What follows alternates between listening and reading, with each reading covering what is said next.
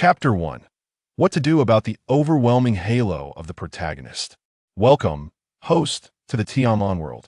Tianyan gazed around, striking the wooden bed with his fist. The room he found himself in was adorned with exquisite wooden furniture, and before him stood a stone table seemingly carved from a single piece of jade. He rose to his feet, forcefully stomping on the floor paved with white jade tiles, then looked up, bewildered at the intricately sculpted ceiling above. Have I been transported? Indeed, the host had traversed into the identity of Tang and from Dongling City in the Tianyan world. Dongling City's Tang and was momentarily frozen in place. That name felt strangely familiar. Wait a moment, isn't this the villain from Tiandao, Qingru? Tang An's eyes widened, not in astonishment, but in sheer terror. He felt his legs weaken, hastily returning to the bed. How did I become such a tragic character? I was merely critiquing the foolishness of the villain in the comments section. Is it really necessary for me to be transmigrated into him? Tianyan felt utterly wronged. He had paid to read the novel. Was it not his prerogative to voice his opinions on the characters? And for that, he had become Tang and the unfortunate soul, the first minor antagonist to be slain by the protagonist Tang Fan, and in a particularly brutal manner first stripped of his cultivation, then having his limbs severed, meeting a most gruesome end. The protagonist of this tale, Tang Fan, possessed a ring that contained an elderly figure. In less than a month, he had transformed from a waste into an extraordinarily powerful being. He had already become the most formidable presence in Dongling City. Damn it, I want to go back. Ding. System notification. If the host survives through all the main plot points, they may return to their original world with the cultivation and items acquired in this realm. As the system's voice faded, Tang An's eyes gleamed with newfound hope. If that were the case, perhaps he could accept this fate after all. Moreover, he was already aware of the plot. If he could simply avoid the protagonist Tang Fan's triggers, wouldn't he be able to survive? What is the current plot? Now, the timeline has reached the plot of Chapter 2. Goodness, this wretched system is intent on leading me to my demise. To hell with your rewards. I shall not accept them. As the system's voice faded, Tianyan recalled the content of this chapter's narrative. In the previous chapter, he had severely humiliated Tang Fan, vowing to teach him a lesson during the family competition.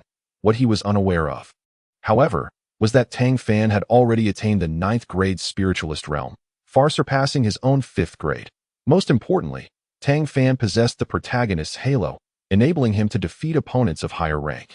According to the storyline, Tianyan would be gravely injured, while Tang Fan, due to his exceptional talent, would be favored by Qingru, the young master of the Tianyan sect, and subsequently become a disciple of the sect. Young master. Tianyan was contemplating how to evade this plot when a sudden flurry of voices erupted from outside the door. A portly man with a lecherous countenance barged in. Tianyan's memories surged forth, revealing the identity of this man as his lackey, Tang Xiaoxiao. Young master, a distinguished guest from the Tianyan sect has arrived. The family head requests your presence in the main hall. Goodness, Tianyan gasped. This dreadful system grants me no time whatsoever. After meeting the representatives from the Tianyan sect, the family competition would commence. There was no way he could compete against Tang Fan with his current strength. Perhaps it would be best to simply forfeit. Yes, forfeiting. Tianyan considered himself quite the genius by conceding. He would avoid facing Tang Fan altogether. He chuckled to himself, thinking that once Tang Fan departed, he would not return for at least 3 or 4 years. During that time, he could take good care of Tang Fan's parents and improve his standing with them. Thus, he could secure a connection with the formidable Tang Fan, who would, in 10 years, become the most powerful being in the Tianyan continent. Eventually, he would break through his limitations and ascend to a higher realm. The Tang family would also rise to become the most formidable clan. Without question, as Tianyan's cousin, he would then navigate the Tianyan continent with ease. As for opposing Tianyan, he had no intention of engaging in such foolishness. What does it mean to be a protagonist? It is to be an existence that cannot be killed. The more one attempts to eliminate him, the stronger he becomes. Ultimately, it would be oneself who perishes. Which protagonist in any book has ever been slain by the antagonist? Tianyan had never witnessed such a thing. Thus, he resolved to execute his plan of latching onto a powerful ally. Which may seem rather humiliating at first glance, But upon reflection, the benefits were numerous. For instance, if you were to travel back 30 years with no skills, would you choose to establish Alibaba or cling to the leg of Jack Ma? Tang mused as he made his way to the main hall. His father, Tang Tianlu, along with several uncles and peers from his generation, had already gathered in the crowd. Tang's gaze immediately landed on Tang Fan. Tang Fan, noticing him as well, suddenly wore a dark expression. Tang felt the need to take the initiative to apologize. Thus he displayed a smile he deemed friendly. However, in Tang Fan's eyes, his smile was nothing short of provocation. Now that I have reached the 9th grade spiritualist realm, I am merely a step away from attaining the spiritual envoy realm. During today's family competition, I shall redeem my honor. Tang Fan clenched his fists, vowing silently in his memory. The book's initial power hierarchy was spiritualist, spiritual envoy, spiritual general, spiritual king, spiritual sect, spiritual emperor, spiritual sovereign, and finally, transcendence. Beyond that lay another dimension in less than a decade. Tang Fan would reach the transcendence realm. What a remarkable ally he would be. He must have sensed my goodwill, thought Tianyan, swallowing nervously, feeling an inexplicable sense of unease. The members of the Tang family warmly welcomed the distinguished guests from the Tianyan sect. The main doors of the Tang residence swung wide open. Outside, a procession of individuals exuding the aura of powerful beings entered. Leading the group was a middle-aged man clad in a silver-gray robe. Following closely behind him was a girl of 17 or 18, adorned in a cerulean gown, with bright eyes and pearly teeth. Her gaze was clear, and her features were flawlessly sculpted, akin to a work of exquisite art. Her long, dark hair cascaded down, swaying gently in the breeze. The moment Tang laid eyes on her, his heart fluttered if he was not mistaken. This beauty must be Su Qingru. Su Qingru stepped forward to greet Tang Tianlu. A frivolous voice suddenly echoed in her ear. She frowned slightly, yet apart from Elder Lin and the Tang family head engaged in conversation, no one else spoke. This woman's gaze has drifted towards Tang Fan. Could it be that she is enamored with him at this very moment? The frivolous voice chimed in again, this time laced with mockery. What Tang Fan? She pondered, perplexed, yet she noticed that it seemed no one else could hear the voice. Otherwise, her fellow disciples and elders would have been outraged by such comments. Su Qingru was indeed beautiful, with a figure that was subtly alluring. However, she was oblivious to what subtly alluring meant. She simply knew that it certainly was not a compliment. Not only was she stunning, but her talent was also rare among her peers, having reached the 8th grade spiritual envoy realm at merely 17. How could this person possibly know? Su Qingru was taken aback. She had only just broken through to the 8th grade spiritual envoy realm the previous day, and apart from Elder Lin, no one else was aware of this. However, this individual did possess a discerning eye. Su Qingru felt a tinge of pride within her. Among her peers in the sect, her talent was indeed exceptional. Yet, her judgment fell short. Despite her remarkable beauty, she was eager to become a member of Tang Fan's harem. Even at the cost of estranging her own father, ultimately handing the Tianyan sect over to Tang Fan. What? Su Qingru suddenly exclaimed. What is the matter, Qingru? Elder Lin and the others ahead turned to look. Su Qingru quickly realized her lapse in composure. Smiling to cover it up, she continued in response to Tang Tianlu's earlier remarks. I am merely curious that I have heard that the younger generation of the Tang family possesses extraordinary talents. Might you introduce a few to me? Su Qingru's heart burned with curiosity. She was determined to discover just who this Tang Fan was that had captivated her so. Moreover, she was eager to uncover the identity of the voice that had been echoing in her ear. I see, Tang Tianlu said, stroking his beard with a smile.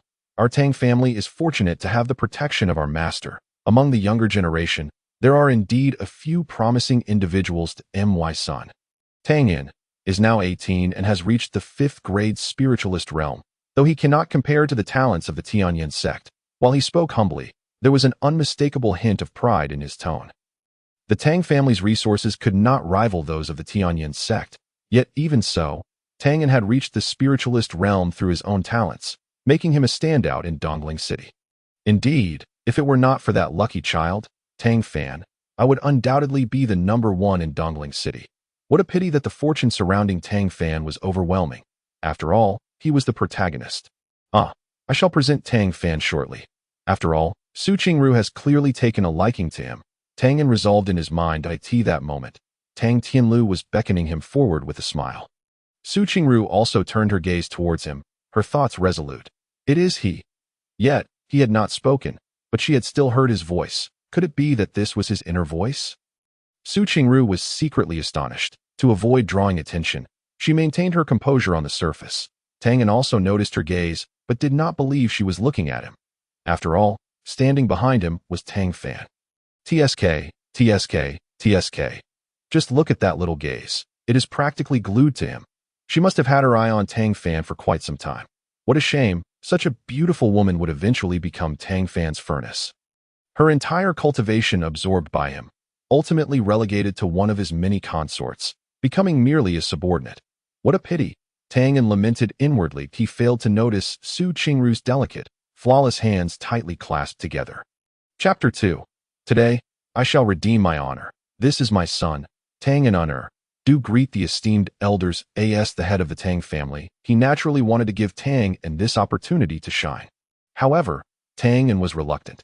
Father, being so conspicuous will only earn the protagonist's ire that I cannot dare to hinder Su Qingru and Tang Fan from showcasing their affection. That woman's heart is clearly set on Tang Fan. Father, I am but a mediocre talent. How could I possibly possess any remarkable gifts? However, our Tang family does have an exceptionally talented individual, not only gifted but also humble, a rare cultivation prodigy. Tang Fan. I am singing your praises. You surely won't hold it against me, will you? When you and Su Qingru become an item, you must express your gratitude to me. If I could receive a Tianyan fruit as a token of thanks, it would be perfect. However, this time, please do not go to extremes, directly destroying the Tianyan fruit tree, causing the protective array of the Tianyan sect to be damaged, nearly leading to its destruction. Tang and sighed inwardly. He turned to search for Tang Fan. Unbeknownst to him, Su Qingru's eyes were slightly red-rimmed. The Tianyan fruit tree was a closely guarded secret of the Tianyan sect, known only to the elders and her father.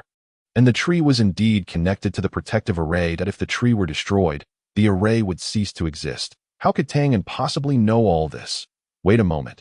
Did he imply that he had experienced this before? Indeed, if he had not lived through it, how could he have known?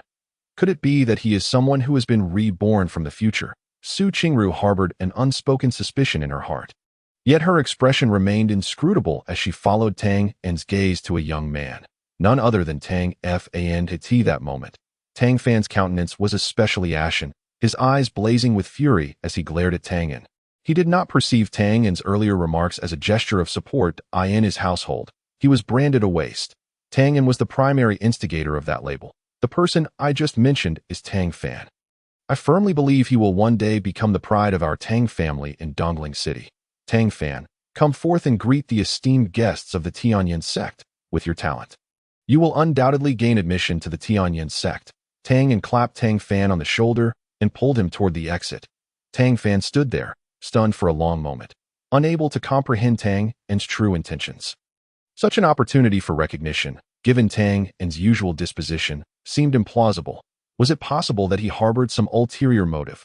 Observing Tang Yan's narrow-mindedness, he was certain there was some scheme afoot, as the elderly gentleman within the ring subtly reminded him through thought.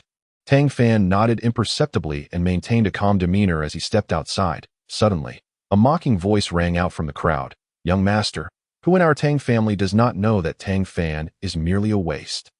At 18, he has only reached the 3rd rank of spiritual practitioner. You are overestimating him. Another chimed in. Indeed, young master, there is no need for false modesty in front of our esteemed guests. How could a mere Tang Fan compare to you? Everyone in Dongling City knows he is unworthy to carry your shoes. Oh, hell with you. You ignorant fools. What do you know? Silence. Tang Yan bellowed, his anger boiling over toward those who dared to speak. While Tang Fan was indeed humble, he was not devoid of talent. That moment, Tang Yan felt his legs weaken, not out of cowardice, but out of a desire to survive. The 9th-rank spiritual practitioner. Tang Fan was more formidable than his own father. Even if the family's guardian were to intervene, Tang Fan possessed the means to escape. In Tang Yan's view, Tang Yan was aware of the future trajectory of events and knew that Tang Fan would encounter opportunities. But what if the storyline shifted? The child of destiny was not someone to be trifled with. After all, Wang Meng's 400,000 troops had been vanquished by Lu Xiu's mere 10,000. There is no need for your sarcasm here. Tang Fan's expression darkened as he suddenly shoved Tang Yan aside. Tang Fan, I know you are simply embarrassed. You need not be shy. Display your talent, and everyone shall surely be convinced. Quickly, reveal your prowess as a 9th-rank spiritual practitioner and capture Su Qingru's heart. 9th-rank spiritual practitioner. Su Qingru was taken aback that I in such a small place. The fact that this individual named Tang Fan could achieve 9th rank was indeed remarkable.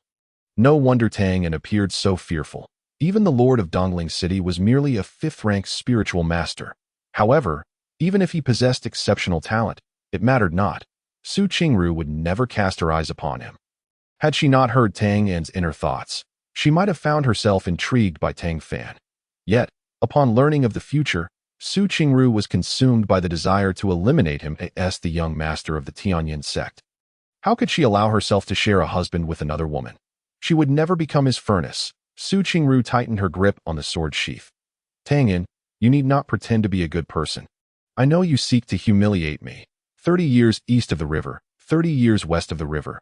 Do not belittle the youth. Tang Fan scoffed. Tang Yan inwardly cursed. I am merely trying to speak on your behalf. How can you utter such cliché lines? Enough! Tang Tianlu roared with fury. While he found Tang Yan's behavior peculiar today, always defending Tang Fan, he thought it strange that Tang Fan was being so arrogant. Tang Fan, how dare you speak to the young master in such a manner? Have you grown tired of living? The young master is kindly elevating you. Do not take it for granted. In the upcoming family competition, young master, you must teach this impertinent fellow a lesson. I thank you all, but I am a 5th-rank spiritual practitioner.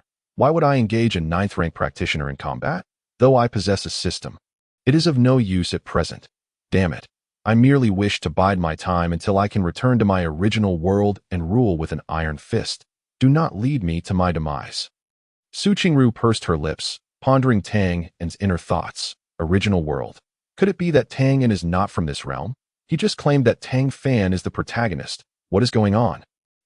Such arrogance. It seems that my Tianyan sect is not regarded by you at all. That a soft snort left Tang Yan aghast. He turned to see Su Qingru's frosty expression as she glared angrily at Tang Fan. By the heavens, I must have misread the situation. Why does it seem that Su Qingru despises Tang Fan? Oh, I understand now.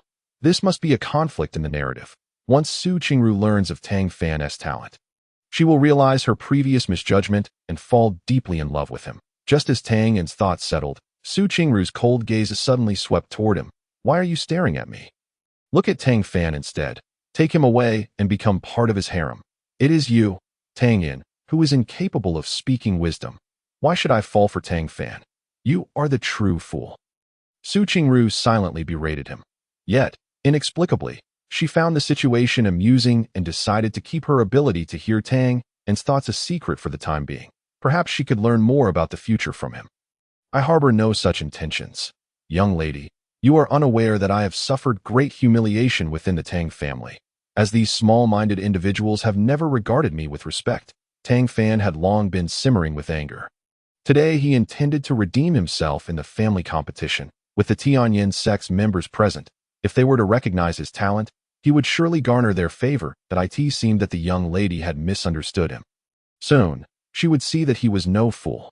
Tang Yan, he pointed at him, causing Tang Yan's heart to skip a beat. You have repeatedly humiliated me in the past. Today, I shall reclaim my honor. In response to Tang Fan's furious gaze, Tang Yan's mouth twitched uncontrollably. By the heavens. When have I ever humiliated you? If not for your role as protagonist, I would have relished the opportunity to strike you down. Suddenly, Su Qingru burst into laughter, much to Tang Yan's bewilderment. What is this woman laughing at? He muttered, casting Su Qingru an incredulous glance. Miss Su, do you find my words amusing? Tang Fan questioned, somewhat disgruntled. Young man, do not let your emotions dictate your actions. You still need to win over this young lady. The elderly gentleman within the ring cautioned, fearing Tang Fan might offend Su Qingru. After all, gaining her affection was the most direct path to securing the Tianyan sect's treasures. Tang Fan dismissed the advice, resolute. Master, at this moment, I cannot afford to yield. Otherwise, I will be looked down upon. Miss Su, if you doubt my words, let me challenge Tang into a duel, Tang Fan declared. his gaze unwavering as he pointed at Tang and "By the heavens, you two are entangled in a petty quarrel. What concern is it of mine? You are the one blessed with the protagonist's halo. Why must I be the one to suffer at your hands? Just you wait. When I grow powerful, I will ensure your downfall. What is this so-called golden finger? I possess one too." Qingru found herself lost in confusion, pondering the meaning of the protagonist's halo and golden finger. Yet, she grasped one thing clearly. From Tianyan's thoughts, it was evident that, in the original future, he would perish at Tang Fan's hands. Thus, Tianyan was desperately trying to improve his relationship with Tang Fan. However, this Tang Fan was utterly unyielding. Yes, it must be so. Otherwise, how could Tianyan be so subservient? This man is utterly lacking in ambition. She huffed softly, feeling a twinge of discontent toward Tang. And what is there for a grown man to be timid about, were it not for Tang Fan's desire for revenge against the Tang family? Uniting with the Zhang family to annihilate them, I would have left this place long ago. How terribly frustrating this is. Tianyan scoffed, though he had just traversed realms and held no particular affection for the Tang family. Yet in this world, a rogue without a family background fared far worse. Qingru's face flushed as she regarded Tang, and with an apologetic gaze that "I once thought him cowardly. It appears he is merely concerned for the family's future." Yet, Tang Fan was indeed a scoundrel. For the sake of personal grievances, he would conspire with outsiders to obliterate his own family, his childhood home. As she looked at Tang Fan, her expression grew colder. Such a vengeful person must not be allowed to thrive. Qingru was resolute in her decision. "You need not feign kindness here. I have recorded your vile faces in my heart," Tang Fan declared, pointing at those surrounding him. Yet none of the Tang family members took his threat seriously. Over the years, the family has provided you with ample resources, yet your cultivation has stagnated. Now, in front of esteemed guests, you dare to slander the family. What are your true intentions, Tang Fan? Tang Tianlu has led the Tang family for many years and is certainly not devoid of emotional intelligence. When Tang Fan uttered those words in front of the disciples of the Tianyan sect, he intended to imply that the Tang family looks down upon others while elevating itself. However, the family has not wronged Tang Fan in any way. All the resources that were due to him have been allocated. It is merely that Tianyan, as the junior patriarch, has received a few more advantages. Yet, Tianyan has not disappointed the family, having emerged as a standout among the younger generation of Dongling City. In contrast, Tang Fan remains stagnant in his cultivation due to the constraints imposed by the grandfather residing within his ring. Tio put it plainly, it is that grandfather who has hindered him, not the Tang family. "Father, Tang Fan is simply anxious. Please do not blame him," Tianyan interjected, stepping protectively in front of his father, winking subtly. "Oh dear, he is a ninth-tier spiritual practitioner, capable of defeating foes of higher levels. Do not provoke him, especially with his grandfather in that ring. Even the city lord would find it challenging to apprehend him. That scoundrel Tang Fan harbors a grudge." Lin Hua, Qingru's senior brother, merely spoke a few words to him, and he wasted no time in crippling this earth-grade talent during the sect's grand competition. "Lin, my senior brother." Qingru's face flushed with indignation. Lin Hua has grown up alongside her, regarded as a brother. How could she, Qingru, have been so blind as to fall for such a person? Qingru was consumed with fury towards Tang Fan. However, she quickly regained her composure, considering Tang Fan's warning about Tang Fan's vindictiveness. If she were to reject him now, he would undoubtedly seek refuge with a rival sect of Tianyan. With his considerable talent, he would inevitably become a formidable adversary to Tianyan. It would be wiser to accept him into the sect, allowing him to be utilized for its benefit. After all, as Tianyan suggested, as long as she does not develop feelings for him, everything should be fine. Qingru's mind sparked with a plan. How foolish of me. I should have simply revealed his true level of cultivation. Tianyan felt quite clever. Once the members of the Tang family and the Tianyan sect became aware of Tianyan's prowess, they would surely cease to belittle him. The eldest young master remains too kind-hearted. Despite Tang Fan's arrogance, he still speaks up for him. Indeed, it seems the eldest young master harbors a sense of disappointment rather than disdain. Otherwise, why would he defend this waste of a person today? Tianyan shot a glare at those speaking out. "Oh, I need your pointless chatter." He rolled his eyes, then turned to face Tang Fan with a smile. "Tang Fan, you need not conceal your strength any longer. I acknowledge my defeat." "What?" Tang Tianlu gasped in shock, unable to believe what he heard.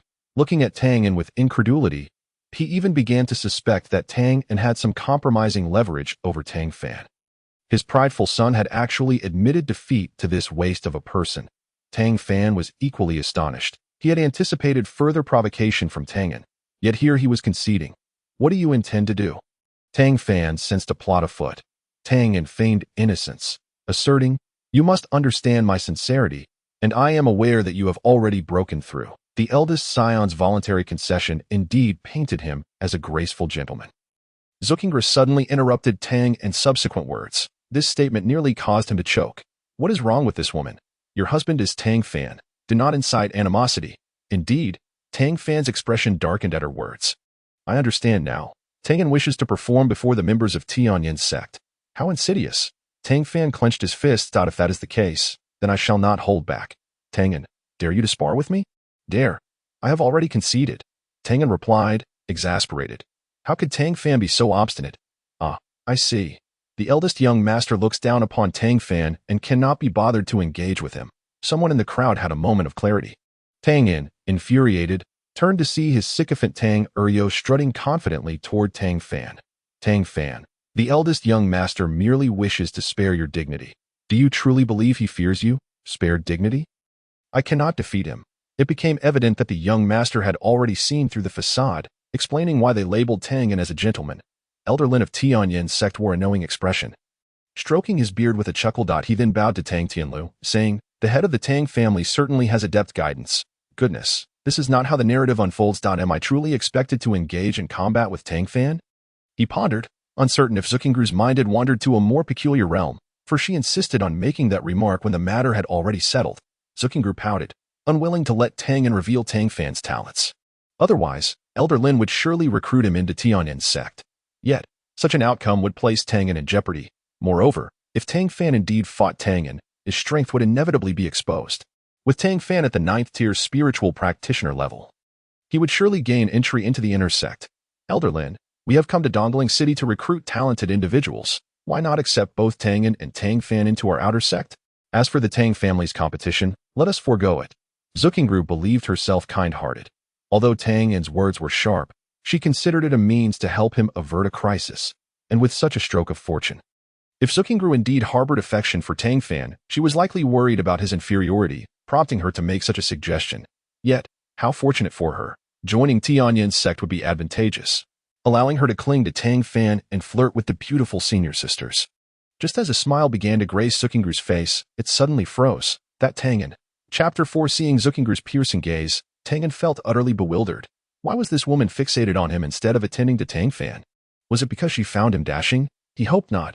Those who dared to compete with the protagonist for a woman seldom ended well. Tianyan shrank his neck, evading her stare.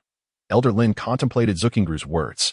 Although he was unaware of Tang Fan's true talents, given Tianyan's high regard, it was likely that the latter possessed commendable abilities. Their initial purpose for visiting was to recruit Tianyan.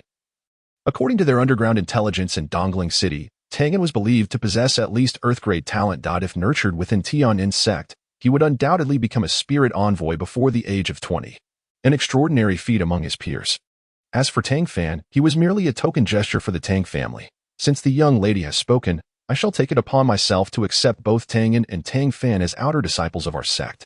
Tang Tianlu was overjoyed. The Tang family's standing in Dongling City had become precarious. With Tianyan's entry into Tianyan's sect, it was a boon for both him and the family. As for Tang Fan, although Tang Tianlu could not fathom why his son would push him forward, he assumed Tianyan had his reasons and thus did not intervene, noting that his father had not mentioned Tang Fan. Tianyan sighed in relief. He could not endure any more blows at that moment. It was essential that no one disrupt the proceedings. Tang Fan, your acceptance into Tianyan's sect is thanks to the young master. You should express your gratitude. Indeed. Otherwise, with your capabilities, you would likely not catch the eyes of our esteemed guests. The members of the Tang family spoke with a bitter undertone, particularly among the younger generation. Their gazes toward Tang Fan were laced with envy. Silence. Tianyan barked, alarmed. These fools are intent on placing me in opposition to Tang Fan. When he turned to face Tang Fan, he saw nothing but fury reflected in his eyes. Yet, Tianyan was puzzled. Why do you not showcase your abilities? Use your 9th-tier spiritual presence to intimidate these arrogant individuals. Tang Fan had long wished to do so, but the grandfather within his ring had thwarted him. Tianyan regarded him curiously. For now, conceal your strength. I have an unsettling feeling. Understood, master. Tang Fan nodded discreetly and then approached Elder Lin, bowing respectfully, with utmost sincerity. He expressed his belief that Tianyan's sect would not regret accepting him. He then turned to Qingru, sensing that she seemed to harbor some misconceptions about him. His master had advised him that the best way to obtain the Tianyan fruit was to become the son-in-law of Tianyan's sect. Given Qingru's stunning beauty, how could he resist? He presumed she believed him to be a waste of space, so he would allow her to maintain that impression. Once he revealed his formidable strength before her, she would surely find herself enamored. Miss Su, thank you for advocating on my behalf. Rest assured, I, Tang Fan, will not disappoint you. Tang Fan was convinced that Qingru had intervened for his sake. This realization filled him with gratitude. Of course, she was doing this for him. It was clear that this young woman would not interfere in the affairs of the Tang family without cause. It turned out she had long carried a mutual affection for Tang Fan. You scoundrel, Tianyan, you are the real fool. Qingru's anger surged. She had merely intended to express her gratitude for overhearing Tianyan's heartfelt sentiments, not for Tang Fan. Hey, Tianyan, Qingru unexpectedly called out his name. As Tianyan was bidding farewell to his father, he paused, startled, turning back in disbelief. Had this young lady mistakenly called out to him? Tang Fan shared the same sentiment. Miss Su, I am Tang Fan. My name indeed bears some resemblance to Tianyan's, so it is understandable that you might mistake me for him. He smiled gently. Qingru rolled her eyes and huffed. I was indeed calling for Tianyan. What? Tang Fan flushed with embarrassment, his face turning crimson. Laughter erupted around them. How shameless could Tang Fan be? Did he truly believe that Miss Su admired him? How could he possibly compare to our esteemed young master? By the sun, Tianyan cursed inwardly, yet he was more puzzled than anything else. Why would this girl Qingru suddenly call for him when they were hardly acquainted? Qingru noticed his bewilderment and felt a twinge of satisfaction. Let them think I fancy Tang Fan, she mused. Aren't you afraid of him? I'm simply being provocative. She feigned a gentle demeanor and spoke softly to Tianyan. I have heard of your earthly-level talent. Even within the Tianyan sect, individuals with such gifts are exceedingly rare. She playfully blinked. Tianyan suddenly felt an ominous premonition. Thus, I believe you will soon break through to the spirit manipulator realm and become an inner disciple. No, please don't believe that, Tianyan thought. Noticing the storm brewing in Tang Fan's eyes, he felt an overwhelming sadness. He truly did not wish to oppose the protagonist. A few members of the Tianyan sect, including Elder Lin, were taken aback. The young lady rarely showed such interest in other male disciples. Why was she paying so much attention to Tianyan? To become an inner disciple of the Tianyan sect, one needed to break through to the spirit manipulator realm before the age of 20 or the spirit general realm before 30. Tianyan was 18 this year, so achieving a breakthrough within 2 years shouldn't be overly difficult. Yet, that alone should warrant such special attention from the young lady. Miss Su, you flatter me. With my meager cultivation, how could I possibly compare to Tang Fan? Sister, you should pursue Tang Fan. You have so many admirers within the sect. I dare not tread on that path. Qingru paused, recalling several suitors pursuing her in the sect, and bit her lip. She realized she probably shouldn't be acting this way. Oh no, it seems I might have brought trouble to Tianyan. But then again, he did call me a turtle looking at a green bean. Feeling a pang of guilt, Qingru decided not to tease Tianyan any further. The family competition was cancelled today. So they proceeded directly to a family banquet at noon. With Tianyan being accepted into the Tianyan sect, the family head, Tang Tianlu, was overjoyed, drinking merrily at the banquet. In front of Elder Lin. He even set aside his status as head of the family, asking him to take good care of Tianyan within the sect. The spiritual stones he provided were nearly all of his personal savings over the years. Almost all members of the Tang family were present, except for Tang Fan, and the servants didn't even bother to invite him. Upon seeing this, Tianyan felt a sense of relief, after engaging in some insincere small talk with others. He excused himself, claiming he had drunk too much, and returned to his quarters. Ding, congratulations to the host for safely completing the second chapter of the plot. The system will issue rewards. Elevate the host's cultivation to the spirit manipulator realm and enhance the host's physical strength to the 9th tier of body refinement. Chapter 5. A lecherous person with a mind full of sordid thoughts. This cannot stand. I must seek revenge. With his newfound cultivation, Tianyan's courage had also significantly increased. Thus, the young Master Tang decided to reclaim his dignity. Ensuring he would not feel as humiliated as before, with a menacing grin, Tianyan strode out of his courtyard, heading directly toward Tang Fan's residence. However, halfway there, he unexpectedly collided with a young girl dressed in a light blue dress. The girl possessed a strikingly beautiful visage and an ethereal grace, her bright eyes seemingly capable of conveying thoughts. I have met young Master Tang, she said softly, giving a slight bow. Tianyan paused. Momentarily taken aback by this unfamiliar girl, his mind racing through images of various maidservants, but failing to identify her. Yet, the next moment, his gaze was drawn to her prominently appealing figure. Momentarily losing his train of thought. Good heavens, such proportions, such dimensions, this was practically a weapon of allure. A petite frame yet boasting such exaggerated attributes. Suddenly, Tianyan recalled her identity. Tang Xiaoxiao, one of the female leads, with such a figure. One could only marvel. Indeed, she was a spy sent by the ancient Yu family. This configuration, forget Tang Fan, even I was nearly entranced. But isn't she tired? Should I offer to help support her, not for any ulterior motive, but purely out of kindness? I can't bear to see others toil. Upon hearing Tianyan's thoughts, Tang Xiaoxiao was initially stunned, her cheeks flushing bright red. What was young Master Tang saying?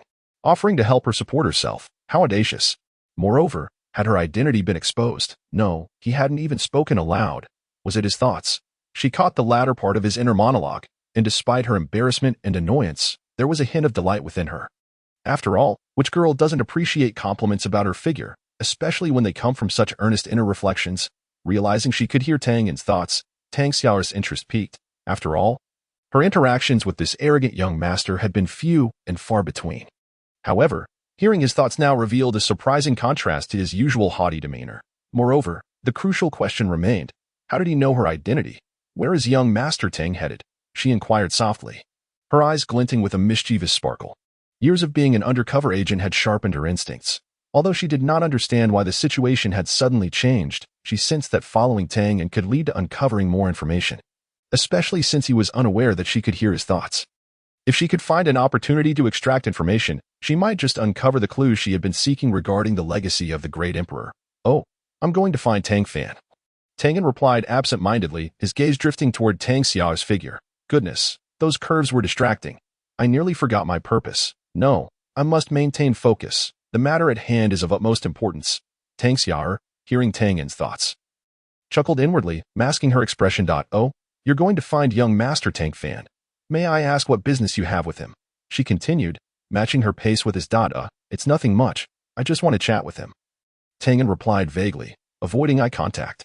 Chat. I'm going to confront him. I want to swallow my pride after acting like a fool in front of him.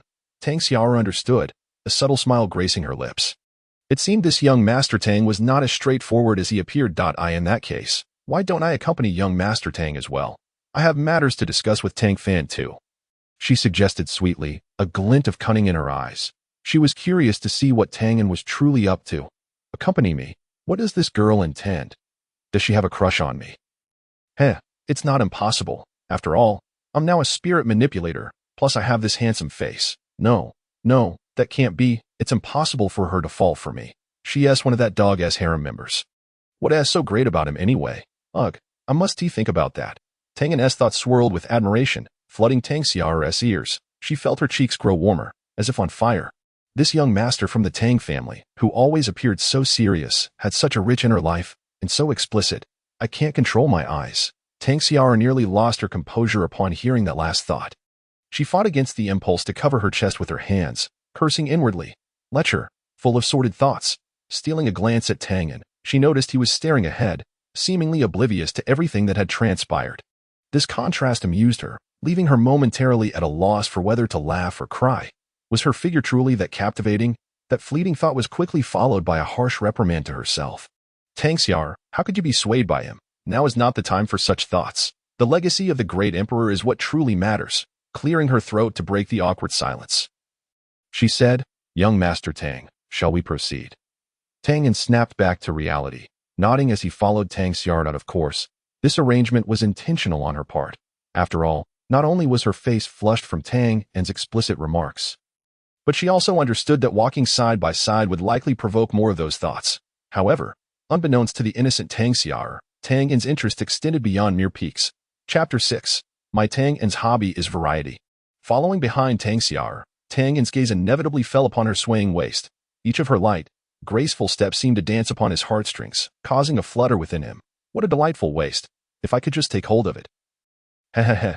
In Tianyan's mind, a myriad of inappropriate images danced, and a faint smile unconsciously crept onto his lips. Compared to Su Qing, with her icy demeanor, he found himself much more enamored with the lively and adorable shower.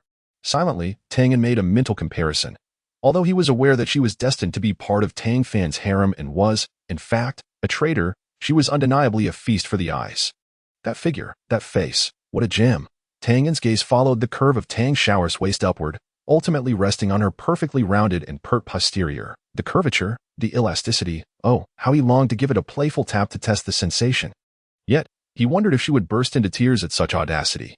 But even if she did, would it matter? After all, her voice was soft and delicate. She would likely sound quite lovely even while weeping. He swallowed hard, feeling a heat rising in his nostrils, and those legs, long and straight, resting his head on her lap would surely be a delight, wouldn't it? As his fantasies escalated, Tianyan's thoughts spiraled further out of control. If only he could recline upon her legs, allowing her slender fingers to gently clean his ears. Just the thought sent shivers of delight through him. Alas, such a splendid girl was ultimately destined for that curvile Tang Fan. Oh, Shower, why must you be so blind as to choose him? Tianyan lamented inwardly, as though he had lost millions. Yet, he was acutely aware that such thoughts were merely fanciful daydreams. While he contemplated playing the fool before Tang Fan, he remained cognizant of reality as a mere minor antagonist. His primary goal was to preserve his family's legacy. He could feign a bit of bravado in front of the protagonist, but should he overstep, no one would come to his aid. Alas, the trials of a small-time villain were indeed arduous. Completely immersed in his own world, Tianyan failed to notice that Tang Xiaoxiao, walking ahead, had turned a shade of crimson. At that moment, Tang Xiaoxiao's heart was tumultuous, akin to a stormy sea. Every explicit thought of Tianyan echoed clearly in her ears. Strength in the waist, hands gripping tight. What on earth does young Master Tang mean by this? Although she sensed no immediate threat, an unsettling feeling lingered in her mind. Furthermore, given Tianyan's age, he should have outgrown such childish games. And what was this about resting one's head on a lap? The rosy blush on Tang Xiaoxiao's cheeks was accompanied by a whirlwind of questions. She had never seen Tianyan show interest in ear cleaning before. What nonsensical thoughts was he entertaining? As she pondered the scenarios Tianyan had painted, an inexplicable itch stirred within her heart. Having infiltrated the Tang family since childhood to seek the Emperor's opportunities, her mind had always been focused solely on completing her mission and returning home. But now, why must she be compelled to develop feelings for Tang Fan? Shaking her head, Tang Xiaoxiao attempted to dispel the chaotic thoughts swirling in her mind. She recalled how Tianyan had mentioned several times that she would end up with Tang Fan. And an uncomfortable sensation settled within her. That insufferable fool had sung her praises to such an extent, yet he still believed she was someone else's woman. At this thought, Tang Xiaoxiao pouted slightly. Recalling another of Tianyan's remarks, and am I truly as wonderful as young Master Tang described? She instinctively touched her cheek, feeling its warmth, just as she began to indulge in her own musings. Tianyan sighed internally. But speaking of it, the shower is rather pitiable. While she is undeniably beautiful and possesses a splendid figure, she ultimately remains just one of Tang Fan's harem. The most tragic part is that she will inevitably face a calamitous end. What a shame. Shaking his head, Tianyan continued his mental reflections. The most outrageous part is that her own family, the Yi clan, accepted that scoundrel Tang Fan for her sake, only for him to covet the Yi clan's treasured artifact. Such ingratitude. Upon hearing this, Tang Xiaoxiao abruptly halted, nearly stumbling as her foot lost balance. Her heart skipped a beat, her head ringing with disbelief. How could Tianyan possibly know all this? Later, the Yi clan would be pursued and annihilated by that scoundrel Tang Fan when he grew powerful enough to do so.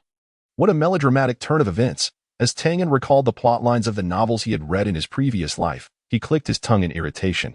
Even more absurd is that despite all this, Xiao remains utterly devoted to Tang Fan, loving him to the point of despair.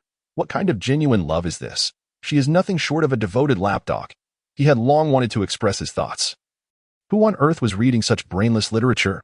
How could such a scoundrel even qualify as a protagonist? Hearing Tianyan's tone of deep regret and disgust, Tang Xiaoxiao felt as if struck by lightning. Her mind momentarily blank. She had initially thought that merely hearing Tianyan's thoughts about her feelings for Tang Fan was ludicrous enough. Yet, what followed was even more outrageous. That scoundrel Tang Fan had other women. A harem. She, Tang Xiaoxiao, was merely one of many. What was this? A stamp collection. Even more infuriating was the fact that Tang Fan dared to covet the Yi clan's treasured artifact. That was the very lifeblood of the Yi family. Who did he think he was? How dare he? The thought of the Yi clan's annihilation made Tang Xiaoxiao murmur to herself, a chill racing from her feet to the crown of her head. She felt as if her blood were about to freeze. Annihilation? How ruthless. Even more difficult to accept was that despite the Yi clan's demise, she remained steadfastly devoted to Tang Fan. Did she have a penchant for masochism? What was she drawn to, his heartlessness and lack of gratitude? Or perhaps his insatiable philandering? For the first time in her life, Tang Xiaoxiao felt an unprecedented sense of humiliation. Here she was, the esteemed young lady of the Yi family, a genius entrusted with the family's hopes to seek the emperor's secrets, yet she found herself attracted to such a scoundrel, a mere lapdog, a battle-hardened lapdog? How absurd. Ugh, I must have lost my senses to have ever liked him. Tang Xiaoxiao spat inwardly. She felt her previous flicker of affection for Tang Fan evaporate in an instant, replaced by boundless disdain and fury. At this thought, Tang Xiaoxiao felt an irresistible urge to retort. But then she realized that what she had heard were merely Tang Yan's thoughts. If she revealed this now, it would spell disaster. Chapter 7. Patience. Tang Xiaoxiao, moreover, the most crucial opportunity to uncover the emperor's secrets had yet to be discovered. Now was not the time to expose herself. Endure. She had to endure. Taking a deep breath, Tang Xiaoxiao endeavored to calm herself. She began to reassess Tang and this fellow, who seemed to possess knowledge of her true identity and the Yi family's treasured artifact, was privy to the highest of secrets. Most importantly, these were Tang Yan's unguarded thoughts. He was unaware that she could hear them. Thus there was no need for him to deceive her. It appeared that Tang Fan was not as simple as he seemed. Tang Xiaoxiao mused inwardly, her gaze sharpening. Just then, she felt her body collide with something warm, and in her moment of distraction, her footing faltered, and she was on the verge of falling. "Ah!" Tang Xiaoxiao exclaimed, instinctively closing her eyes, bracing for an intimate encounter with Mother Earth. Yet, the anticipated pain did not arrive. A strong arm encircled her waist, steadying her with a firm grip. A fragrance she had never encountered wafted into her nostrils, a scent reminiscent of spring meadows, mingled with crushed herbs. This unique aroma compelled Tang Xiaoxiao to inhale deeply. However, as soon as she realized what she had done, a shiver coursed through her body. In that moment, it dawned on her that there were only two people present, herself and Tang Yan. If she had stumbled, it could only have been due to Tang Yan's actions. And now, the very person who had caught her. Slowly opening her eyes, she found herself face to face with a strikingly handsome visage. It was Tang Yan. Their gazes locked, and time seemed to stand still.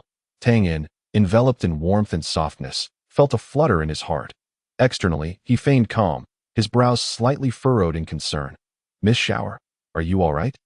How did you stumble while walking?" Yet, beneath his composed exterior, his mind was a whirlwind of thoughts. This girl was quite careless while walking. Yet, it had worked in my favor. Thankfully, I reacted swiftly. Otherwise, I would have missed this chance to be the gallant hero. Ah, indeed, just as I imagined. What a splendid waste. What a sensation. He even began to envision further intimate encounters, such as Tang Xiaoxiao, overhearing Tang Yan's candid thoughts, was mortified with indignation. Her initial impression of him as a spoiled rich kid, arrogant due to his modest abilities, was now being challenged. Instead, she found him somewhat innocent, adorable. This stark contrast ignited a peculiar interest within her. Particularly amusing was his serious faade paired with a mind full of cheeky thoughts.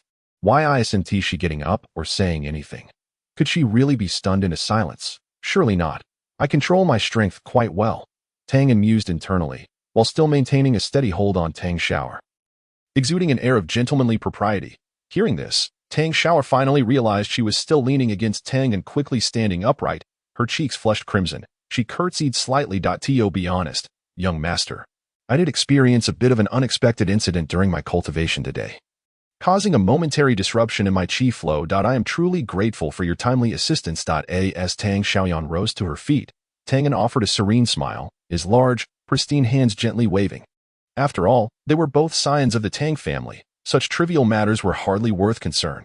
Yet, in stark contrast to his calm demeanor, his heart was lamenting, "It's gone, my beloved pillow. How infuriating. Such a perfect object.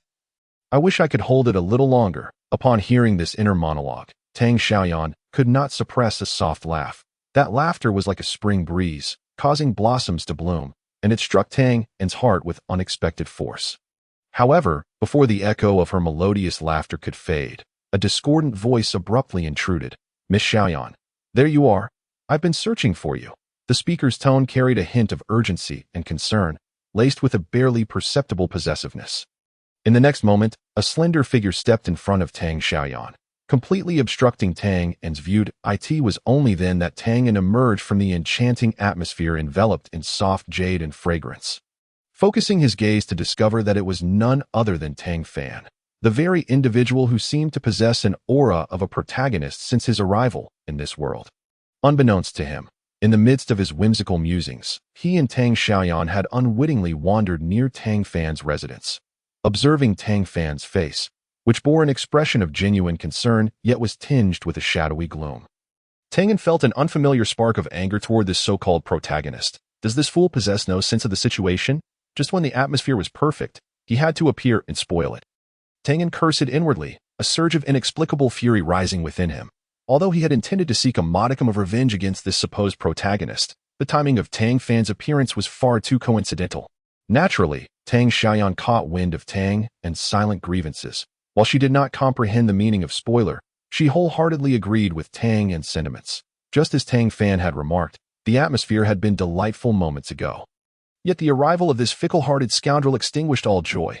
How vexing, particularly as her mind replayed Tang Fan's bold yet somewhat foolish inner dialogues. The contrast with the brooding Tang Fan became all the more pronounced. Tang Fan typically presented himself with an air of propriety, often feigning gentleness and consideration in her presence. However, through the lens of Tang Fan's inner thoughts, Tang Xiaoxiao had begun to see through his hypocritical facade. Consequently, the delicate smile that had graced her face began to fade, replaced by a perfunctory smile that, while technically flawless, exuded a palpable sense of distance. Tang Fan, oblivious to these subtleties, was consumed by thoughts of Tang Xiaoxiao's recent smile directed toward Tang Fan. That smile was one he had never witnessed before. To him, Tang Xiaoxiao had always been his, maintaining a distance from all others, never bestowing such sincere warmth upon any man.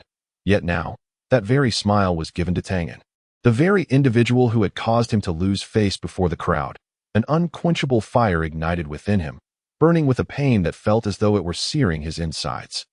He recalled the words of the elder in his ring, who had cautioned him that Tang Xiaoxiao's identity was not to be underestimated and that he must seize this opportunity to him. Tang Xiaoxiao was already destined to be his, yet now she was laughing and chatting with another man. How could he possibly endure this? Furthermore, he remembered that Tang Xiaoxiao and Tang Fan did not share a good relationship. They rarely exchanged words during family gatherings. What, then, could explain this bizarre behavior today? Could it be? Chapter 8. What nonsense! With this thought, Tang Fan's gaze darkened further, and he abruptly turned, glaring at Tang Fan with a ferocious intensity, as if he intended to devour him whole. Tang Fan, currently mired in frustration over his interrupted moment, suddenly sensed a wave of hostility and, upon looking up, found himself locked in a glare with Tang Fan's murderous eyes. Tang Fan felt a growing irritation as he was scrutinized by Tang Fan's menacing gaze. What is this guy's problem?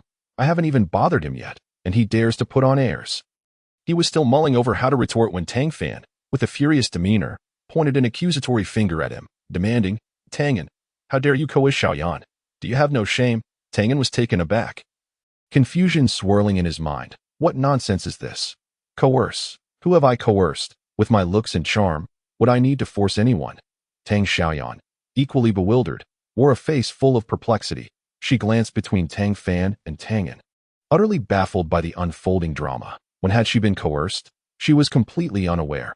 However, she did agree with Tang Fan's inner thoughts. Given his current attributes, he certainly wouldn't need to force a woman to be with him. At the very least, she herself would not require coercion. Lost in thought, Tang Xiaoyan's mind drifted back to the earlier moments and the unique, soothing scent that enveloped Tang Fan, causing her to lower her head slightly. Her cheeks tinged with a faint blush. Observing the silence between Tang Fan and Tang Xiaoxiao, along with the subtle shifts in their expressions, Tang Fan felt vindicated in his assumptions that a distinctly contemptuous expression crossed his face, mingled with a hint of self-satisfaction, as he arrogantly chided, Tang Fan, you're the eldest son of the Tang family, yet you've fallen so low as to resort to coercing women for companionship. How utterly disgraceful for the Tang family. Listening to Tang Fan's tirade, Tang Fan could not help but shake his head in exasperation, deeply questioning Tang Fan's intellect. Is this so-called protagonist's brain malfunctioning? Can he really conjure such foolish plots? At that moment, he felt that seeking revenge on Tang Fan was becoming increasingly pointless. After all, engaging with a fool would only serve to diminish his own intelligence. Tang Fan, What are you implying? That Tianyan has coerced me.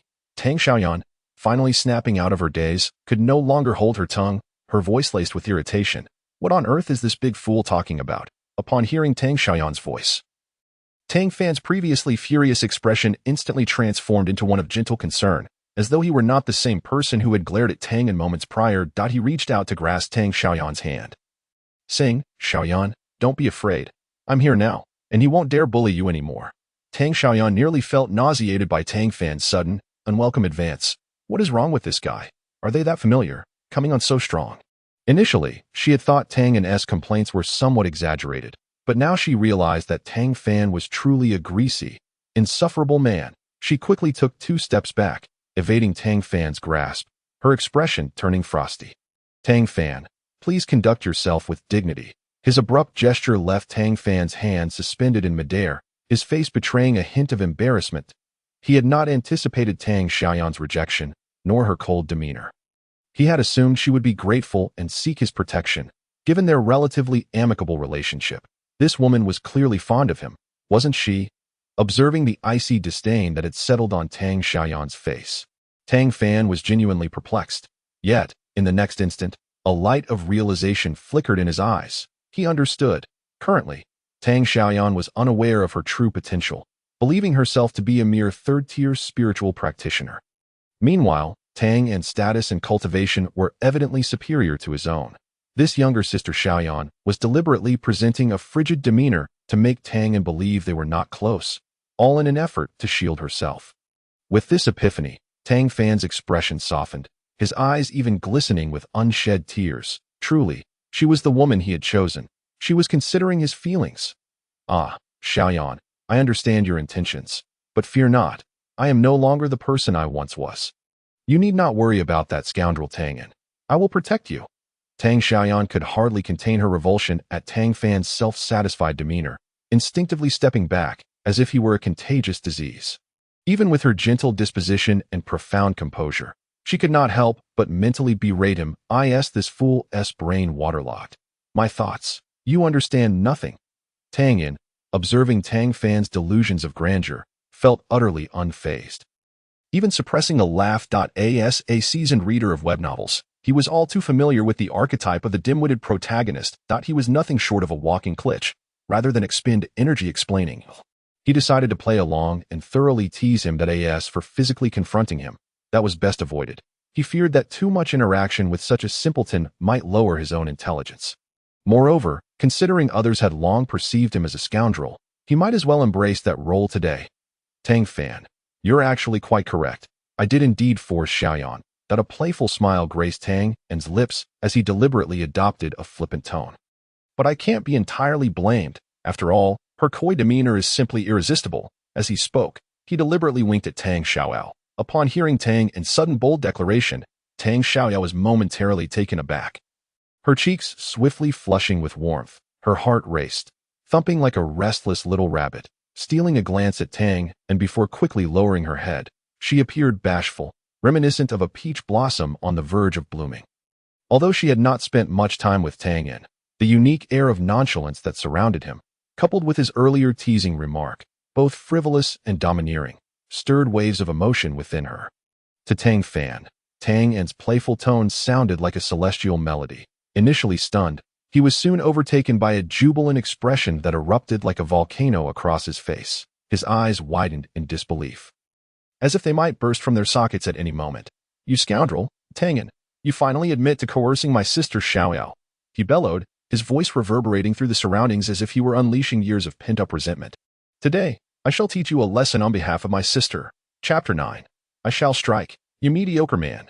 God knows how long he has endured this, ever since advancing to the 9th tier of spiritual practitioners. He had been suppressing his rage, yearning to trample Tianyan underfoot. In his mind, the family competition scheduled for the morning was to be the perfect opportunity for him to shine and showcase who the true genius of the Tang family was. However, unexpectedly, that Saintess had a whim and abruptly canceled the competition, leaving his plans thwarted. Without a valid reason, even as a 9th tier spiritual practitioner, he dared not act against Tang recklessly, for the elders of the Tang family were no fools. Though arrogant, he was not foolish. He knew the stakes. Now, it was fortuitous that Tianyan, the fool, had walked right into his trap, even confessing to having coerced Tang Xiaoxiao. This was indeed a heaven-sent opportunity. He could finally strike Tang and with justification and release his long-simmering anger. Tianyan, you beast, how dare you treat my sister Xiaoxiao this way? Today, you shall face the consequences, Tang Fan shouted, unleashing the full force of his ninth-tier spiritual energy. His robes billowed dramatically, presenting a figure of righteousness and authority. How exhilarating! Finally, he could reveal his true strength, and excitement flushed his face. Instinctively, he turned to see how Tang Xiaoxiao was regarding him with admiration. After all, he was a ninth-tier warrior, standing up for her. What girl would not be smitten by such a young and protective genius? Yet, when he turned, he was utterly stunned. Tang Xiaoxiao indeed bore a bashful expression. Her eyes sparkling with charm, but the object of her gaze was not him. It was Tianyan. Tang Fan felt as if struck by lightning. His body frozen in place. He rubbed his eyes in disbelief and looked back at Tang Xiaoxiao, only to find that the tenderness in her gaze remained undiminished. His mind buzzed, as if a swarm of bees were frantically darting around inside. What on earth was happening? Wasn't Tang Xiaoxiao forced against her will? Shouldn't she harbor a deep-seated hatred for Tianyan? What did this gaze, akin to that of a lover, signify? Did she actually prefer this domineering demeanor? Sister Xiaoxiao, are you all right? Tang Fan stammered, his voice laced with an unmistakable tremor. Tang Xiaoxiao, upon hearing his voice, snapped back to reality, casting a glance of disdain at him. What could possibly be wrong with me? It's you who is making a fuss. Tang Fan felt as though his heart were being tightly gripped by an unseen hand. Nearly robbing him of breath, he pointed at Tianyan, trembling as he spoke. He forced you. Upon hearing this, Tang Xiaoxiao covered her mouth and chuckled lightly, her gaze flickering with a mixture of mockery and reproach as she glanced at Tianyan. Before speaking sweetly, Brother Tang and was merely joking with me. Why take it seriously? A joke. Tang Fan felt as though his worldview had been utterly shattered. He pointed at Tianyan, shouting vehemently. He admitted it himself. How can that be a joke? With those words, Tang Fan stood frozen, as if paralyzed. He incredulously looked between Tang Xiaoxiao and Tianyan, his eyes brimming with confusion and disbelief. Meanwhile, Tianyan was equally bewildered. His earlier remark had been a mere slip of the tongue, a response fueled by irritation after being interrupted by Tang Fan. Reflecting on it now, it felt like he had shot himself in the foot. After all, in the original narrative, Tang Xiaoxiao was hopelessly devoted to Tang Fan. He was now using her as a pawn to humiliate him. Wasn't that simply slapping himself in the face? To make matters worse, after having been so intimately close to Tang Xiaoxiao, it seemed she ought not to stand on his side. Yet, here she was, not only defending him but also gazing at him in that manner. A flood of thoughts surged through Tianyan's mind, and suddenly, a flicker of envy towards Tang Fan emerged. How foolish of me to forget that though she appears delicate, Tang Xiaoxiao is quite cunning and resourceful. In the novel, after becoming involved with Tang Fan, she went to great lengths to help him enhance his strength, employing various methods, including gathering intelligence and coercion, a textbook case of infatuation. Perhaps she is using me as a stepping stone to provoke Tang Fan? A sourness enveloped Tianyan's heart, a mix of emotions swirling within him. The thrill of revenge dissipated, replaced by a profound sense of loss. He acknowledged his envy, though he understood that this was a fictional world, and his ultimate goal was merely to survive until he could return to his own reality. It was still painful to see such a wonderful girl not belong to him, especially ending up with someone as lazy as Tang Fan. If Tang Xiaoxiao were to end up with a worthy partner, it might indeed be a beautiful tale, but alas, with a silent sigh, he sought a secluded place to be alone. With that thought, Tianyan turned to leave, his lonely figure cast against the sunset, appearing particularly desolate. He remained unaware that the blush on Tang Xiaoxiao's face had long since faded. Just moments ago, Tang Fan's inner thoughts had been clearly heard by her. Watching Tianyan's forlorn silhouette, she stomped her foot in frustration. This fool still thinks I like that good-for-nothing Tang Fan. Where on earth did he get such foolish information? Meanwhile, a bewildered Tang Fan noticed Tianyan's departure. What had initially seemed like a melancholy retreat now appeared to him as a hasty flight. This realization finally coaxed a smug smile from his lips, a sense of triumph swelling within him. Humph, you thought you were so tough, yet you were scared off so easily. However, he lamented that he had missed the chance to teach him a lesson personally, but for now, his focus remained on Xiaoxiao. He could deal with Tianyan later. Shaking his head vigorously, he tried to erase from his mind the image of Tang Fan's close interaction with Tang Xiaoxiao. Surely, he had misinterpreted. How could such a pure and virtuous girl possibly be attracted to that waste of space? It seemed he had been overworking himself in training and was now hallucinating. Comforted by his own thoughts, Tang Fan resumed his heroic demeanor, turning to Tang Xiaoxiao, attempting to muster a charming smile. Though his facial muscles were so tense it appeared slightly contorted. Sister Xiaoxiao, it's all fine now. That scoundrel has been chased away, so do not fear. Chapter 10. I could have bitten my teeth to pieces. He even imagined a scenario in which Tang Xiaoxiao would be so moved as to shed tears and throw herself into his embrace, his lips involuntarily curving upward. Yet, as his words fell, the anticipated warmth and tenderness did not materialize. The blush on Tang Xiaoxiao's face had vanished without a trace, replaced by an unprecedented coldness, as though she were gazing at a pile of rotting refuse. She uttered not a single word, merely casting him a look of profound disdain before gracefully striding toward the direction in which Tang Fan had departed. Tang Fan's smile froze on his face.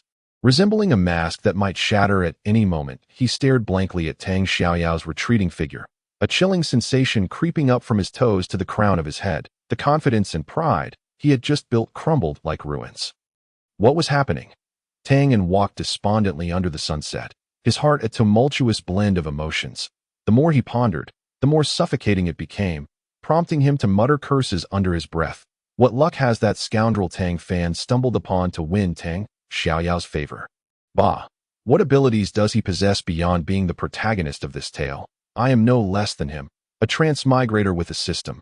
How can the disparity be so vast? As I was fervently cursing, a sudden waft of fragrance graced my senses, followed closely by a soft figure that appeared directly in front of me. Brother Tang Fan, came the delicate voice of Tang Xiaoxiao, resonating in my ear like a jolt of electricity, instantly coursing through my entire being. Bewildered by the unexpected appearance of Tang Xiaoxiao, I found myself in a stupor. How could she be here? Wasn't she supposed to be accompanying Tang Fan, engaging in heartfelt conversations, exchanging tender affections, and pouring out their innermost feelings? This plot felt awry. Yet, the ancients did not deceive me. Under the light of the lamp, beauty only seemed to shine brighter. The way the evening sun illuminated her was far more enchanting than any filtered photos of influencers I had previously seen. However, the thought that she was not mine, and that she could not even find a worthy suitor, filled my heart with a pang of sorrow. Heavens, since you allowed me to traverse into this world, why not make me Tang Fan, that wretched fellow? Let me indulge in the pleasures of companionship, in a life of revelry. Just as I was lost in my thoughts, Tang Xiaoxiao's bashful murmurs interrupted my reverie. Every time we meet, you praise my beauty, yet you persist in distancing yourself. Silly. But her voice was too soft for me to catch. Only vaguely hearing the word silly, and my already constrained heart felt even heavier. So that was it. I had surmised correctly that she intended to use me to inspire Tang Fan, that I was merely a tool in her eyes. Alas, must my fate be relegated to that of a mere pawn? Tang Xiaoxiao, hearing my inner turmoil, felt a mix of embarrassment and annoyance, unable to resist stamping her foot. Why was it that I could hear what I shouldn't, yet miss the things I should?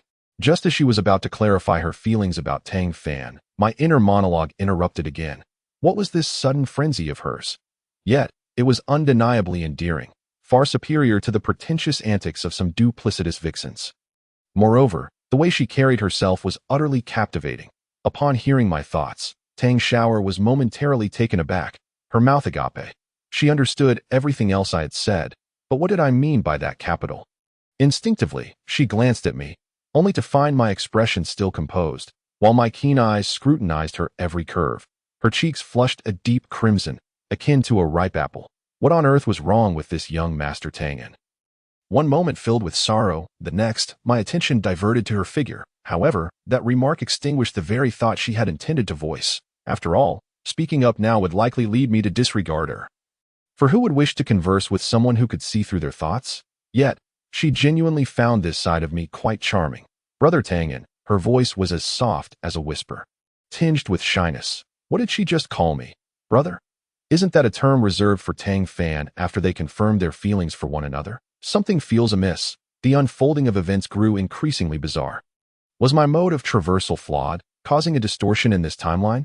Or was this a ploy concocted by Tang Xiaoxiao and that wretched Tang Fan to lower my guard and deliver a fatal blow.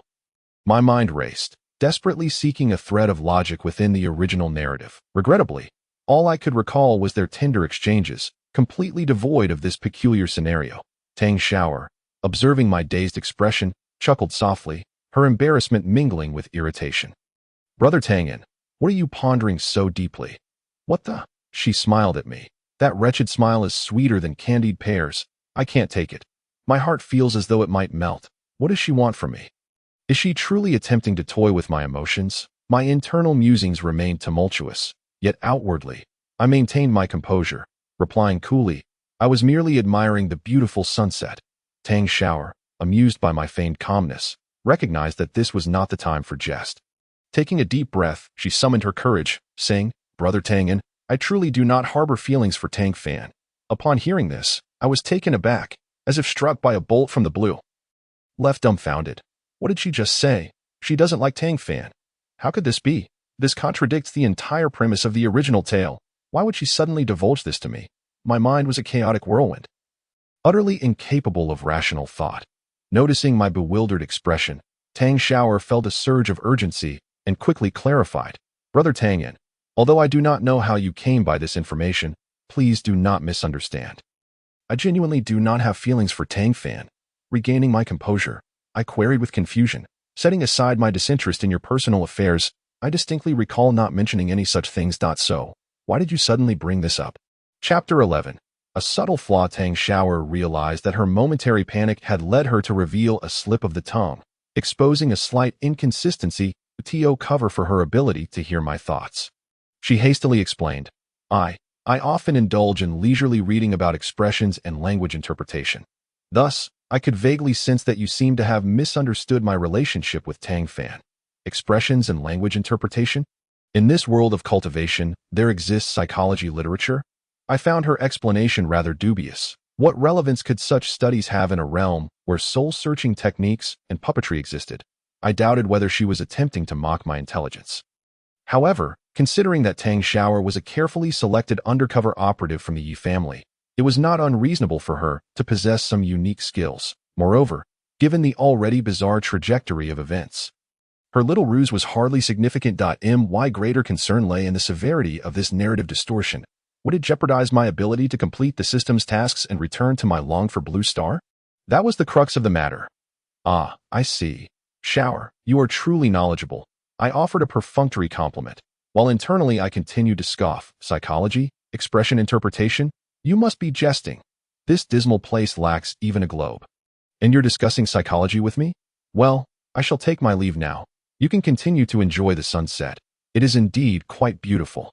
With that, I hastily made my exit that I needed to escape swiftly.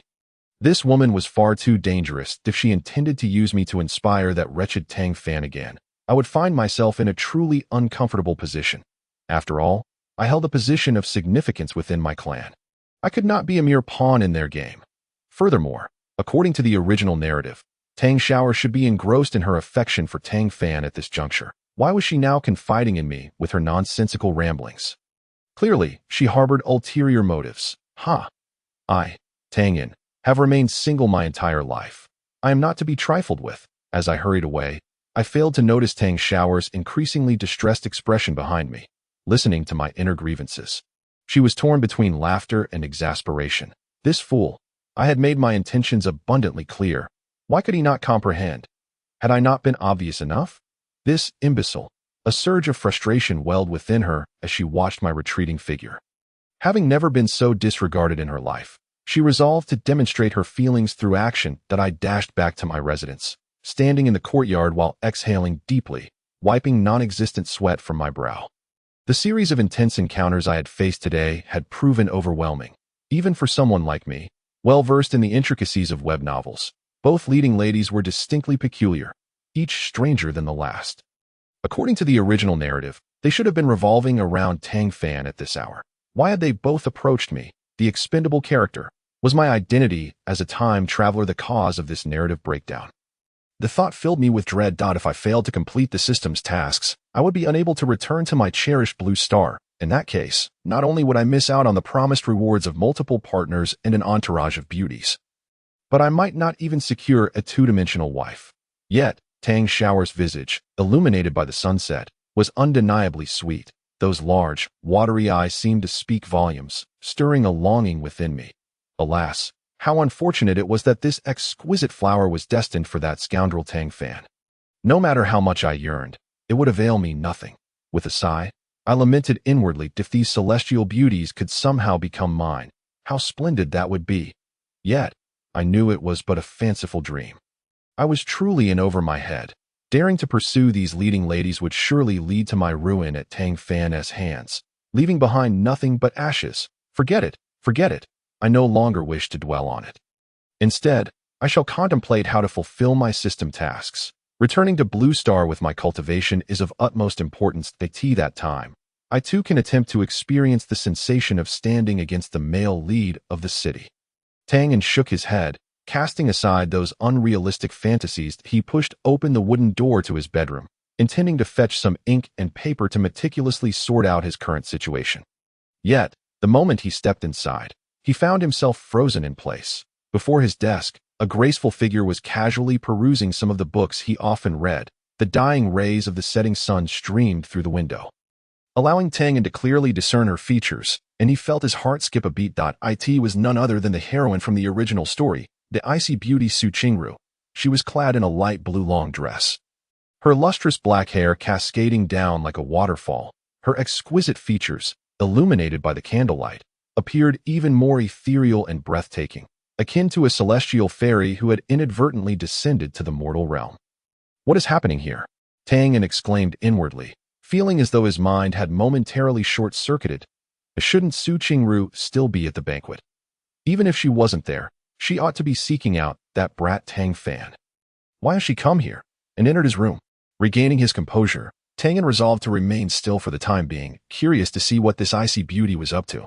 Clearing his throat, he quickly controlled his expression to restore his usual nonchalance, and spoke softly.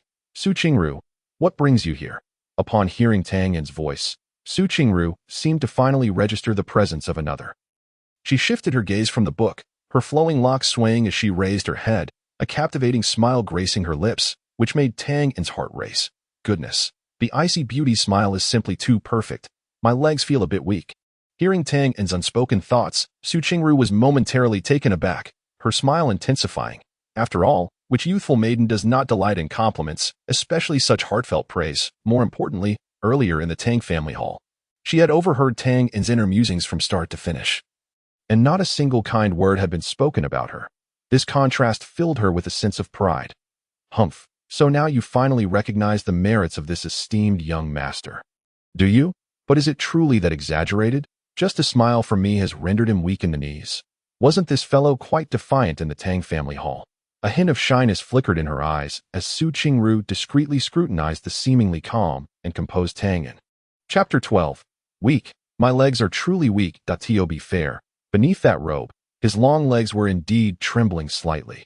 She nearly burst into laughter. Humph, Tang, you're not as formidable as you pretend to be. Just as she was about to speak, Tang's next thought echoed in her mind. If that dog Tang Fan finds out about this, he would have one more reason to kill me and ruin the Tang family.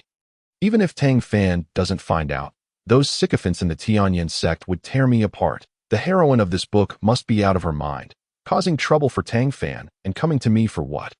Upon hearing Tang's thoughts, Qingru's smile instantly froze, like a delicate porcelain vase cracking. A wave of heat surged from her neck to her cheeks, her originally fair skin rapidly flushing a deep crimson, resembling a ripe peach. So, his weakness stems from this, not from my beauty, but from fear. Qingru felt like a foolish jester, her earlier pride and delight swiftly morphing into embarrassment and indignation. She bit her lip, nearly breaking the delicate skin. The jade feet hidden within her boots curled restlessly, as if seeking a crack in the ground to disappear into. Why is her face so red? Could she possibly be drunk? I didn't see her drinking at the banquet earlier, Tang mused, entirely unaware that he was the source of her embarrassment. Hearing Tang's thoughts, Qingru felt even more humiliated, yet she managed to regain her composure. Taking a deep breath, she circulated her internal energy, forcibly suppressing the flush on her face, striving to maintain the image of the icy beauty. Young Master Tang, Qingru's voice trembled slightly, as she endeavored to feign nonchalance. Today, I came to inquire why you left the banquet so early. Is it possible you have some dissatisfaction with our Tianyan sect? Upon hearing this, Tang Yan's expression remained unchanged, while his heart raced as he prepared for a verbal duel. Dissatisfaction? I am filled to the brim with discontent towards your Tianyan sect. My mind is overflowing with complaints about you all. If it weren't for the fear of being killed by your sect's esteemed cultivators, I would have long since pointed my finger at you lot and scolded you. Especially you, you foolish doe-eyed girl. Is the heroine. You should be seeking out the male lead. Why are you bothering me with your nonsense? If it weren't for my insufficient cultivation, I would have strung you up and given you a good thrashing. Of course, he only dared to think this in his heart, maintaining a facade of utmost respect. Qingru, you jest that I merely felt slightly unwell, which is why I took my leave early. I hold the Tianyan sect in the highest regard, and harbor no dissatisfaction whatsoever. Qingru's jade-like hands gripped the pages of the book tightly. Her knuckles turning white. It was as if she were about to draw her sword and cleave this brazen fool before her in two. How dare he speak such words? She, Qingru, the young master of the Tianyan sect, the favored daughter of heaven. From childhood, she had been held in the highest esteem, the center of attention. Throughout her journey in the realm of cultivation, she had walked an invincible path. When had she ever endured such indignities? Admirers queued from the gates of the Tianyan sect to the market below, all treating her with the utmost respect, eager to venerate her. This Tang, a mere young master of the Tang family, dared to act so rebelliously. Fury boiled within her, and she longed to tear Tang into shreds. However, reason cautioned her against acting impulsively. After all, these thoughts were merely in Tang Yan's mind. He had not voiced them aloud. If she were to strike out at him based on this, it would not only raise doubts about whether anyone would believe it, but even if someone did, it would only serve to mock her as a petty young master of the Tianyan sect, unable to tolerate even the thoughts of another. Moreover, this was the Tang family. Regardless of how Tang Yan behaved, he was still a member of the Tang clan. If she were to act violently here, what would become of the Tianyan sect's reputation? How could she maintain her friendship with the Tang family? Qingru took a deep breath, forcing herself to calm down. She recited the heart-cleansing mantra repeatedly until the raging fire of anger within her gradually subsided. And only then did she speak again. Her voice remained cold, yet carried a barely perceptible tremor. Young Master Tang, I did not come today solely because of your early departure. Upon hearing this, Tang Yan's heart sank. If it wasn't due to my departure, then what could it be? Could it be related to Tang Fan? That can't be. I handled myself perfectly today, leaving them not a single opportunity. Am I truly seeking trouble for the male lead? He maintained his composure, still wearing a calm facade. Might I inquire what other matters you wish to discuss? Qingru. Qingru paused, her gaze complex as she scrutinized Tang, and before continuing, that it's not a significant matter. However, it seems we may have some misunderstandings between us. Misunderstandings? Tang Yan felt even more perplexed. Misunderstandings? What misunderstandings could there be? I am a small antagonist, and she is the grand heroine.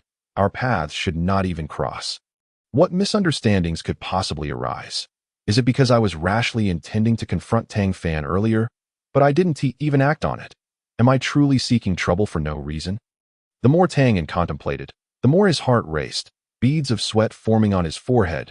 He struggled to maintain his composure and forced a dry laugh. Misunderstanding? Qingru, you jest. I believe there should be no misunderstandings between us. Qingru ignored Tang Yan's question.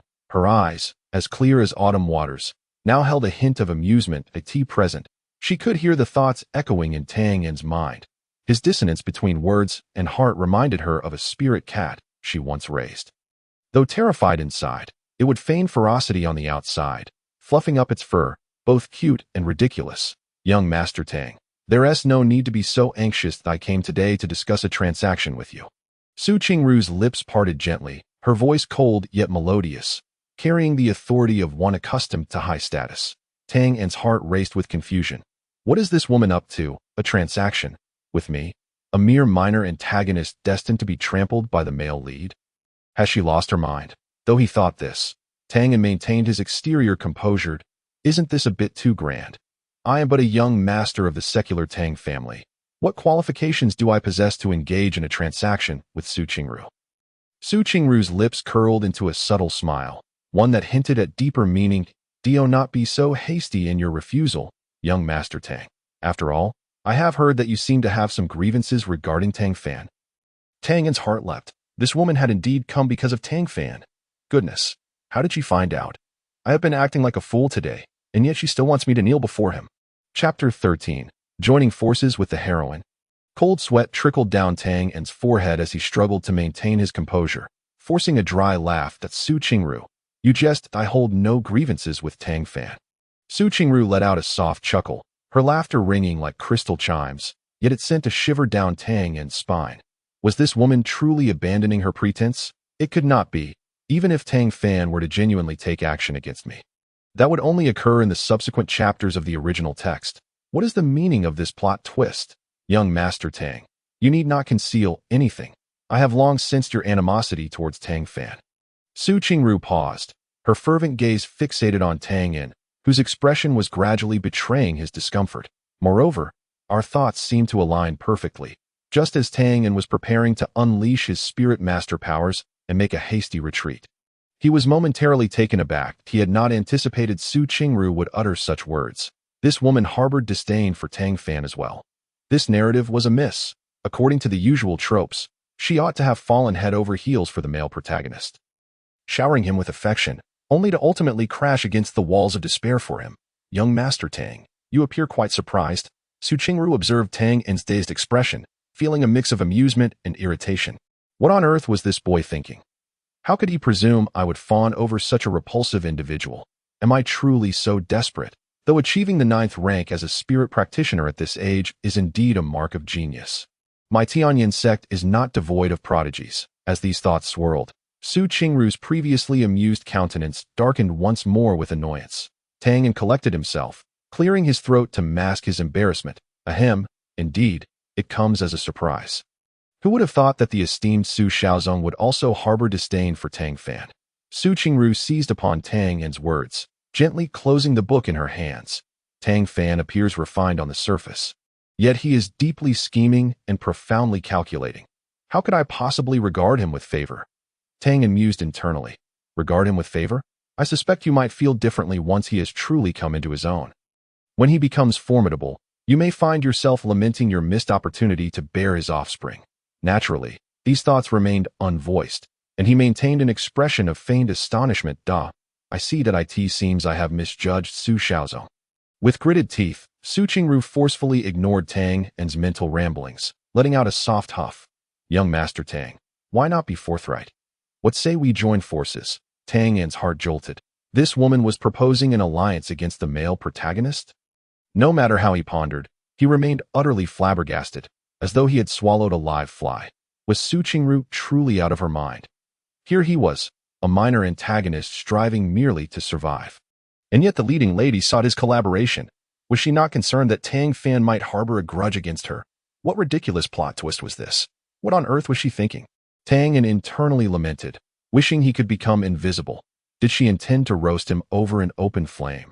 A wave of helplessness washed over him, making him feel as though he were being toyed with by the hands of fate. Sigh. It seems I must accept my circumstances that at least I am now a spirit master. Even if that brat Tang Fan is the protagonist, he should not pose a threat to me in the short term. This is far better than when I first traversed into this world as a mere first-rank spirit practitioner. After some self-reassurance, Tang Yan finally managed to calm his inner turmoil. He felt grateful for his optimistic disposition. Had he been a more psychologically fragile individual, he might have succumbed to despair. After all, who had ever witnessed such an absurd scenario, the leading lady aligning with a minor antagonist against the male protagonist? What a turn of events! While Tang Yan was lost in his thoughts, his inner monologue was transmitted unerringly to Su Qingru's ears.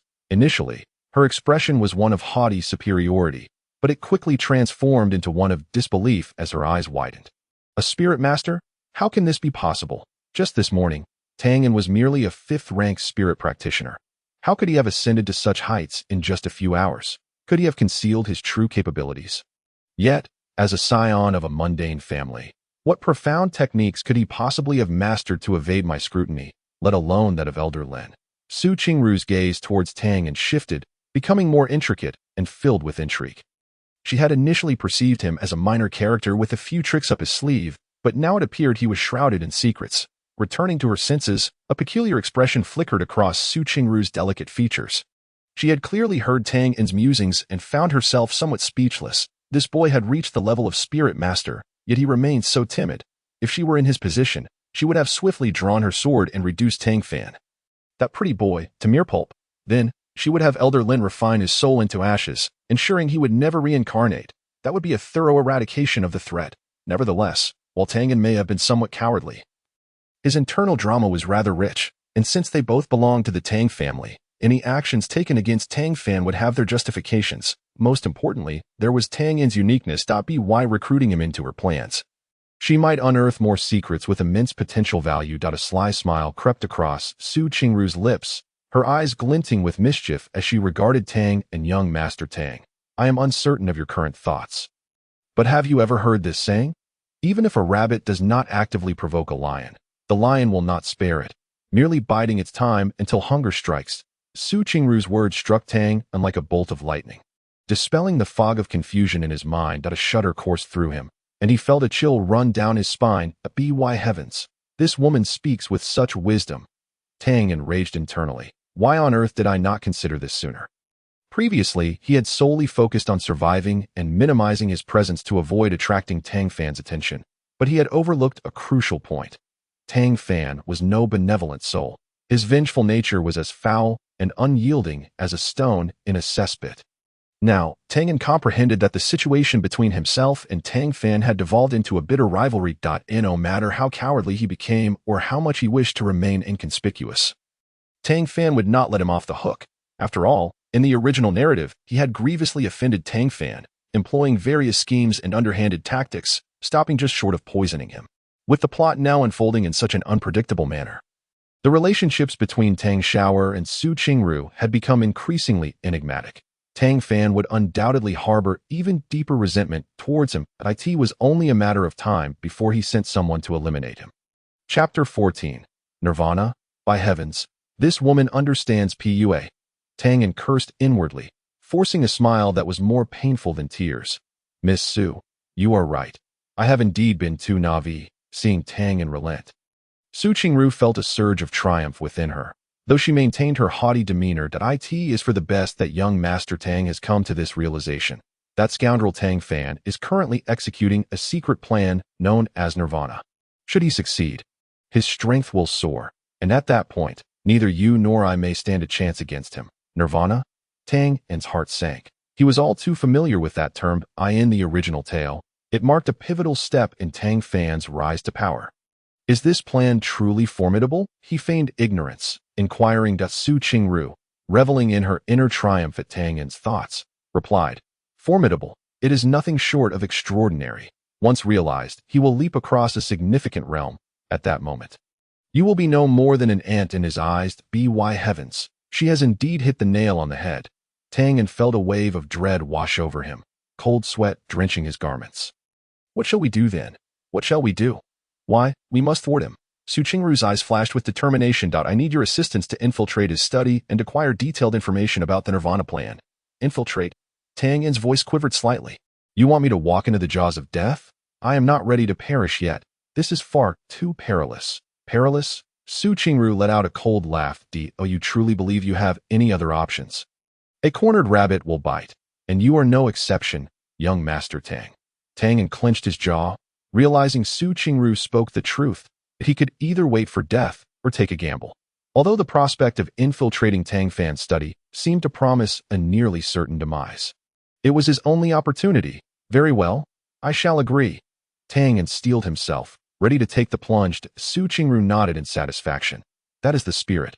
Rest assured, I will provide you with special assistance. Su Qingru handed Tang Yan a smooth jade pendant, its cool surface exuding a peculiar energy. This is a specially crafted shielding pendant that can temporarily disrupt the security system surrounding Tang Fan's study.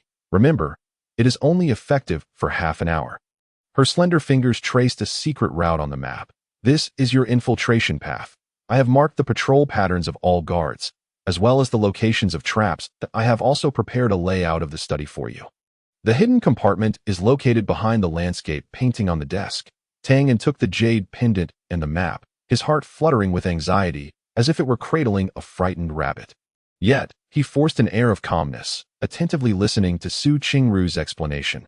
Fearful of missing even the slightest detail, he even discreetly retrieved a jade slip to record the entirety of Su Qingru's discourse. Inwardly cursing, this woman truly intends to use me as cannon fodder. As night fell, the Tang family estate enveloped itself in a shroud of tranquility. Tianyan inhaled deeply, gripping the jade pendant tightly in his hand, and commenced his infiltration in accordance with Su Qingru's instructions. He moved like a nimble gecko, darting through the shadows, utilizing the cover of the jade pendant and his knowledge of the original plot. He adeptly evaded the patrolling guards and various traps. However, just as he was nearing the study, a tall figure obstructed his path. It was Lei Bao, Tang Fan's personal bodyguard, a formidable master with unfathomable strength. In the original work, this individual was a ruthless character with countless victims to his name. Alarm bells rang in Tang Yan's mind. Cold sweat instantly drenched his back. He held his breath, daring not to move. Resembling a rabbit targeted by a cheetah, Lei Bao seemed to sense something, his keen gaze sweeping through the surrounding darkness as he called out in a low voice, "Who's there?" In a moment of desperation, Tang Yan quickly devised a plan, retrieving the sedative Su Qingru had given him and blowing it towards Lei Bao. The pale yellow powder diffused in the air, and upon inhalation, Lei Bao staggered slightly before collapsing heavily to the ground. Tang Yan silently breathed a sigh of relief, swiftly circumventing Lei Bao and darting into the study. The study was dimly lit, suffused with a subtle fragrance of sandalwood. He quickly followed the map's directions and found the landscape painting behind the desk. Cautiously, he pressed the mechanism hidden within the painting. A secret compartment slowly opened, revealing a confidential document inside. This was it. A surge of joy filled Tang Yan as he concealed the document within his garments, preparing to make his exit. However, just as he turned around, the study door opened silently, and Tang Fan's figure appeared in the doorway, a sardonic smile playing on his lips as his gaze fell upon Tang and with an air of amusement. "Oh, isn't this my dear brother? What brings you to my study at such an hour instead of resting in your own room?" Tang Fan's voice dripped with mockery. Tang Yan's heart sank, feigning composure. He forced a smile, as if sneaking into his brother's study at midnight was a commonplace occurrence. "Brother, why are you still awake at this late hour?" "I just couldn't sleep and wandered around. And it seems I ended up here." He was internally panicking, aware that this excuse was riddled with holes, a fact that was surely not lost on Tang Fan. Tang Fan advanced step by step, his gaze sharp as a knife slicing through the air. "Wandering around? You ended up in my study and opened my secret compartment. Do you think I am a 3-year-old child?" Realizing he could no longer conceal the truth, Tang Yan decided to tear off the facade, letting out a cold laugh. "Since you already know, there's nothing left for me to hide. Yes, I did come for this document." He patted the concealed document in his bosom, raising his gaze to meet Tang Fan's. "You." Tang Fan's countenance darkened, veins bulging on his forehead. "It appears you won't shed tears until you see the coffin. Do you truly believe that stealing this document will change anything? You are exceedingly naive." With a sudden, lightning-fast motion, he seized Tang Yan's collar. Anticipating this, Tang Yan swiftly retaliated, flinging the sedative towards Tang Fan's face. The pale yellow powder billowed through the air and caught off guard. Tang Fan instinctively shut his eyes to shield himself. In that fleeting moment, Tang Yan broke free from his grasp and bolted for the door.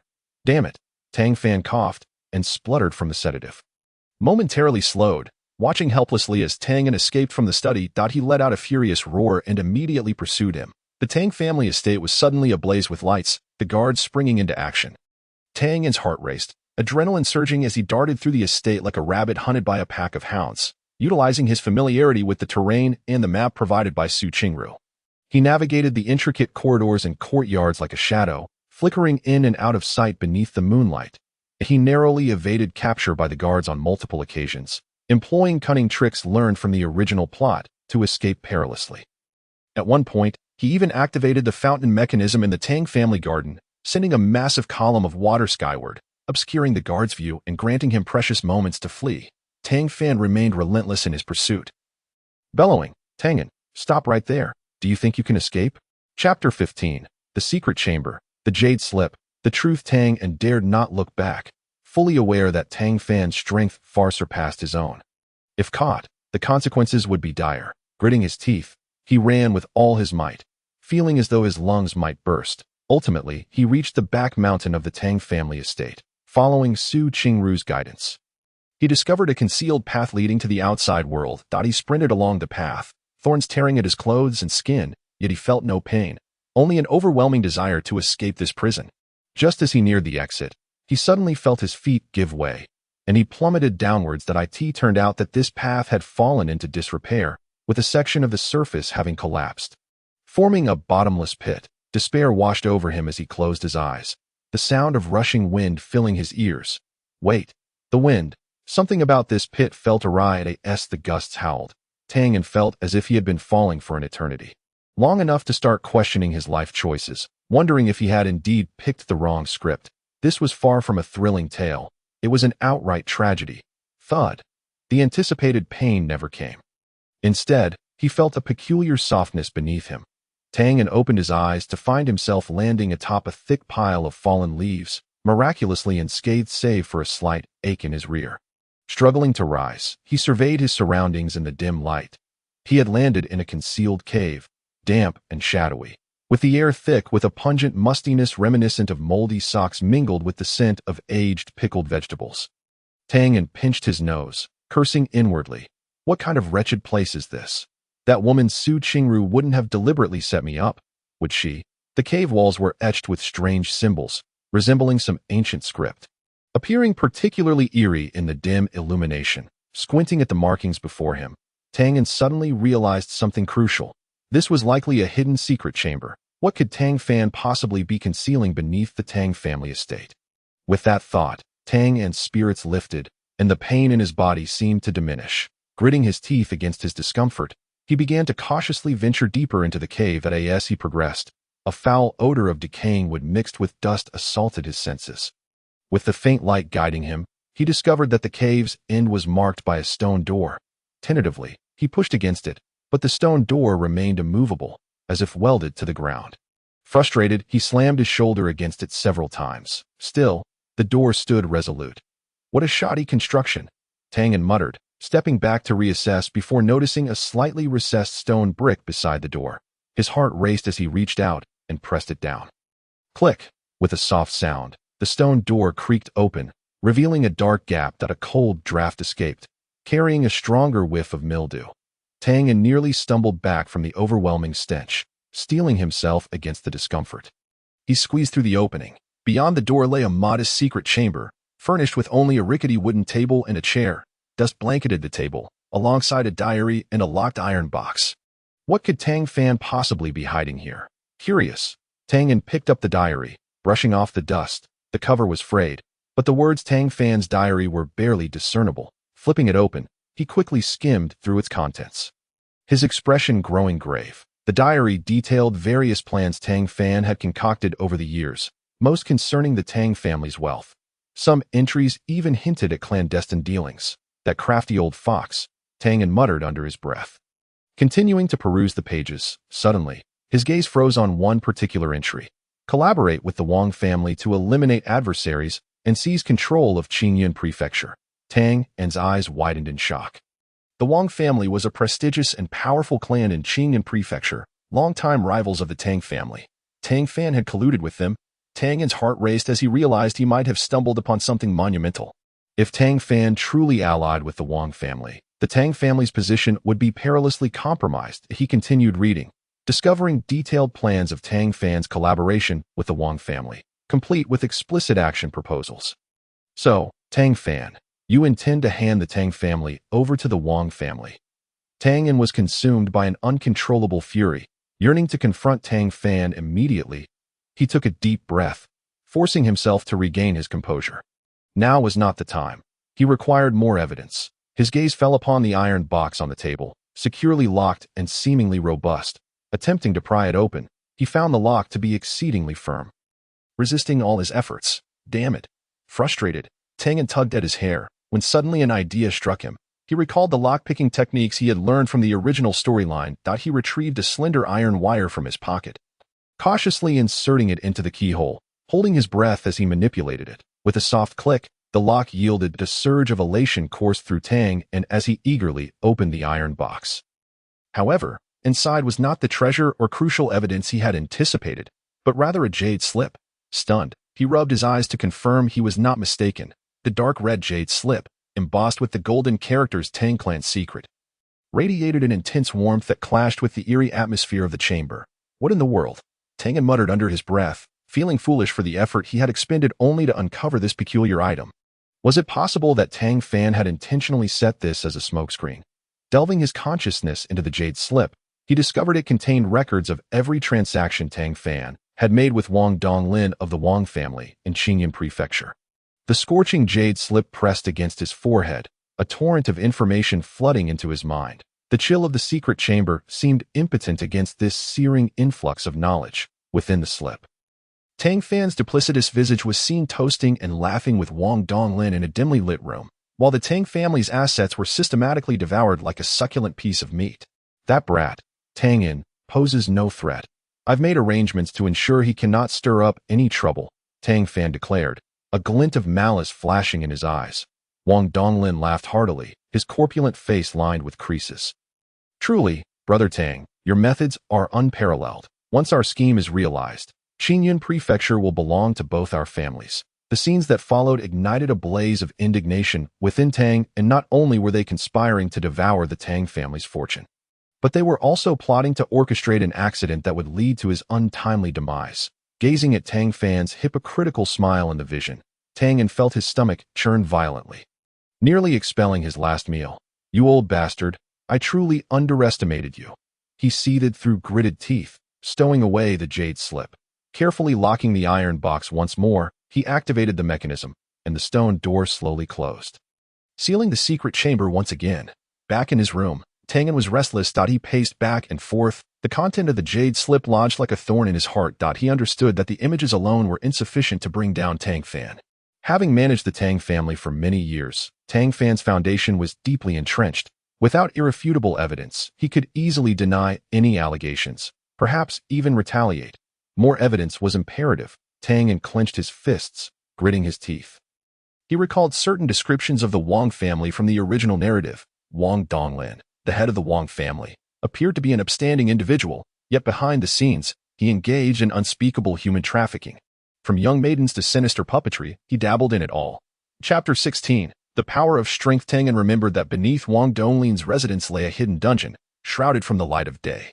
Inside were the abducted maidens, alongside the grotesque remnants of experiments merging humans and beasts that topple Tang Fan. The Wang family was the key, yet, rushing in now would be akin to striking a rock with an egg. Tianyan needed strength, formidable strength. At the very least, he must complete several system tasks to elevate his realm. A fierce glint flickered in his eyes, his fist clenched until his knuckles turned white. Just wait, you heartless old man. And you, a rabble of the Wang family, your retribution is imminent. Tianyan raked his fingers through his hair in irritation, the content of the jade slip haunting him like a relentless specter. Tang Fan's machinations and the Wang family's schemes coiled around his heart like two venomous serpents, flicking their crimson tongues. He needed power, substantial power. Only then could he utterly crush these serpents. Outside, the night was as dark as ink. A crescent moon hung in the sky, casting a cool glow. Suddenly, a waft of delicate fragrance drifted with the night breeze, followed by a melodious voice from outside the window. Tianyan, are you asleep? It was Qingru. Her visit was not for idle chatter, but to probe into Tang Fan's future plans regarding the Tianyan sect. Her slender fingers brushed against the hilt of her sword at her waist. Her thoughts swirling. Qingru understood Tang's character. While he might express countless rebellious thoughts internally, on the surface, he always appeared meek, unwilling to turn against his fellow clansmen. Meanwhile, Tianyan, back in his room, was still a tangled mess of thoughts. Tang Fan and the Wang family felt like two insurmountable mountains, suffocating him. He realized that his simple desire to bide his time was slipping away. He had initially believed that avoiding any conflict with Tang Fan would suffice, but it seemed he had unwittingly been forced onto this path, especially now. What was Qingru doing seeking him out again? Damn it! Tianyan cursed silently. Was this woman truly lacking in sense? Irritated, he tugged at his hair, his thoughts growing more chaotic. Did this woman not have feelings for Tang Fan? Why was she persistently clinging to him? And in the dead of night, she showed up without offering anything. Was she mad? Yet, despite his inner grievances, Tianyan found himself obediently rising from his bed, opening the door with a smile. There's something urgent that brings the holy maiden here at such a late hour. If not, Perhaps you might return for now. After all, propriety dictates that men and women should maintain a respectful distance, and your reputation is of utmost importance." Observing Tang Fan's genteel demeanor, Su Qingru paid no heed to his words. After all, she could hear the discordant thoughts that belied his calm exterior. I am truly vexed. Why must she keep seeking me out? Why not go find your brother Tang Fan? Leave me be. I feel nauseous." A slight smile graced her lips, and this time, she did not react defensively as she had before. Instead, a barely perceptible curve appeared at the corners of her mouth. "The more you wish to avoid me, the more I shall cling to you." Noticing Su Qingru's silent yet peculiar gaze upon him, Tang Fan felt even more bewildered. Taking a deep breath to suppress his irritation, he raised his gaze to meet hers. Forcing a softer smile, he no longer cared about the details. All he wanted was to swiftly conclude this conversation to quiet his mind and prepare for his forthcoming actions. "Tang Fan," Su Qingru finally spoke. Her tone cool yet imbued with a hint of apology. "I apologize for the disturbance at such an hour." Seeing her finally respond, Tang Fan offered a polite smile, maintaining a steady tone. "It is no trouble at all. Holy maiden. However, it is quite late. Perhaps we could discuss matters another day?" Yet, Su Qingru did not relent, gently shaking her head, her gaze probing. "Might I inquire if you have any plans for tomorrow, Tang Fan?" Tang Fan hesitated, reluctant to disclose his itinerary to her.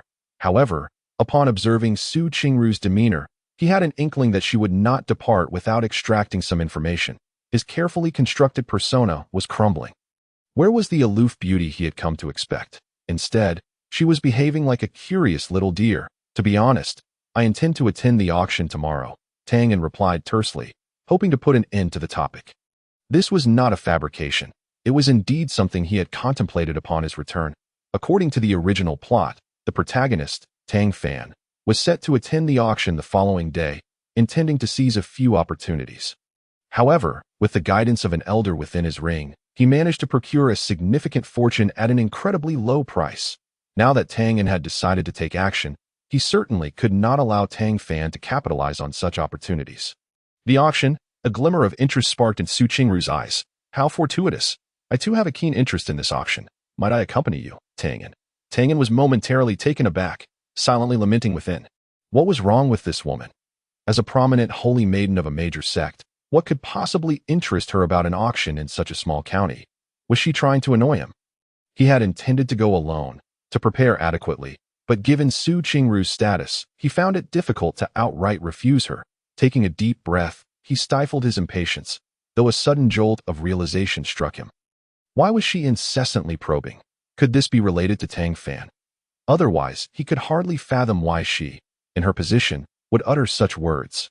Yet, lost in contemplation, he failed to notice the twitch at the corner of Su Qingru's mouth. "I am truly going mad. This Tang Fan keeps thinking ill of me. Do I really seem so lowly? Tomorrow, I will stick to you like glue to see what mischief you might be up to. And perhaps I can glean some information, as if I must be entwined with that scoundrel. However, will Tang Fan also attend the auction tomorrow?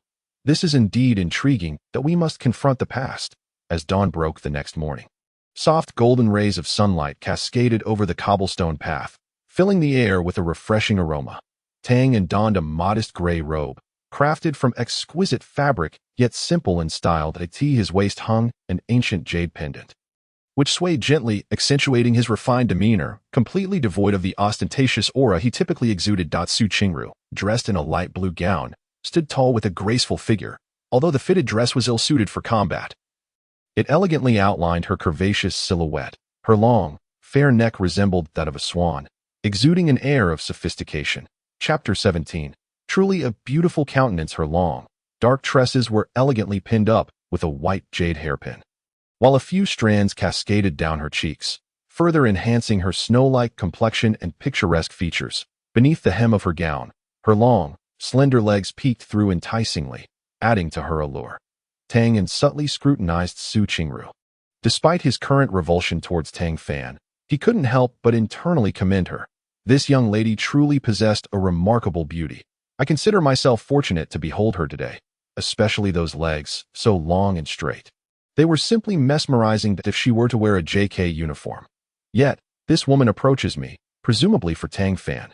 Sigh, what is so commendable about that scoundrel anyway? Su Qingru, aware of Tianyan's thoughts and his lingering gaze upon her. Felt a blush rise to her cheeks, a mix of annoyance and pride swelling within her. This fool does possess a modicum of discernment. Clearing her throat softly, she drew Tianyan's attention back and inquired gently, "Young Master Tang, when shall we set forth?" Realizing his lapse in decorum, Tianyan awkwardly smiled, quickly averted his gaze, and discreetly adjusted his robe. "Let us depart." Although he spoke of leaving, he couldn't resist stealing glances at Qingru. He hadn't noticed before, but her angry demeanor was rather endearing. Last night, at Qingru's insistence, Tianyan ultimately agreed to attend the auction together. However, he had conditions to avoid unnecessary complications. They would both adopt understated appearances. Moreover, they would conceal their auras, masquerading as ordinary cultivators. After all, they were set to snatch a prize from Tang Fan, the main protagonist, and must remain inconspicuous. Otherwise, who could foresee the butterfly effect that might ensue? Yet, plans often fall prey to unexpected changes. The two arrived at the market's entrance. Tianyan was greeted by an exceedingly familiar, sweet-voiced, "I ask that you, young Master Tang, wait for me." Turning around, he beheld a charming figure, Tang Xiaoxiao, who today was resplendently attired. Clad in a pale pink gown, she appeared even more delightful. The clever design of the dress accentuated her slender waist while exquisitely highlighting her ample curves, especially as Tang Xiaoxiao rushed towards him. Her voluptuous bosom swayed enticingly, reminiscent of ripe peaches, evoking an irresistible desire to savor their sweetness. Such an exaggerated sight left Tianyan's heart racing once more. Alas, Tang Xiaoxiao, this little sunbeam, is a breath of fresh air. Upon seeing her, his mood inexplicably lifted, far surpassing the chill of Qingru's icy demeanor. Yet, the thought that this little sunbeam was one of Tang Fan's many consorts filled him with dismay. "Tang Fan, you truly deserve the worst." Just as Tang Xiaoxiao reached Tianyan, before she could speak, she caught wind of his thoughts. Her previously joyful expression momentarily froze, only to be quickly suppressed. "Why must they associate me with Tang Fan when I am so wonderful? I've made my feelings clear. What on earth is young Master thinking? Foolish boy, he is just a big idiot who cannot comprehend others' words." After silently chiding herself, Tang Xiaoxiao beamed as she playfully intercepted Tang Fan and Qingru's path. Her lively eyes sparkling with a hint of mischief, tinged with a touch of playful charm. "Ah, it truly is young Master Tang. Oh, Saintess, what a coincidence. Where are you all headed?" Tang Xiao's voice was sweet, dripping with honeyed tones. "That I am dreadfully bored alone. May I accompany you?" She gently tugged at Tianyan's sleeve, her tone overflowing with pleading. Tianyan hesitated, thinking to himself, this journey has a special purpose. Having an extra person increases the risk of exposure. He instinctively glanced at Qingru, his eyes questioning.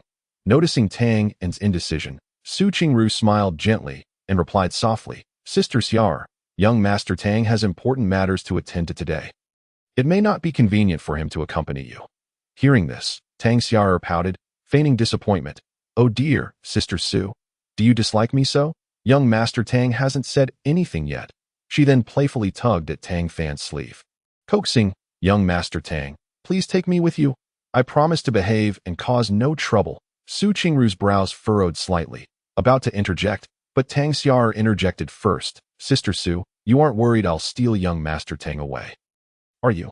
Her words carried a hint of provocation. Qingru responded with a faint smile, retorting, "Sister Xiaoxiao, you jest out. I merely worry that you, being pampered, may struggle to cope. Oh, Sister Su, you need not fret.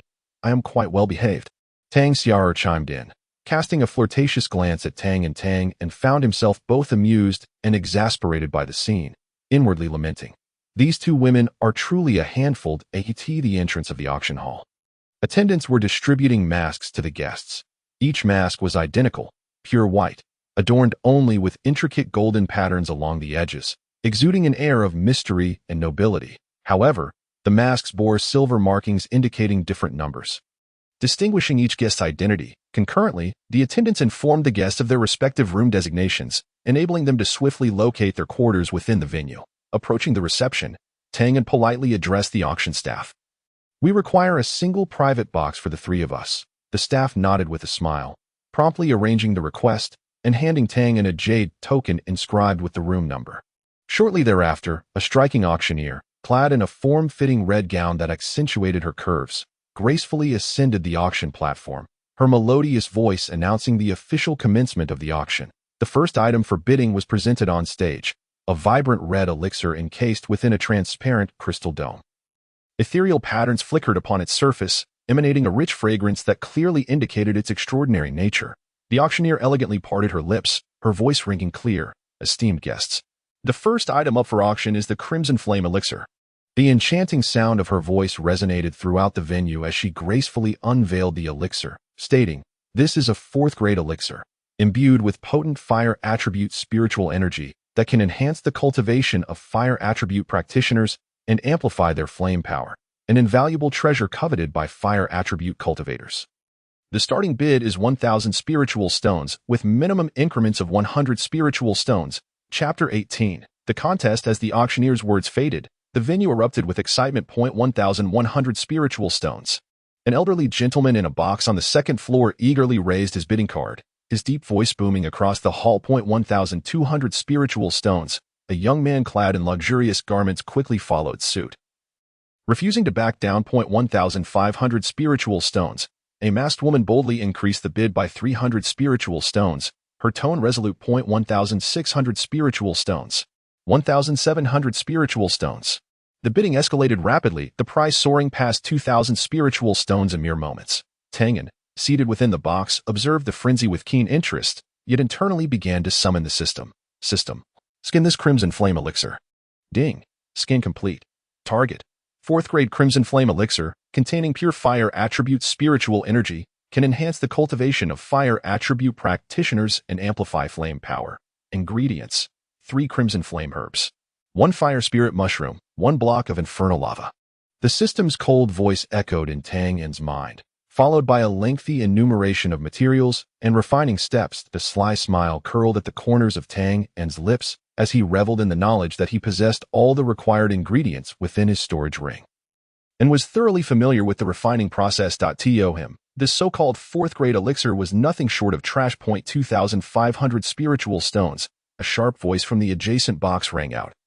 Laced with pride. 2,600 spiritual stones. A gruff voice retorted without hesitation. Tang Yan listened to the cacophony of bids, inwardly scoffing. What a bunch of fools, fighting tooth and nail over a worthless elixir. Qingru and Tang Xiaoxiao gazed at Tang Xiaoxiao's maneuvers with an air of calmness. 3,000 spiritual stones. The clamor from the adjacent private room pierced the atmosphere like a rooster whose neck had been seized, tinged with a hint of frenzied triumph. Yet, Tang Yan remained unperturbed, as if the raucous bidding was of no concern to him. At that moment, a cold, mechanical voice resonated in his mind. Ding! Detection of the exquisite pill 9 turns golden sun pill has been made. It is advised that the host immediately bid. A glimmer of brilliance flickered in Tang Yan's eyes. The 9 turns golden sun pill. This is the miraculous elixir from novels that can transform one's very being and elevate one to greatness. 5,000 spiritual stones. Tang Yan immediately doubled the bid, rendering the hall into a hushed silence, as all were taken aback by this sudden surge in price. 5,000 spiritual stones was no trifling sum.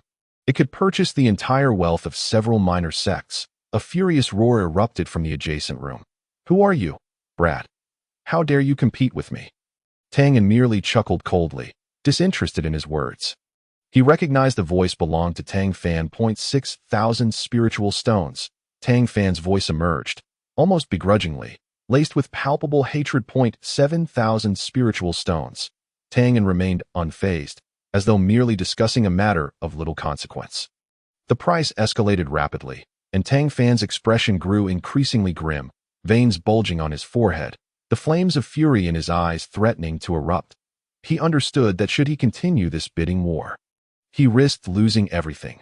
Ultimately, upon Tang Yan declaring a staggering 1,000 spiritual stones, Tang Fan despondently conceded. 1,000 spiritual stones once, 1,000 spiritual stones twice, 1,000 spiritual stones thrice. Sold. The auctioneer excitedly struck the gavel, and the 9 turns golden sun pill was secured in Tang Yan's possession. After the auction concluded, Tang Yan prepared to depart with Qingru and Tang Xiaoxiao. Halt. Tang Fan aggressively obstructed their path. What's the matter? Tang Yan inquired with a practiced smile, suppressing his displeasure. Who do you think you are, daring to snatch things from me? Are you tired of living? Tang Fan hissed through clenched teeth, his fists cracking ominously. Enough?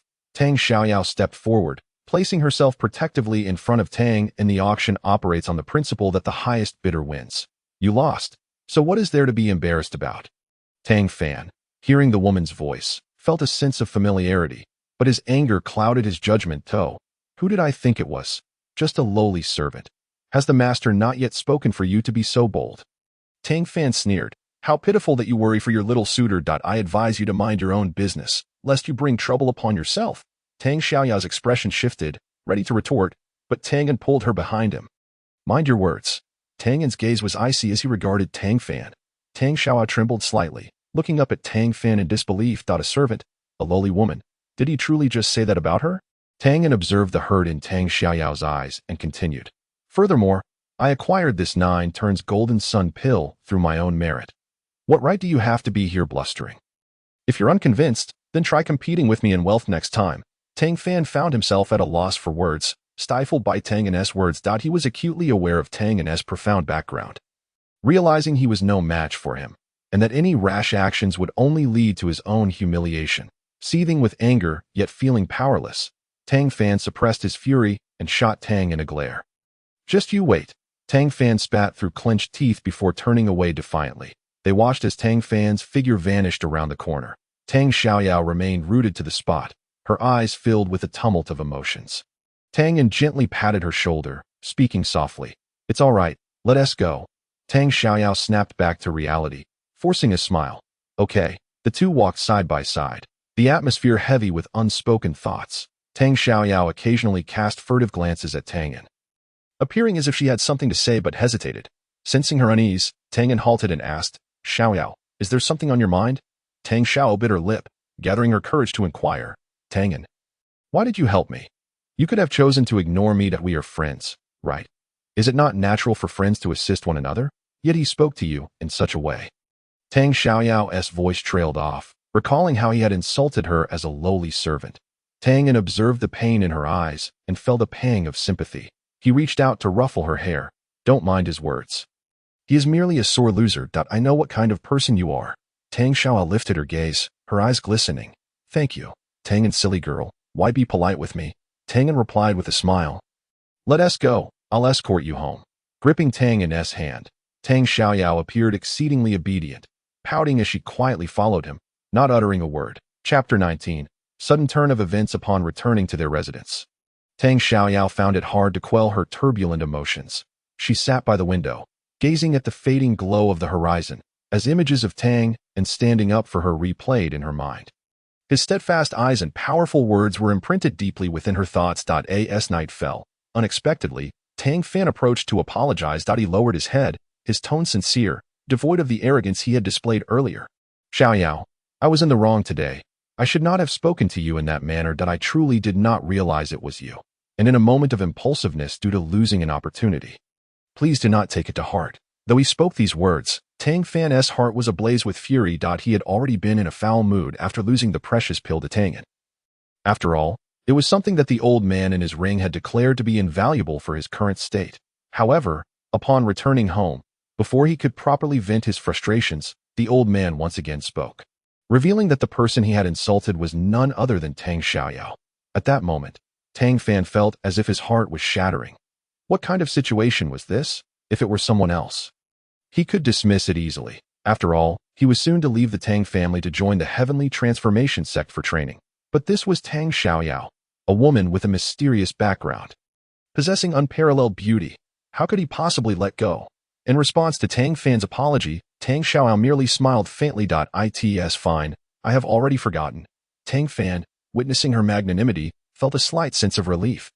After exchanging a few kind words, he took his leave. Once he departed, the smile on Tang Xiaoxiao's face gradually faded, replaced by a chilling expression. Approaching the table, she picked up a pen and inscribed the name Tianyan onto a sheet of paper, her gaze flickering uncertainly. The task entrusted to her by the ancient Wang family was to oversee the most talented disciple among the younger generation of the Tang clan. After all, even if the Tang family possessed the Heavenly Emperor's secret treasures, they would be utilized only by the most gifted descendants. Thus, as long as she kept a vigilant watch, there would be no worry about failing to locate that coveted treasure. Initially, she had chosen Tang Fan, for she had overheard numerous critical pieces of information within Tianyan's heart on that fateful day. However, her mind had now shifted. She intended to supervise Tang and accompany him to the Tianyan sect. This decision stemmed not only from Tang An's remarkable talents, which far exceeded her prior assessments, but also from her growing aversion to Tang Fan's nauseating fade. The following morning, Tang Xiaoxiao formally requested the clan leader to change her supervision target to Tang An. Although the clan leader was somewhat surprised, he did not press for details and granted her request. After all, she was the sole individual assigned for oversight in the Tang family, and her reliability had never been in question. Changing a target of surveillance was not a grave issue, so consent was easily given for Tang Xiaoxiao volunteering to accompany Tang and to the Tianyan sect as a maid. There was not a single dissenting voice within the Tang family. Her talents were already commendable among the younger generation, and the only one who could slightly overshadow her was Tang An, the young master who consumed most of the family resources. Furthermore, nearly all the elders of the Tang clan recognized Tang Xiaoxiao as a capable disciple, despite being a foundling, with commendable cultivation and an exceptional sense of propriety. It was indeed a splendid opportunity for such a talent to willingly offer her services to care for Tang An, the clan's promising scion. Moreover, the Tianyan sect extended a modicum of favor to families like the Tang, which engaged in secular cultivation. It was merely a matter of a clan disciple bringing along a maid, not a significant issue at all. The sun fully rose. The members of the Tang family gathered to bid farewell to Tang An and Tang Fan as they set forth for the Tianyan sect. Present at the scene was also Elder Lan, who had recently discovered some promising talents during his time in the city. Now, they had all congregated in this place. At the forefront of the crowd stood Tang An, clad in white garments, exuding an extraordinary aura that captured the attention of several young women. Beside him, Tang Xiaoxiao donned a red outfit, charming and adorable. Occasionally stealing glances at him, Qingru stood by the airship, dressed in a flowing light white gown, resembling a celestial fairy gliding upon the waves. After changing into her usual white dress, her skin appeared as flawless as snow, her features akin to a picturesque painting. As her white garments fluttered, she exuded a refreshing chill that kept others at bay. After verifying their identities, the crowd boarded the airship, which was warmly welcomed by the Tianyan sect. However, a stern warning accompanied the welcome. Any miscreant behavior would not be tolerated. Upon hearing this, everyone instinctively formed a queue and boarded the airship, which gradually ascended, heading toward the Tianyan sect. Tang Xiaoxiao stood by the window, watching the ground shrink beneath them, her heart a whirlwind of emotions. Stealing a glance at Tang and beside her, she found him meditating, his handsome face unperturbed, as if the tumult of the world could not disturb his tranquility. However, for Tang Xiaoxiao, who could now hear his innermost thoughts, she was not deceived by his calm exterior. Recalling the ferocious words that had echoed in Tang An's heart earlier, her cheeks flushed with embarrassment. This foolish boy, when not lost in thought, indeed looked quite handsome. After taking a deeper look, Tang Xiaoxiao turned her gaze elsewhere. The interior of the airship was spacious and lavishly adorned. The selected young cultivators gathered in small groups, quietly discussing the impending life in the sect. Meanwhile, Tang Fan was nowhere to be found. Tang Xiaoxiao felt puzzled. What mischief was he up to this time? Simultaneously, in the airship's sword chamber, Tang Fan was stealthily surveying his surroundings. This chamber served as the power core of the airship, containing numerous flying swords. A malfunction here would yield catastrophic consequences. Tang Fan pulled a small knife from his pocket and delicately sliced a gash in the energy conduit connecting the flying swords.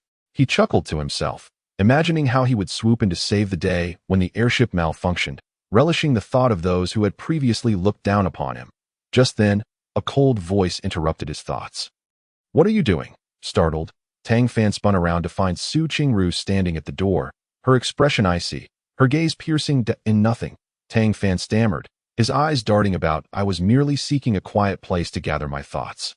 At that moment, the airship suddenly lurched violently, alarms blaring throughout the cabin. What is happening? The unexpected upheaval sent the previously jovial crowd into a panic. "This is a malfunction of the flying sword's power system," shouted a young boy who appeared to be no more than a teenager, his face pale with fear. As soon as his words left his lips, the airship jolted again, beginning a rapid descent akin to free fall.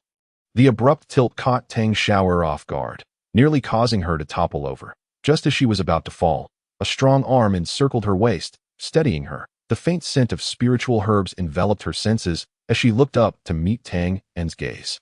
"Are you all right?" His deep voice rang out clearly amidst the chaos.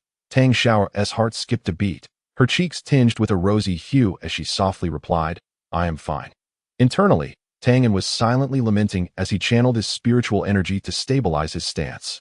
Seriously, the plot has devolved to this extent, and that dog Tang Fan is still up to his antics. It's no wonder this storyline has drawn so much criticism that he sighed inwardly, knowing well that this farce was indeed part of the narrative.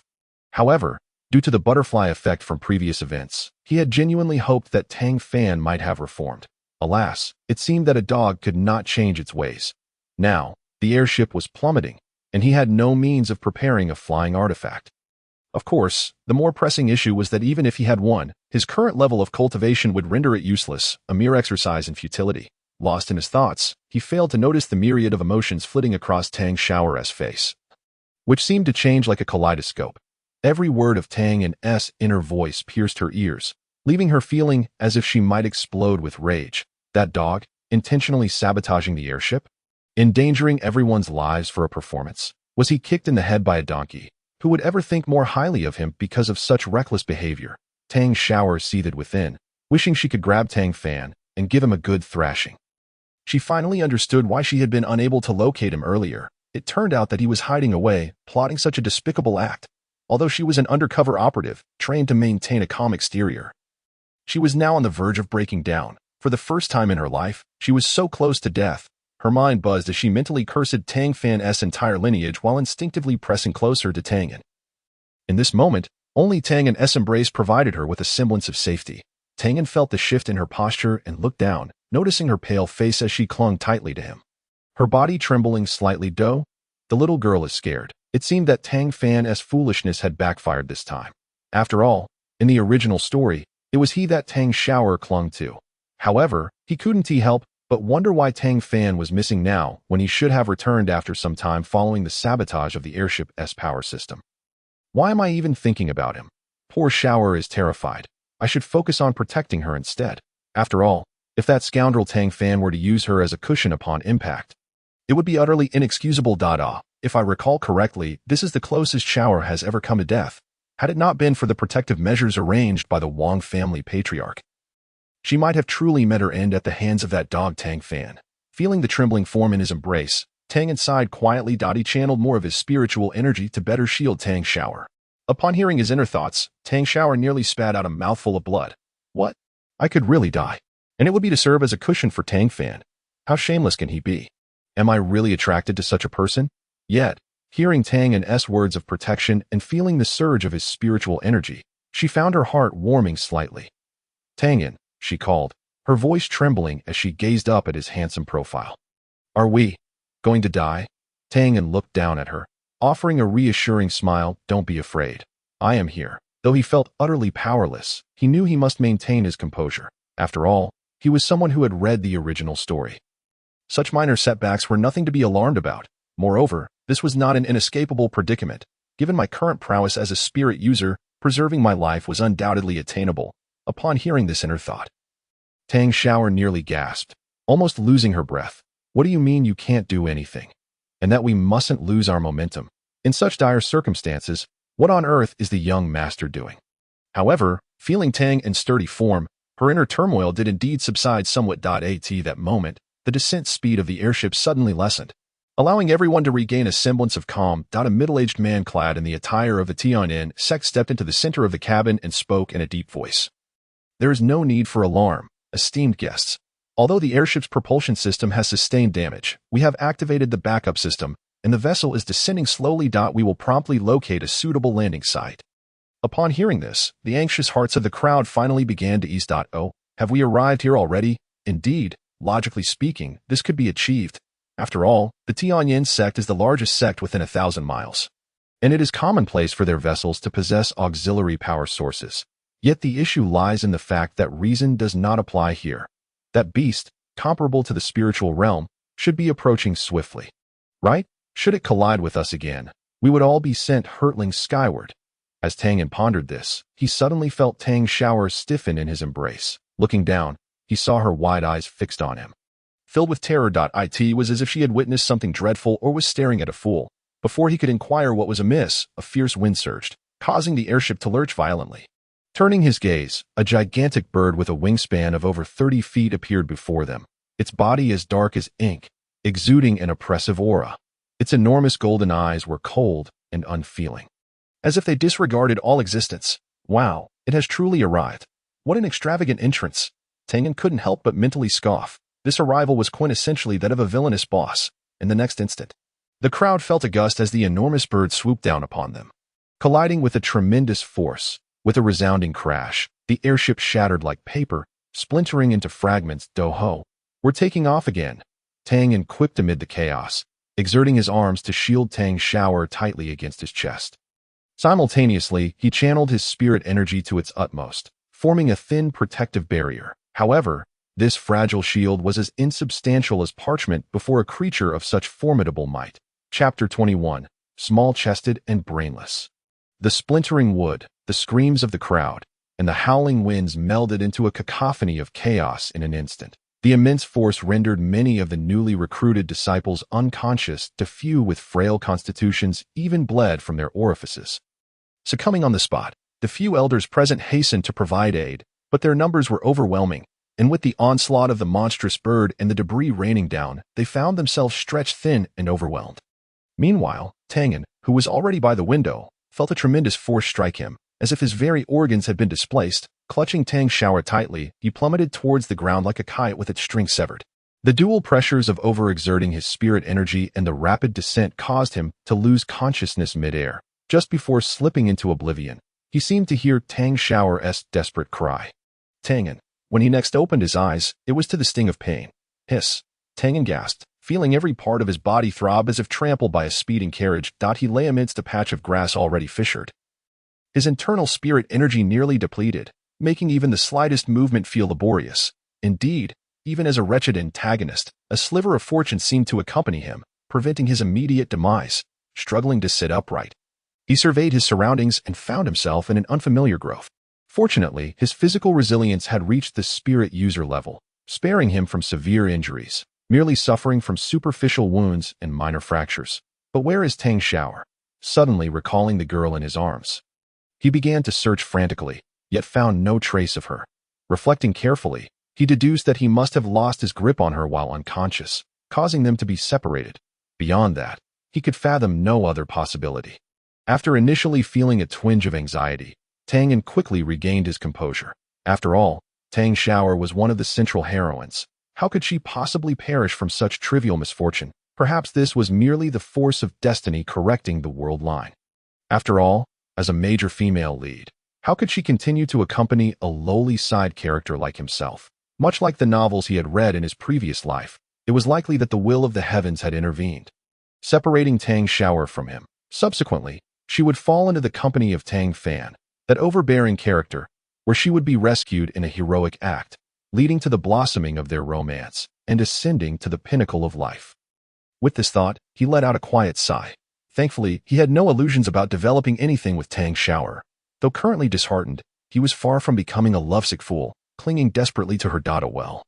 Consider it an experience akin to bungee jumping without a safety cord. He consoled himself, easing his disappointment as he closed his eyes and began to meditate through the pain. Tianyan exhaled a breath of stagnant energy. And after half an hour, he felt his spirit energy rejuvenated significantly. The pain in his body began to subside under the soothing effects of the energy, allowing him to move with some effort. Leaning against a gnarled tree, he stood up, feeling as though his bones were dislocated, each movement causing him to wince. That truly hurt. However, he needed to endure for now. It was crucial to locate Xiaoxiao and ensure the safety of other cultivators. With this resolve, Tianyan slowly ventured deeper into the dense forest. While he spoke of seeking other disciples of the Tianyan sect, his heart was acutely aware that his primary desire was to find Tang Xiaoxiao. Despite constantly reminding himself that she was the heroine, destined for the likes of Tang Fan, and that entangling himself with her could only lead to a pitiable fate, the truth remained that losing her left an emptiness within him, as if a vital piece was missing. Bah, this is merely concern for a fellow sect member's safety. Yes, that's it. Tianyan concocted a grandiose rationale for himself. Quickening his pace despite his limp, the forest was dark and foreboding. Its vegetation unnaturally lush, The sunlight was thoroughly obscured by the dense foliage, and the air was thick with a damp, putrid odor. After walking a short distance, Tianyan sensed that the atmosphere was off. Though his combat experience was negligible, he was still a spirit user, capable of sensing danger. That a chilling, sharp sensation enveloped him from all directions, akin to countless tiny icy needles piercing his skin, raising the hairs on his arms. This sensation intensified, ringing alarm bells in his mind. He understood that something was approaching. Damn it, could I be so unfortunate? Just escaped the clutches of the beast, and now I stumble into a den of wolves. He cursed inwardly, clenching his fists, preparing for an imminent threat. Suddenly, a glimmer of cold light flickered deep within the woods, moving so swiftly it was nearly imperceptible. Tianyan's pupils contracted sharply. Before he could react, a wave of fierce sword energy surged toward him. What the? Tianyan exclaimed, instinctively attempting to evade, but his body felt as though it had rusted in place, utterly unresponsive. In an instant, a glacial longsword pressed against his throat. Its razor-sharp tip mere inches from his jugular. The cold blade against his skin sent a bone-chilling wave through him, the aura of death enveloping Tang, and he stood frozen, cold sweat trickling down his forehead. His heart pounding as if it might burst from his chest. What a coincidence indeed, a chilling voice whispered in his ear. Far from the murderous intent he anticipated, it was laced with mockery. Upon hearing this voice, Tianyan froze, slowly lifting his gaze. Before him stood Qingru, her exquisitely beautiful and frosty visage illuminated by the shimmering blue sword pressed against his neck. Oh my heavens! I am doomed. Seeing that familiar, breathtaking face, Tianyan's heart sank. As expected, Tang Fan and Qingru were the quintessential protagonists. Were they here to eliminate him, this mere pawn, on behalf of her man? The terror of death did not shatter him completely. Rather, it ignited long-suppressed resentment within him. Ah, you infuriating wretch. Damn it, you foolish girl. It's not that you have a large chest, it's that you lack any intelligence. This airship was destroyed by that dog, Tang Fan. And now you're here to trouble me? Just because you're the protagonist doesn't mean you can run rampant. In the depths of near despair, Tianyan remained oblivious to the unfolding events. He vented his frustrations wildly in his heart. Qingru's already faint smile vanished entirely. Chapter 22. Embarrassment. That a flicker of confusion and anger flashed in her cold, clear eyes, and her grip on the sword tightened, the blade pressing against Tianyan's neck, leaving a shallow crimson mark. What are you thinking? Qingru's voice was colder than usual, as if imbued with the chill of millennia, piercing Tianyan's eardrums. She pondered, utterly perplexed, truly bewildered. Was it really so? Why would Tang Fan engage in such self-destructive behavior, destroying the flying vessel and disregarding the lives of his fellow disciples? What was he thinking? Rage surged within her, as Tang Fan's recklessness and selfishness filled Qingru with profound disappointment. At the brink of life and death, Tianyan felt his fear dissipate, replaced by a reckless desire to lash out. Since death was inevitable, why not unleash a torrent of curses upon her? Thus, he unabashedly blurted out, venting the pent-up grievances within him. You vile woman, how ruthless you are! Did I provoke you? With that icy demeanor, pretending to be virtuous, you act as if someone owes you money. Has your brain been kicked by a donkey? Qingru's face transitioned from pale to red, then to green as she listened to Tianyan's tirade. She sheathed her sword and struck him down with a punch. You mad woman, are you addicted to hitting people? Tianyan, dazed and seeing stars, mumbled curses through his blurred vision. This woman struck harder than any man, utterly disregarding his injuries. Qingru loomed over him, her gaze filled with frigid fury. Her once fair cheeks were now flushed crimson, as if she might erupt in flames at any moment. Gripping Tianyan's collar, she ground her teeth and demanded, Say that again. Speak. Go on. Vile woman, shrew, tigress. Despite being beaten so severely, Tianyan remained defiant, feeling that since death was approaching, he might as well indulge in his verbal whims. That you're courting death? Qingru roared, her fists raining down upon Tianyan's face and body like a torrential downpour. Tianyan was left bruised and battered. Feeling as though his insides had been rearranged, he lamented inwardly, knowing he shouldn't have provoked her. This woman was a complete maniac. Eventually, Qingru, exhausted from her assault, paused and sat atop Tianyan, panting heavily. Her chest in a fit of rage, Qingru appeared to have formulated a plan in her heart. Was Tang Fan not seeking to gain favor during a moment of peril? Then she would take the initiative, preemptively vanquishing the two ferocious beasts before him. She was eager to witness what further antics that scoundrel Tang Fan could possibly conjure. Tianyan, let us advance together. Su Qingru declared to Tianyan, her tone imbued with an unassailable resolve. She wished not only to thwart Tang Fan's intentions, but also to discern the true extent of Tang Fan's prowess. After all, she had never witnessed him in combat before. Despite having heard of his abilities as a spirit master, she found it hard to fully believe without witnessing it firsthand. Moreover, even if he were indeed a spirit master, the disparities in strength were often stark. She was keen to ascertain the true measure of Tang Fan's combat capabilities. Upon hearing her words, Tianyan, who had initially intended to remain a mere spectator, was rendered momentarily speechless. "What are you doing hiding behind me? Hurry and join the fray." Su Qingru's almond-shaped eyes widened, her longsword gleaming ominously as its tip nearly grazed Tang Fan's nose. Su Shengv. "These two beasts are ferociously formidable. My meager abilities would only serve as a death warrant." Tang Fan feigned fear, shrinking his neck in trepidation, while secretly glancing at the system's scanned weaknesses of the beasts. Chapter 24. This is strength. The abdomen is soft, the eyes are vulnerable, and they fear water attacks. Information gathered. Enough of your nonsense. If you do not strike, are you simply going to watch your fellow disciples perish? Su Qingru was evidently dissatisfied with Tang Fan's excuses, her tone growing icier. She pressed her sword forward, leaving a faint crimson mark upon Tang Fan's neck. Su Shengv, spare me. I am merely speaking the truth. Tang Fan exclaimed dramatically, clutching his neck while his eyes darted nervously. Internally, he lamented, "This woman is truly troublesome, always threatening me. She and that dog of a man are clearly a matched pair. Truthful? You are simply cowardly. I will slay you if you do not act." Su Qingru's beautiful eyes glinted with lethal intent. "You, Su Shengv, possess great abilities and could easily vanquish these beasts without my assistance." Tang Fan continued to flatter her. Desperate to avoid entanglement in the protagonist's narrative, should he inadvertently outshine Tang Fan, that rascal would surely harbor immense resentment. Tang Fan, Su Qingru's chest heaved with indignation, her longsword vibrating ominously, as though poised to pierce Tang Fan's throat at any moment. "Very well, I shall go. I shall go," he conceded, recognizing her tempestuous nature. The true man knows when to bend. "Preserving my life comes first." With that, Tang Fan propelled himself forward with determination, although he was uncertain of his own strength. He presumed that as a nascent spirit master, he should not be lacking. To be cautious, he unleashed a flurry of strikes. One beast fell to his dagger, pierced through its abdomen, while the other succumbed to his relentless assault, never even managing a full cry of despair before collapsing lifelessly to the ground.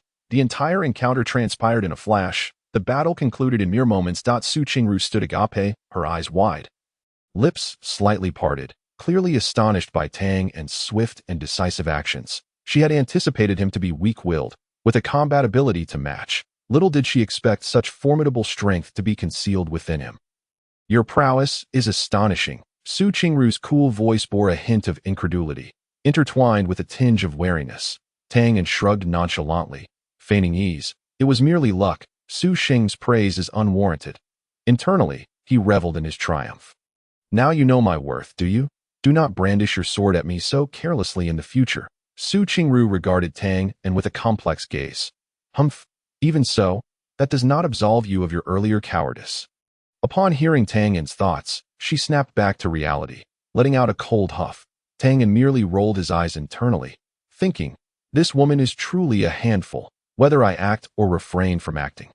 It is a dilemma. Externally, he plastered on a humble smile. "Su Shengv is correct.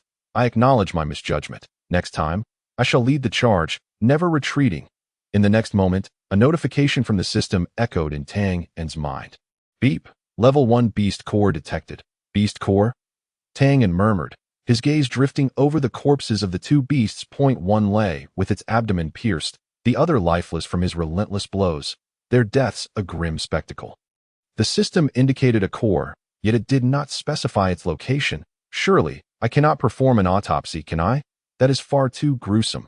I am a civilized individual of the 21st century. Internally, Tang Fan was in turmoil, but his face remained placid, maintaining a veneer of humility. Su Qingru regarded him with suspicion, pondering, what does he mean by the 21st century? Is he truly so disturbed by this scene? Something is amiss. Even those of noble lineage allow their children to venture forth for training. His reaction is peculiar. Moreover, that so-called system remains enigmatic. What are you doing? Su Qingru finally could not contain her curiosity. I am merely inspecting to see if these beasts possess anything of value. Tianyan lied smoothly, his gaze flitting over the corpses. System, could you provide some guidance? Where on earth is this core? Is it hidden in an unsavory place? That would be quite repugnant. Beep. The beast core is located near the creature's heart. The host must dissect the chest cavity to retrieve it. The system's cold voice resonated within Tianyan's mind. Dissect the chest cavity? Goodness, this is far too macabre. I am a modern individual. I have never engaged in such activities. Tianyan's insides churned violently, nearly causing him to retch. Tianyan, what are you dawdling for? Come and assist in collecting the spoils, Qingru urged. Tianyan inhaled deeply, forcing down his revulsion, and approached the beast he had slain with his fists. He crouched down, closed his eyes, and chanted inwardly, out of sight. Out of mind. Out of sight. Out of mind. Trembling, he withdrew a dagger from his storage pouch and plunged it fiercely into the beast's chest. Thud. A foul, putrid liquid burst forth, splattering Tianyan's face. Unable to contain himself any longer, he began to retch. The stench was utterly more offensive than stinky tofu. What on earth had this beast consumed in its lifetime? Qingru delicately wrinkled her brow, covering her nose as she remarked. Tianyan, do mind your image. After all, you are a master of the spirit envoy realm. Tianyan suppressed his discomfort and used his dagger to slice open the beast's chest, revealing a softly glowing red orb. Is this the inner core? With utmost caution, Tianyan extracted the inner core, and a wave of warmth immediately enveloped his entire body. Bliss. This sensation was unparalleled. Didi.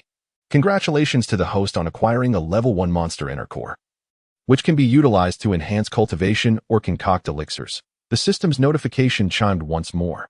Tianyan's heart soared with joy as he hastily stored the inner core in his storage pouch.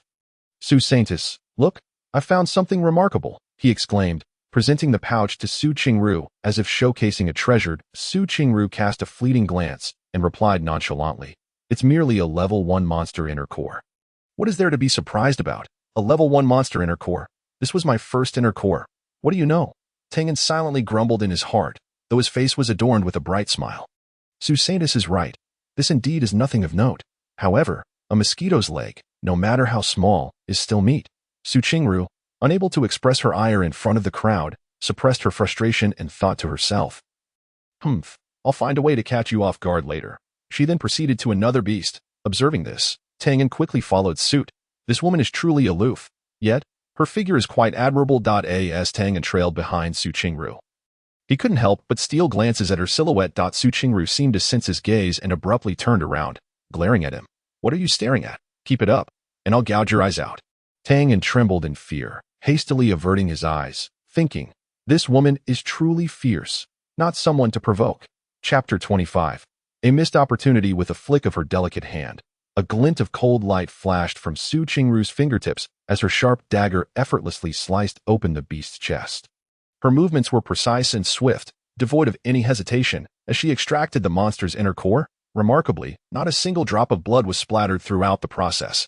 After retrieving the inner core, Qingru tossed it casually towards Tianyan without even glancing back. This is rightfully yours, she stated with a frigid tone. Subsequently, she approached the injured disciples, expertly tending to their wounds and distributing healing elixirs. Meanwhile, Tianyan held his sword, vigilantly scanning the surroundings for any potential dangers. Unbeknownst to them, in a shadowy corner, Tang Fan's expression was one of utter dismay. Damn it, when I was making waves back in the day, this kid was still in diapers. The spirit envoy realm? He must have stumbled upon some dog's hit luck. The voice of the elderly man within the ring continued to roar, his tone dripping with jealousy, akin to spilling a barrel of vinegar. Back in my day. Enough. Enough, Tang Fan interrupted impatiently, his already grim demeanor darkening further. You were once so impressive, yet now you're merely a spirit trapped in this ring, unable to escape. Spare me the nonsense and focus on how to help me enhance my strength.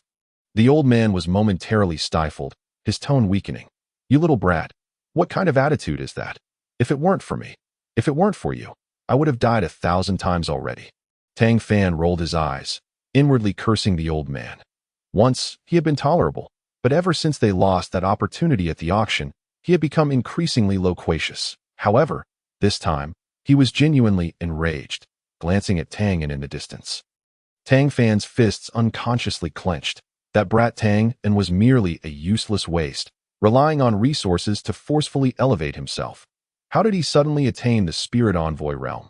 A wave of intense bitterness surged within him as Tang Fan gritted his teeth.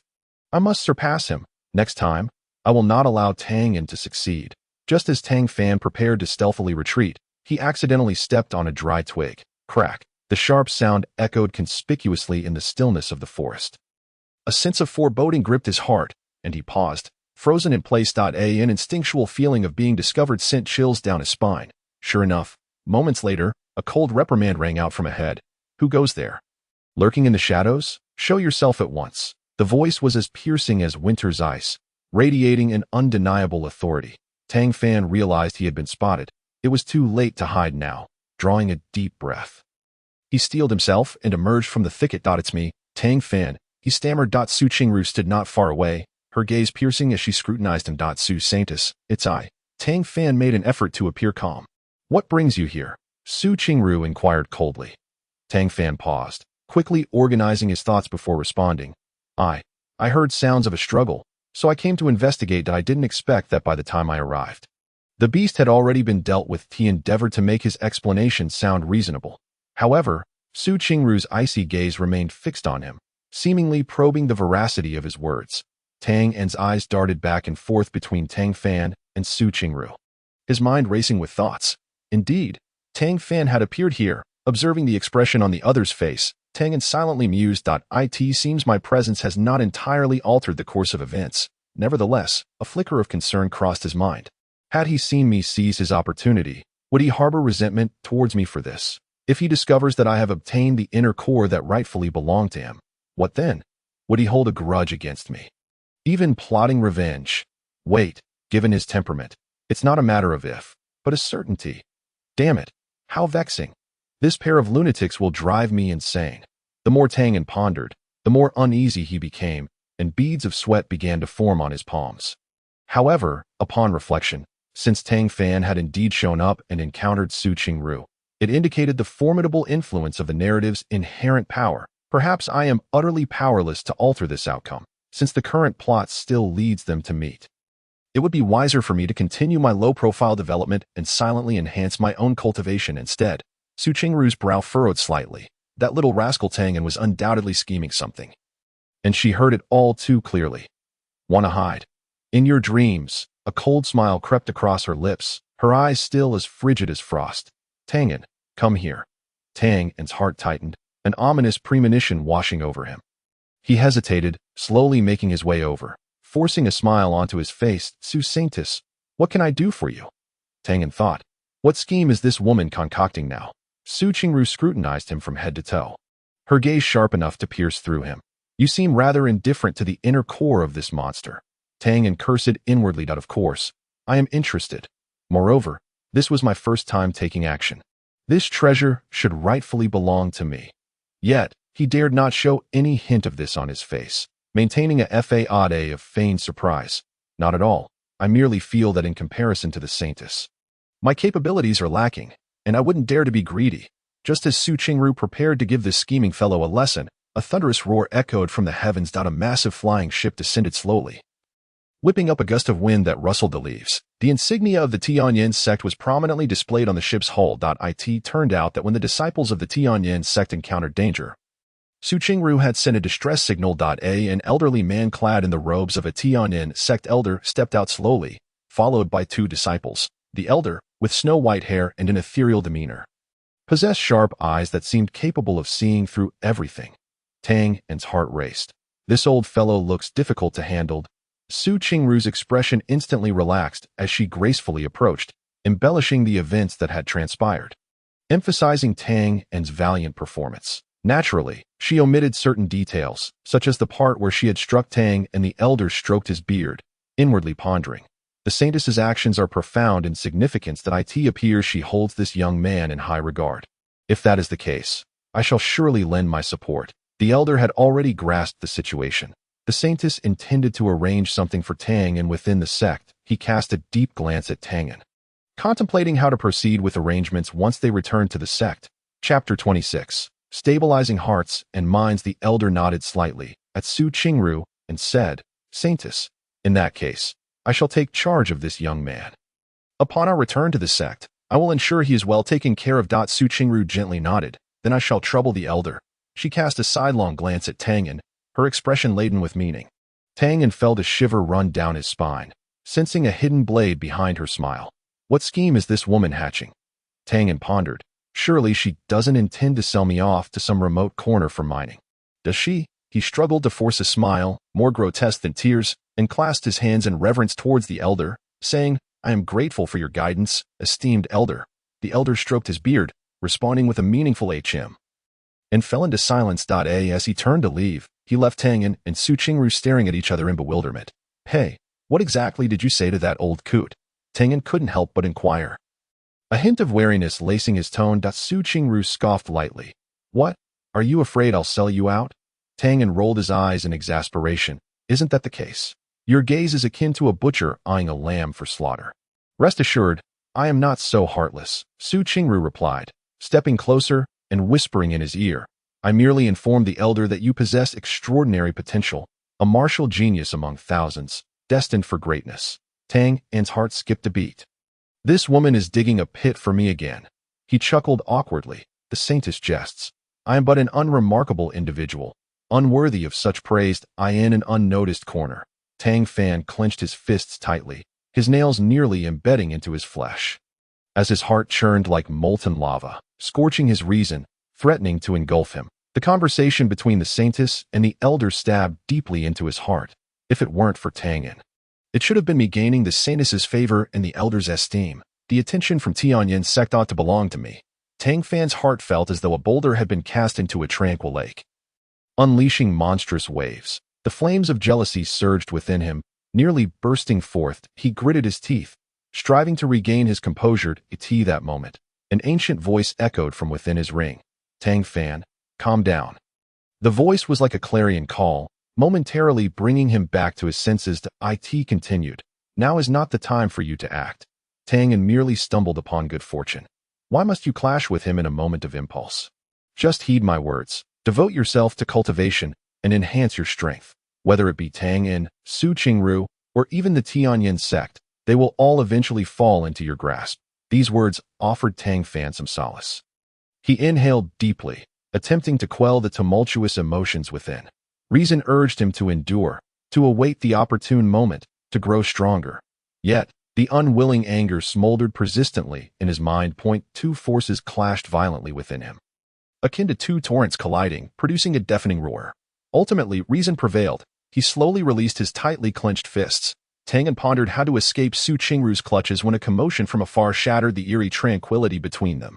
Several disciples clad in Tianyan sect attire soared in on their swords, trailing a group of disheveled youths. It seemed they had found the others. Su Qingru's demeanor relaxed slightly, as though a weight had been lifted.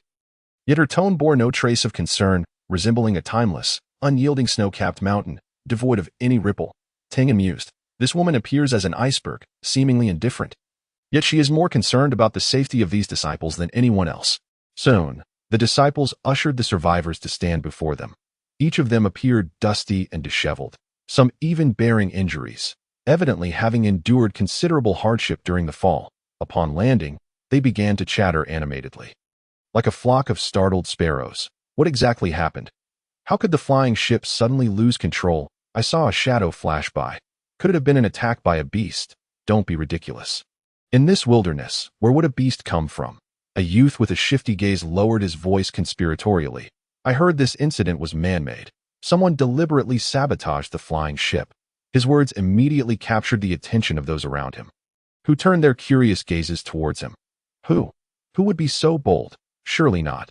This is the flying ship of Tianyan sect. Who would dare tamper with it? You might be mistaken.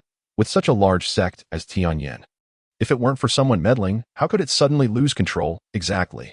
The ship was thoroughly prepared, and it was inspected just the day before. How could it suddenly malfunction? Tianyan thought. Besides myself, who else would know the original plot? It must be Tang Fan.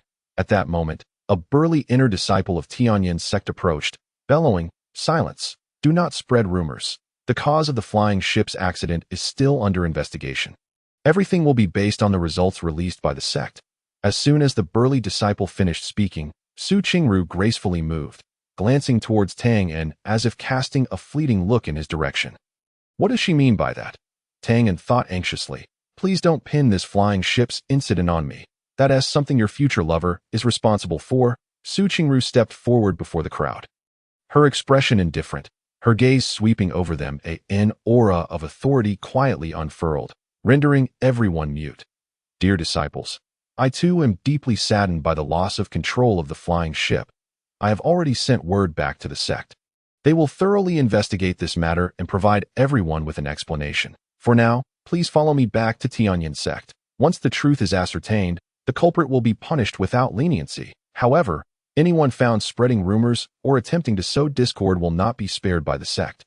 Her voice was cold yet resolute, carrying an undeniable weight. The crowd, cowed by her presence, nodded in agreement, silenced. Tang regarded Qingru with quiet admiration. With just a few words, she managed to seize control of the situation, effortlessly calming the frightened disciples. No wonder she is the Saintess of Tianyan sect. She truly possesses remarkable prowess. This icy woman is indeed more than she appears. I must be cautious not to fall into her traps. Qingru, sensing Tang's internal thoughts, felt a flicker of irritation. Even if I had forcefully dealt with him back then, I did provide him with elixirs. Why must he think I wish him harm? He is even wary of me. Qingru cast a casual glance at Tianyan, her eyes seemingly conveying, "Behave yourself." Tianyan internally cursed. This woman, does she plan to scheme against me again?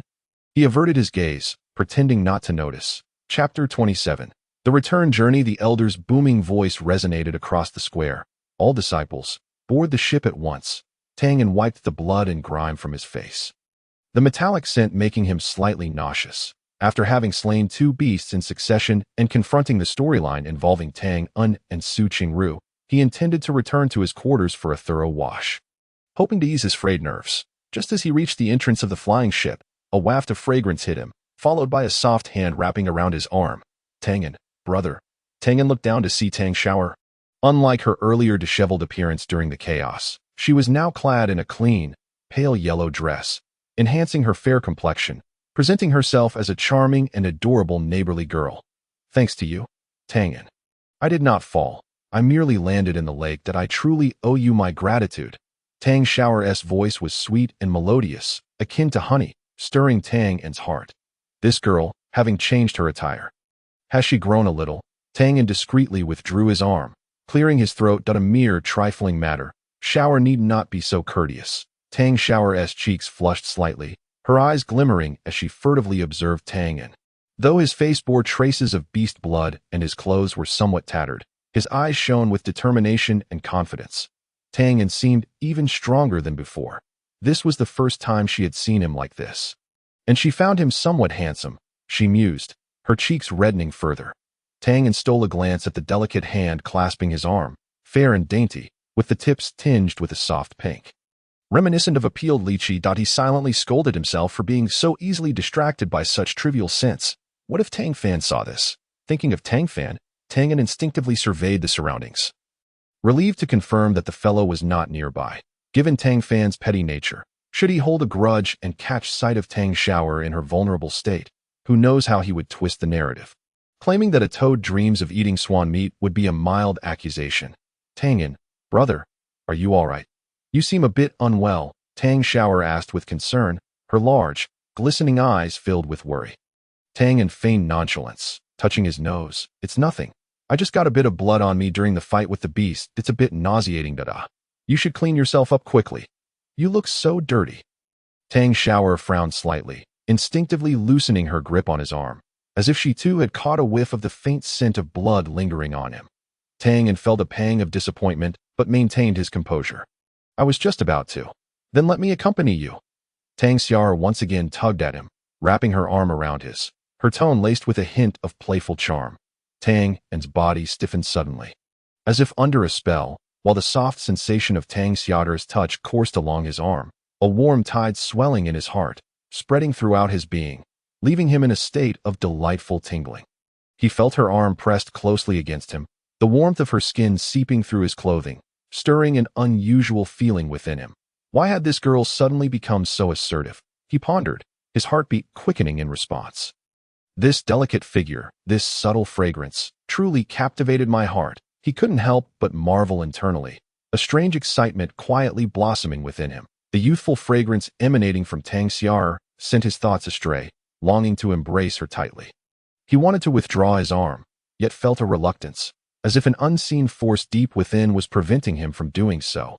Ultimately, he surrendered to the allure, allowing Tang Xiaoxiao to entwine her arm with his.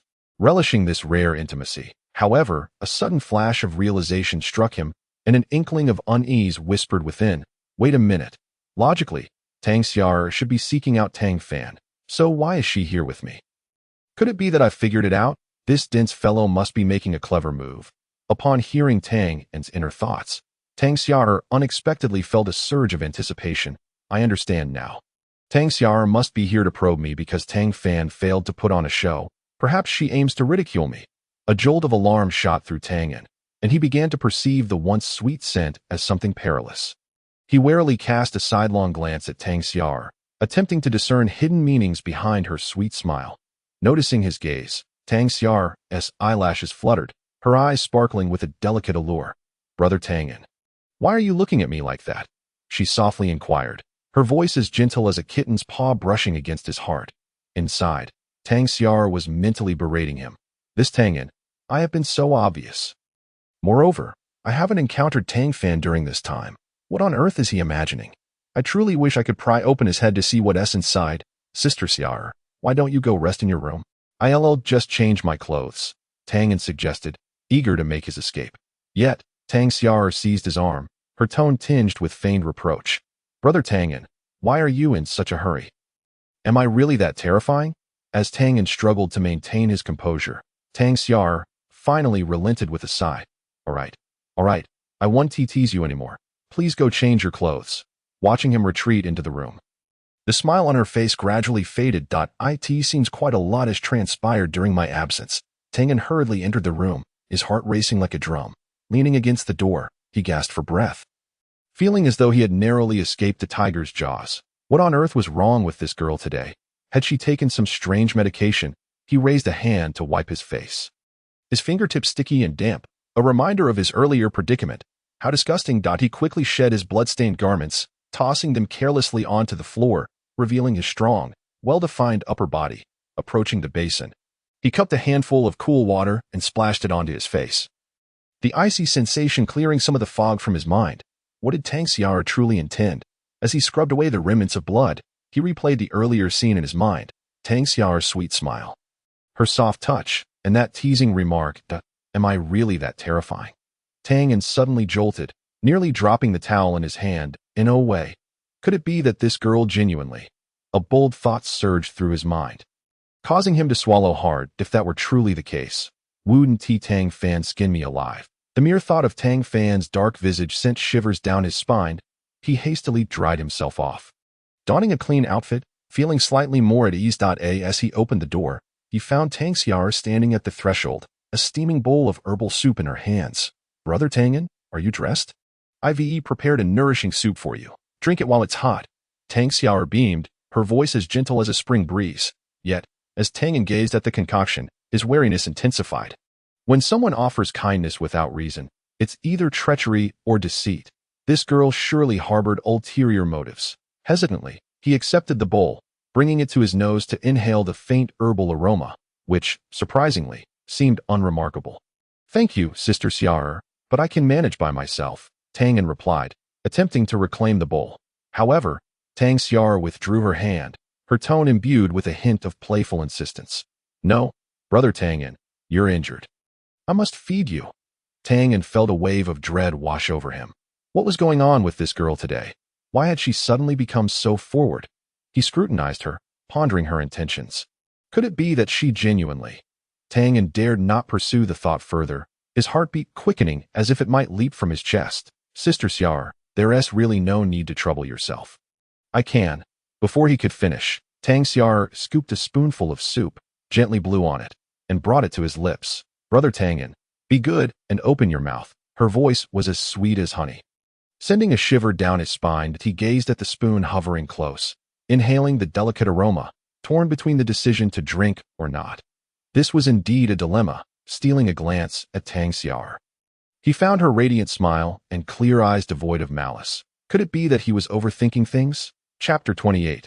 Tianyan Sect. System. Scan the soup. It's not poisoned, is it?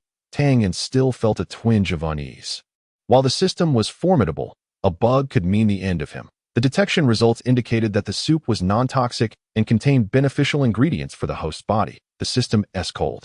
Electronic voice chimed in once more. With that, Tang's apprehension eased slightly, though he remained cautious. System, continue monitoring my physical condition. Real-time monitoring activated. All right then, I shall drink. Taking a deep breath, he glanced from the soup to Tang Xiaoxiao.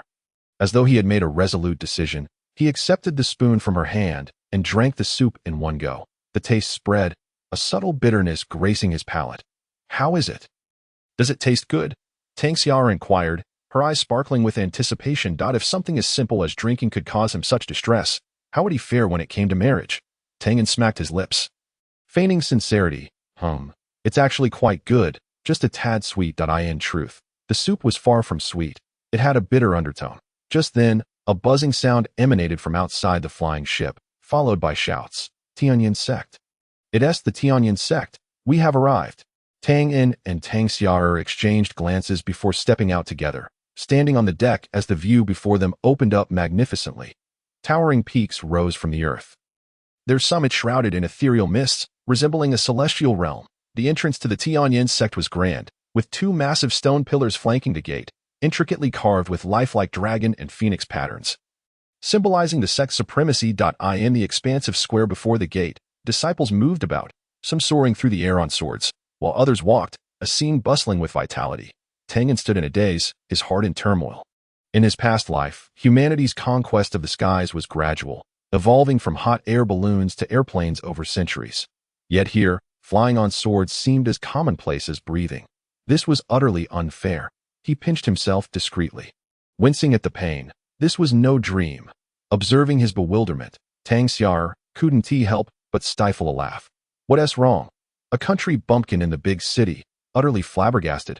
Regaining his composure, Tang shot her an exasperated glare. What do you know? This is called being unaccustomed to the world. It's called cultural shock. Tang Xiaoxiao laughed even harder. All right, cultural shock it is. You take your time with that. I'll go register us. With that, she didn't wait for Tang to respond, her figure flashing as she leapt directly from the flying ship.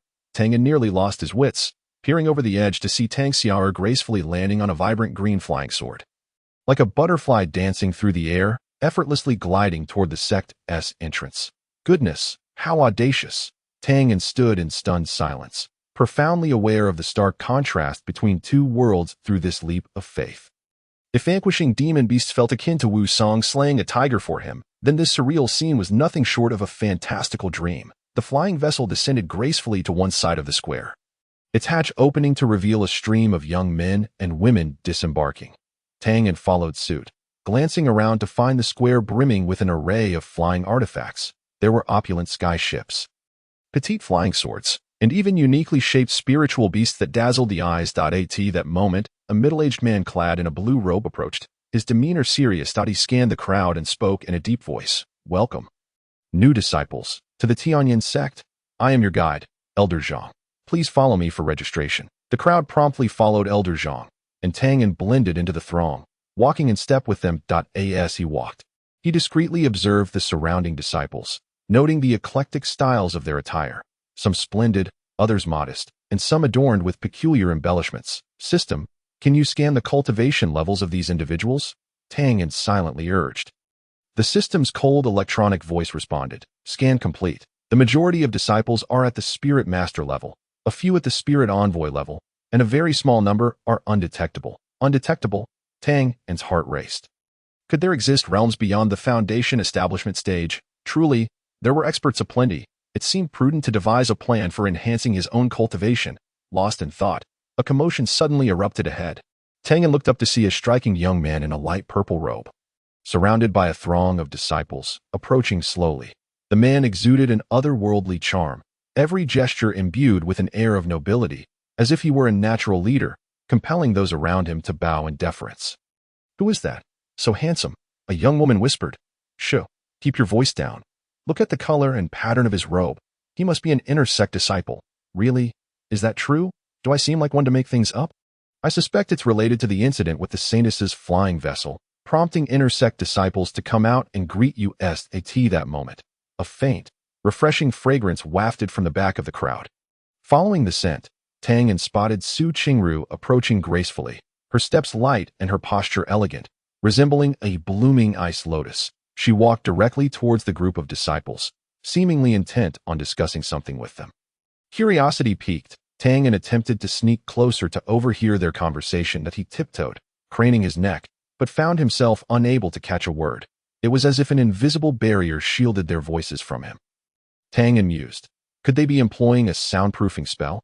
He quickly called out to the system. System, can you hear what they are saying? I'm sorry, host, but my permissions are insufficient to penetrate this soundproof barrier. The system's cold electronic voice echoed in Tianyan's mind. System, scan Su Qingru for any special artifacts. Scan complete. Su Qingru is wearing a soundproof jade pendant, just as I suspected, Tianyan realized. Understanding that he would be unable to eavesdrop on their conversation, and resigned himself to the situation. As he strained to catch a glimpse, the inner Sect disciple in the light purple robe seemed to notice his gaze, casting a casual yet probing glance in his direction. Subsequently, the disciple leaned in to speak quietly with Su Qingru. She nodded gently, and they appeared to confirm something before turning to leave. Chapter 29. Something feels off. A chill ran down Tianyan's spine. A wave of unease crashing over him. He strove to maintain his composure, forcing a smile towards Tang Xiaoxiao. It's nothing, just admiring the scenery. Yet his mind raced, contemplating the nature of Su Qingru's conversation with the inner Sect disciple. Could it be that she was plotting yet another test for him? Tang Xiaoxiao's delicate face wore an expression of confusion. Scenery. What is there to admire in this dreary place, aside from a few crooked trees by the registration area? What else is there? Tianyan chuckled awkwardly, evasively replying, I was just taking a casual look. Tang Xiaoxiao didn't press further, handing him the identity token. Here, it's all registered. Your information is on this. The identity tokens distributed by the Tianyan sect recorded each disciple's identity details, including their assigned battle team. With a mere thought, one could access this information, making it incredibly convenient. Tang Xiaoxiao handed him the registration book. Here, it's all done. Please check if there are any issues. Tianyan took the identity token. Glancing over it hastily, name, age, battle team, etc. Battle team, he suddenly looked up, pointing at the battle team section. Xiaoxiao, why does it say unknown for my battle team? A jolt of anxiety coursed through Tianyan. He had explicitly instructed Tang Xiaoxiao to list Qingyan town. Yet somehow it had turned into unknown. There must be something amiss. Perhaps it was an error on the registrar's part. Feigning nonchalance, he said, I'll go inquire about it myself. All right. Tang Xiaoxiao nodded. I'll wait for you here. Tianyan inhaled deeply and turned towards the registration area, feeling like a prey being stalked by a hunter, each step fraught with peril. As he walked, he discreetly scanned his surroundings, hoping to uncover some clues. The registration area was abuzz with activity, the new disciples chattering like a flock of sparrows filling the hall. Tianyan positioned himself at the end of the line, his heart pounding like a drum, each beat resonating in his nerves. He silently prayed, please, let it not be as I fear. I merely wish to survive. What have I done wrong? Is it such a grave sin to flaunt a little talent? Besides, Tang Fan has so many opportunities ahead of him. Does it truly hinge on my presence? The inner Sect disciple remained in the corner, his tall figure radiating an air of cold detachment. He seemed oblivious to the surrounding clamor, occasionally glancing at Tang and with an almost imperceptible hint of mockery in his eyes. Tang cursed inwardly. Damn it, this fellow is definitely up to something. That icy Su Qingru is surely plotting against me again. The line moved slowly, and each passing second felt like an eternity. Tianyan's mind raced with strategies for how to cope. Next, the impatient voice of the registrar interrupted his thoughts. Finally, it was his turn. Tianyan suppressed his unease and approached the registrar, managing to force a smile. Elder, the battle team section on my identity token says unknown. Is there an error? The registrar shot him an annoyed glance. Casually picking up the identity token, unknown? How could that be? Let me see, and indeed it says unknown. What is your name? Tang and the registrar rifled through the registration book, furrowing his brow. Tang and doesn't appear here. Are you certain you registered? Tang felt a chill wash over him, a sense of foreboding creeping up his spine. He feigned calmness. Of course I registered. It was Tang Xiaoxiao who assisted me. Tang Xiaoxiao? The registrar looked up, a flicker of doubt in his gaze. I haven't heard of that person. There are so many registrants. Wait here while I inquire. The registrar turned towards the inner sect disciple in the corner. Whispering a few words, the inner sect disciple nodded, then approached Tianyan, sizing him up from head to toe. You are Tianyan? A sense of foreboding gripped Tianyan's heart. He steeled himself, saying, That's me. May I ask what guidance you have for me? At last, it was Tianyan's moment to speak up that he pointed at the unknown on the registration book. Elder, why does my battle team say unknown? Others have theirs listed. The inner sect disciple explained, This information is prearranged. If you have questions, you may consult the instructors in the Chonda Hall. Other matters are determined by the elders of the sect, which I am not authorized to discuss. Yet, before Tianyan could respond, the registrar brusquely interrupted him. The elder has spoken. Please do not delay the registration of the other disciples. Next in line. Tianyan inwardly cursed. What is this nonsense? While grumbling, he returned to Tang Xiaoxiao's side, forcing a smile that was more wretched than tears. It's nothing, Xiao. Just a minor issue. No need to worry. Tang Xiaoxiao's delicate brows furrowed, clearly unconvinced by his feeble words. Having watched Tianyan grow up, she could easily discern his intentions. The forced grin he wore was a blatant indication that something was amiss.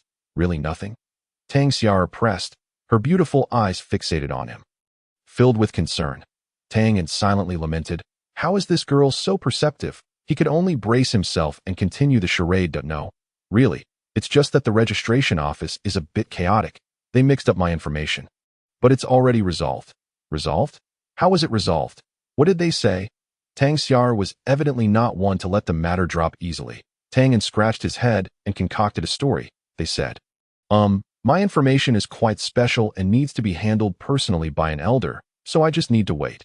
Tang Xiaoxiao shot him a skeptical glance, but ultimately refrained from pressing further.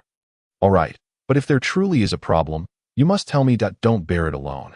Tianyan felt a warmth in his heart. Although this girl could be inscrutable at times, she genuinely cared for him during crucial moments. He nodded vigorously. Rest assured, it's really nothing. For the remainder of the time, Tianyan remained distracted, occasionally glancing at the stern inner disciple in the corner, feeling as though the man was scrutinizing him from the shadows. Chapter 30. The turnaround. Once the disciples had completed their registration, Elder Zhang led them into the Chongda Hall. Inside, the hall was adorned with intricate carvings and brilliant gold, with the fragrant incense curling upwards. Yet it did nothing to soothe Tianyan's restless spirit. He felt akin to the monk Tang Sung who had stumbled into the Spider Lily Cave, surrounded by demons, each one glaring at him with predatory intent. Not far off, Tang Fan was engaged in lively banter with several inner disciples, occasionally casting meaningful glances towards Tianyan, who inwardly cursed. That scoundrel is certainly up to no good. It seems today's Chongda Hall is destined for turmoil. What made him most uneasy was Qingru. The woman had donned a shimmering white garment that accentuated her snow-like complexion and picturesque features. Yet, to Tianyan, the white attire resembled a chilling white maw. Beautiful yet laden with peril, she was conversing quietly with an elder, her gaze inadvertently drifting towards Tianyan, causing cold sweat to bead on his back. This is it. I'm finished, Tianyan silently lamented. This woman has clearly come to set a trap for me. After the debacle with the uncontrolled flying ship, I was thoroughly beaten by this iceberg of a woman. She here specifically to end me. Am I to continue living? Qingru, sensing Tianyan's inner turmoil, couldn't help but scoff internally. Can't this brat offer me even a single compliment? I refuse to believe that later I want to show this little scoundrel that the holy maiden of Tianyan sect is a figure of both reward and punishment. The elder cleared his throat, his voice booming throughout the hall. Esteemed new disciples, I, as the law elder of Tianyan sect, am here today to elucidate the sect's rules. Tianyan, feeling utterly bored, fiddled with his ears. Rules? What sect lacks rules? It's merely the same old cliché about not harming fellow disciples and refraining from descending the mountain without permission. He pondered how to slip away quickly, ideally avoiding those who made him feel uncomfortable. The elder droned on for a full half hour, and Tianyan was nearly lulled to sleep, until the phrase uncontrolled flying ship pierced through his stupor, causing him to muster some attention, thanks to the courage displayed by disciple Tianyan, who protected his fellow disciples and vanquished the beasts. The elder's voice rang with fervor, but Tianyan felt a chill in his heart. Surely this old man isn't trying to elevate me as a model disciple, dragging me out for reports daily. Even more shocking was what the elder said next, nearly propelling Tianyan off the ground. Upon investigation, disciple Tianyan has achieved the spirit manipulation realm. in recognition of his contributions to safeguarding the sect. He is exceptionally promoted to an inner disciple. The hall erupted in uproar. Inner disciple, a status that countless outer disciples yearned for. Tianyan himself was dumbfounded. How had such a stroke of luck fallen upon him? Stealing a glance at Tang Fan, he found the latter's face ashen, his eyes filled with a murderous glare. Qingru, however, wore an inscrutable smile, sending chills down Tianyan's spine. Congratulations, Junior Tianyan, a youth with oiled hair approached. Beaming with a fake smile that I hope to receive your guidance in the future. Tianyan forced a smile in return, inwardly cursing, who is this brat? Why haven't I seen him before? His mood swings are faster than flipping a book. But this doesn't add up. How did I become an inner disciple? Tang Fan's gaze has shifted. I merely acted to save myself. What if Tang Fan holds a grudge against me? Is my life to be forfeit? Is this my unfortunate fate? Qingru must have a hand in this. That wretched woman. Is this all just to vent her frustrations on her old flame? Amidst the flattery of the other disciples, Tianyan felt engulfed in a tempest of confusion. Qingru sensed his inner turmoil, and a surge of unexplainable anger ignited within her. Why can't he appreciate my efforts? I am doing this for his own good. How can he drag Tang Fan into this and not stop with his wild speculations? Suddenly, Tang Fan raised his head and strode towards the elder. Sensing his emotional upheaval, the elderly figure within the ring felt an ominous premonition. Before he could intervene, Tang Fan's voice boomed with rage. Long live the elder. This brat is clearly a waste. The crowd turned their attention towards Tang Fan. My abilities surpassed Tianyan's. It was merely that I did not have the chance to strike. Otherwise, how could he have? Before he could finish, the law elder silenced him with a piercing glare. Tang Fan, are you implying that you were present at that time? Qingru's voice was cold, laced with an undeniable authority, pressing down on Tang Fan like a boulder. Are you suggesting you were there at that time?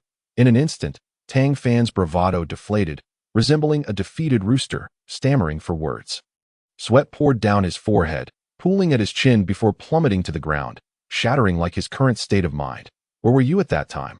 Why did you not lend your assistance? Qingru pressed on, her tone growing increasingly stern, each word cutting into Tang Fan's heart like a knife that he felt exposed, as if stripped bare in the town square, surrounded by mocking gazes. Tang Fan scrambled to explain. I was in seclusion. Indeed, I was in closed-door training for an extremely vital technique, he continued, desperately glancing at Qingru's expression, hoping this flimsy excuse would suffice. However, Qingru merely regarded him with a frosty stare. Her gaze filled with disdain. With a derisive snort, she interrupted his ramblings. Tang Fan, as a disciple of Tianyan's sect, you lack ambition and instead harbor envy towards your peers. You possess such strength yet refuse to lend aid. And now your words are filled with contradictions. What exactly do you wish to achieve? Pointing an accusing finger at Tang Fan, Qingru scolded vehemently. Tang Fan, you are nothing but a hypocrite. You speak of brotherhood. Yet in a critical moment, you hide away, fearing for your life, and now you twist the facts. Do you not feel any shame? Tianyan felt as if he had been plunged into a vast whirlpool. Everything around him spinning, the whispers of the disciples buzzing in his ears. He shook his head vigorously to clear his thoughts, only to find himself more bewildered. What is happening? Isn't Qingru supposed to be Tang Fan's supporter? Why is she turning against him? A wave of confusion washed over Tianyan, resembling a tangled knot that refused to unravel. Stealing another glance at Tang Fan, he noted the man's expression, which resembled that of someone who had just swallowed something repugnant. Was there more to this story than met the eye? Tianyan mused. Could it be that Qingru was deliberately staging this drama with Tang Fan? The thought sent shivers down his spine. Chapter 31. The performance. The more Tianyan pondered, the more plausible it seemed, for such tropes were common in novels. Though cliché, they proved effective. Just as Tianyan was busy concocting various melodramatic scenarios in his mind, Qingru's voice thundered once more, like a clap of thunder, reverberating in his ears. Tang Fan, do you have anything to say? Qingru's voice was as cold as ice, piercing to the bone, leaving Tang Fan trembling uncontrollably. He opened his mouth, but words escaped him like a dehydrated fish gasping for air. The tumult of urgency and anger churned within him, yearning to confront her, yet reason held him back. The elder of law stroked his beard, a glimmer of shrewdness flashing in his murky eyes as he spoke slowly. Tang Fan, As a disciple of the Tianyan sect, you ought to lead by example. Yet, you have committed an act that violates our sect's regulations, which is indeed disheartening. You are to reflect in solitude on the wall of reflection for 3 months. As a warning to others, Tang Fan felt as if struck by lightning, rooted to the spot in disbelief. 3 months? This was a critical period that could determine his participation in the grand competition of the sect. He shot a furious glance at Qingru, his eyes filled with incredulity. "It was you. You set me up?" Qingru remained unfazed by Tang Fan's accusation, her expression unchanged, even failing to lift her eyelids, as she calmly uttered a single word: "Evidence." Tang Fan fell silent. He indeed had no evidence. Merely conjecture. Like a caged beast, he paced anxiously, his inner flames of fury burning fiercely with no outlet for release. Tianyan observed from the side, inwardly marveling at the icy beauty before him. What a performance! It would be a shame if she did not vie for an Oscar. The two of them were engaged in a dramatic display right before his eyes, truly captivating. He even began to suspect that Qingru had traversed from another realm. For how else could she embody the essence of a scheming vixen so perfectly? Qingru widened her eyes slightly, unable to believe her ears. What did Tianyan mean? Who was acting? After all I've endured, he dares to suggest I am putting on a show? What nonsense fills his head? Time will tell. I shall ensure he witnesses the resolve of the holy maiden of the Tianyan sect. The elder of law, growing impatient, waved his hand dismissively. Take him away. 2 disciples stepped forward, one on each side, seizing Tang Fan and dragging him away. That he struggled futilely, his voice fading into the distance, ultimately vanishing beyond the mountain gate. Watching Tang Fan being led away, Tianyan smirked to himself. This fellow is about to spend 3 months in solitary reflection.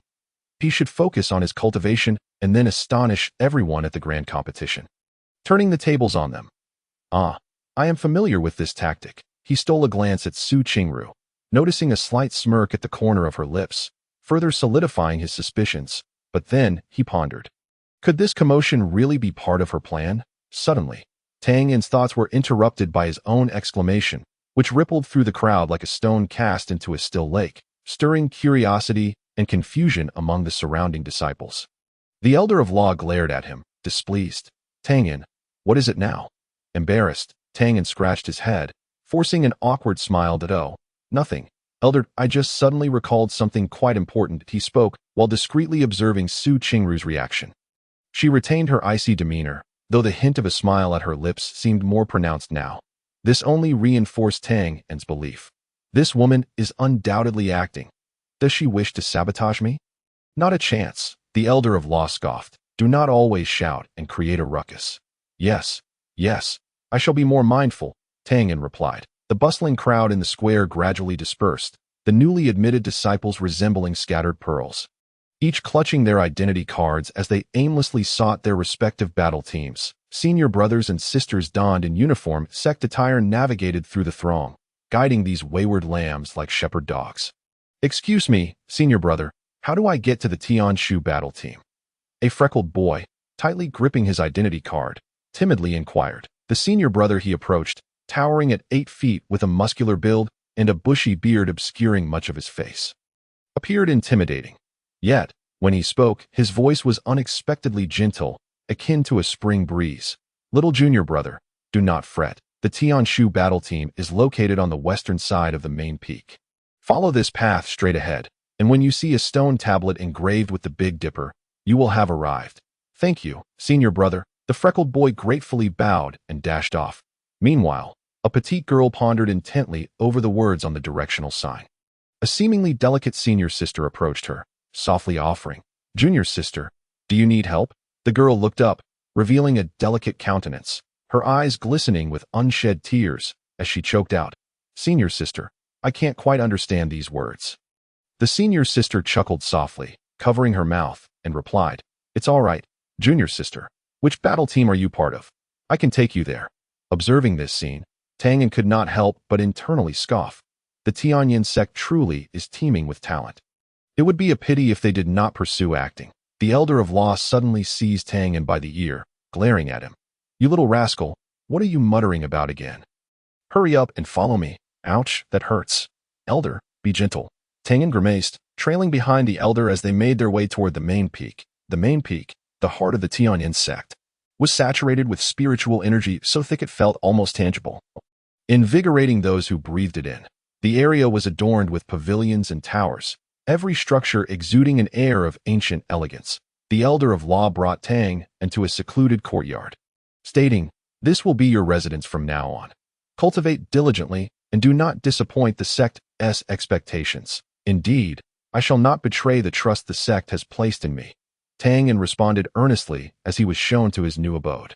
He pushed open the courtyard door to find a verdant haven filled with trees, the melodious chirping of birds, and a babbling brook, creating a serene and enchanting atmosphere. "I like this place." Tang nodded in satisfaction before surveying his room.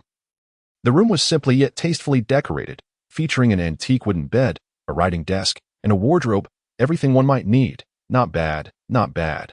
Tang glanced around, plotting how to best utilize this space to execute his covert cultivation plan. Just a mountain peak separated him from the holy maideness quarters. Tang stroked his chin, a glint of cunning flashing in his eyes. Chapter 32. Just as I suspected, Qingru's arrangement was precisely as I anticipated.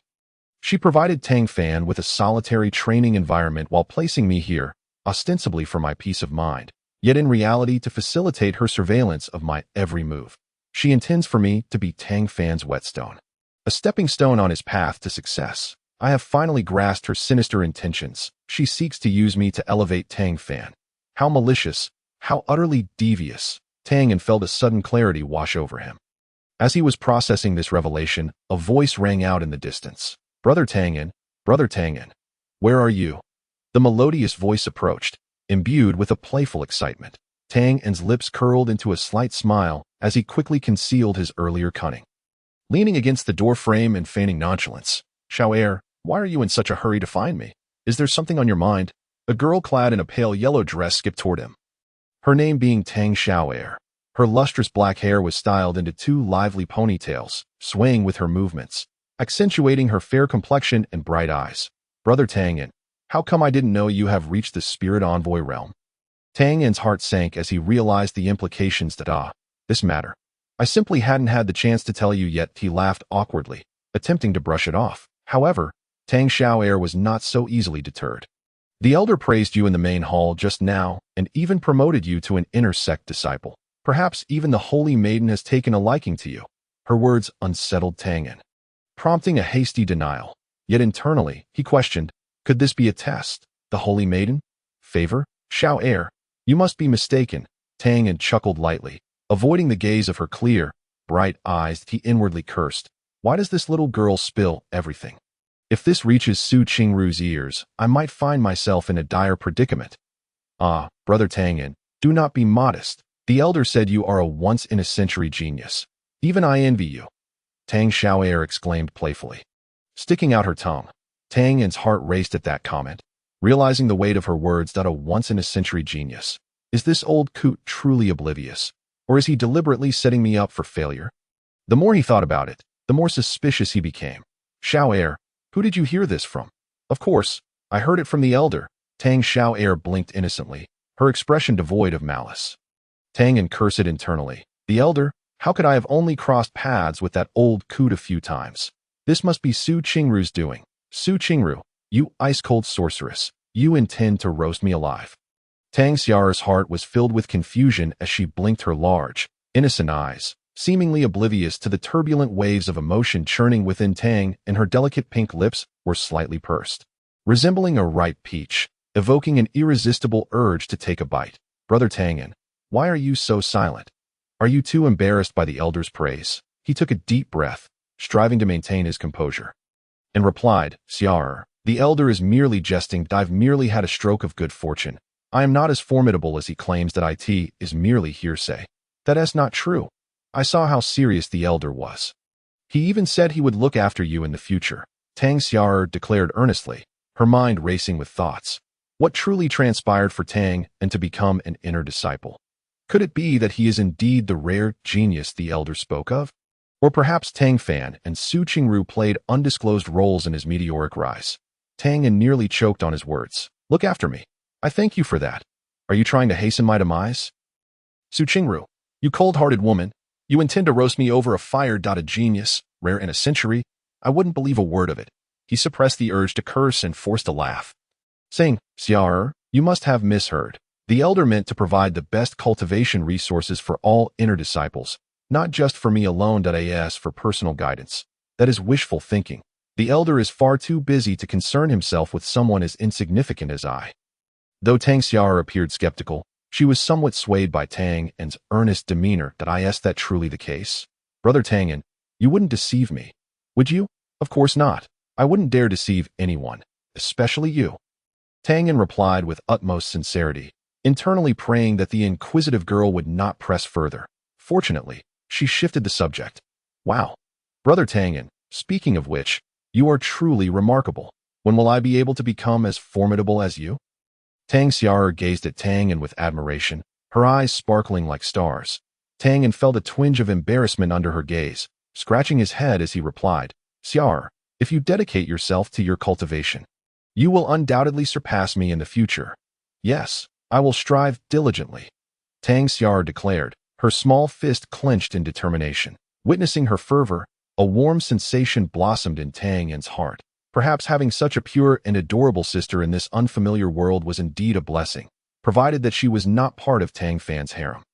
By the way, Brother Tianyan, will you be living on the main peak from now on? Tang Xiaoxiao suddenly inquired. Tianyan nodded. Yes, I will be residing on the main peak. That's wonderful. I can visit you often. Tang Xiaoxiao exclaimed with excitement. Yet, Tianyan felt a wave of confusion. Visit me often? Xiaoxiao, the main peak has strict rules. It's not as simple as you think. That he gently declined. If that's all right, I can seek out the elder. He will surely allow me to enter. Tang Xiaoxiao replied confidently. Tianyan felt his head spinning. How had she become so fixated on the elder? Did she not realize that he feared encountering that old man the most? If she sought out the elder, who knew what sort of trouble would ensue? Please, don't let me draw attention to myself. I just want to keep a low profile. Tianyan implored. Xiaoxiao, the elder is quite busy. It would be best not to disturb him. Tianyan earnestly advised. However, before Tang Xiaoxiao could voice her thoughts, he interrupted. Xiaoxiao, I am feeling a bit fatigued. I will rest now. Without awaiting her reaction, he swiftly turned and fled. Watching Tianyan's hasty departure, a glimmer of mischief flashed in Tang Xiaoxiao's eyes. With a slight smile, she murmured, Tianyan, the more you wish for me not to seek out the elder, the more I shall do so. I shall uncover the secrets you are hiding from me. Tianyan ran at full speed until he reached his residence, leaning against the door, panting heavily, cursing inwardly. Damn it. Can I even continue living like this? I must devise a proper plan for my future. Chapter 33.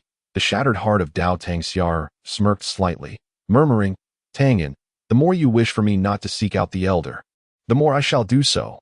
I shall uncover the secrets you are hiding from me.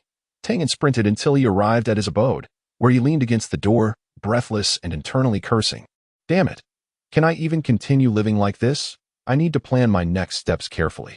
Meanwhile, Tang Fan was not faring as well. The biting cold wind sliced across his cheeks like a blade, and the sunlight reflecting off the snow pierced his eyes painfully. He tightened his thin garments, yet they offered no respite from the chilling air. The wall of reflection, as its name suggests, is a place for contemplation and introspection.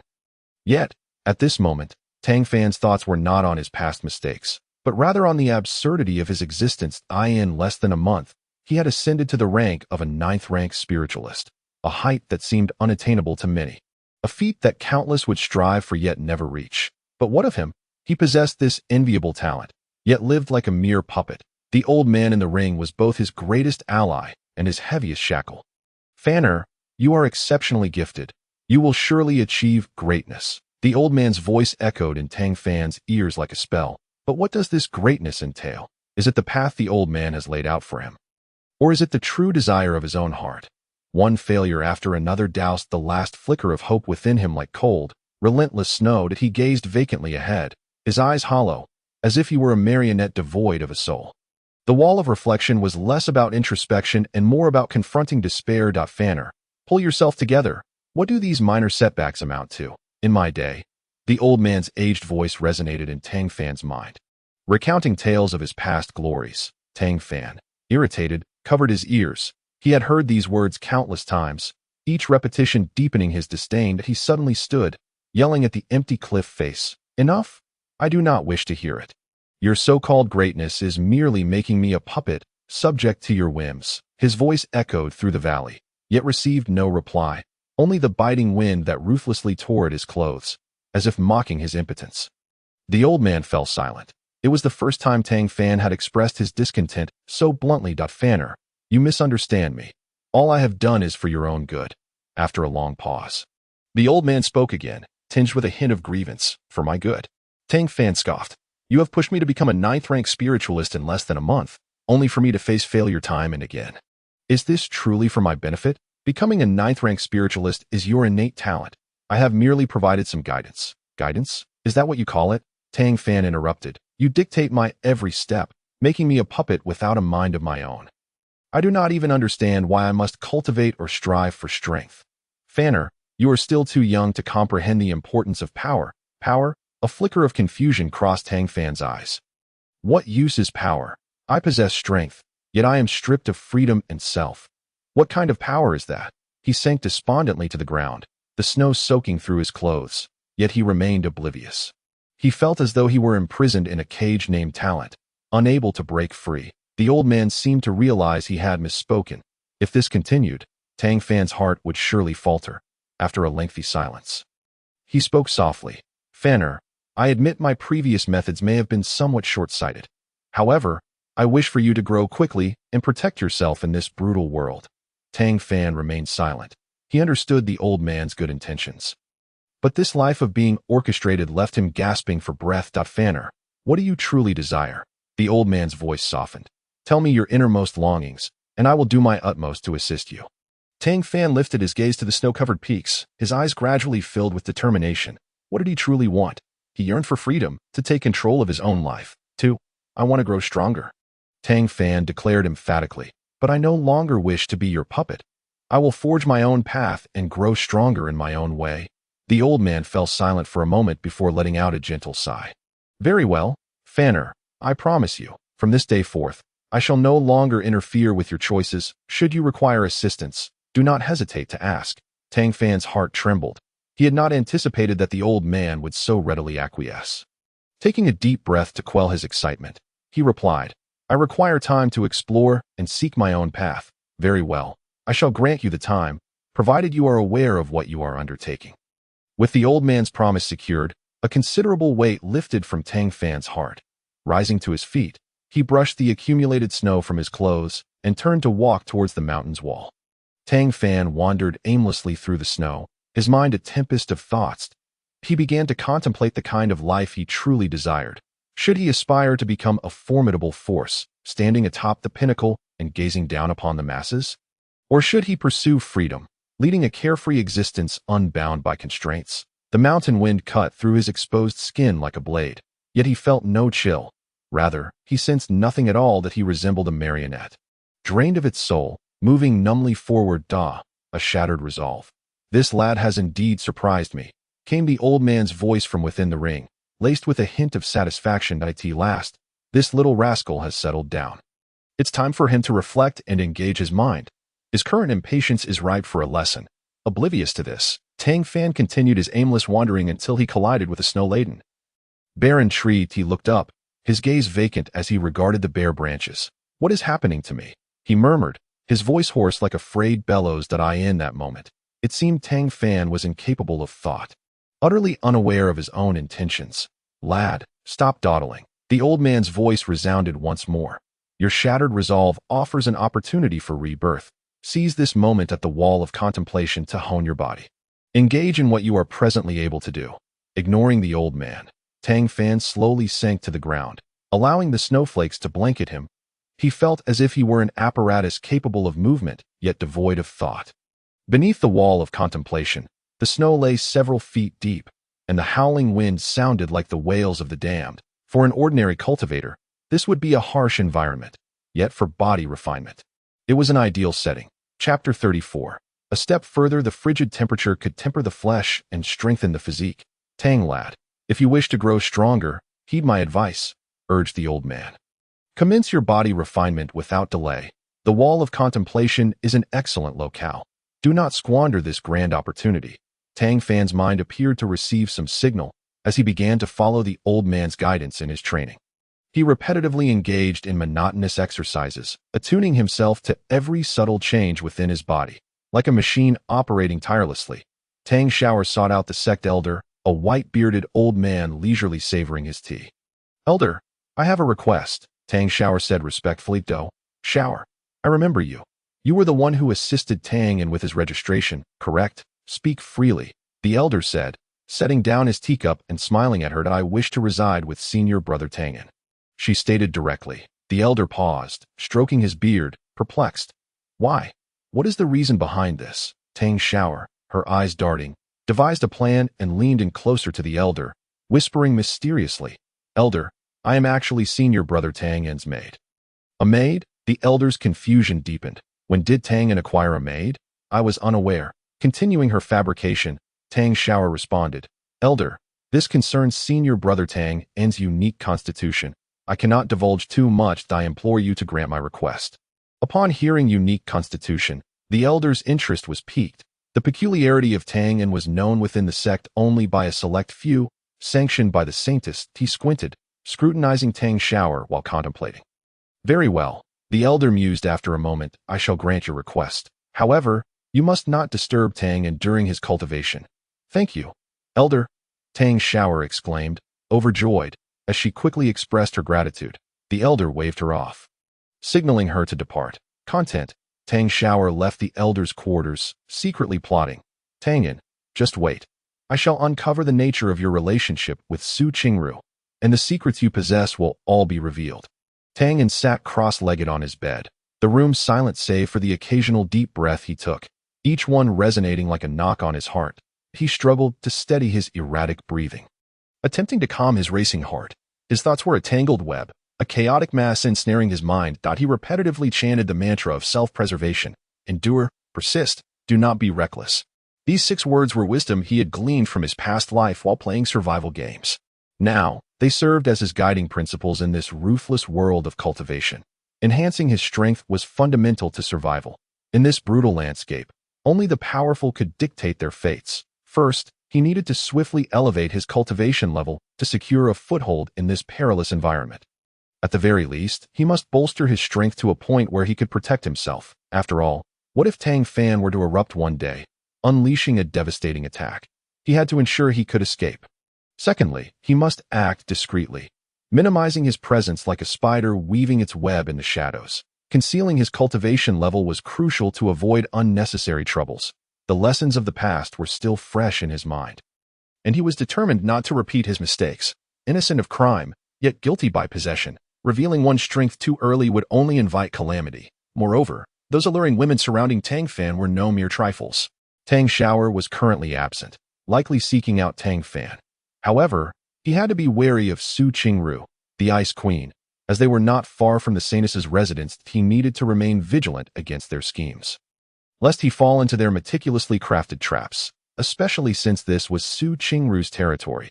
She was like a floating iceberg, small on the surface but capable of sinking the Titanic lurking beneath. Taking a deep breath, Tianyan exhaled the anxiety that plagued him. He slowly opened his eyes, retrieving a thin volume titled Fundamental Breathing Technique from his storage bag. This was a basic cultivation method, commonplace yet safe, unlikely to attract attention. Steeling himself, he carefully extracted the pill he had acquired at the auction. The elixir emitted a faint, pleasant fragrance, its surface glimmering with a gentle sheen, revealing its non-mundane nature. He scrutinized the pill, contemplating. It is time to enhance my strength and strive to evade the climax of Chapter 3. He placed the pill in his mouth, and it dissolved instantly. A warm current coursed through his body, an indescribable sensation of comfort, causing the meridians to tremble. Tianyan promptly assumed a meditative posture, guiding the medicinal energy through his body. The surrounding spiritual energy gradually coalesced, filling the room with a rich aura. Time slipped away, and 2 months passed in the blink of an eye. For an ordinary person, 2 months might seem lengthy, but for a cultivator, it was but a fleeting moment. When Tianyan reopened his eyes, a thin veil of dust covered everything in the room. He stretched, his bones cracking like popping beans. At last, I have broken through to the 9th layer of spirit manipulation. This pill truly works wonders. It lives up to the reputation of a protagonist selection. Yet, as he reflected, he mused that it would be splendid to acquire some higher-grade goods. At least now I can rest easy. I won't be made a fool of during the Sect's grand competition. I still need to feign inferiority to Tang Fan.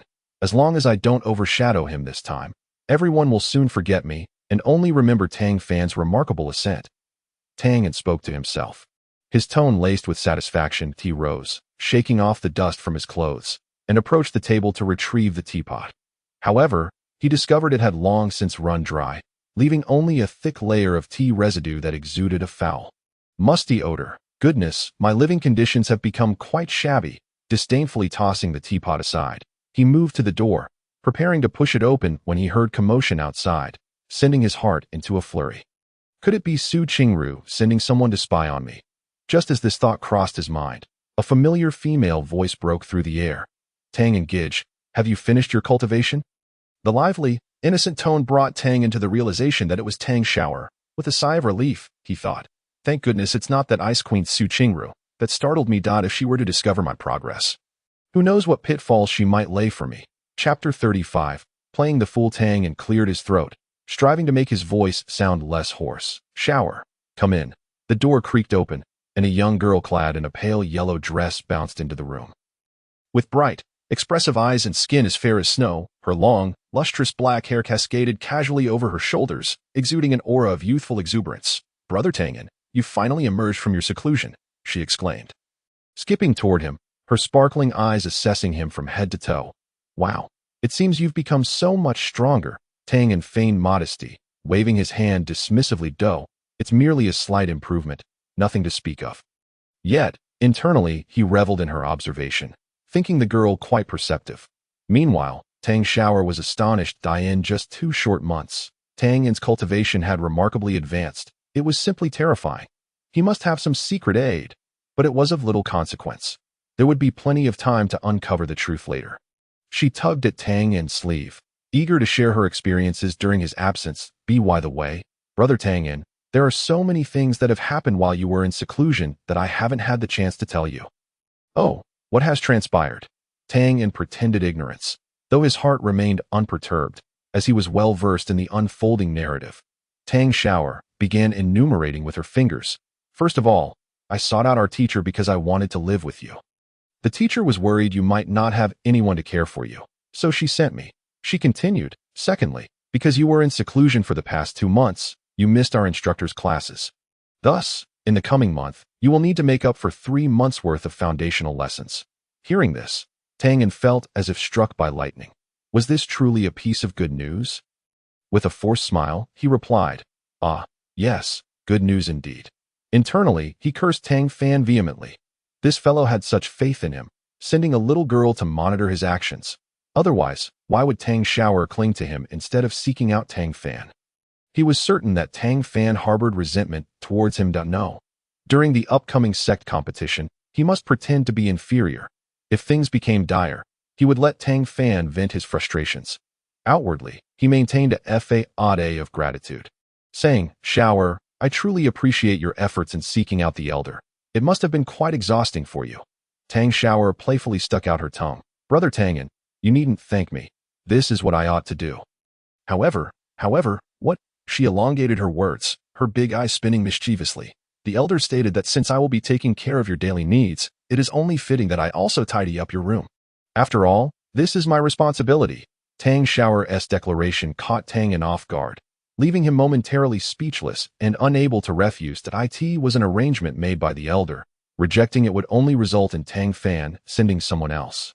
It was better to keep her close, so he wouldn't have to remain vigilant constantly.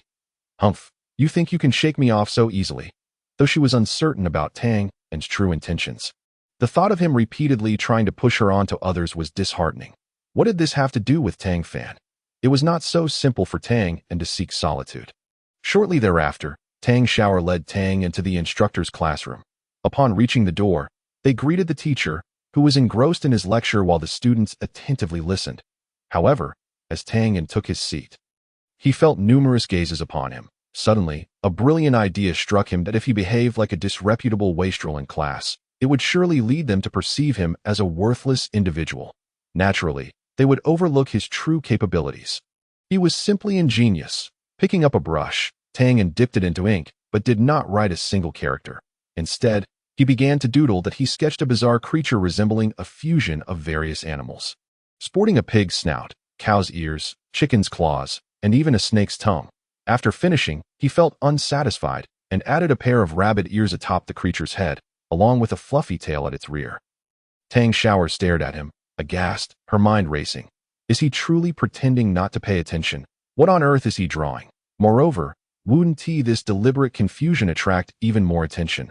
What kind of strategy is this to avoid notice? Unable to contain herself, she whispered, "Brother Tianyan, the teacher is discussing cultivation methods. What exactly are you drawing?" Without lifting his head, he mumbled indistinctly, "Oh, I'm drawing talismans." "Talismans? Is that what you call them?" Tang Xiaoxiao was utterly perplexed. Although she was not well versed in talismans, she knew they required specific incantations and strokes, not the haphazard scrawls he was producing. Tianyan continued to immerse himself in his drawings, creating an even more outlandish creature beside his previous one. It boasted a fish's body, bird's wings, deer antlers, and a human face with an exceedingly lewd expression. What in the world is that? Tang Xiaoxiao was completely at a loss, feeling as if her worldview had been shattered. This is a divine beast, a creature specifically designed to combat inner demons. Tianyan spoke earnestly, spinning nonsense. Tang Xiaoxiao nearly spat blood. This was no divine beast, but a grotesquely ugly monster at that moment. The instructor noticed Tianyan's antics, furrowing his brow as he approached with a stern expression. "Tianyan, what are you doing?" Tianyan looked up innocently, saying, "Teacher, I am drawing talismans." "Drawing talismans? You call those talismans?" The teacher pointed at Tianyan's bizarre creatures, reprimanding him. "You are desecrating the art of talismans." Tianyan feigned a look of grievance, saying, "Teacher, this disciple is dull-witted and truly does not understand the way of talismans. I humbly request your guidance." The teacher huffed. "Guide you? You have not put forth any effort in your studies. Look at these absurd things you've drawn. It's sheer nonsense." Tianyan lowered his head. Mumbling, "This disciple acknowledges my wrongdoing." Seeing his contrite demeanor, and recalling that this boy had been favored by the Saintess, the teacher's tone softened. "As long as you recognize your mistakes, pay attention in class from now on. And cease this foolishness." "Yes, teacher," Tianyan obediently replied. Once the teacher departed, Tianyan immediately lifted his head, donning a shameless expression. Tang Xiaoxiao could only face bomb, increasingly bewildered by Tianyan's behavior. In the following hours, Tianyan continued to feign attentiveness, intermittently doodling peculiar creatures on his paper. He sketched a pig with wings, a fish with a human face, and a chicken with a snake tail. Anything bizarre he could imagine. In the classroom, the surrounding students couldn't help but cast sideways glances, perceiving that although Tianyan possessed high cultivation, his antics in class were decidedly lacking in wisdom. Could he be foolish, after all? Most people would behave appropriately in class, as impressing a teacher could lead to recommendations for guidance from the elders, propelling them to greatness. Yet Tianyan remained unfazed, secretly relishing the situation, thinking, "Laugh all you want. The more you laugh, the less you will notice my true strength." Tang Xiaoxiao had not anticipated that this ploy would prove effective, and she felt a sense of wonder. Though Tianyan's eccentric ideas were sometimes bewildering, they could occasionally yield surprisingly useful results. Perhaps this was what they referred to as fools having their own fortune. After class, Tianyan and Tang Xiaoxiao departed together. "Brother Tianyan, why didn't you pay attention to the instructor during class?" Tang Xiaoxiao finally inquired, unable to hold back any longer. "Alas, it's just that I can't seem to focus. You have no idea. The moment I hear that instructor's incessant droning, my head feels like it's going to explode. How am I supposed to endure this for an entire month?" Tianyan put on a look of utter despair, as if he truly could not absorb a single word. Thus, several days passed, with him enduring the instructor's lectures daily. Meanwhile, Tang Fan sat cross-legged in a cave on the cliff, his gaunt figure seemingly melding with the jagged rocks. After 2 months of exposure to the elements, his skin had darkened and roughened, yet it could not conceal the glint of determination in his eyes, achieving the 8th rank of body refinement in merely 2 months. Without the aid of external substances was nearly an impossible feat for an ordinary individual. Yet he accomplished it, driven by his innate talent. Spiritual energy surged through his meridians like a slumbering dragon awakening. The opportunity to break through to the spirit realm was within grasp. However, Tang Fan's brows were tightly knitted, a sense of unease lingering in his heart. The rapid growth of his power did not bring him the anticipated joy.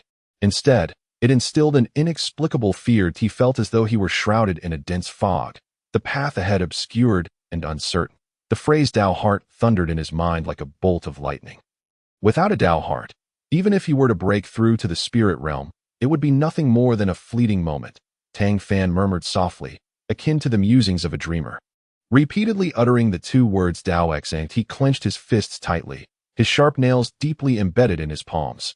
Blood gradually seeped out, winding along the lines of his hands, blossoming into exquisite crimson flowers upon the gray rocks.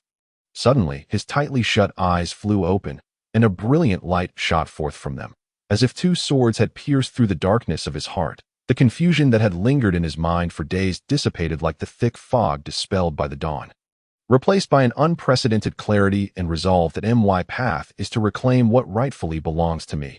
Tang Fan's voice was deep and powerful, resonating through the vast cave like an ancient oath. At that moment, as his Dao Xian solidified, a tremendous force erupted from within him, spiritual energy surging through his meridians, akin to a colossal dragon awakening from its slumber. He felt his body brimming with strength, as if he could shake mountains and tear apart the sky. Spirit Master Level 5, the voice of the elderly man within the ring echoed with surprise and disbelief. Well done, young lad, you've directly broken through to Spirit Master Level 5. Such speed is virtually unheard of. Tang Fan slowly rose, feeling the surging power within him. A long-awaited smile finally gracing his face. He understood that this was merely the beginning. He had a long journey ahead. Elder, I feel invigorated with strength, Tang Fan exclaimed excitedly, clenching his fists as if to crush the very air around him. He chuckled. Young one, this is just the beginning. The elder replied, Spirit Master Level 5 is merely an entry-level status within the entire realm of cultivation.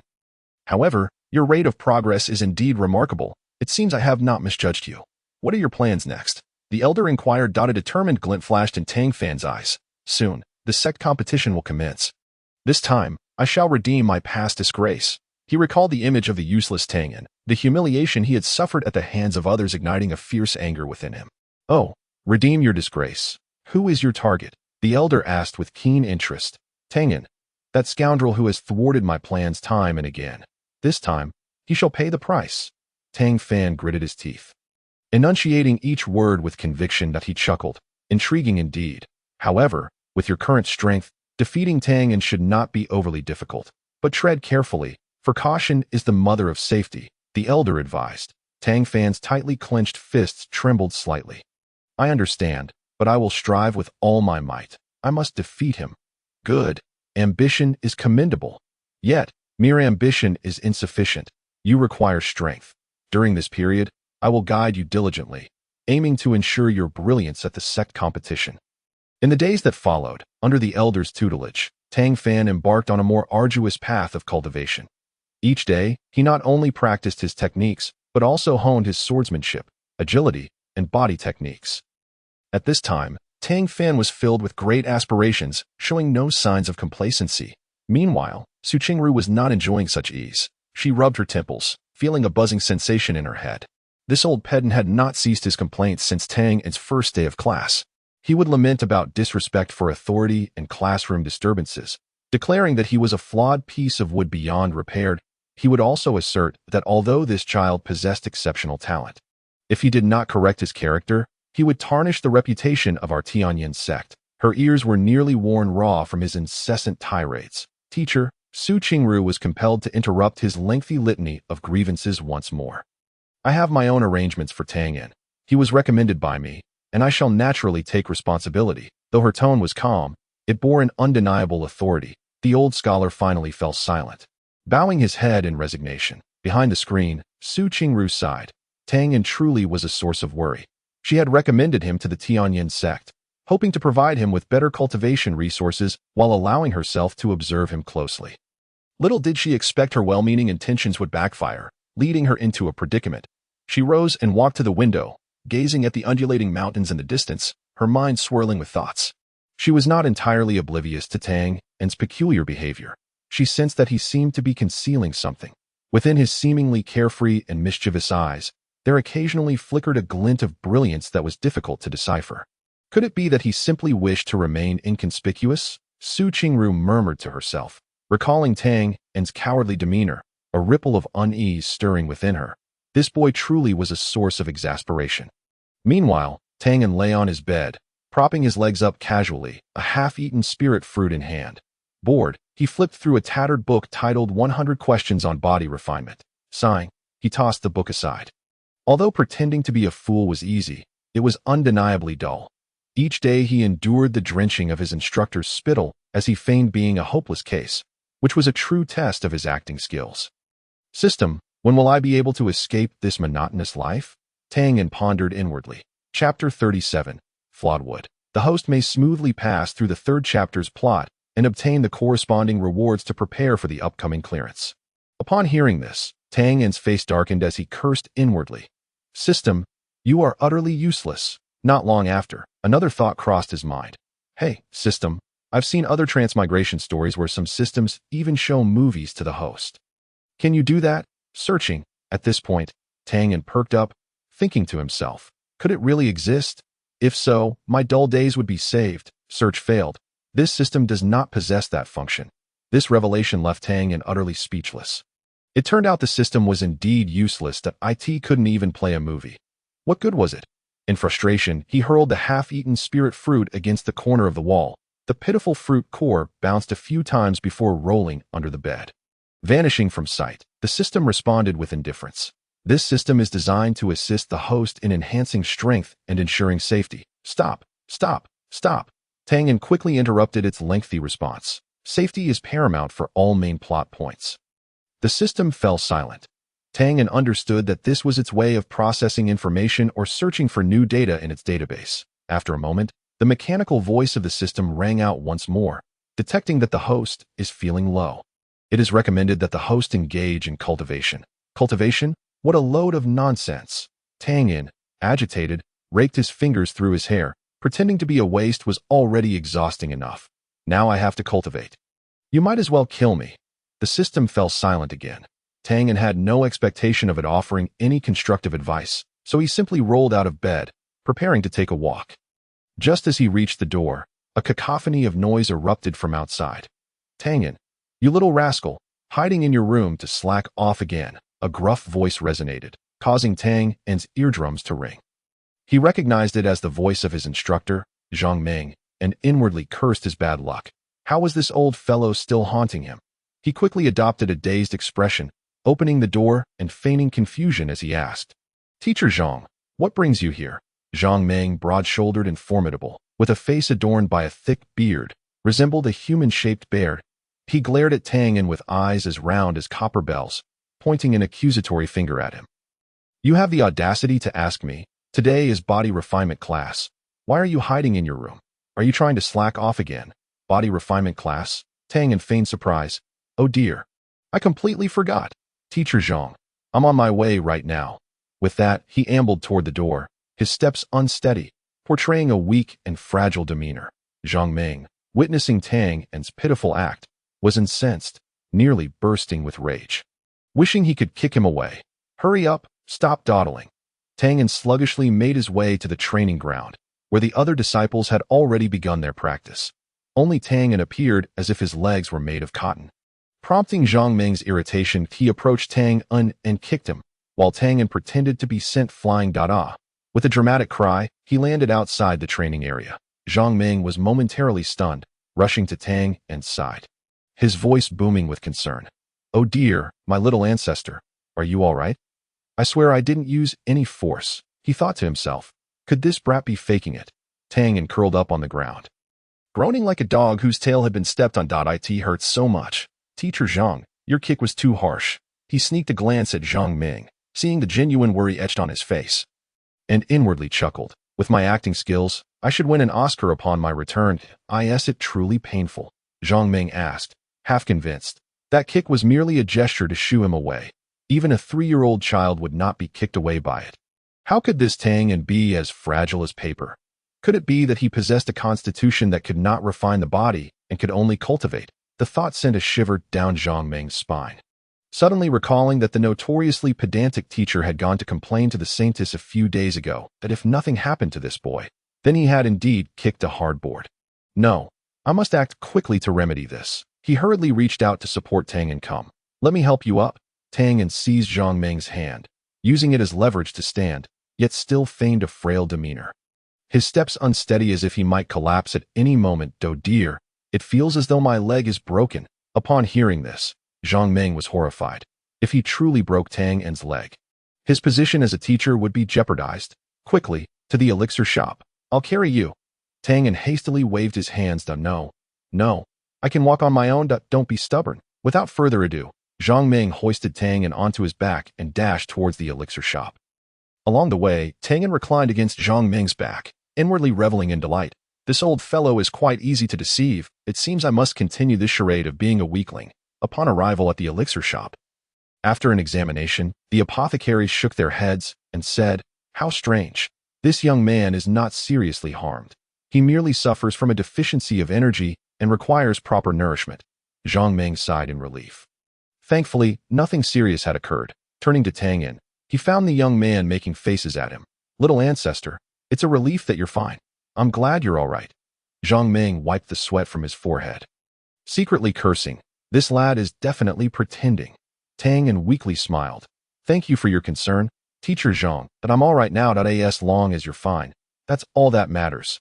Zhang Meng nodded repeatedly, then handed Tang En a pouch of spirit stones. "Take these spirit stones and buy some supplements to restore your health." Tang En accepted the spirit stones without hesitation, feeling quite pleased. The benefits of feigning weakness are indeed plentiful.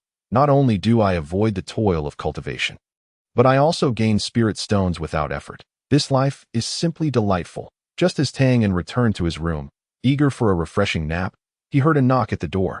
"Brother Tang En, are you asleep?" Tang Xiaoxiao's clear voice came from outside. Laced with concern, startled, Tang En sprang from his bed, nearly straining his back. He quickly coughed a couple of times to sound weaker, then slowly approached the door and opened it a crack. "Xiao, what is it?" He feigned a listless appearance. Upon seeing Tang En's pale countenance, Tang Xiao grew anxious. "Brother Tang En, why do you look so unwell? Are you feeling ill?" "It's nothing, just a little tumble during physical training." Tang En waved his hand dismissively, secretly relishing his performance. Such acting talent should not go to waste. "A tumble?" Tang Xiao looked puzzled. "What happened, Brother Tang En? I heard you went to the elixir master with Teacher Zhang. If you're not feeling well, remember to tell me, all right? After all, the Sect's grand competition is just a few days away." The mention of the grand competition made Tang En's heart skip a beat. He had nearly forgotten about it. Chapter 38. Hidden Dragons and Crouching Tigers. The pivotal plot is finally unfolding. As long as I can endure this time, I will reap the rewards from the system. "Brother Tang En, are you ready?" Tang Xiaoxiao's tone carried a hint of excitement that he thought to himself. "Of course I'm ready." That he feigned a mysterious smile. "Just wait and see my performance. I believe you will shine brightly." "Brother Tang En." Tang Xiao clenched her little fists, her face alight with anticipation. Observing her confidence, Tang En felt a twinge of guilt. This little girl has been quite kind to him at times, but all of it hinges on her having no ulterior motives. However, on second thought, his pretense of weakness is for self-preservation. In this ruthless world, survival is the name of the game. After sending Tang Xiao away, Tang En closed the door, and the facade of weakness vanished without a trace. Time flew by, and the 3-month Sect Grand Competition officially commenced. This time, aside from assessing the disciples' talents, the ranking would be recorded. The top 5 disciples would gain entry to the main peak as inner disciples, along with countless resources and techniques. In this world, no one can refuse the path to strength, and everyone is no exception. Naturally, all the instructors were present to observe the fruits of their students' training. On the platform, the Saintess Qingru sat gracefully, clad in white garments like snow, resembling a celestial maiden descending from the heavens. Captivating the eyes of countless disciples, her demeanor was cool and aloof, her gaze seemingly searching for someone among the crowd. For her, the grand competition was merely a routine affair, yet she harbored her own intentions. Elder Qing Shan stood on the high platform, stroking his beard, his voice booming like a bell. "Do you all remember the rules? Keep it light. No lethal strikes. Violators will be expelled from the sect." The disciples below responded half-heartedly. Clearly few were paying attention. Tang En stifled a yawn, utterly bored. Over the past 3 months, he had successfully portrayed himself as a slothful, incompetent disciple, effortlessly accumulating spirit stones while his cultivation barely budged. The top 5 to the main peak. What does that have to do with me? I only need to act as a fool who knows nothing, as long as I avoid confrontation with Tang Fan. Everything will be fine. Even if I do face him, I can simply feign defeat. Tang mused, his gaze aimlessly drifting over the crowd. However, Su Qingru accurately heard Tang's thoughts. This brat is trying to conceal his talents. He has caused quite a few troubles for me during these days. Does he think he can avoid a duel with Tang Fan? How naive. I shall force him to face Tang Fan and see if he has truly made no progress in 3 months. Suddenly, she spotted a familiar figure, Zhang Meng. Zhang Meng was staring at her with a nervous expression, his eyes filled with concern and a hint of barely perceptible fear. Tang stifled a chuckle. It seemed the incident with the broken leg 3 months prior had left Zhang Meng quite shaken. He made a face at Zhang Meng, who jumped in fright and quickly turned away. This old fellow has quite the timid disposition. Tang's heart brimmed with amusement. After the elder finished explaining the rules, he announced the official start of the competition. The first round was a draw for matchups. And fortune smiled upon Tang as he drew a bye, advancing directly to the next round at a T this time. Tang Xiaoxiao was already competing, leaving him unmonitored. Tang took the opportunity to relax. Finding a shaded spot to sit, munching on seeds while enjoying the spectacle on the arena, the disciples clashed fiercely, showcasing various spells and martial techniques that left Tang bewildered. Wow, these effects are far superior to the cheap tricks I've seen before. While munching on seeds, he commented, entirely lacking the awareness of a participant. Suddenly, a figure was hurled from the arena, crashing heavily before Tang. Ouch! The person cried out, clutching their abdomen in agony. Tang jumped.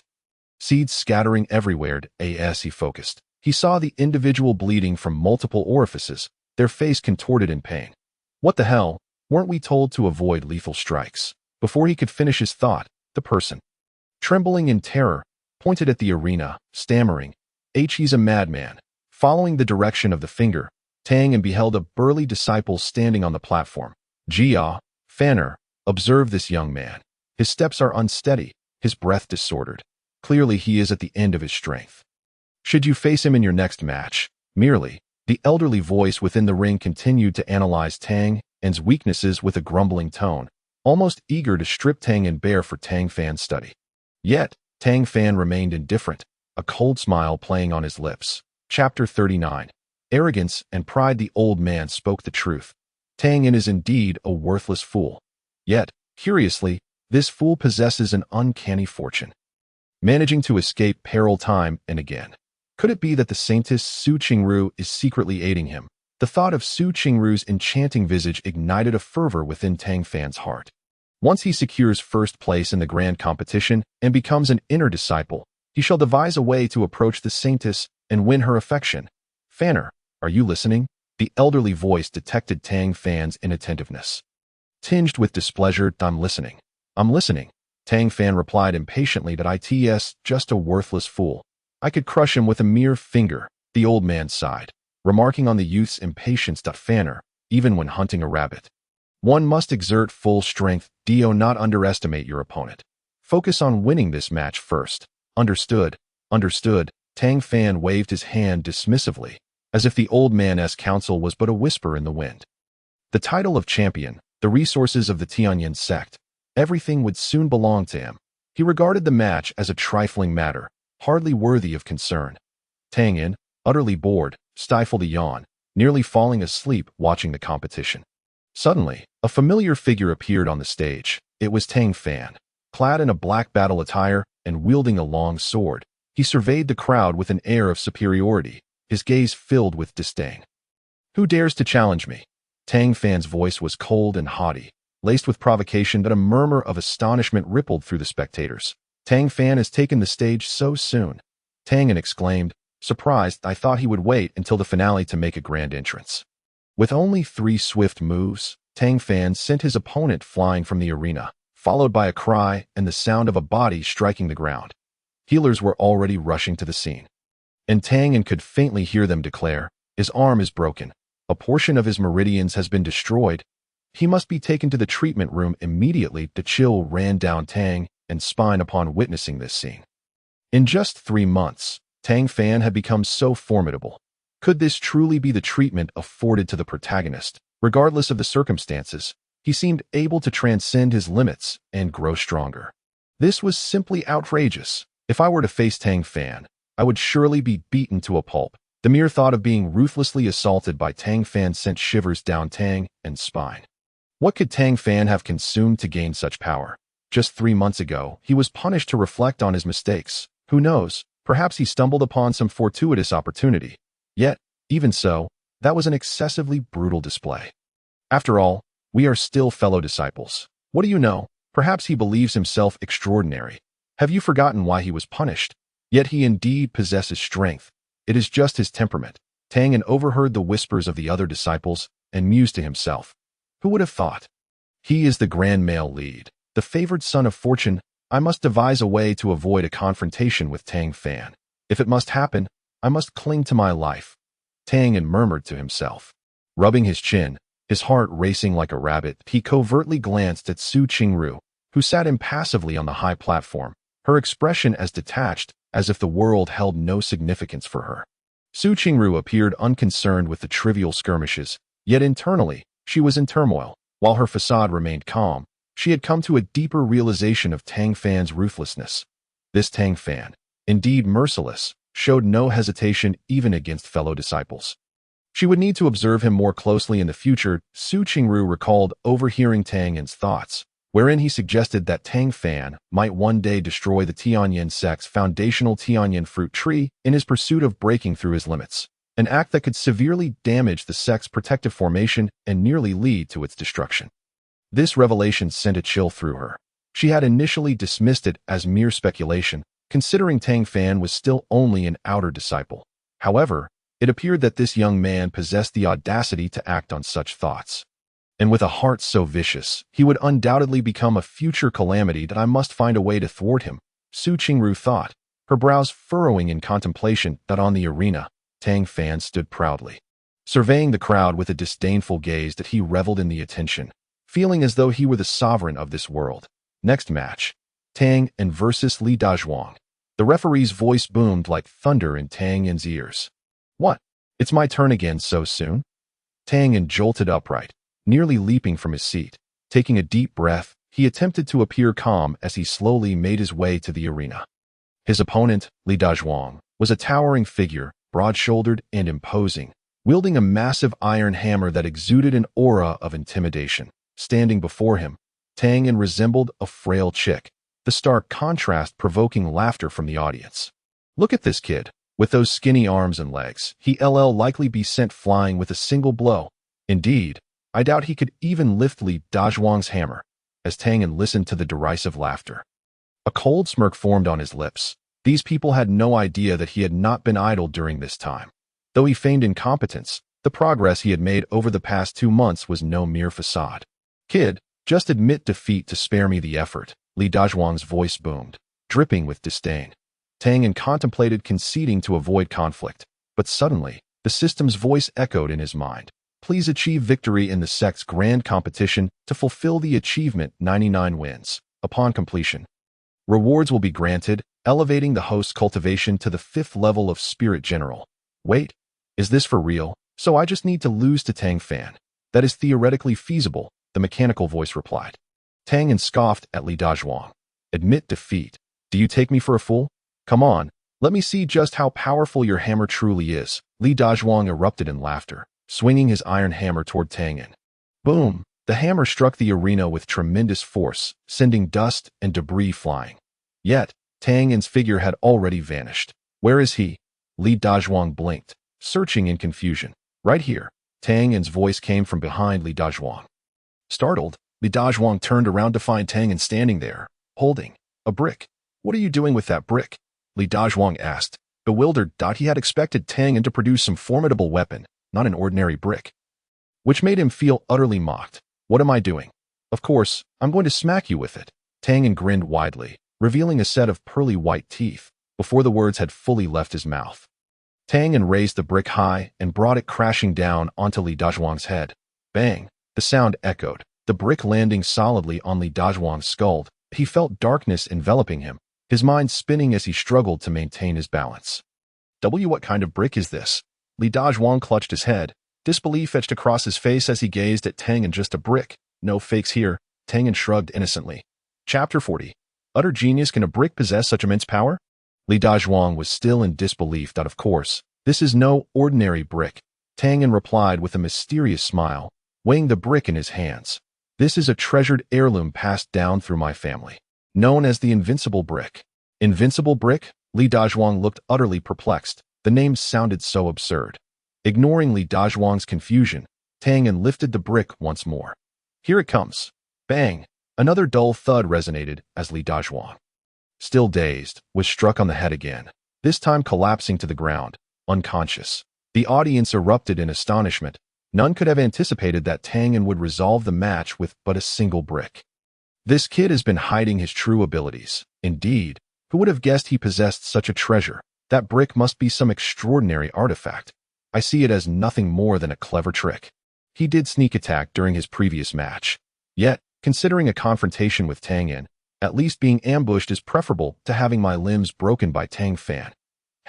I have nothing but disdain for such people. They are nothing more than sneak attack rogues. Tang listened to the discussions around him, secretly pleased with himself. This brick was certainly not a treasured heirloom, nor was it an impressive magical artifact.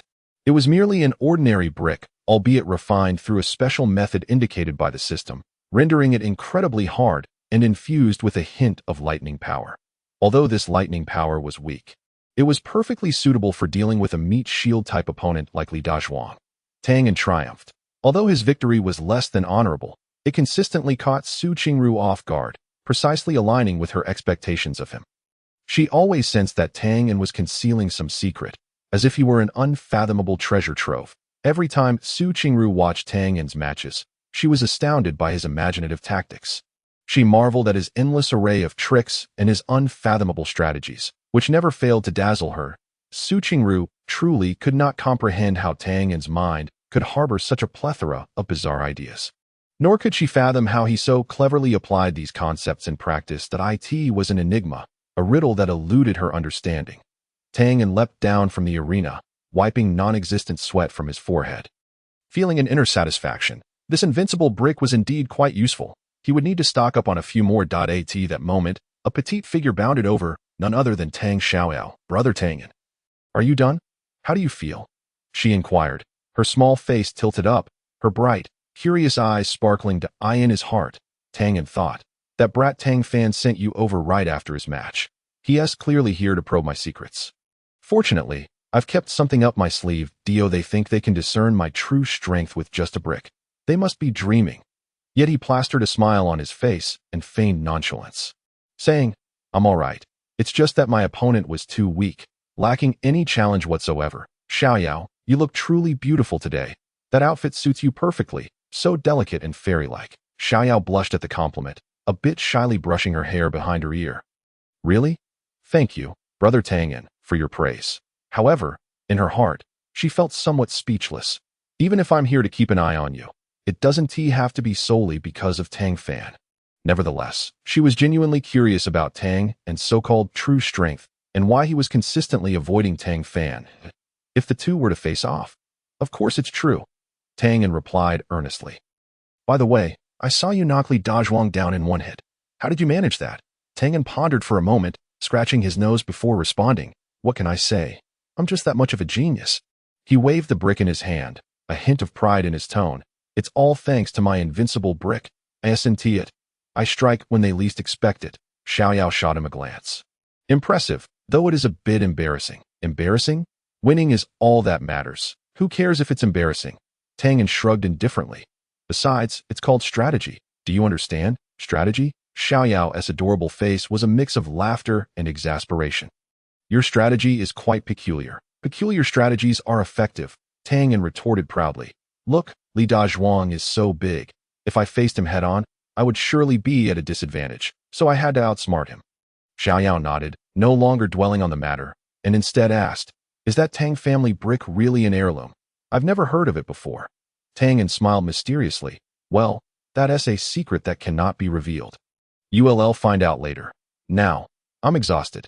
Let us head back to rest. As Tianyan and Tang Xiaoxiao walked side by side, the setting sun cast long shadows of their figures. Xiaoxiao continued to chatter excitedly about the tournament, filled with curiosity about Tianyan's brick tactics, while Tianyan responded absent-mindedly, his thoughts already drifting elsewhere. Upon returning to his room, he sent Xiaoxiao away and collapsed onto his bed, finding it impossible to sleep. The pressure from Tang Fan's strength weighed heavily on him. The spirit master level was no trivial matter, and his little cleverness was simply insufficient. He tossed and turned restlessly to no. I need to come up with a plan. Tianyan suddenly sat up, pacing back and forth in his room that he recalled a previous successful experience of skipping class, and a plan began to form in his mind. Injured. Yes, that's it. Injured. Tianyan slapped his thigh. Exhilarated. All he needed to do was sustain an injury before facing Tang Fan. But how could he get injured? He couldn't possibly hurt himself. Could he? That would be utterly foolish. He racked his brain. And suddenly his gaze fell upon a pile of miscellaneous items in the corner of the room. Among them lay a sharp-edged stone, perfectly sized. Tianyan's eyes lit up, a clever idea taking shape. He stealthily approached the pile, picked up the stone, examined it carefully, and nodded in satisfaction. You'll do. Taking a deep breath, Tianyan raised the stone, aiming it at his left leg. Thud. A dull sound echoed as the stone struck the ground. Yet Tianyan remained unscathed. He was momentarily stunned, glancing down to discover that he had somehow dropped the stone. This method of self-harm is far too dangerous. One misstep, and it could end terribly. The main issue was that he simply couldn't bring himself to harm himself. He needed a safer, more sensible approach, ideally one that could occur unexpectedly before the match with Tang Fan. Suddenly, a brilliant idea struck him. Chapter 41. Faking illness system. You can enhance my cultivation, right? Can you also adjust my physical condition?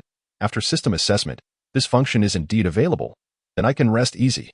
Truly, I am blessed by the heavens. The Sect competition would last approximately 3 to 5 days, and with his relentless resourcefulness, Tianyan successfully advanced to the finals. Tianyan could not share his struggles with anyone, so he could only internally lament. Who else has it worse than I do? Others rely on brute strength in matches, while I have to rely on both brawn and brain. This CPU will surely burn out on the day of his match against Tang Fan. Tianyan deliberately shook off Tang Xiaoxiao, appearing with dark circles under his eyes that he limped as he walked, his face bandaged, resembling someone who had just escaped from a battlefield. It hurts so much. He feigned agony, groaning. His appearance immediately drew the attention of those around him. Tianyan, what happened to you? What's going on? The crowd clamored with concern. Tianyan feebly waved his hand, weakly saying, don't mention it. I accidentally fell into a trance while cultivating last night.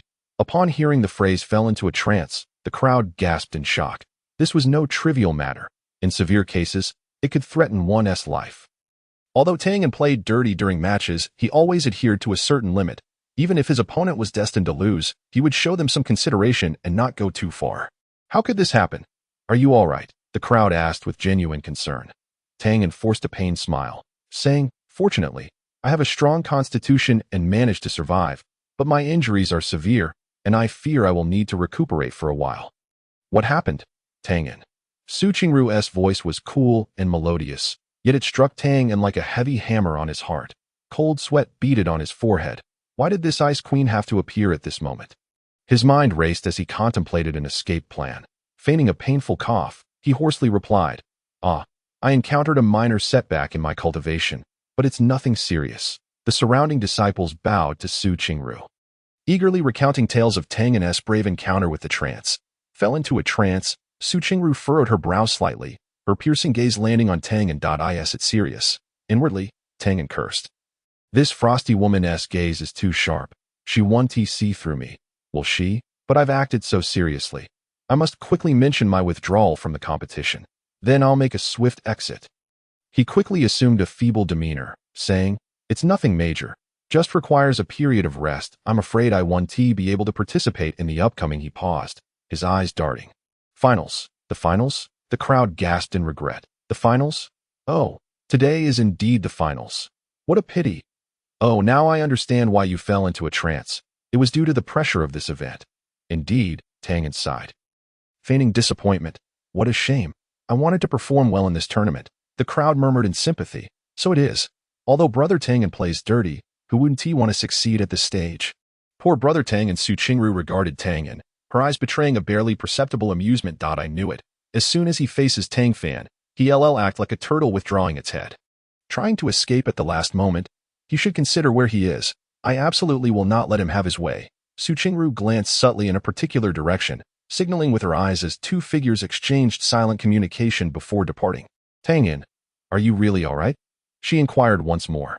Tianyan felt a tightening in his chest. Why was this woman still asking? Could it be that I have inadvertently revealed my ruse? He mustered his courage and replied, There is truly nothing to worry about, Your Highness. Just then, an untimely voice cut through the air. Tianyan, it seems your leg is no longer limping. Tianyan whipped around to see a disciple with a pointed chin and a mischievous grin, pointing at his leg with an expression of glee. This is bad. Tianyan cursed silently, having been so preoccupied with feigning weakness that he forgot he was still pretending to be lame. The surrounding disciples also began to notice Tianyan's leg, their faces betraying confusion. Tianyan felt his cheeks flush with embarrassment, wishing he could find a crack in the ground to hide in. He feigned composure and said, Oh, it was merely numbness. It has already returned to normal. Is that so? The pointed chin disciple clearly did not believe him, but I distinctly saw you limping just a moment ago. Tianyan cursed the meddlesome brat internally, yet managed to force a smile, saying, Perhaps your eyes are deceiving you. My eyes deceiving me? The disciple scoffed. I think you are just pretending. Tianyan's expression darkened, ready to retaliate, when Su Qingru intervened. Enough of this commotion. Losing control during cultivation is no trivial matter. What if you were to go mad and harm your fellow disciples? Upon hearing this, everyone turned their attention toward the Saintess, leaving Tianyan with no choice but to comply. Su Qingru's decisive tone made Tianyan feel as if he were on the brink of despair. He shot a furtive glare at the pointed chin disciple, who merely returned a provocative grin, as if to say, Gotcha. Tianyan internally cursed. This meddlesome fool will pay for this. Yet outwardly, he had to maintain his facade of weakness, expressing heartfelt gratitude. Thank you for your concern, Your Highness. I am deeply appreciative. Su Qingru nodded lightly and instructed someone to summon the alchemist. Tianyan felt a wave of dread wash over him. If the alchemist were to examine him, his little trick would be exposed in an instant. His mind raced, and he hastily added, Actually, I have already managed to control the symptoms of my condition. I merely need some time to recuperate. There's no need to trouble the alchemist. Su Qingru raised an eyebrow, her expression suggesting she was not entirely convinced. Oh, you've recovered so quickly. It seems your cultivation has advanced considerably. Tianyan cursed inwardly. This woman clearly does not trust me. Absolutely certain of it, he forced a smile that was more painful than a frown. The disciple merely felt a slight discomfort. He had no serious issues. Tianyan cursed the pointed chin brat's ancestors, thinking if not for this meddler, he would not be in this predicament. For a cultivator, losing control is no small matter. If he were to harm his fellow disciples, he would also bear some responsibility. Tianyan, you would do well not to disregard medical advice. Su Qingru's gaze was as sharp as two icy blades, piercing into Tianyan, causing him to break out in a cold sweat. At that moment, an elderly Taoist with a white beard ambled over, exuding an ethereal presence, though his eyes were shifty, much like a cunning old fox. This was Li Xuani, the chief alchemist of Tianyan's sect. He stroked his beard and first bowed to Su Qingru. Your Highness, I have come to examine this disciple. Su Qingru nodded slightly, gesturing toward Tianyan. Alchemistly, please. Her eyes clearly conveyed, make sure to investigate thoroughly. Do not let this slippery eel escape. Chapter 42. The failed pretense of illness. Li Xuani, having lived many years, was adept at reading the room and immediately grasped the Saintess's intent. He turned to Tianyan, a forced smile on his lips, and said, Apologies, young friend. Tianyan's heart sank. Could this old fellow have seen through his act? He feigned calmness and extended his hand. Thank you for your assistance. Alchemist Li Xuani pretended to check his pulse for an eternity, nearly numbing Tianyan's wrist in the process. The old man occasionally pinched him, causing Tianyan's teeth to itch with irritation. He longed to slap that old face. The surrounding disciples held their breath, eagerly awaiting Li Xuani's diagnosis, fearful of missing something. Especially the pointed chin disciple, who craned his neck, eyes gleaming with malicious anticipation, wishing for Tianyan to be exposed as a fraud and subsequently punished by the Saintess. Tianyan cursed inwardly. How long does this old man intend to drag this out? He wouldn't genuinely wish to expose me, would he? If the system's secrets were revealed, he would be finished. This was no trivial matter. It could cost him his life. Just as Tianyan was about to lose his temper, Li Shuani finally opened his eyes, exhaling deeply, and spoke in an air of mystery. Remarkable. Peculiar. Upon hearing this, everyone perked up, ears pricked in anticipation. Alchemist Li, is there an issue? Su Qingru inquired, her tone laced with barely concealed eagerness. Li Shuani stroked his beard, shaking his head. Your Highness. This young friend's pulse presents quite an unusual pattern. He paused, then continued, in my many years of practice, I have never encountered such a bizarre pulse. Tianyan's heart raced. This old fox couldn't possibly have discerned anything. Could he? The system should not have revealed any flaws. He nervously swallowed, beads of sweat forming in his palms. In what way is it peculiar? Su Qingru pressed, her icy gaze flashing with interest. Li Shuani cleared his throat and declared, this young friend's pulse appears chaotic. Yet it conceals a hidden vitality, akin to withered wood encountering spring. Adversity may give way to fortune. That he nodded sagely, beginning to wax poetic. This indicates that within the young friend lies a formidable power. Yet it has yet to fully awaken. What you refer to as losing control is merely the result of this power impacting the meridians. The crowd listened in a daze, utterly bewildered. Only Tianyan understood that this old man was spouting nonsense. He possessed no hidden strength. It was simply a problem with the system. The implication from the alchemist was that Tianyan had not truly lost control. Su Qingru asked, feigning uncertainty in her tone. Precisely, Li Shuani affirmed, nodding confidently. The young friend is merely experiencing slight discomfort. A single calming heart pill will suffice to restore balance. Tianyan cursed inwardly. This old fox is quite the storyteller. However, this outcome was indeed to his benefit. In that case, I shall rely on Alchemist Li, Su Qingru said. Li Shuani retrieved a porcelain bottle from his sleeve, poured out a greenish-blue pill, and handed it to Tianyan. Young friend, take this pill, and you shall recover. Tianyan accepted the pill, hesitating for a moment before swallowing it. The pill melted upon contact, a refreshing sensation coursing through his body, indescribably pleasant. Does this pill actually work? Tianyan mused, realizing that perhaps this old fox wasn't entirely a charlatan. Thank you, Alchemist Li. Tianyan expressed his gratitude with a no need for such formality. Young friend, Li Shuani replied, stroking his beard with a smile. It was but a small effort. Seeing that Tianyan was unharmed, Su Qingru felt relieved. She nodded lightly and declared, since Tianyan is well, you may all disperse. The crowd began to scatter, though the pointed-chinned disciple left with a lingering sense of dissatisfaction, casting a venomous glare at Tianyan before reluctantly departing. Tianyan finally exhaled a sigh of relief. I managed to bluff my way through. Upon returning to his quarters, Tianyan immediately called upon the system. System, what on earth was that? I nearly gave myself away. Host, this system merely made slight adjustments to your bodily state, nothing more. The system's voice remained as cold and mechanical as ever. Slight adjustments? You call that slight? You almost got me exposed to that old fox. Tianyan retorted angrily. Host, your acting skills are lacking. This system had no choice. The system replied. You. Tianyan nearly spat blood in frustration. You have the audacity to blame me? If not for your sudden antics, would I be in such a predicament? Host, please do not question this system's professionalism. Professionalism. If you were truly professional, you wouldn't cause so many problems. The system fell silent. What to do now? It seemed the only option was to feign incompetence during the competition with Tang Fan to preserve his life. However, the mere thought of competing against Tang Fan, who left others with broken limbs, sent shivers down his spine. It wasn't the pain that frightened him, but the thought of suffering. Tianyan paced anxiously in his room like an ant on a hot pan. Su Qingru's sudden concern had thoroughly disrupted his plans. He had initially intended to use the guise of losing control to buy time and find a way to maneuver through, but now he found himself in a difficult position. This troublesome system faltered at a critical moment, and Su Qingru, that icy woman, always seemed to thwart his efforts at the most crucial times.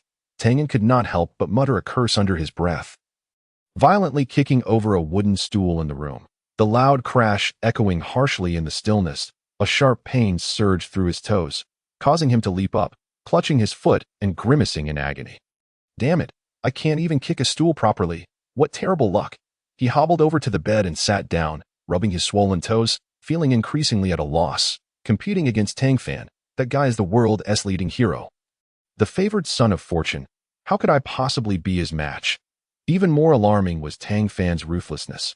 Those who fought him either ended up dead or severely injured. Tang certainly did not wish to become the next unfortunate victim. No, I must devise a plan, he thought. Biting his nails, his brow furrowed. Suddenly, an idea flickered in his mind, and he snapped his thigh with a thud. Grimacing once more from the pain, he quickly rummaged through his backpack. Before leaving the Tang family, Tang Tian had bestowed upon him numerous valuable items, fearing his son might be bullied. Now, they would come in handy. Revitalizing pills, 2 ordinary. Invincible pills, 2 conspicuous, and invisibility talisman. Now that seems intriguing. Meanwhile, Tang Fan was in his own room, eagerly anticipating the battle. Chapter 43, the final match. Rest assured, Grandpa, dealing with that useless Tianyan will be a breeze for me. Tang Fan proclaimed arrogantly, showing no regard for Tianyan. The elder in the ringside, speaking earnestly, Fan, do not underestimate him, that Tianyan. Grandpa, I know. You've repeated it 1,000 times. Tang Fan impatiently interrupted. Though Tianyan may be clever, he is merely a petty fool. The elder shook his head in exasperation. This child truly does not heed the wisdom of his elders. Trouble looms ahead. Even if he has taken shortcuts to reach the finals, it still indicates that Tianyan possesses some degree of strength. Do not belittle him. Tang Fan feigned disinterest, responding irritably. I truly understand. Please cease your nagging. His mind was consumed with visions of victory. He envisioned the celestial Sect's secret texts, elixirs, resources, all falling under his control. Laying a solid foundation for his grand ambitions, he could almost see the day when he would reign supreme, a smug smile gracing his face on the day of the finals. The entire Tianyan sect was a sea of people. Every seat filled, clad in black. Tang Fan stood tall in the center of the arena, drawing waves of cheers. Yet, Tianyan had yet to arrive. Where is Tianyan? Surely he isn't afraid? One question that I bet he is. Another chimed in that he is merely a lucky fool who stumbled into the finals. I suspect he is trembling in fear. Hey, Xiao, do you know where Tianyan is? Will he show up? Tang Xiao sweetly smiled and replied. Brother Tianyan promised he would come, just that he might be a little late. Let us all be patient. Yet inwardly, she reflected, given Tianyan's character, he is undoubtedly devising a way to evade this fight. But in the current situation, he has no choice but to confront it. Finally, I shall witness Tianyan's true strength. Whispers filled the crowd, creating a cacophony of speculation. Tang Fan stood on the stage, a derisive smile curling his lips. Tianyan, if you dare not show up, I shall simply declare myself the victor. Time ticked away, and still, Tianyan did not appear. Just as the audience began to believe Tianyan had truly fled, he finally made his entrance. Tianyan strolled in with a nonchalant demeanor, a grin plastered across his face, clearly harboring mischievous intentions. After exchanging formalities, the duel commenced. Tang Fan launched the first strike, a fierce kick aimed directly at Tianyan's face. Tianyan deftly sidestepped, narrowly escaping the blow. He countered with a punch, but Tang Fan easily blocked it. The two exchanged blows, neither gaining the upper hand.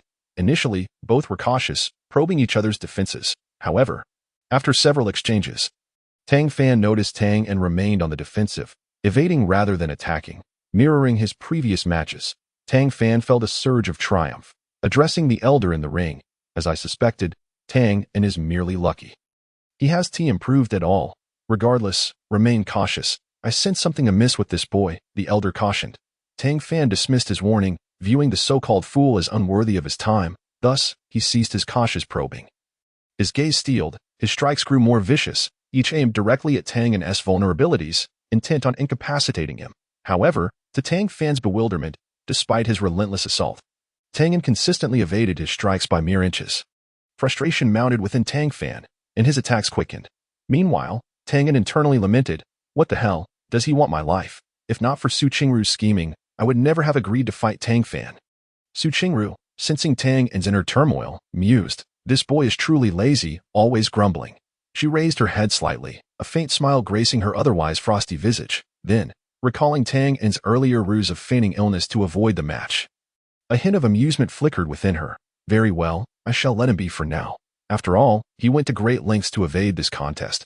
Had I not seen through his little trick and applied pressure, he would have surely slipped away. This time, I wish to see how he handles Tang Fan's onslaught while concealing his secrets. Tianyan barely managed to evade Tang Fan's attack, a cloud of dust enveloping him. causing him to cough violently. Cough, cough. I say, Tang Fan, is it really necessary to be so heavy-handed? Are you trying to ensure I have no descendants? Tang Fan's eyes darkened, his strikes growing increasingly ruthless, yet a mocking grin remained on his face. You, deserving of descendants? I doubt you can even walk off this stage in one piece today. Is he serious? Tianyan thought despairingly. This Tang Fan seems to be on a rampage today, each strike aimed to kill. How can my feeble frame withstand this? He feigned helplessness while internally cursing. Qingru, you wretched woman, because of you. I'm risking my life today. If I perish here, I shall hold you accountable. Meanwhile, Qingru, seated comfortably, appeared in good spirits. Even the chill surrounding her seemed to soften. Tang Fan, frustrated with Tang and S' slippery nature, could not land a hit in a fit of rage. He shouted, unleashing the ultimate technique bestowed upon him by the elder, the hurricane palm. The wind howled as he directed it toward Tang and S' face paled. If struck, he would either be killed or left maimed. In a moment of desperation, he recalled the invisibility talisman in his backpack. Here goes nothing, he shouted, swiftly producing the talisman and slapping it onto himself. Just as Tang Fan's powerful strike was about to connect, Tianyan's figure vanished, the force of the blow crashing into the arena with a thunderous sound. Where is he? Tang Fan stood dumbfounded, scanning the surroundings, yet Tianyan was nowhere to be found. The crowd erupted into a frenzy of speculation. What happened? Where did Tianyan go? Could it be a technique of earth evasion? Could he have wet himself and fled? One taunted. Ha. That fool only knows how to launch sneak attacks. Tang Fan's face turned ashen with humiliation. After training for so long, he was outwitted by a mere fool. Tianyan, come out. Hiding like a turtle. What kind of man are you? Tang Fan bellowed. Chapter 44. Strategy. Concealed in the shadows. Tianyan smirked inwardly. Fool. This is one of the 3 invisibility talismans of the Tang family. If you can see me, you must be a ghost. He stealthily moved behind Tang Fan, catching him off guard, and kicked him squarely in the rear. Ouch. Tang Fan, taken completely by surprise, fell face first into the dirt. His face covered in grime. The crowd erupted into laughter, pointing at Tang Fan in amusement. Haha. Tang Fan fell flat on his face. This useless Tang and actually managed to sneak attack him. Tang Fan, seething with rage, scrambled to his feet and shouted, Tianyan, get out here. Yet, Tianyan moved like a phantom, darting around the arena, occasionally delivering kicks to Tang Fan or tugging at his hair, feigning weakness while demonstrating his agility. Tang Fan, in a frantic state, was utterly helpless. He felt like a blind man, tormented by an invisible foe, utterly powerless to retaliate. Damn this invisibility talisman, Tang Fan inwardly cursed, never having anticipated that Tianyan would possess such an item. He began to calm himself, contemplating a strategy that he realized that if things continued in this manner, he would eventually be worn down by Tang, and Tang Fan had to find a way to locate Tang and or force him to reveal himself. At that moment, the elderly figure within the ring presented a crucial point. Young lad, have you noticed that there is a prolonged period of vulnerability whenever Tang attempts to launch a sneak attack on you? The elder's words were like a revelation, and Tang Fan's eyes brightened as he began to analyze Tang's weaknesses. It turned out that he needed to strike before the vulnerable period ended. Now was the time. Tang Fan swiftly unleashed his palm strike. Following the elder's guidance, Tang Fan executed the move with remarkable speed. However, Tianyan was precisely awaiting this blow. As long as Tang Fan sent him flying, his quest would conclude. The arena was engulfed in dust, and once it settled, the spectators beheld the 2 combatants, both Tang and Tang Fan, frozen in astonishment. The sensation of pain had vanished. The anticipated excruciating agony had not materialized. Confused, Tianyan opened his eyes, realizing he still stood firmly in place. What was happening? My full force strike could not even budge him. Tang Fan was equally bewildered. He distinctly felt his palm strike land solidly against Tianyan. Yet, Tianyan remained unscathed. How could this be? Had this way somehow strengthened his body? What on earth was happening? Tianyan rubbed his chest, feeling somewhat dazed. He had clearly prepared himself to be sent flying, even envisioning how to scream in anguish. Yet nothing had transpired. The audience was equally astonished, left speechless. They had expected Tianyan to be doomed by Tang Fan's fierce attack, only to be met with an utterly unexpected outcome. This was impossible. Tang Fan stared incredulously at Tianyan, a storm of emotions brewing within him. His practiced hurricane palm was immensely powerful. No warrior of the same realm could withstand such a strike, let alone remain uninjured. Could it be that Tianyan had concealed his true strength, Suddenly, Tang Fan recalled the bizarre speed and strength Tianyan exhibited when slaying the beast earlier. A bold hypothesis emerged in his mind. Had this fellow always been hiding his true level? What realm are you truly in? Tang Fan's voice trembled. Tianyan blinked innocently, feigning ignorance. What realm? I am merely a waste at the first level of spirit manipulation. You can't possibly be unable to see this. Right? Nonsense. Tang Fan roared in anger. A first-level spirit manipulator can withstand my hurricane palm? Do you take me for a fool? By heaven's virtue, I truly am at the first level. Tianyan protested, appearing aggrieved. If you don't believe me, why not strike me again and see for yourself? Tang Fan was infuriated, feeling as if smoke were billowing from his ears. This fellow was clearly toying with him. He gathered his palm energy once more and struck fiercely at Tianyan. Yet, the outcome remained unchanged. Tianyan stood unwavering, not even swaying slightly. Tang Fan was utterly bewildered, feeling as though his worldview had shattered. How could this be? His prideful hurricane palm was ineffective against a mere first-level body cultivator. The spectators erupted into a cacophony of discussion, speculating wildly. What kind of monster was Tianyan? Could he truly have hidden his strength? Impossible. He had always relied on sneak attacks. How could he suddenly become so powerful? I suspect he has employed some secret technique. Yes, that must be it. Listening to the murmurs from below, Tang Fan felt a surge of indignation. After several failed attempts to shake Tianyan, he began to doubt his own strength, questioning whether he had truly grown weaker. Just then, the invisibility talisman's effect was about to wear off, and Tianyan realized that there was no need to prolong the confrontation any further. So Tang Fan couldn't harm me at all? I thought he would dispatch me in an instant. Tianyan scratched his head, sporting a look of confusion. Since that's the case, why continue the pretense? The glow of the invisibility talisman gradually dimmed, and Tianyan's figure slowly became visible that he crossed his arms, adopting a nonchalant posture as he gazed at Tang Fan, a joyful expression on his face. Upon seeing Tianyan reveal himself, Tang Fan was initially taken aback. Then his fury ignited, and he gritted his teeth, demanding, "What trickery is this? Why are my attacks ineffective against you?" Tianyan shrugged nonchalantly, feigning innocence. "I don't know. Perhaps you're just having an off day. Maybe you should go home and eat some spirit rice to replenish your strength." "Stop your nonsense," Tang Fan bellowed. "You must have employed some underhanded means. You're cheating." "Cheating?" Tianyan replied with genuine sincerity. "Tang Fan, I sincerely apologize. It was not my intention. I simply did not expect my defenses to be so formidable." Tang Fan trembled with rage at Tianyan's words. "Tianyan, do not revel in your triumph. I refuse to believe I cannot breach your defenses." He once more concentrated his palm energy and struck vehemently at Tianyan. Tianyan sighed in exasperation, thinking to himself how stubborn Tang Fan was. Why not retreat when you can't win? Must you persist in this futile struggle? Tang Fan, I advise you to concede. You are not my match. Tianyan cautioned kindly. Silence. I will defeat you today. A series of muffled thuds followed as Tang Fan's palm winds tore through Tianyan's clothing, exposing his well-defined muscles. Yet, his body remained entirely unharmed. Tang Fan's attacks felt to him like mere tickles. How could this be possible? Tang Fan's eyes widened in disbelief. Chapter 45. Had I known this would be the outcome, Tang Fan's attacks grew increasingly feeble.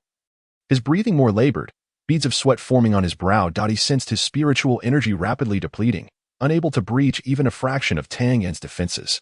The sense of powerlessness pushed him to the brink of despair.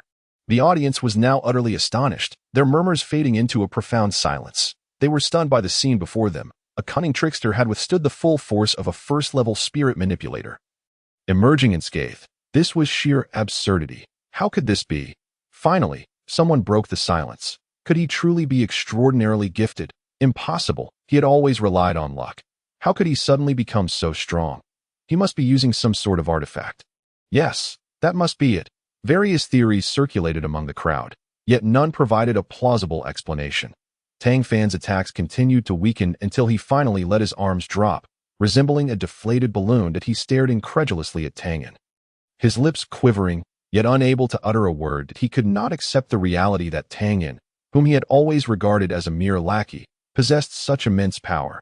Observing Tang Fan's demeanor, Tianyan couldn't help but sigh inwardly. Had I known it would come to this, why push me to act? Now look, you've embarrassed yourself. Given the circumstances, Tianyan felt there was no need to prolong things any further. Surely, Su Qing would have no valid criticisms to offer, considering how hard he had fought. Taking a deep breath, he resolved to finish this swiftly. In an instant, he appeared before Tang Fan, delivering a light palm strike. Bang! With a muffled thud, Tang Fan was sent flying, crashing heavily outside the ring, blood spewing from his mouth, unconscious. The arena fell silent, everyone stunned by this sudden turn of events. One strike. Just one strike had defeated Tang Fan. A first-level spirit manipulator? How could this be possible? After the silence, the crowd erupted into chaos. In no way. Did I just see that correctly? Tianyan sent Tang Fan flying with a single palm strike. This is utterly outrageous. Is he truly at the first level of body cultivation? This fellow has hidden himself far too well. What a performance. The spectators buzzed with excitement. At that moment, Elder Zhang regained his composure and announced loudly, Tianyan wins. Tianyan calmly descended from the arena, yet a tempest raged within him. This was disastrous. I just defeated Tang Fan like this. How will I complete my achievements? What will happen to my system rewards? Just as Tianyan wallowed in his regrets, a melodious voice chimed in his ear. Brother Tianyan, you are so impressive. When did you become this strong? Tianyan turned to see Tang Xiaoxiao at his side. Her large, sparkling eyes filled with admiration. She tightly linked her arm with his, the soft sensation causing Tianyan's heart to flutter. Embarrassed, he scratched his head and replied nonchalantly, I'm not sure. Perhaps I've just been eating more lately. And my strength has increased. Hearing this, Tang Xiaoxiao burst into laughter, akin to a blooming peach blossom, radiant and captivating. Brother Tianyan, you truly have a knack for joking, but you were genuinely impressive. Tang Xiaoxiao felt both surprise and confusion. Tianyan's strength was beyond her expectations. Yet, why had he concealed his capabilities? He had always portrayed himself as inept. What could possibly have caused him to become so powerful all of a sudden? I have been by his side all day, yet I have not observed him engaging in any serious training. Tianyan returned to the lounge, collapsing into a chair, his mind buzzing with confusion. Yes, he won, but the victory came far too easily and unexpectedly, leaving him feeling even more unsettled. Damn it, is this system playing tricks on me? Tianyan muttered under his breath. The achievement of deliberately losing to Tang Fan in the grand competition has now completely fallen through. Without the system's rewards, what is the point of it all? Frustrated, he ran his fingers through his hair. This journey to another world has yet to bring him any joy. His golden opportunity seemed to be slipping away just as it was beginning to warm up. The image of Tang Fan's shocked face flashed in his mind, intensifying his anxiety. That kid is the protagonist of this world. With one slap, I fear I may have spoiled his grand narrative arc for the next few hundred chapters.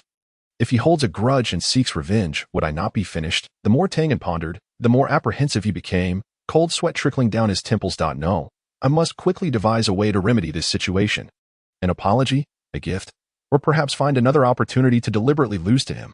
Sigh. After the final match tomorrow, I will immediately seek out that kid and soften my stance. Tianyan resolved in his heart. I must stabilize the situation first. Otherwise, the days ahead will be difficult. He wiped the cold sweat from his forehead, his thoughts racing. Tomorrow marks the final match of the Sect competition, and now it is only left between him and Tang Xiaoxiao.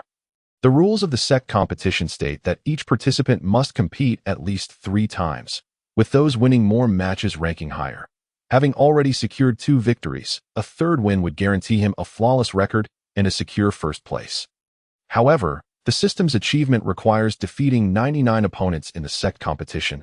What to do about that? Wait. Suddenly, a bold idea sparked in Tianyan's mind. The system only requires him to lose to at least 1 opponent. It does not specify who. This means losing to Tang Fan or Tang Xiaoxiao would yield the same outcome. Ha ha ha. I truly am a genius. Tianyan felt a surge of joy, almost laughing aloud. Losing to Tang Fan is now out of the question. That kid probably wishes to devour me whole. But losing to Tang Xiaoxiao, now that is a splendid idea. First, Tang Xiaoxiao is part of Tang Fan's harem. So losing to her is entirely reasonable, and I might even gain a reputation for being chivalrous. Second, I can fulfill the system's achievement and receive rewards. What could be better? With this thought, Tianyan's spirits lifted. And the previous gloom vanished entirely. He even began to fantasize about the moment he would receive the system's rewards. Brother Tianyan, what are you thinking? You seem so happy. Tang Xiaoxiao's sweet voice interrupted his daydream. Tianyan snapped back to reality, gazing at Tang Xiaoxiao, who was so close, and felt his heart flutter. This girl truly is captivating, her large eyes sparkling, igniting a sense of longing within him. Ahem, it's nothing. I just thought about how this tedious competition will finally come to an end tomorrow. It makes me a bit happy, he coughed awkwardly, trying to mask his embarrassment. Yeah, me too. Tang Xiaoxiao smiled sweetly, tightening her grip on Tianyan's arm. Chapter 46. The final match, Brother Tianyan. You must give it your all tomorrow. Tianyan glanced at Tang Xiaoxiao's expectant gaze, inwardly lamenting. Give it my all? I wish I could, but I absolutely cannot secure that first place. The next day, the family competition's final match commenced as scheduled. Tianyan and Tang Xiaoxiao stood on the stage, facing each other. Tang Xiaoxiao wielded a long sword, exuding both sweetness and spirited confidence. Below the stage, Tang Fan's expression was dark, his fist clenched tightly. Yesterday's encounter with Tianyan not only brought him disgrace but also instilled a profound sense of threat. Tianyan, today I will make you pay, Tang Fan silently vowed. However, what unfolded on stage left him utterly dumbfounded. Once the match began, Tianyan not only failed to display the dominance he had the previous day but instead held back at every turn, even deliberately exposing vulnerabilities for Tang Xiaoxiao to exploit. Brother Tianyan, you must be careful. I want to go easy on you. With a commanding shout, Tang Xiaoxiao darted towards him like a nimble swallow, her sword glimmering with a chilling intent aimed directly at Tianyan's vital points. Tianyan's heart tightened. This girl truly meant business. It seemed he had to perform earnestly now. He quickly dodged, feigning a state of panic. Brother Tianyan, what's wrong? You seem a bit distracted today, Tang Xiaoxiao inquired, puzzled, as she pressed her attack. Tianyan, while evading, chuckled awkwardly, hee, perhaps I didn't sleep well last night. Is that so? Tang Xiaoxiao clearly did not believe him, intensifying her assault. Brother Tianyan, be serious. Show me the strength you had yesterday. Tianyan internally groaned. This girl was genuinely serious, as he continued to feign struggling evasions. He racked his brain for a natural way to lose this match. Suddenly, a light bulb went off in his mind, recalling the time Tang Fan had struck him.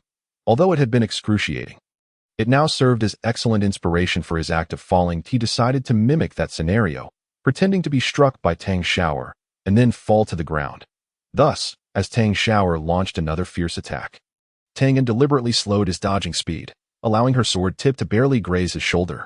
Ouch! Tianyan exaggeratedly cried out, staggering backward a few steps while clutching his shoulder, feigning immense pain. He stole a glance at Tang Xiaoxiao, only to discover that she did not halt her attack as he had anticipated. Instead, a glint of cunning flashed in her eyes, and her onslaught grew fiercer. Brother Tianyan, are you really okay? Why has your agility decreased so much today?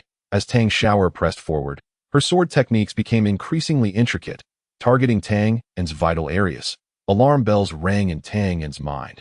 This girl was not following the expected script. He had assumed she would show leniency due to his apparent injury, yet she seemed to be intensifying her efforts, catching him off guard. I might really be feeling a bit unwell, Tianyan stammered, dodging her attacks while attempting to explain. Unwell? I think you are deliberately holding back. Tang Xiaoxiao abruptly ceased her assault, regarding Tianyan with feigned suspicion. Brother Tianyan, you wouldn't be trying to let me win on purpose, would you? Tianyan's heart sank. This girl was far too clever. Had she figured it out? He quickly forced a sheepish smile. Xiaoxiao, what are you talking about? How could I possibly let you win? Tang Xiaoxiao's delicate face showed surprise as she pondered. What has he figured out? Could it be that he intends for me to win? Impossible. He had pushed me away previously, never speaking a single truth. Tang Xiaoxiao sheathed her sword, stepping to the edge of the stage. Looking down at the still-prone Tianyan, her brow furrowed slightly. Brother Tianyan, are you all right? Tianyan rubbed his backside, grinning and grimacing as he struggled to rise, his face covered in dust, presenting a rather comical sight. It's nothing at all, just a bit of pain in my rear. Pained? I see you're just pretending. A sharp and scornful voice emerged from the crowd. It belonged to Zhang Yiying, who wore a smug expression. Tianyan, you can't possibly have a crush on Tang Xiaoxiao. Did you intentionally lose to her?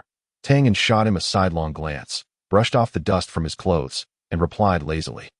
What do you know? This is what one would call a strategic retreat. Understand? Strategy. Zhang Yiying scoffed. Strategy?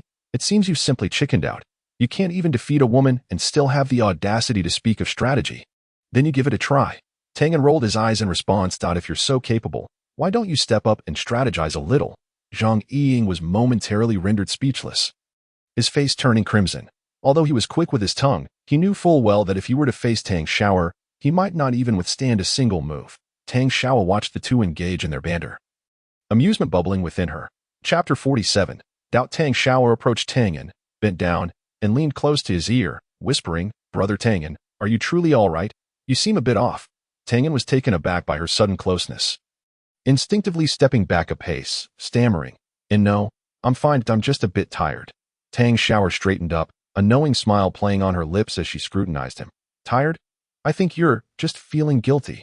Come on, did you let me win on purpose? Tianyan hastily waved his hands in denial.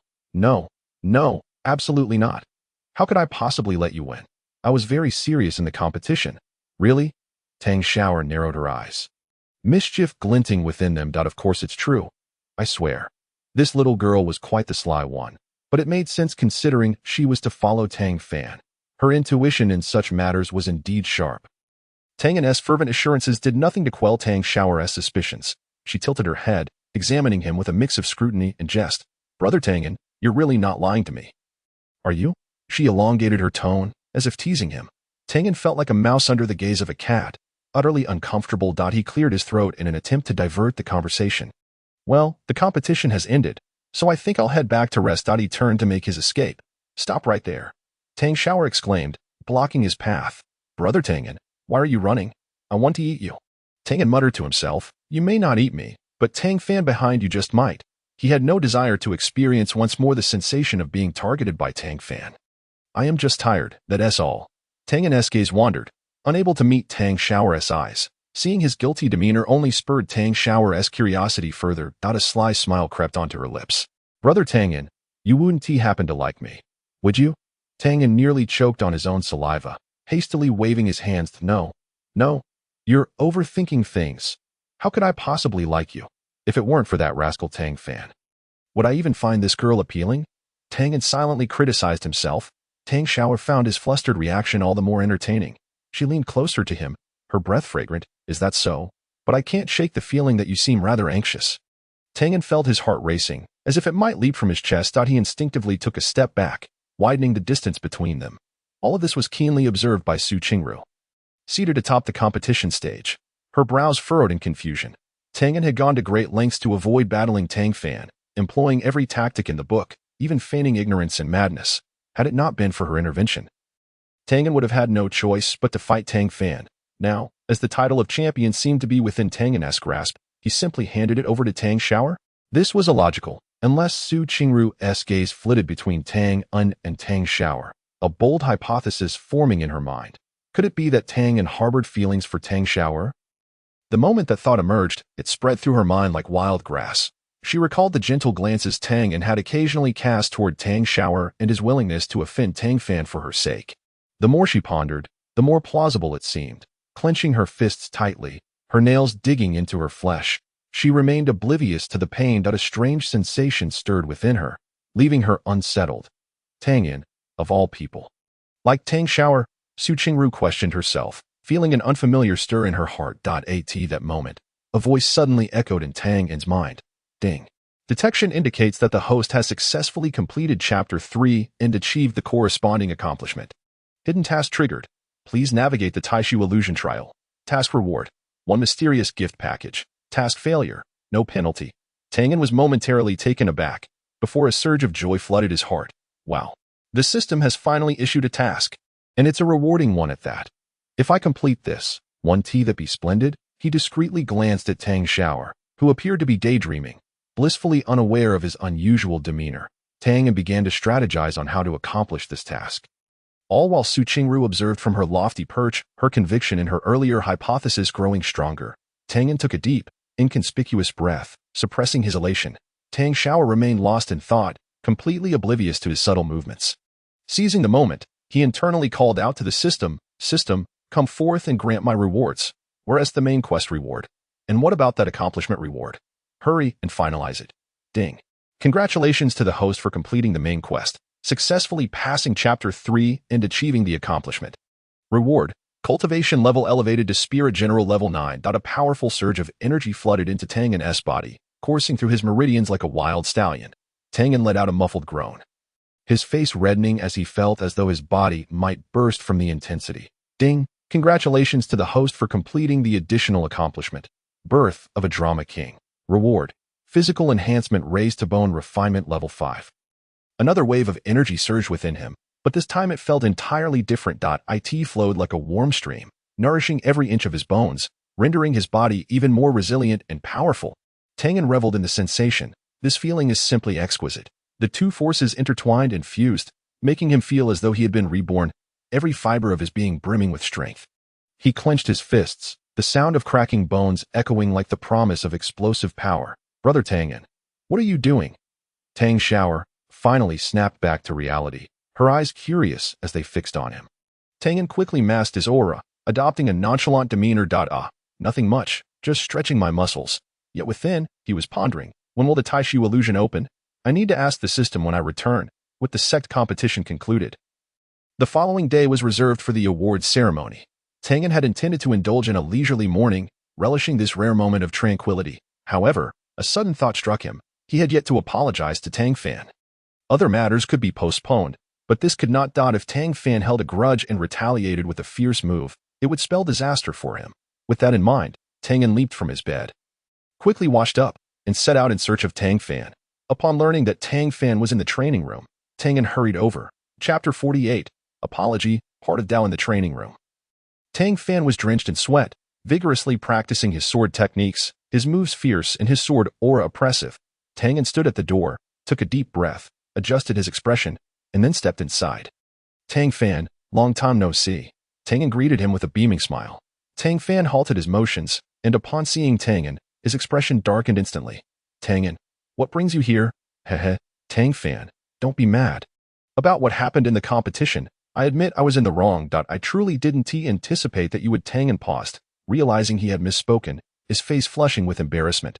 "Ahem, what I meant was, I genuinely didn't expect to win so easily. I'm really sorry for any inconvenience I caused." Tang Fan's face darkened even further, noticing Tang Fan's displeasure. Tianyan assumed it was due to his mention of the competition and hastily pulled out a bunch of items from his storage bag. "Oh right, I have some talismans, elixirs, and a few stones radiating rich spiritual energy. Tang Fan, please accept these small gifts as a token of my respect." Tang Fan eyed the items with disdain, snorting dismissively. "Do you think such trifles can compensate for the humiliation I endured?" Tianyan quickly waved his hands in protest. "Of course not. Tang Fan, you are destined to become a remarkable figure. Don't let such trivial matters weigh on your mind. Consider this, should you rise to become a figure of great renown in the future, who would still recall the trivial setbacks you faced today?" Just as Tang Fan was on the verge of unleashing his fury, ready to swat the bothersome fly before him, a gentle tremor from the ring on his finger interrupted him. An aged voice resonated within his mind. "Fanner, restrain yourself. Do not let a minor grievance lead to a significant loss. Though Tianyan may be despicable and shameless, now is not the time to sever ties with him. It seems he is backing, and we must observe a while longer." Taking a deep breath, Tang Fan endeavored to suppress the anger swelling within him. He had always regarded the old man's words as sacred. Since the elder had advised caution, he would refrain from rash actions. Yet, the indignation simmering within him was nearly unbearable. Tang Fan forced a smile that did not reach his eyes and said, "Tianyan, you truly possess a way with words. This time, I shall turn a blind eye, but should I catch you in a misstep, I shall make you pay." Upon hearing this, Tianyan's face lit up with delight, as if he had received a monumental favor. "Thank you, Brother Tang Fan. I am eternally grateful."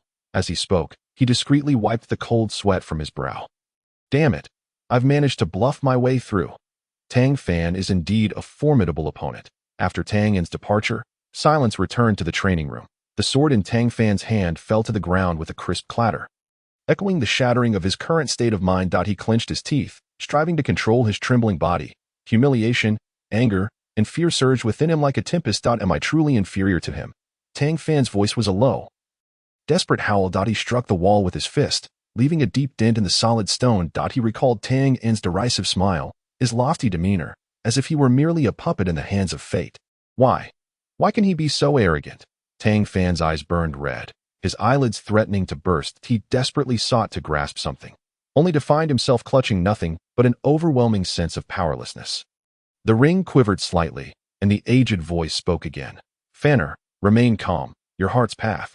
However, the elder's words were abruptly cut off, for he sensed clearly that Tang Fan's resolve had shattered once more.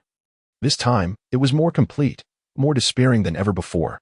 Tang Fan sank to the ground, his gaze hollow, as though he had lost his very soul. He felt like a mere jest, a pitiable creature toyed with by fate.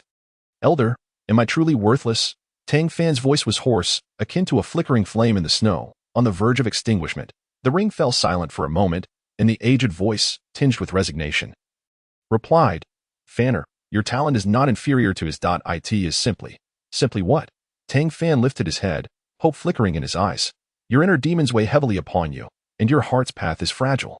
The elder's voice was somber. You care too much about others' opinions and fear failure too deeply. You always dwell in the shadows of others, too afraid to pursue your own path. What should I do? Tang Fan's voice trembled. You must discover your own path, unearth your own power. The elder's tone was resolute. Only then can you conquer your inner demons and escape his shadow. My path, my power, Tang Fan murmured.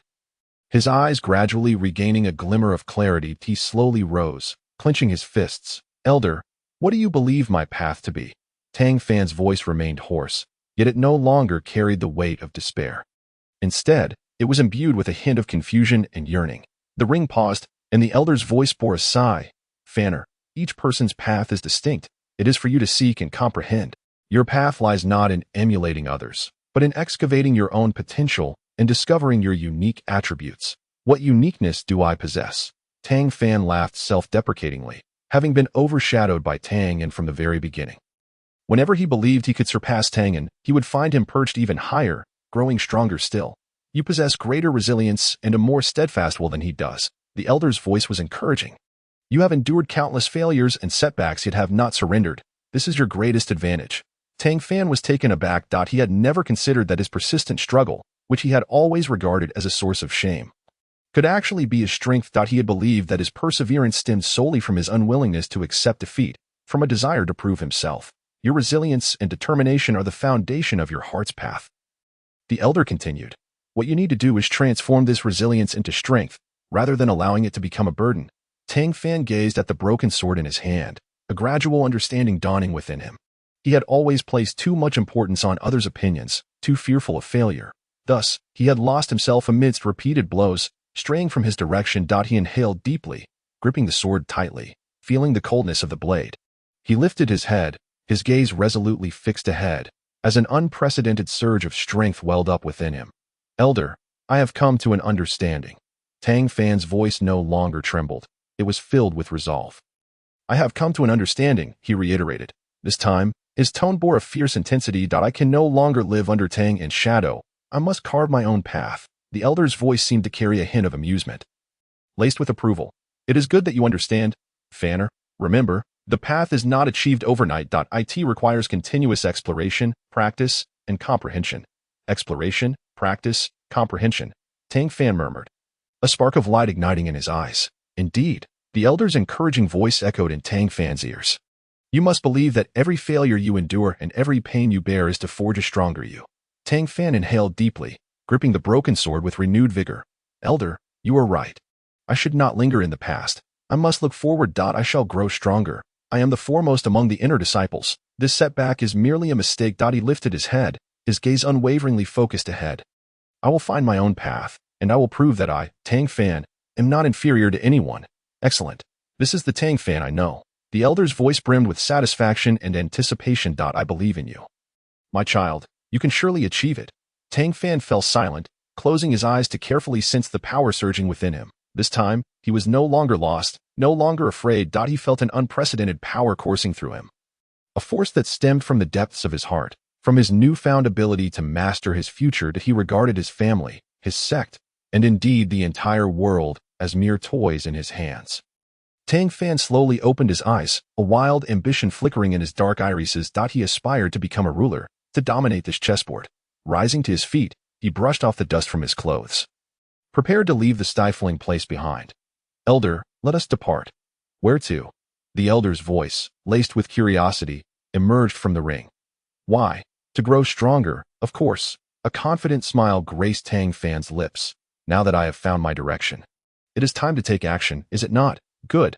Well said. The elder's voice brimmed with admiration. Fanner, whatever you need, do not hesitate to ask. I shall do my utmost to assist you, though a confident smile adorned his face. It held an icy demeanor, devoid of warmth. His eyes glimmered with ambition, akin to a beast poised to devour anyone who dared stand in his way. The morning sun streamed through the window, casting dappled light upon Tang's face. He turned over, attempting to shake off the intrusive rays that disturbed his slumber. In his drowsy state, he felt someone nudging him, accompanied by a chorus of cheerful voices. Brother Tianyan, wake up. If you sleep any longer, the sun will scorch your backside. Reluctantly opening his eyes, he was met with the vibrant smile of Tang Xiaoxiao. She was dressed in a light pink dress. Her hair fashioned into playful buns adorned with delicate floral pins, rendering her exceptionally adorable to shower. "Why are you waking me so early?" Tianyan rubbed his sleepy eyes, his voice thick with nasal congestion. "Brother, you haven't forgotten, have you? Today is the grand awards ceremony of the Sect's competition." Tang Xiaoxiao wore an expression of exasperation, as if incredulous that he could overlook such an important event. "Please don't tell me you forgot about this." With Tang Xiaoxiao's timely reminder, Tianyan suddenly recalled the events of yesterday. He had gone to apologize to Tang Fan. His spirits lifted, and upon returning home, he had collapsed into a deep sleep. Completely forgetting about the grand awarding ceremony. Oh dear, how could I have such a poor memory? Tianyan scratched his head, feeling a bit embarrassed. How could I forget such an important matter? I knew you would do this. Tang Xiaoxiao pouted, feigning anger. "Brother Tianyan, if you keep this up, I might really start to doubt if you're doing it on purpose." All right, I'm just not fully awake yet," Tianyan replied hastily. Getting up and dressing at the same time. Tang Xiaoxiao nodded and, with an air of maturity, patted Tianyan on the shoulder. "Hurry up and get ready. I'll wait for you outside." Watching Tang Xiaoxiao skip away, Tianyan shook his head helplessly. That girl is becoming increasingly whimsical. After a quick wash, Tianyan followed Tang Xiaoxiao to the square where the awarding ceremony was to take place. The square was bustling with a sea of people. Alive with excitement, disciples from various teams were dressed in uniform attire, standing according to their respective regions. Among the crowd, Tianyan immediately spotted the striking figure of Tang Fan, clad in a sleek black outfit. With a glimmering long sword at his waist, he exuded both handsomeness and an air of aloofness, as if keeping the world at bay. A jade pendant, inscribed with the mark of an inner disciple, hung at his waist, and his confident smile drew the adoration of those around him.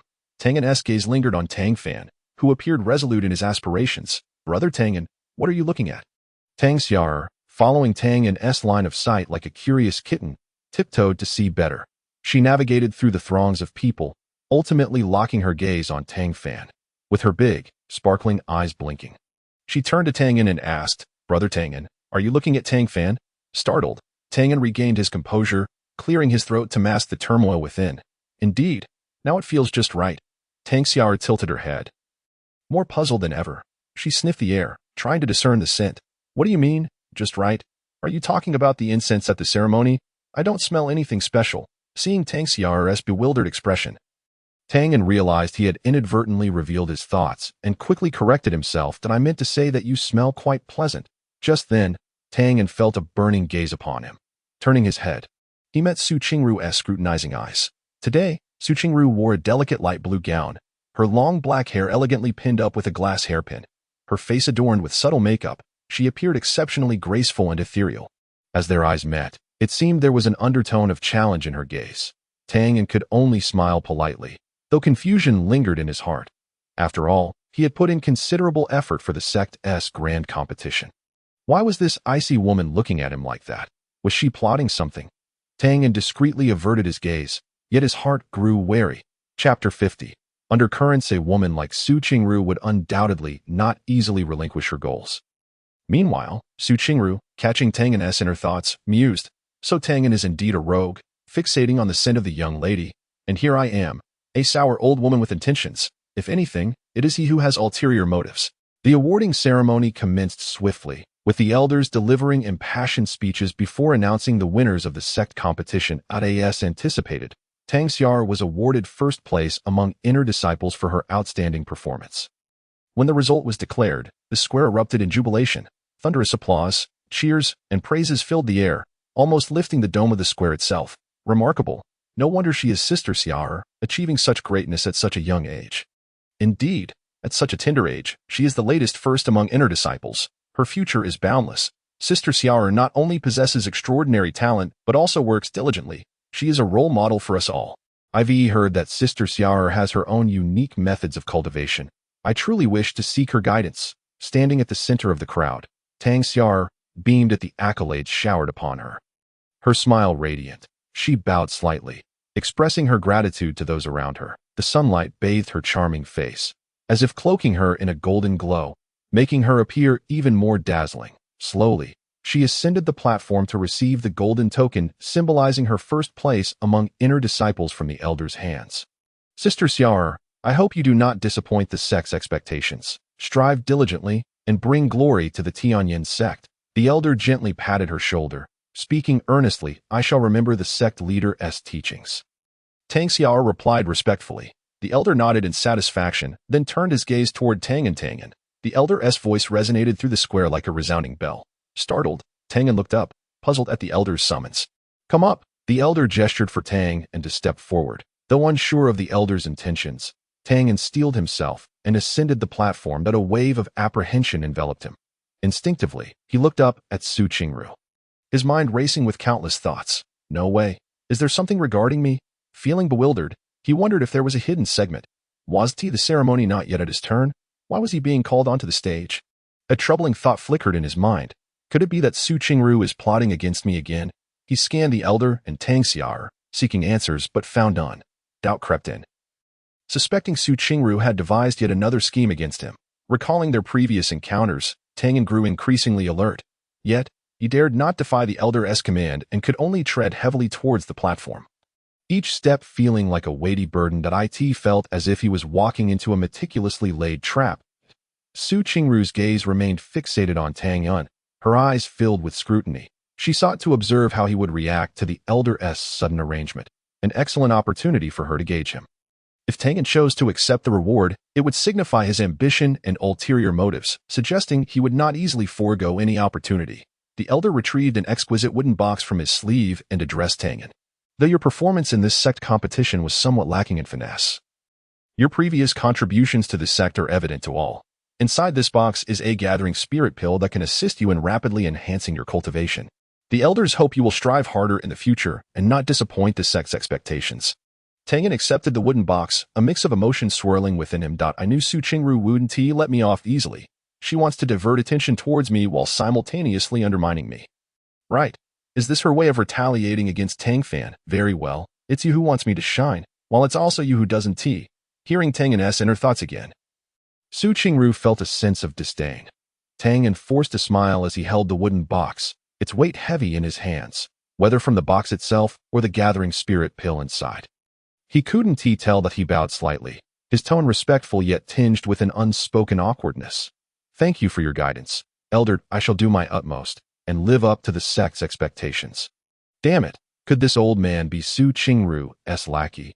Gathering spirit pill? What a joke. With my system, pills mean nothing. As Su Qingru sat on the platform, listening to Tangan's thoughts, a smirk graced her lips. She knew this boy would surely concoct some narrative against her. However, she was curious to see what tricks he had up his sleeve. The elder, seemingly oblivious to the undercurrents swirling around Tangan, contentedly stroked his beard. After offering a few more words of encouragement to Tang Xiaoer, the ceremony reached its conclusion. Just as the elder stepped down, Tangan, still holding the wooden box, suddenly pondered a pressing question. He quickly called out to the system. System, where is that place you mentioned? Ding. The host is to wait at the designated location. What designated location? Here, the system refers to the secret realm entered by Tang Fan and Tang Xiaoer. Is that so? Please prepare yourself. Why didn't you remind me sooner? Tangan recalled the trial he had received, having been so caught up in excitement that he completely overlooked this segment of the original plot. I am not prepared at all. After all, Tang Fan is the destined child, while I am not. At this moment, Tang Xiaoxiao observed Tangan standing on the stage, seemingly lost in thought that as she approached him. Ready to utter something, an inexplicable force suddenly ensnared both of them, causing them to vanish from the stage. Just as Tangan was still in a daze, trying to comprehend what had transpired, he heard a notification from the system in his mind. Ding. Congratulations, host. You have successfully triggered the trial of the Taishu illusory realm. System. I curse you. You wretched thing. I knew you would betray me. Tangan's furious roar echoed through the void, yet it received no response, only the mocking hum of an echo. Before him lay an expanse of blinding whiteness, obscuring everything from view. Cautiously, Tangan took a few steps forward, feeling the ground beneath him yield like clouds. Tangan, where are you? A melodious voice rang out from nearby. It was Tang Xiaoxiao. Tangan's heart leaped with joy, and he hurriedly followed the sound.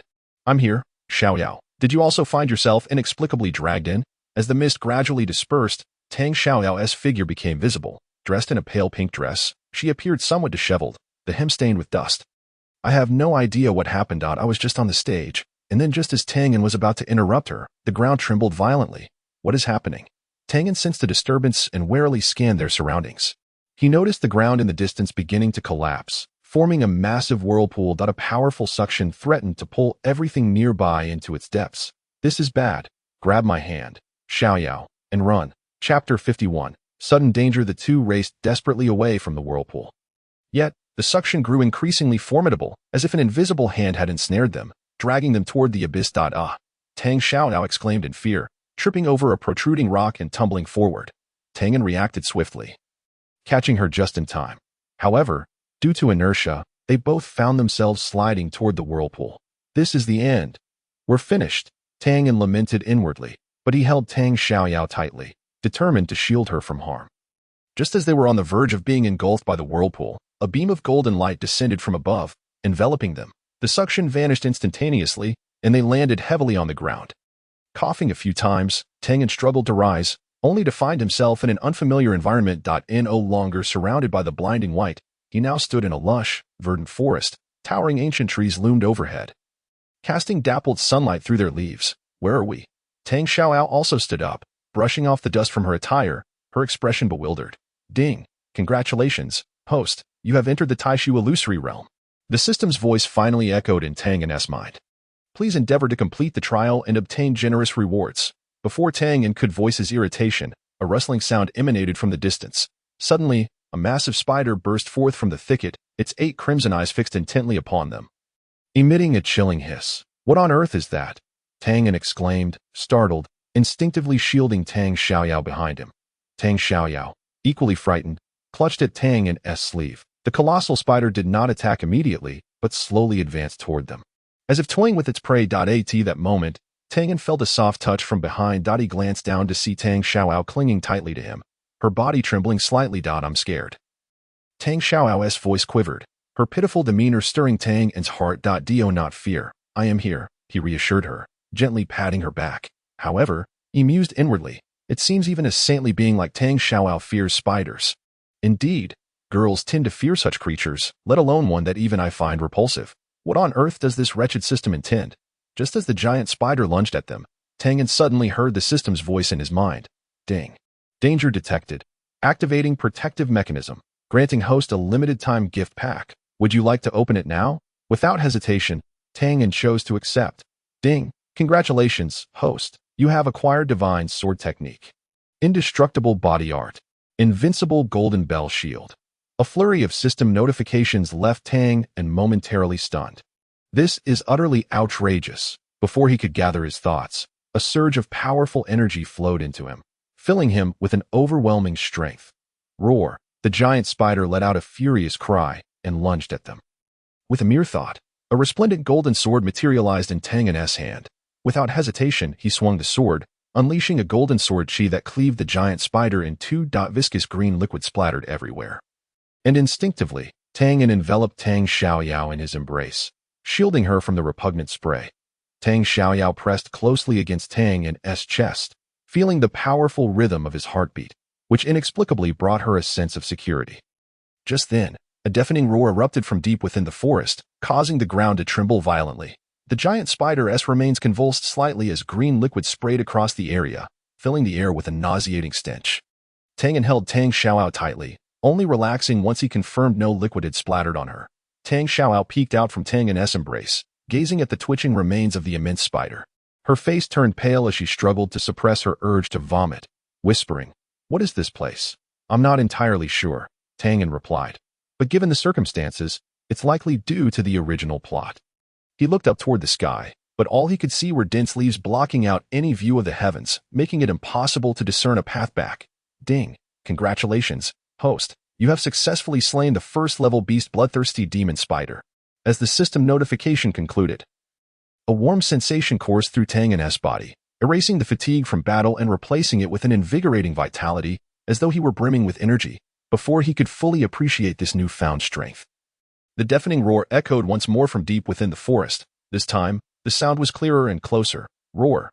The earth shook violently, as if an enormous creature were charging toward them. The trees around them swayed violently, leaves cascading like raindrops. Tianyan's expression shifted dramatically as he seized Tang Xiaoxiao and ducked behind a colossal tree that could barely be encircled by several people. The rough bark dug painfully into his palms. But he disregarded the discomfort and whispered urgently, "Stay silent. Something enormous is approaching." Tang Xiaoxiao, confused, pressed closely against Tianyan, trying to regulate her breathing. A faint fragrance wafted from her, mingling with the moist, earthy scent of the forest, causing Tianyan's heart to flutter unexpectedly. Damn it. How could I think of such things at a time like this? He scolded himself inwardly, focusing intently on the sounds around them. Thud, thud, thud. The heavy footfalls drew nearer, accompanied by the sound of snapping branches, as if a colossal beast were rampaging toward them. The ground quaked beneath them, sending tingles up Tianyan's legs. What kind of monster is that? Tang Xiaoxiao's voice trembled.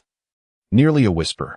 Tianyan remained silent, holding his breath as he peered through the gaps in the tree trunk. That a massive silhouette gradually emerged in his line of sight. That it was a gigantic bear.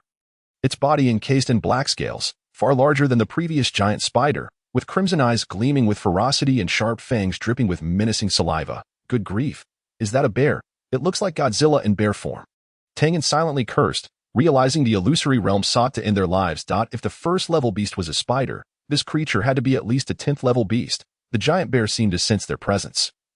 Halting abruptly, its enormous nostrils flaring as it sniffed the air before unleashing a thunderous roar.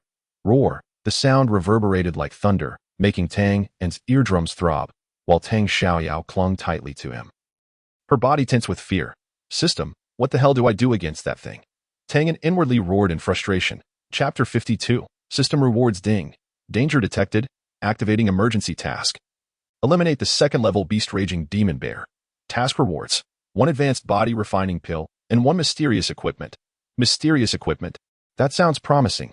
Tianyan's eyes brightened, but his expression quickly soured as he lamented. But how on earth am I supposed to fight it? Should I just charge in head first? He had just acquired the legendary swordsmanship, the indestructible Vajra skill, and the invincible golden bell shield, which sounded impressive. However, having only recently obtained them, he had yet to fully digest and absorb their essence. His current capabilities were limited. Confronting the colossal spider had already pushed him to his limits. In the face of the frenzied demon bear, he felt akin to a lamb awaiting slaughter. Just as Tianyan found himself at a loss, he suddenly sensed Tang Xiaoxiao's hand brushing against him, seemingly hinting at something. He glanced down and discovered a reassuring signal in her round, sparkling eyes. In that moment, a realization dawned upon Tianyan. How could I have forgotten that this girl possesses formidable combat skills as well? Caught in danger, he had momentarily overlooked it. Taking a deep breath, he gently pushed Tang Xiaoxiao behind him, grasped the golden sword tightly, and stepped out from the shelter of the great tree. Tang Xiaoxiao, poised and ready, remained at the rear. Beast, your opponent is me. Tianyan roared at the raging demon bear, taking the initiative to attack. With a thunderous roar, the bear responded, its enormous paw crashing down towards Tianyan. In an instant, Tianyan activated both the indestructible Vajra skill and the invincible golden bell shield. A golden radiance enveloped him, forming an unyielding defense. With a resounding bang, the bear's paw struck him fiercely. Yet its attack failed to inflict any harm, instead being repelled a few steps back by the rebound force of the golden bell shield.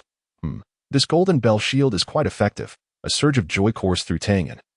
Bolstering his confidence. In no longer content to play defense, he launched a proactive assault, his golden sword transforming into streaks of golden light, descending upon the frenzied demon bear like a tempest. Clang, clang, clang.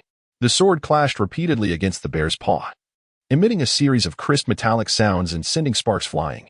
Although Tianyan's strikes did not inflict significant damage, they effectively provoked the beast. The frenzied demon bear let out a thunderous roar, its eyes turning a deeper shade of crimson, while the dark scales on its body emanated an eerie glow. Suddenly, it opened its massive maw, gathering a black energy orb that radiated a spine-chilling aura.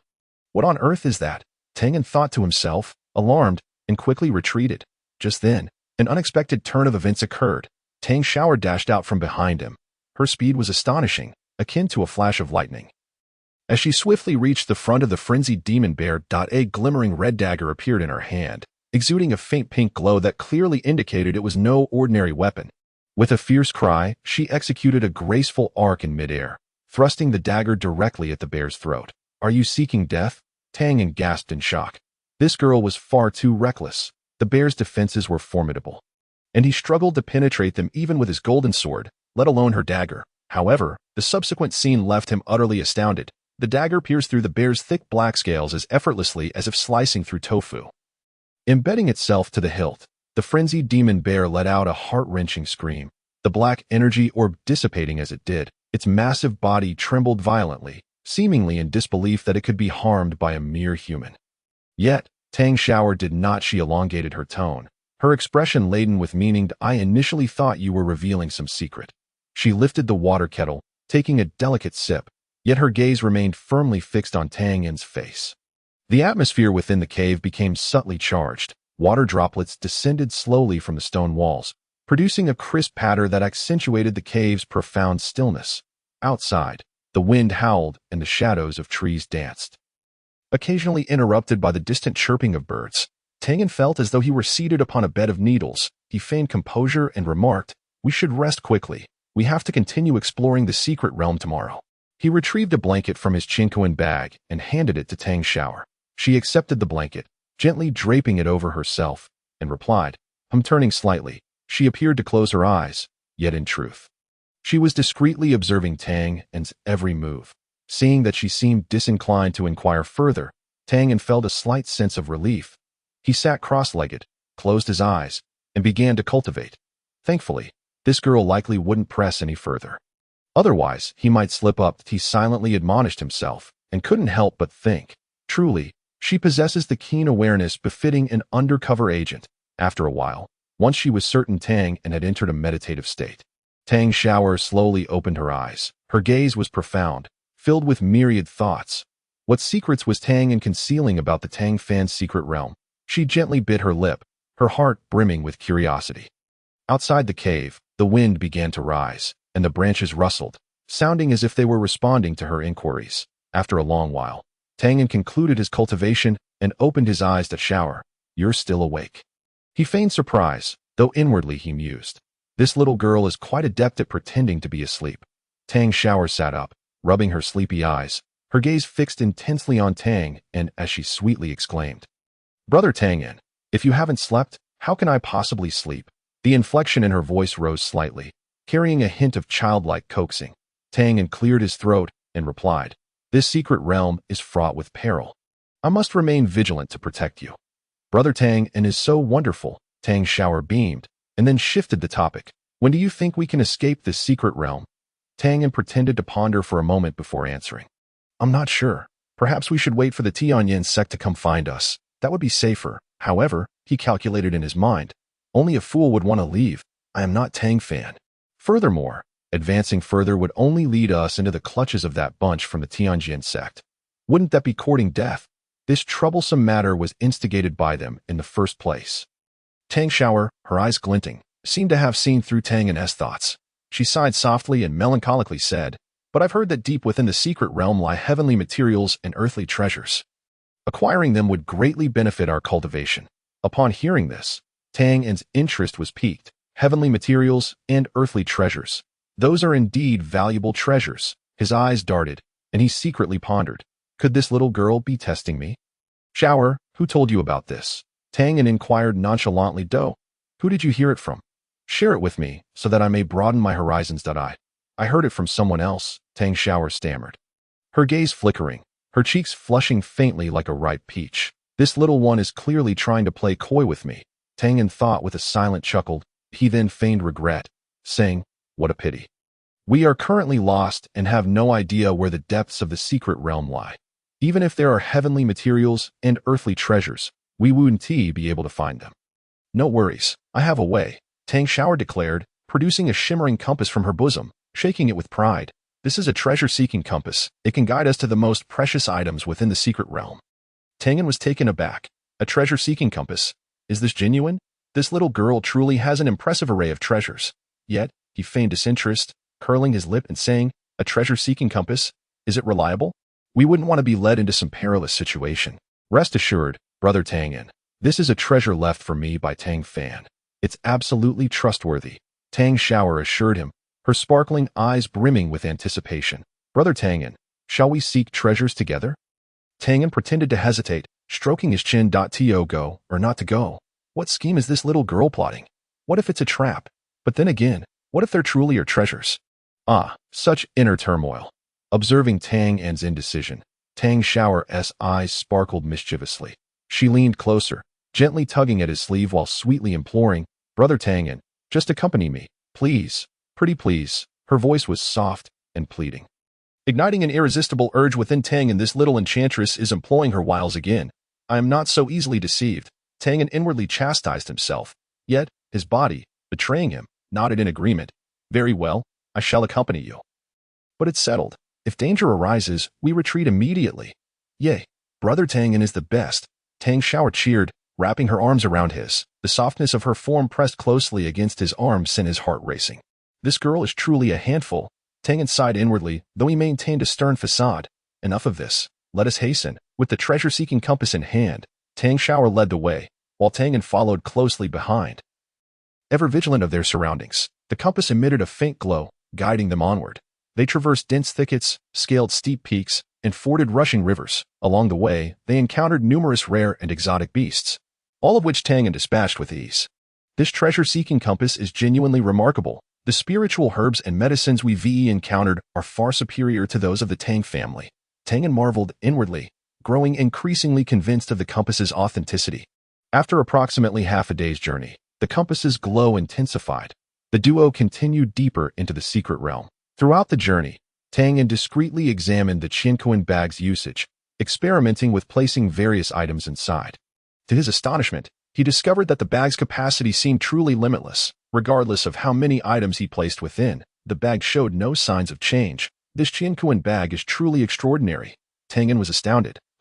With this bag, he could completely empty the secret realm.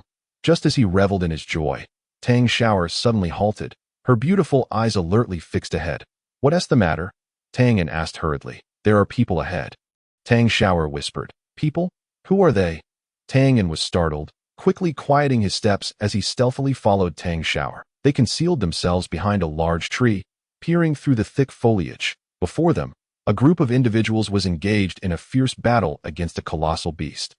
The beast was enormous, towering several meters high, its body encased in thick scales. A sharp horn protruded from its head, emanating a formidable presence. The assailants, clad in uniform attire, were clearly from the same faction. They are members of the Tianyan Sect. Tang Xiao instantly recognized their origins. The Tianyan Sect. Tang furrowed his brow. He had heard of them before. They are one of the top-tier forces on the Tianyuan continent. Incredibly powerful, with a multitude of proud disciples. However, the crux of the matter was that this very plot involved Tang Fan being bested by the Tianyan Sect and subsequently cast into the abyss of Yumming. Just because Tang Fan managed to escape doesn't mean I will.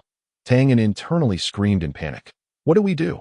He whispered, reluctant to provoke the Tianyan Sect at this moment. "Let us observe." Tang Xiao replied coolly, her beautiful eyes fixed intently on the unfolding battle. Though the beast was powerful, it was ultimately outnumbered. As the Tianyan Sect disciples pressed their attack, the beast gradually fell into a disadvantageous position, sustaining several grievous wounds. Roar. The beast let out an enraged bellow, its eyes filled with determination. Suddenly, it opened its cavernous mouth, gathering a dark energy sphere within, radiating a chilling aura. Not good. It's going to self-destruct. The disciples of the Tianyan Sect turned pale, scattering in all directions. "We must flee," Tang Xiao urged, grabbing Tang as they turned to run. However, they were already a moment too late. Boom! A thunderous explosion rocked the air as the dark energy sphere detonated. A devastating shockwave surged outward, flattening the surrounding trees in an instant. A massive crater formed in the ground. Despite their best efforts to escape, Tang and Tang Xiao were caught in the blast, hurled through the air like kites with severed strings, crashing heavily onto the ground several dozen meters away. Puff! Tang felt a suffocating pressure in his chest, and a mouthful of fresh blood erupted forth. Darkness enveloped him, and he succumbed to unconsciousness. Tang Xiao, though severely wounded herself, struggled to rise and crawled toward Tang's direction. "Are you all right? Please, respond," she called out anxiously, her voice filled with desperation. Yet, Tang remained unresponsive. Lost in his stupor, overwhelmed by concern, Tang Xiao was uncertain about the severity of Tang's injuries and felt utterly helpless. At that moment, a series of footsteps approached, and a group of individuals advanced toward them. When Tang Xiao looked up, her expression shifted dramatically. The newcomers were disciples from the Tianyan Sect. Leading them was a young man clad in white, Possessing striking features, he cast a cold, greedy glance at Tang Xiaoxiao. Oh, what a delightful surprise! A beauty from the Tianyan sect graces us here. The white-clad man smirked wickedly as he approached Tang Xiaoxiao. Slowly, an ominous foreboding surged within her, and despite the pain coursing through her body, she forced herself to stand, fixating her cold gaze upon the white-clad man. What do you want? What I want? He laughed heartily. What do you think I desire from a beauty like you? Now that you've fallen into my hands. As he spoke, he reached out his hand toward Tang Xiaoxiao's face. Slap. Tang Xiaoxiao swiftly swatted his hand away, her eyes blazing with fury. Dare to touch me, and you shall see. Quite feisty. The white-clad man, far from incensed, became even more exhilarated. I like it. He lunged at her once more. Seizing the moment, Tang Xiaoxiao retaliated with a fierce slap to the other side of his face. Get away! Chapter 55. Tianyan Sect. With a furious shout, Tang Xiaoxiao delivered a powerful kick to the white-clad man's chest, sending him sprawling backward. You dare to seek death? The man staggered back several steps. Clutching his chest, his complexion shifting from pale to red in fury, his eyes glinted with malice as he glared at Tang Xiaoxiao, as though he wished to devour her whole. You wretched girl! How dare you strike me? Do you know who I am? I am Li Wei, an inner disciple of the Tianyan Sect. You shall meet your demise today. The surrounding disciples of the Tianyan Sect, emboldened by Li Wei's status, encircled Tang Xiaoxiao, their expressions menacing.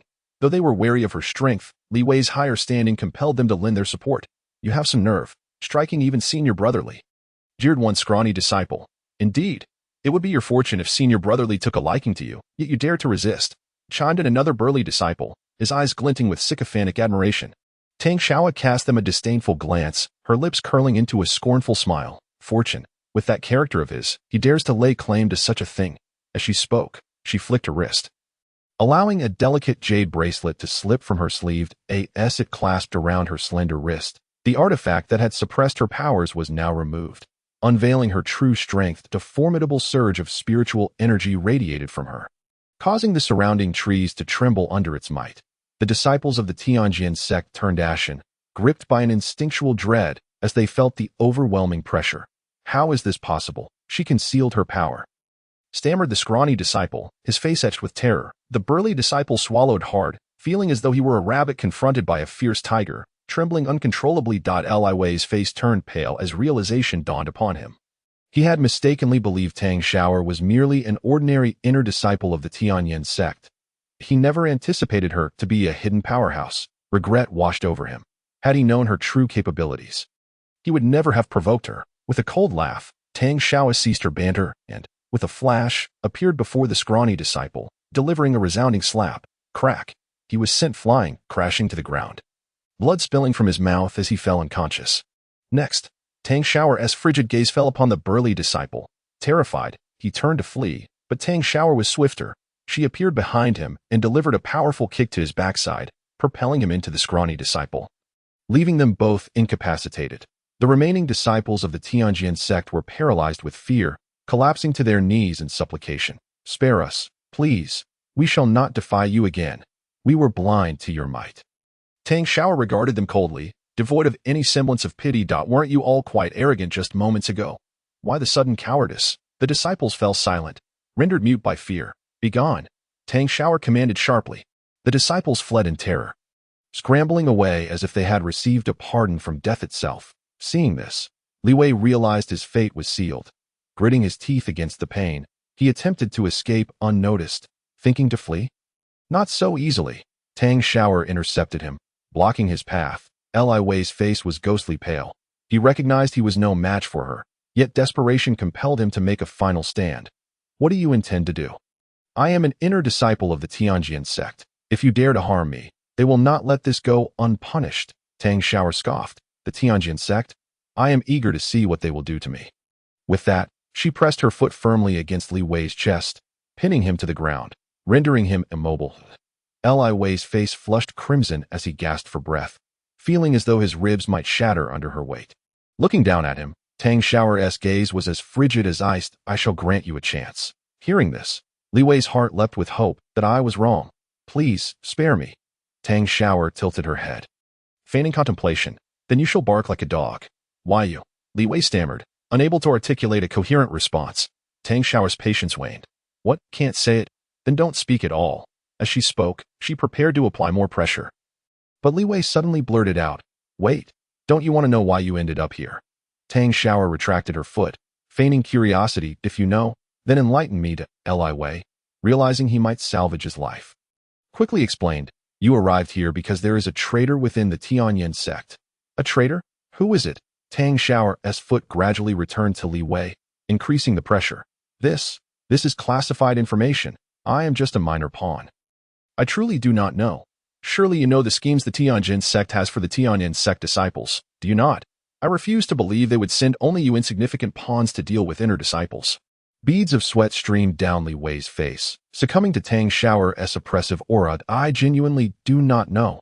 At that moment, Tang Yan's fingers twitched slightly, and Tang Xiao sensed something amiss. She turned to Li Wei and declared, "I shall let you go this once, but should I see you again?" Li Wei scrambled to his feet, panic-stricken. "I am leaving. I will leave at once." Once Li Wei and his companions had fled, Tang Xiao approached the nearly conscious Tang Yan, assisting him upright. She meticulously concealed all traces of their skirmish, awaiting Tang Yan's awakening. Tang Yan's eyelids fluttered, gradually emerging from the haze of unconsciousness. His vision cleared to reveal a worried face, adorned with delicate features, brimming with concern. It was Tang Xiao. Tang Yan's voice was hoarse and weak, as if gravel filled his throat. "Brethren, you are awake." Tang Xiao's worry dissipated in an instant, replaced by overwhelming relief and joy. "How do you feel? Is there any discomfort?" Tang Yan struggled to sit up, a wave of dizziness washing over him. He shook his head, striving to regain clarity. Chapter 56, Escape from Captivity. I am fine, just a bit of a headache. What are those fellows from the Tianjin sect?" Tang Xiao's gaze flickered momentarily before she feigned nonchalance. "I don't know. Perhaps they were blown away by the shockwave from a beast's self-detonation. They might even be dead." She shrugged nonchalantly, exuding an air of indifference. Tang Yan furrowed his brows, yet his heart churned with tumultuous waves. Something is amiss. This deviates from the narrative we had anticipated. It should have been Tang Fan showcasing his prowess, repelling the disciples of the Tianjin sect, and extracting the information regarding a traitor within the Tianyan sect from them. Yet here we are, with the Tianjin sect's members nowhere to be found, let alone any mention of a traitor. Furthermore, weren't there still 3 or 4 powerful figures from the Tianjin sect lingering around the periphery of the secret realm? Why have they remained silent? He suppressed the doubts roiling within him, concealing them behind a facade of weakness as he inquired, "What shall we do now?" Tang Xiao, with a glimmer of cunning in her eyes, suggested, "Let us first seek a safe haven to recuperate, and then devise our next course of action." Tang Yan nodded in agreement, yet internally he calculated, "It seems we can only proceed one step at a time."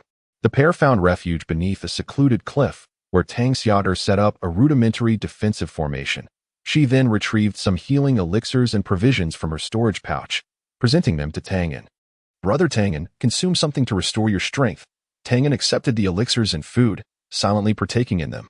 While he ate, he discreetly observed Tang Xiao, noticing her seemed somewhat preoccupied. She frequently gazed into the distance, as if searching for something. "Xiao, what troubles you?" Tang Yan could not refrain from asking. Tang Xiao momentarily froze, then forced a smile. "It's nothing. I was merely wondering when the Tianyan sect would discover our whereabouts."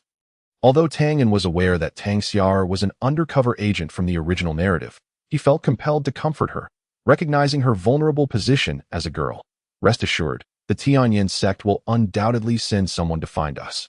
They may arrive shortly." A flicker of relief washed over Tang Xiao's features. Even though she knew Tang Yan might be merely offering words of consolation, in such dire circumstances, hearing those kind words felt like a warm current flowing through her heart.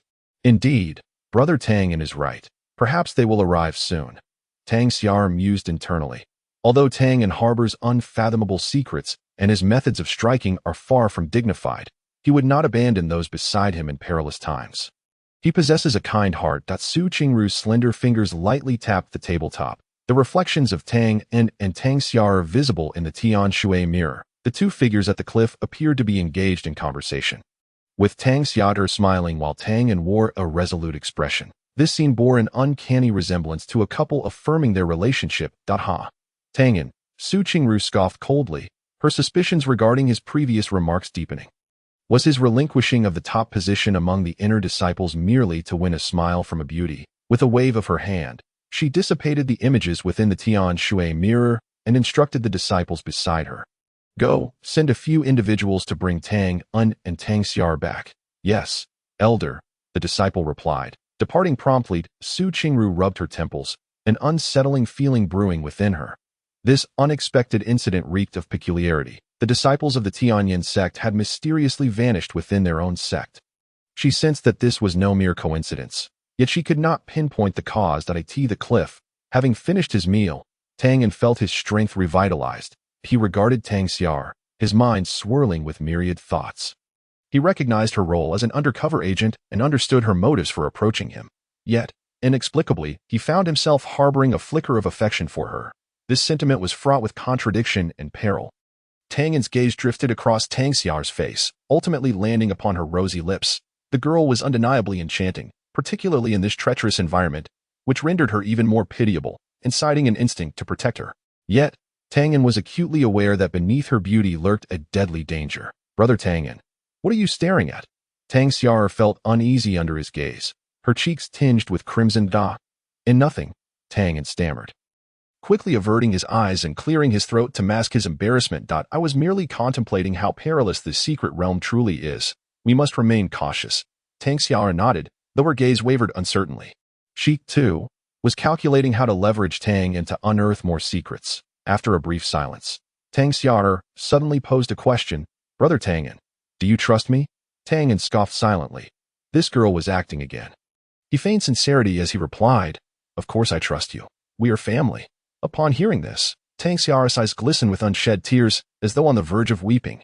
Thank you, Brother Tianyan. I know you care for me the most. Tianyan inwardly cursed, lamenting that such acting talent should not go unrecognized by the Academy Awards. He patted Tang Xiao's shoulder for reassurance, assuring her, Fear not. Everything will turn out fine. At that moment, a sudden whoosh pierced the air. Tianyan and Tang Xiao instantly grew alert, gazing upwards to see several figures swiftly approaching them. It's the disciples of the Tianyan sect. Tang Xiao exclaimed with delight. Tianyan also exhaled a sigh of relief. It seemed Qingru genuinely cared for their well-being. He silently congratulated himself for being aware of the plot. Otherwise, he would have met an untimely demise. A few disciples of the Tianyan sect landed before them, and one stepped forward, addressing them. Tianyan, Tang Xiao, the elder has dispatched us to escort you back. Tianyan and Tang Xiao exchanged glances, both discerning the confusion mirrored in each other's eyes. How had Qingru found them so swiftly? Moreover, why had she sent so many people? How did the Saintess know of their location? Unable to contain his curiosity, Tianyan inquired, How did she know? The disciple replied respectfully, The Saintess used the Tian Shui mirror to locate your positions. Tianyan's heart jolted. The Tian Shui mirror? That was the Tianyan sect's treasure. Capable of monitoring all happenings within and beyond the sect, that Qingru had actually resorted to using the Tian Shui mirror to locate them. Wasn't that a bit excessive? Tianyan and Tang Xiao followed the disciples back to the Tianyan sect. Throughout the journey, Tianyan remained vigilant, discreetly observing his surroundings. Upon returning, they were led directly to Qingru's grand hall. The dispatched disciples explained the situation to her. Qingru nodded, her gaze sweeping over the two. Her voice icy as she inquired, What encountered you in the secret realm? Did you notice anything unusual? At that moment, Tianyan's mind raced as he pondered before responding. Unusual? None at all. We merely encountered a few beasts and did not observe anything out of the ordinary. If I may add, we did witness disciples of the Tianyan sect slaying beasts in the secret realm. The atmosphere within the hall shifted palpably upon his utterance. Qingru's cold, penetrating gaze narrowed as she scrutinized Tianyan. Her tone deliberate as she pressed, Are you certain they were disciples of the Tianyan sect? No one else. Tianyan's heart sank. This woman was indeed not easily deceived. He feigned calmness as he replied, Saintess, do you think I would dare to deceive you? There were only a few disciples from the Tianyan sect, no one else. Internally, he cursed the wretched plot. It was truly absurd. This part was supposed to be handled by Tang Fan. As he spiraled into his thoughts, he noticed Tang Xiao beside him saying, Saintess, we truly only saw the people from the Tianyan sect. There were no others. She cast a surreptitious glance at Tianyan, her eyes glinting with a barely perceptible cunning. Qingru fell silent for a moment, seemingly weighing her options. She waved her hand, signaling a few disciples to withdraw, before she slowly continued, Tianyan, this matter regarding the secret realm is of utmost importance. I hope you will not withhold any information. Tianyan scoffed inwardly. This woman truly regarded him highly. He feigned an aggrieved expression, saying, Saintess, I am wronged. I have nothing to hide. Qingru ignored his complaints and continued. As far as I know, this incident is certainly no accident. There may be traitors within the Tianyan sect. You too must think carefully if you conceal any information as the Saintess of the Tianyan sect. I will not be lenient. Tianyan rolled his eyes internally. This woman was indeed a master of pretense. She feigned righteousness while likely harboring ulterior motives. His eyes darted, and he promptly switched to a pitiful demeanor. Tears streaming down his face as he lamented, Saintess, please see my plight. I faced death in the secret realm, nearly becoming a beast meal. How could I have the heart to observe other matters? Every word I speak is the truth. If there is even a hint of falsehood, may lightning strike me. His performance was so tragic that anyone unaware would think he had suffered immense injustice. Tang Xiaoxiao stared in disbelief. His ability to change faces was quicker than flipping through a book, and it was a shame he did not pursue acting. She stifled her laughter and joined in. Feigning sobs as she softly echoed, Indeed, we almost did not make it back. Qingru observed Tang's exaggerated display, contemplating. This boy is indeed slippery. Given Tianyan's situation, he must know something. Otherwise, he would not resort to such theatrics. However, I shall see how long he can maintain this fade. She continued with an unfazed demeanor. Tianyan, I know you must have surmised something. However, it would be prudent not to challenge my patience. The matter concerning the secret realm is fraught with uncertainties, and I shall not overlook any suspicious individual. Upon hearing this, Tianyan's heart sank. It was evident that this woman was resolutely intent on pursuing him. His eyes darted around, contemplating how he might extricate himself from this predicament. Suddenly, a spark of inspiration struck him, and he pointed at Tang Xiaoxiao, exclaiming, Saintess, I must confess I have concealed a matter. Tang Xiaoxiao gazed at him in bewilderment. A thought rising within her, what trickery is he up to now? With a solemn expression, Tianyan declared, in truth, Xiaoxiao acquired a precious artifact within the secret realm. However, she feared it would be confiscated by the sect. Hence her silence. At these words, the previously pitiful Tang Xiaoxiao was taken aback, turning to look at the seemingly earnest Tang. And what nonsense is this man spouting? As the party involved, how could she possibly be unaware of when she obtained such a treasure?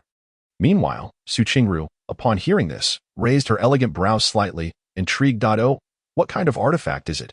Her curiosity was piqued. After all, if even Tianyan regarded it as valuable, it must be extraordinary. Observing Qingru's growing interest, Tianyan secretly exhaled in relief and continued to feign mystery. It is a compass that can locate treasures within the secret realm. A compass. Qingru's expression momentarily froze, astonishment flickering in her eyes. Such a compass indeed possessed formidable capabilities. Not to mention, even the Tianyan sect would hesitate to casually reveal it. Given its ability to seek out rare treasures, some artifacts are not meant to be displayed lightly, lest they invite calamity. Tang Xiaoxiao was utterly flummoxed. She opened her mouth to refute, but caught the pleading look in Tianyan's eyes. She felt a wave of indignation. How could Tianyan be so unreasonable as to use her as a shield? And he had the audacity to look at her with such pitiful eyes. How could she possibly refuse him? Qingru's gaze flitted between the two, seemingly assessing the veracity of their claims. After a moment's contemplation, she spoke again. Such a wondrous item is indeed new to me. May I ask, Xiaoxiao, is your compass still in your possession? Might I have the honor to observe it? Hearing this, Tang Xiaoxiao felt like crying. That compass was exceedingly precious. When Tang Fan gifted it to her, she had indeed been elated for quite some time. After all, despite Tang Fan's shortcomings, the artifact was innocent. She looked to Tianyan for help, hoping he would retract his previous statement. Yet, Tianyan merely shot her a knowing glance, signaling her to comply with his ruse. His imploring gaze left Tang Xiaoxiao at a loss for words. Unlike his outward appearance, he was currently reveling in his own cleverness. This ploy to divert suspicion should temporarily alleviate Qingru's scrutiny. Reluctantly, Tang Xiaoxiao steeled herself and replied, Saintess, I accidentally damaged the compass. However, no sooner had she uttered these words than a powerful and chilling pressure enveloped the hall. You just claimed it existed, and now you say it is broken? Qingru's voice was icy, her eyes narrowing. Miss Xiaoxiao, if you wish to refrain from providing an explanation, simply say so. To my sect may not be a grand one, but we uphold our integrity and do not resort to coercion of our disciples. This sudden shift left Tang's heart racing. In his eagerness to evade suspicion, he had overlooked a crucial detail. Qingru, as the principal figure, despised being lied to. Now, Tang Xiaoxiao's statement had undoubtedly struck a nerve. Yet, realizing he had inadvertently instigated this situation, he felt a sense of responsibility. Thus, he hastily interjected, "Saintess, please temper your wrath. Xiao is merely young and naive. Kindly forgive her this once." Qingru's piercing gaze bore into Tianyan as she inquired, "Forgive her? What transgression warrants my forgiveness?" Just as Tianyan was about to elaborate further, a commotion erupted outside the hall. "Report, Saintess, the disciples of the Tianyan sect have arrived." Qingru's expression shifted slightly. What business could the Tianyan sect have at this hour? After a brief moment of contemplation, she waved her hand. "Allow them to enter." Regardless of their intentions, they had arrived at her doorstep. As the Saintess, it would indeed be inappropriate not to receive them. Within half a minute, a disciple clad in the garb of the Tianyan sect was ushered in, followed by several others. Upon a closer look, Tianyan realized, wait, aren't those the disciples who were battling the demon beasts in the secret realm? No matter.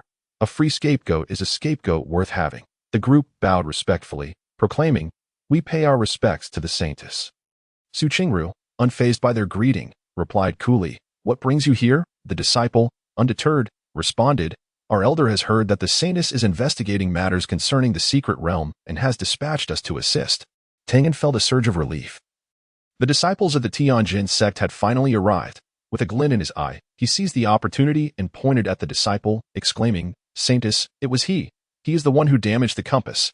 It was them who, while battling the demon beasts, forced them to self-destruct, resulting in the destruction of the compass." Tang Xiaoxiao immediately caught on, positioning herself behind Tianyan and feigning terror as she stuttered. "Why, yes, it was him. I saw it with my own eyes. They forced that enormous fire-breathing demon beast to self-destruct, and the compass was shattered by the ensuing shockwave." Adding fuel to the fire, Tang Xiaoxiao discreetly observed Tianyan. Marveling at his ability to fabricate such elaborate tales, this boy truly had a quick wit at times. The Tianyan sect disciples, initially thrilled to meet the Saintess, were dumbfounded when accused of damaging the compass. The flustered disciple stammered, "Saintess, this is a grave misunderstanding. We have never seen any compass. We were merely hunting demon beasts in the secret realm." The two disciples behind him nodded in agreement. One particularly rotund disciple, resembling a pig, added with a pitiful expression, "Saintess, please see reason. We don't even know what the compass looks like. Moreover, even if a demon beast self-destructed, how could it possibly damage the compass? What kind of material would it take?" Tianyan scoffed. "Huh. You Tianyan sect disciples, relying on your strength, bully others in the secret realm, committing any number of misdeeds. I suspect you sought to hoard the compass for yourselves, and when that failed, deliberately damaged it. You slanderous fiend. Slander? I see nothing but venomous words coming from your mouth." Tianyan retorted disdainfully, purposely raising his voice so that those outside the hall could hear. The disciple's face flushed crimson. Like a ripe persimmon, yet he found himself unable to refute the claims. He had never seen the compass, nor had he damaged it. But there was no escaping the situation now. He looked towards Qingru. Hoping this aloof Saintess would deliver justice, Qingru furrowed her brows. She naturally did not believe these disciples could have damaged the compass.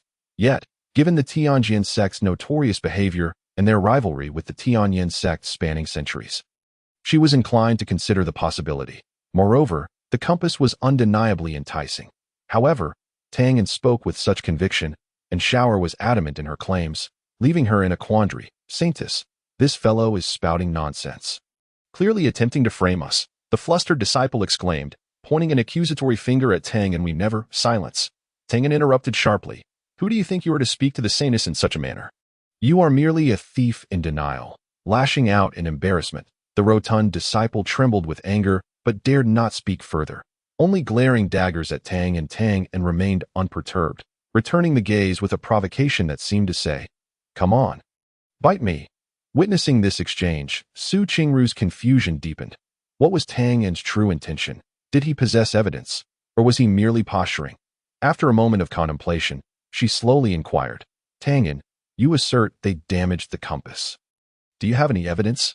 Tianyan's heart leapt with joy. The bait had been taken. He sighed theatrically, declaring, "Saintess, I do possess evidence. You are slandering us." The disciple with the swollen face was so enraged that he nearly spat blood. "Slander? Humph." Tianyan let out a cold laugh. "Whether it is slander will be revealed once your storage bags are searched. Do you have anything else to say?"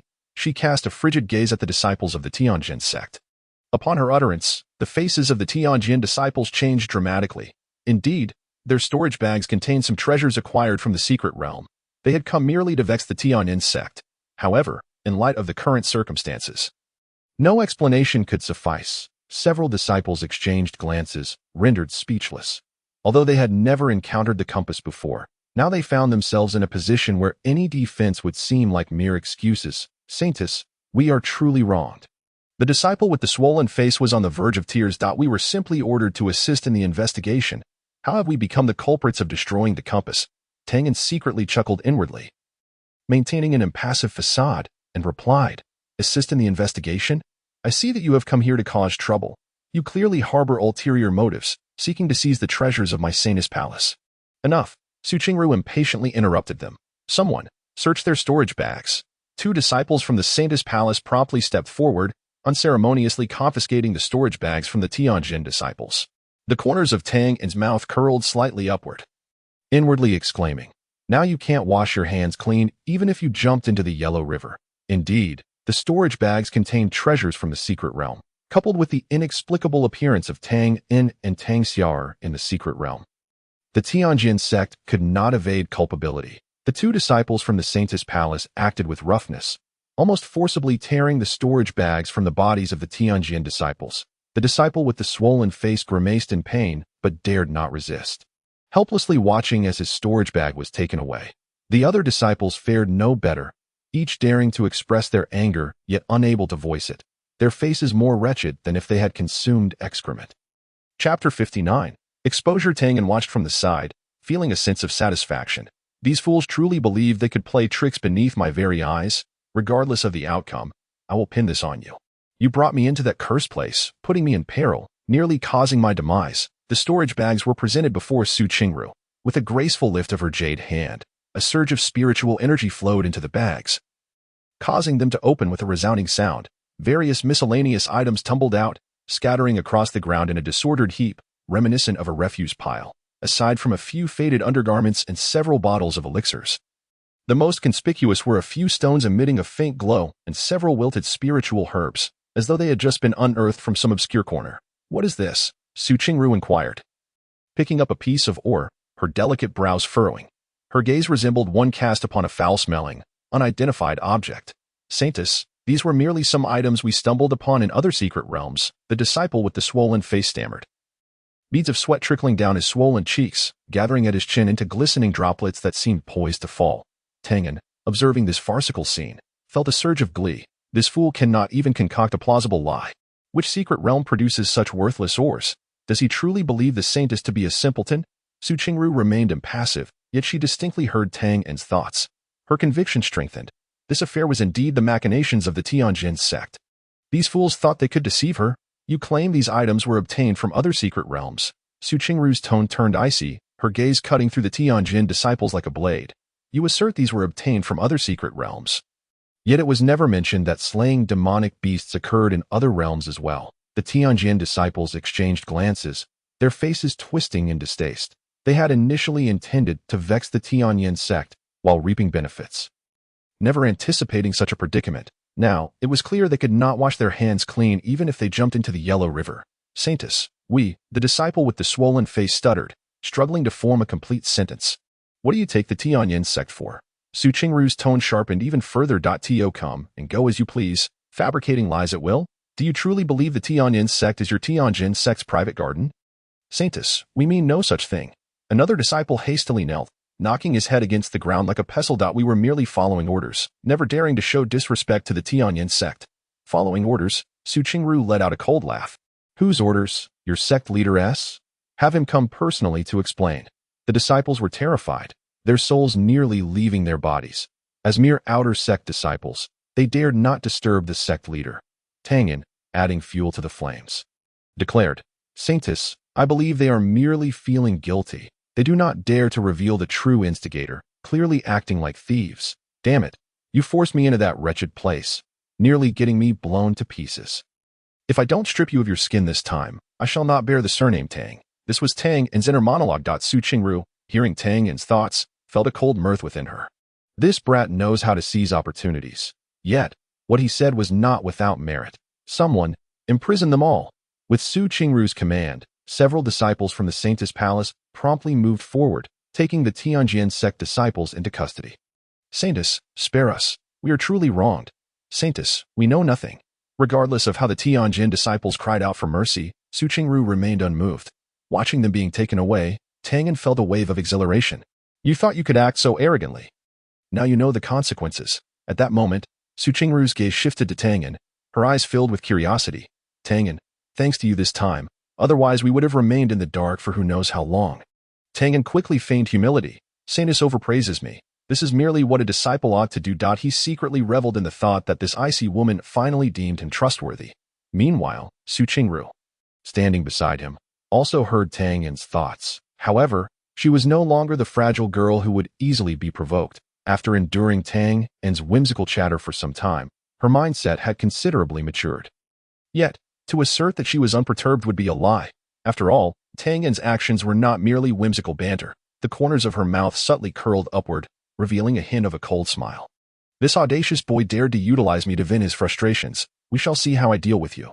With her thoughts trailing off, Su Qingru spoke slowly.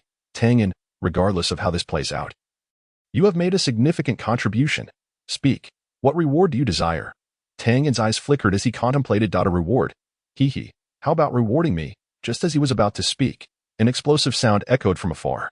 Immediately after, the entire Saintess Palace trembled violently, as if an earthquake had struck. What is happening? Su Qingru's expression shifted. This is bad.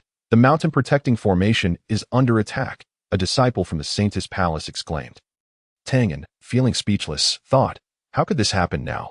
I hadn't even stated what reward I wanted, but at least this time, I can finally lay low for a while. I remember that this incident was orchestrated by the Tianjin Sect, ostensibly seeking trouble while covertly sabotaging the Tianyan Sect's ley lines. It was the ley lines that the long-secluded Qifeng Venerable had safeguarded with all his cultivation. Su Qingru's face turned ashen upon hearing Tianyan's thoughts. As if struck by lightning, Qifeng Venerable was the most significant person in her life, both mentor and friend. She could scarcely imagine what would happen if something were to befall Qifeng Venerable. Su Qingru understood that now was not the time for such thoughts. She needed to confront the enemy and send reinforcements to protect the ley lines. The Tianjin Sect must not succeed, and Tianyan must accompany her. I still require more intelligence. Boom! Another deafening sound erupted, and the tiles of the Saintess Palace's roof began to fall, dust swirling in the air. Tianyan stumbled, nearly losing his footing. Damn! This commotion is too loud. Is it truly going to collapse? He cursed inwardly, all the while discreetly observing Su Qingru's reaction. Su Qingru's face was pale, yet her gaze was remarkably resolute.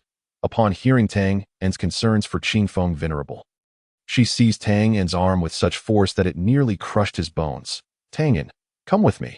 Tianyan grimaced in pain. Ouch! This icy woman is ruthless. Doesn't she know she's holding an injured person? Yet he dared not voice his complaints and could only obediently follow her. Su Qingru led Tianyan into the conference hall of the Saintess Palace, which was now in utter disarray. The elders wore grave expressions, while disciples hurried back and forth, reporting the latest developments. Chapter 60. True Carnage. Saintess. The mountain protecting formation has developed multiple cracks. A disciple rushed in, breathless with urgency. We have also received word from the ley lines that someone is attempting to sabotage them. Another disciple shouted right behind. Just as I expected. Those sons of bitches from the Tianjin Sect are truly insidious. Tianyan cursed inwardly, while outwardly maintaining a facade of concern. Su Qingru took a deep breath, forcing herself to remain calm. Elders, the situation is dire. We must split up, she commanded. Some will accompany me to reinforce the mountain protecting formation, while others will go to safeguard the ley lines, the Holy Maiden stated. The situation on the other side of the earth vein remains unclear. It would be prudent to send someone to investigate before making any further plans. An elder proposed. There is no time left. Su Qingru replied decisively. We cannot allow the esteemed Qifeng Zuns to be disturbed during this critical moment of his seclusion. When mentioning Qifeng Zuns, a subtle tenderness flickered in Su Qingru's gaze, only to be swiftly replaced by steely resolve. Tianyan observed this exchange, realizing that Qifeng Zuns held significant importance to this icy woman. Suddenly, Su Qingru turned to him. You shall accompany me to reinforce the protective mountain array. Taken aback, Tianyan exclaimed, What, me? What am I supposed to do? Am I to march to my death? He internally lamented, yet his face wore a forced smile. As you command. Qingru ignored his insincere grin and turned to the other elders. Instructing, immediately gather all disciples and prepare for battle. Yes, the elders responded in unison. The disciples of the Holy Maiden Palace quickly assembled, the atmosphere tense and foreboding. Tianyan found himself amidst the crowd, feeling like a lamb waiting for slaughter. This is it. I'm truly finished now. What a wretched plot this is. Qingru led the group out of the Holy Maiden Palace, heading straight for the protective mountain array. All the while, Tianyan silently prayed, Heaven, grant me the chance to return alive. I still wish to enjoy wealth and nobility. Outside the protective mountain array, the disciples of the Tianyan sect were attacking furiously. Sword energy surged, and battle cries echoed, enveloping the valley in a chilling atmosphere of bloodshed. Goodness, this is quite the spectacle, Tianyan thought to himself as he beheld the dense throng of Tianyan sect disciples. Holy Maiden, the Tianyan sect has come prepared. We may find it difficult to withstand their assault. An elder expressed, worry etched upon his face. Qingru snorted disdainfully. The Tianyan sect has gone too far. Even if it costs us everything, they shall pay the price. With that, she summoned her lifebound treasure, a long sword of icy blue, exuding a chilling sword intent. Kill. Qingru's command rang out as she charged into the enemy ranks. Followed closely by the disciples of the Holy Maiden Palace, engaging in fierce combat against the Tianyan sect disciples. Tianyan was swept along with the throng, left with no choice but to press forward. Bracing himself against the danger, good grief, this is far too perilous. I should find a safe place to hide, he thought, attempting to stealthily slip to the back of the group. However, before he could breathe a sigh of relief, a powerful force surged from behind him. Boy, where do you think you're going? A gruff voice boomed. Tianyan turned to see a burly disciple from the Tianyan sect grinning menacingly at him. Damn it, I've been discovered, he cursed inwardly, pivoting to flee. Yet, the disciple was incredibly swift, seizing Tianyan by the collar and lifting him off the ground. You little brat, quite slippery, aren't you? Let me turn you into pulp. The disciple raised his fist, ready to strike. Tianyan, caught off guard, braced for impact. In that critical moment, a flash of icy blue light cut through the air. The disciple's fist froze in midair. Who dares to harm him? A cold voice echoed. Tianyan opened his eyes to see Qingru standing protectively before him. He helplessly shut down the marketplace, leaning against the tree trunk, feeling utterly drained. Qingru, with her eyes closed as if in meditation, paid no heed to Tianyan's complaints. After a moment, she suddenly opened her eyes, her gaze sharp as it swept the surroundings. Someone was approaching. Tianyan was startled, quickly rising to his feet and nervously scanning the area. Where are they? Don't make a sound, Qingru hissed softly, drawing her sword and vigilantly watching the front. Following her gaze, Tianyan noticed several dark figures in the distance, swiftly drawing closer. Are they from the Tianyan sect? Tianyan swallowed hard, his heart racing. It doesn't seem so. Qingru frowned slightly. Their attire is unfamiliar. As the shadows drew nearer, Tianyan finally discerned their appearance. Clad in black attire, their faces concealed by masks, they wielded various weapons, exuding a chilling aura. Who are they? Qingru demanded sharply. The figures in black offered no reply, only hastening their approach towards them. This is bad. They are coming for us. Tianyan's complexion changed drastically. What should we do? Holy Maiden. Qingru's eyes turned cold as she tightened her grip on the sword. What else can we do? Kill. Wait, Holy Maiden, should we not see what the Tianyan sect is up to? Perhaps we might gain unexpected information. Upon hearing Tianyan's suggestion, Qingru's brows furrowed, a flicker of hesitation in her eyes. Although this fellow seemed unreliable, his previous inexplicable predictions had all come true. Perhaps this time he could hit the mark by chance. All right, she coldly uttered 2 words. I will comply. Tianyan breathed a sigh of relief, nearly collapsing back to the ground. Thankfully, he restrained himself. Otherwise, he would be embarrassed in front of the Holy Maiden, and how could he continue to survive afterward? He anxiously scanned the vicinity and chose a dense thicket as their hiding spot. Holy Maiden, let us hide here. It offers a good view and is well concealed. Qingru ignored him, moving directly towards it, her movements as graceful and silent as a spirit cat. Tianyan envied her, thinking when he could ever reach such a level of skill. Clumsily, he followed, inadvertently snapping a dry twig beneath his foot. With a sharp crack, he hurriedly covered his mouth in shock. Qingru shot him a cold glare, and Tianyan awkwardly smiled, praying fervently that the noise hadn't attracted any attention.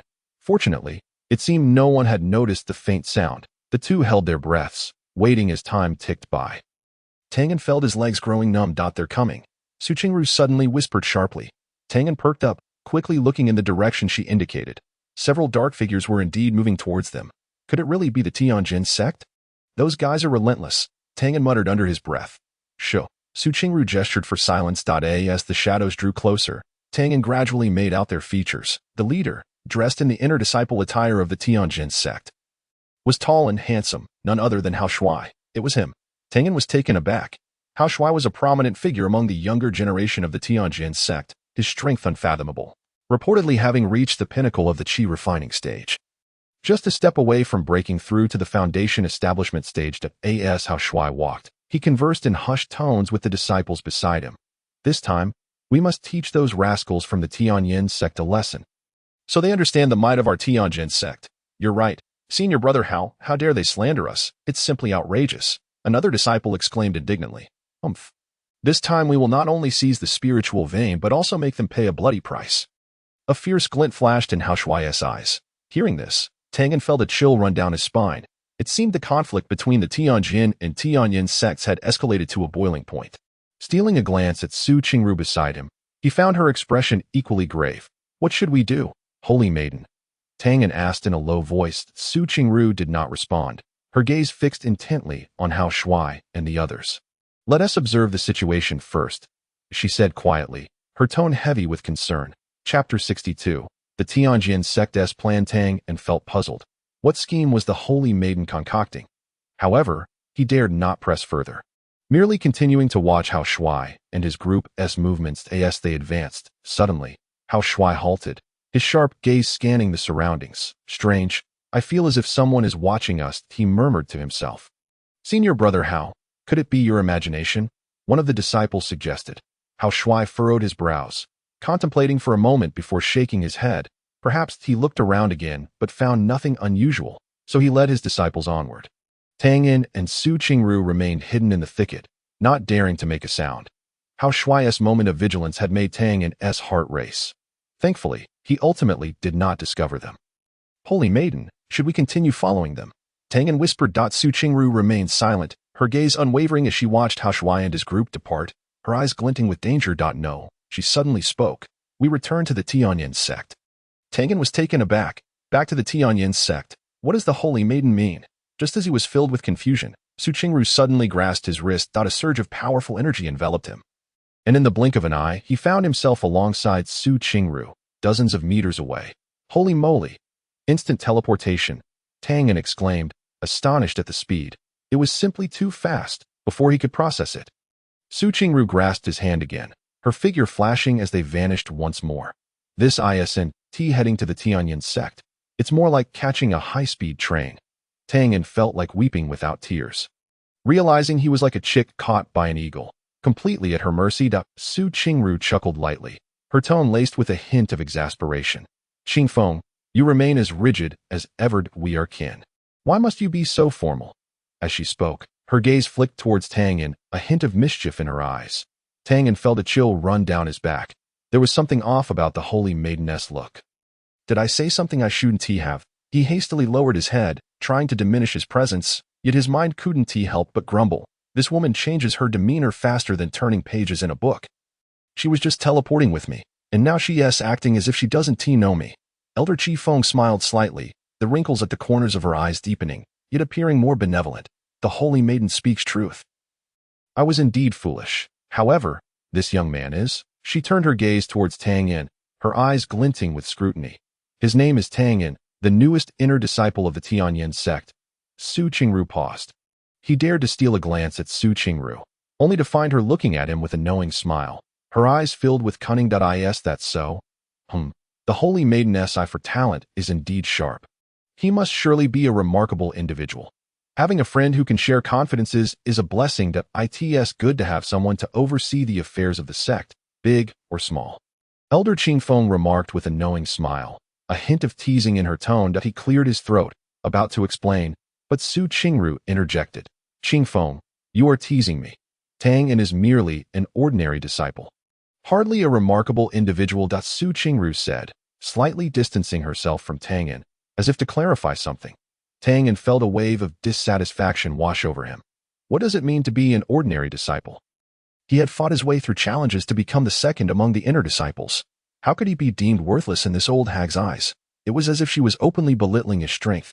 Tianyan cast a surreptitious glance at Su Qingru, internally cursing. Just moments ago, she was happily teleporting with me, and now she is turning her back on me, changing her stance faster than flipping a page. Women are indeed fickle. Su Qingru, hearing this thought, couldn't he help but mock Tianyan internally. This brat, merely speaking a few words, then badmouthing me in his heart. Doesn't he, this fool, realize I'm trying to avoid suspicion? Holy maiden, your words have surprised Elder Qi Feng, who quickly regained her composure. Qi Feng, I have returned this time with important news to share with you. Su Qingru did not explain further but directly shifted the topic, her tone turning serious. What is it? Elder Qi Feng also sobered, her smile fading as she asked earnestly. People from the Tianyan sect have infiltrated our Tianyan sect, Su Qingru stated gravely. What? Elder Qi Feng's expression changed dramatically. They dare to be so bold. Don't they fear provoking a war between the two sects? They have not only infiltrated but have their sights set directly on our spiritual veins. Su Qingru added, her eyes brimming with icy resolve. This is outrageous. I shall head to the Tianyan sect immediately to demand an explanation, and we will capture these scoundrels from the Tianyan sect.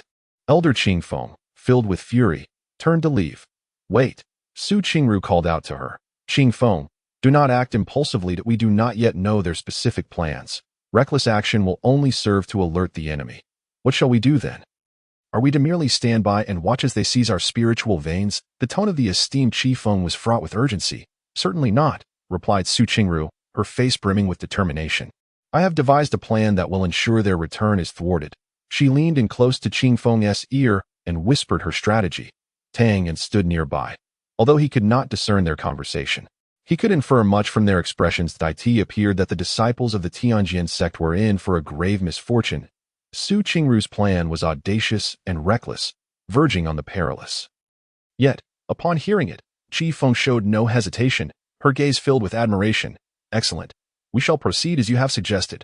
This time, the Tianyan sect must pay a heavy price. Qing Feng's voice was resolute, her eyes glinting with a dangerous light. Tianyan, Su Qingru suddenly turned her gaze towards him. Are you willing to assist me? Tianyan was taken aback, but swiftly nodded without hesitation. I suppose I am willing. Although he was unaware of the specifics of Su Qingru's plan, he was prepared to take the risk. Rather than confront the battlefield or become embroiled in this conflict, it seemed wiser to find a safe place to wait for the situation to resolve.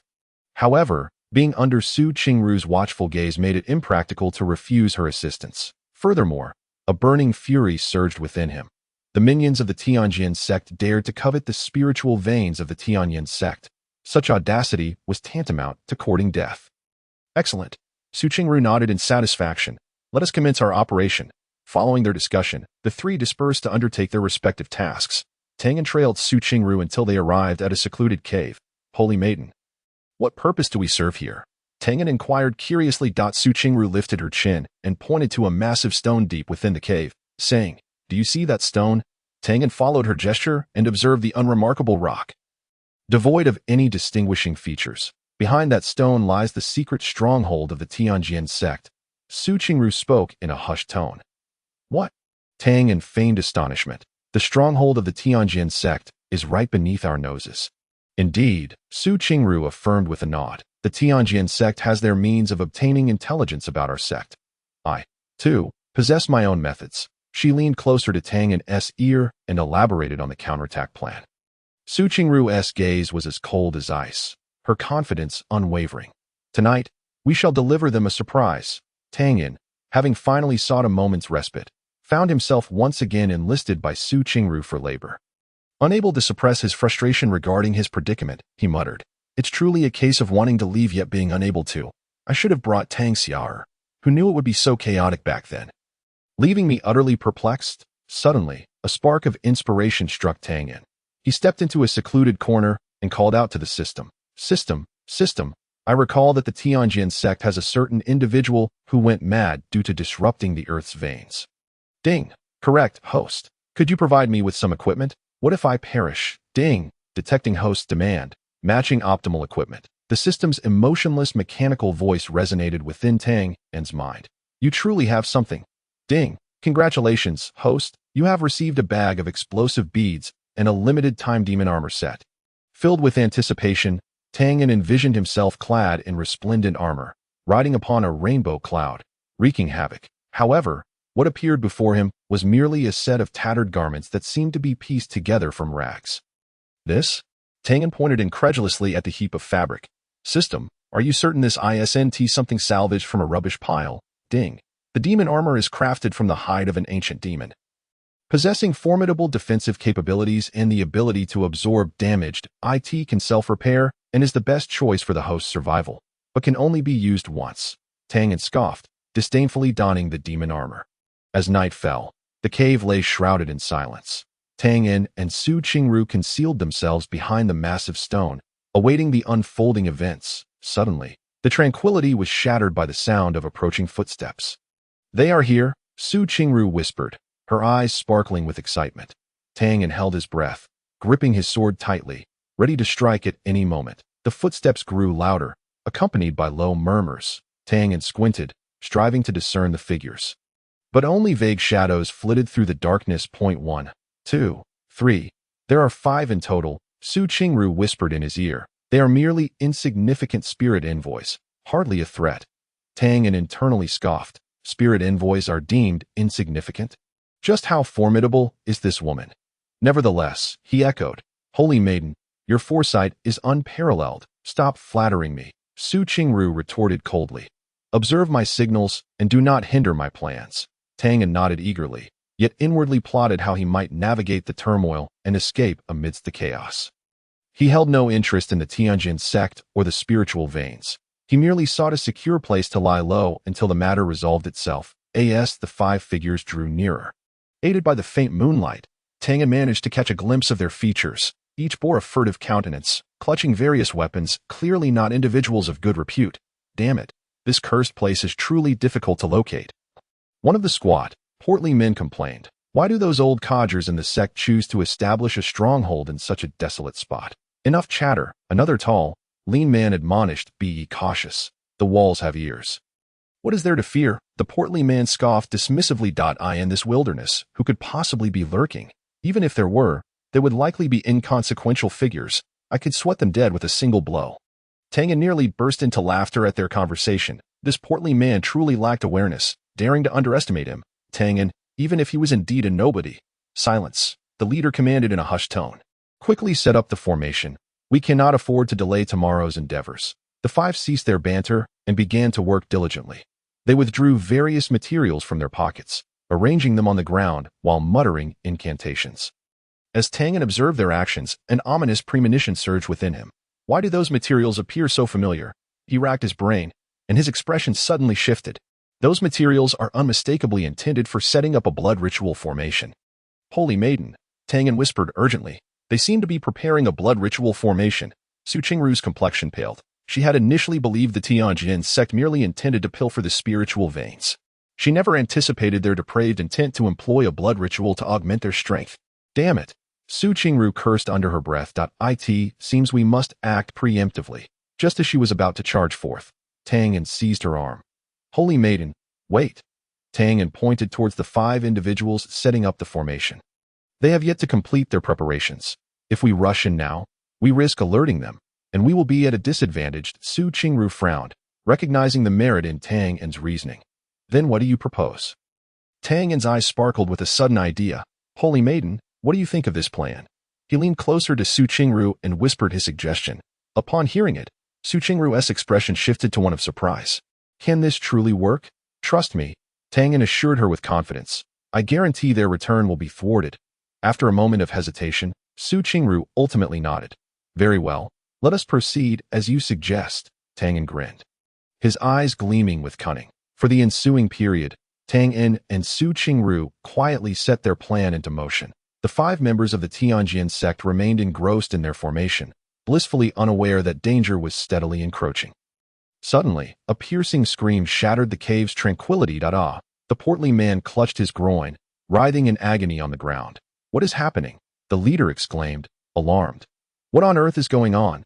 Before he could process the situation, another scream erupted. My eyes. The tall man covered his eyes, blood seeping through his fingers. The remaining 3 fell into a state of panic, glancing around but seeing nothing. Who is it? Show yourself, the leader roared. Haha. A mocking voice echoed from the darkness. Are you looking for me? Tang Yan's figure emerged slowly from behind the massive stone, brandishing a slingshot, a playful smile adorning his face. What are you? The leader stammered in terror. Me. Tang Yan shrugged nonchalantly. I am merely a passerby fetching soy sauce. Fetching soy sauce. The leader found the man leading the group was livid, his face ashen, yet he dared not act recklessly. He could discern that although Tang Yan appeared harmless, his strength was unfathomable. Enough of your prattle. Qingru emerged from behind the boulder, her tone frigid. Surrender obediently, and perhaps we shall spare your lives. It's the holy maiden of the Tianyan sect. Run. Run? Where to? Tang Yan feigned bravado, retrieving a black bead the size of a peanut from his pocket, idly toying with it between his fingers. With your meager skills, do you truly believe you can escape from the holy maiden of the Tianyan sect? Dream on. The leader's complexion darkened further. He suppressed his inner terror and barked defiantly. Don't be so arrogant. We are disciples of the Tianyan sect. If you dare to harm us, the Tianyan sect will never let you off the hook. The Tianyan sect? Tang erupted into laughter, as if he had heard the most ludicrous joke. His audacious demeanor utterly infuriated the leader, who bellowed, "You're courting death." With that, he unsheathed his sword. Yet, before he could draw it fully, the black bead in Tang Yan's hand shot forth like lightning, striking his wrist. The leader screamed in agony, the sword clattering to the ground. Clutching his bloodied wrist, he writhed in pain on the ground.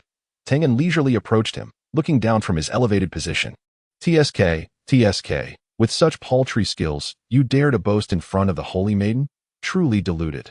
The remaining two, witnessing this, were seized by terror and turned to flee. Thinking of escaping, Qingru scoffed, swiftly blocking their path. The two turned pale, realizing they were trapped. They exchanged a glance, determination flickering in their eyes. Let us fight. One of them roared, brandishing his long knife and charging at Qingru with reckless abandon. Qingru's cold eyes flashed with resolve. She raised her jade hand effortlessly to deflect his attack. Then, with a swift motion, she struck his chest with her palm. Puffed, he spat out blood and was sent crashing to the ground. Lifeless, the last remaining disciple, witnessing this, was paralyzed with fear, collapsing to his knees and crying out, "Spare me. Holy maiden, spare me.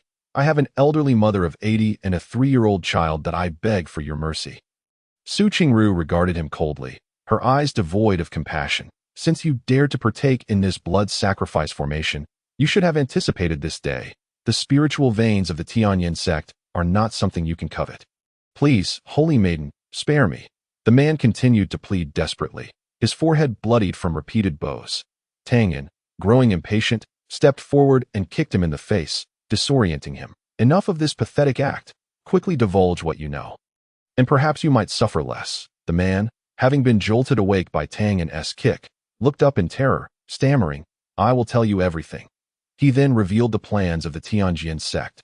It turned out that the Tianyan sect had long coveted the spiritual veins of the Tianyan sect, and this time they had sent their disciples to steal them, using the blood sacrifice formation to enhance their power to confront the Tianyan sect. Upon hearing this, Qingru's expression darkened further. She hadn't anticipated the Tianyan sect to be so despicable, resorting to such vile methods to gain strength. Tianyan sect, you truly have some audacity, Qingru said through gritted teeth, her eyes glinting with cold fury. Tang Yan patted her shoulder, offering reassurance. "Holy maiden, there is no point in getting angry with these scoundrels. Since they dared to come, let them not return." Indeed, Qingru inhaled deeply. Nodding, her gaze filled with murderous intent, Tang Yan glanced at the remaining two disciples and suddenly felt a mischievous urge. "Since you are so fond of blood sacrifices, why not let you experience the taste of it as well?" With that, a pitch-black dagger materialized in his hand, exuding a chilling aura that he crouched before the two unconscious Tianyan disciples. Slowly raising the dagger at that moment, an unexpected change occurred. The dagger in Tang Yan's hand halted midair. His brow furrowing, the bloodlight at the center of the formation suddenly surged, violently pulling the unconscious Tianyan disciple into its depths. He didn't even have time to scream before his body began to wither rapidly, as if his vital essence were being ravenously drained by some unseen force. "What is happening?" Qingru exclaimed, instinctively tightening her grip on her sword. Tang Yan squinted, fixated on the intensifying blood light at the center of the formation. Startled, "What the hell? What is going on? Is this out of control?" The blood light churned like boiling magma, emitting a nauseatingly sweet stench. The disciple who had been absorbed into the formation was utterly gone, leaving only tattered remnants of clothing drifting in the blood light, as if silently condemning this bizarre occurrence. What in the world is this? The last remaining Tianyan disciple awoke to witness this eerie spectacle, his soul fleeing in terror as he stammered, "Brother, brother." He turned to ashes. A warmth spread in his pants, and a foul odor filled the air. Su Qingru's cold voice carried a note of confusion. How can the formation activate suddenly?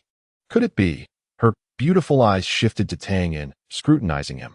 What have you done? Tianyan's heart sank. Holy Maiden, please don't wrong an innocent man. I was merely about to give these to a swift end when this cursed formation activated on its own. Now I feel rather embarrassed, as if I've stolen its thunder. Su Qingru ignored Tianyan's jest, her brow furrowing as she closely observed the formation's changes. The bloodlight grew increasingly intense, and the nauseating scent intensified, inducing waves of sickness. Something is amiss, Su Qingru said gravely. The power of this formation far exceeds our expectations, and she paused, her tone becoming serious. It seems to be absorbing the spiritual energy from the surroundings. Chapter 65. Bloodlight Formation. As soon as Su Qingru finished speaking, the surrounding trees began to shake violently, their leaves rustling. It appeared as though an invisible force was voraciously consuming everything nearby. Tianyan felt his breathing becoming labored. The air around them felt thick and oppressive, making it difficult to breathe. He licked his lips, stating dryly, "Holy Maiden, this thing seems rather sinister." Su Qingru paid no heed to Tianyan's remarks. Her focus remained fixed on the swirling bloodlight at the center of the formation, her expression grave. She could distinctly sense the loss of spiritual energy around them. The rate was alarming. If left unchecked, the entire spiritual vein of the Tianyan sect might be drained.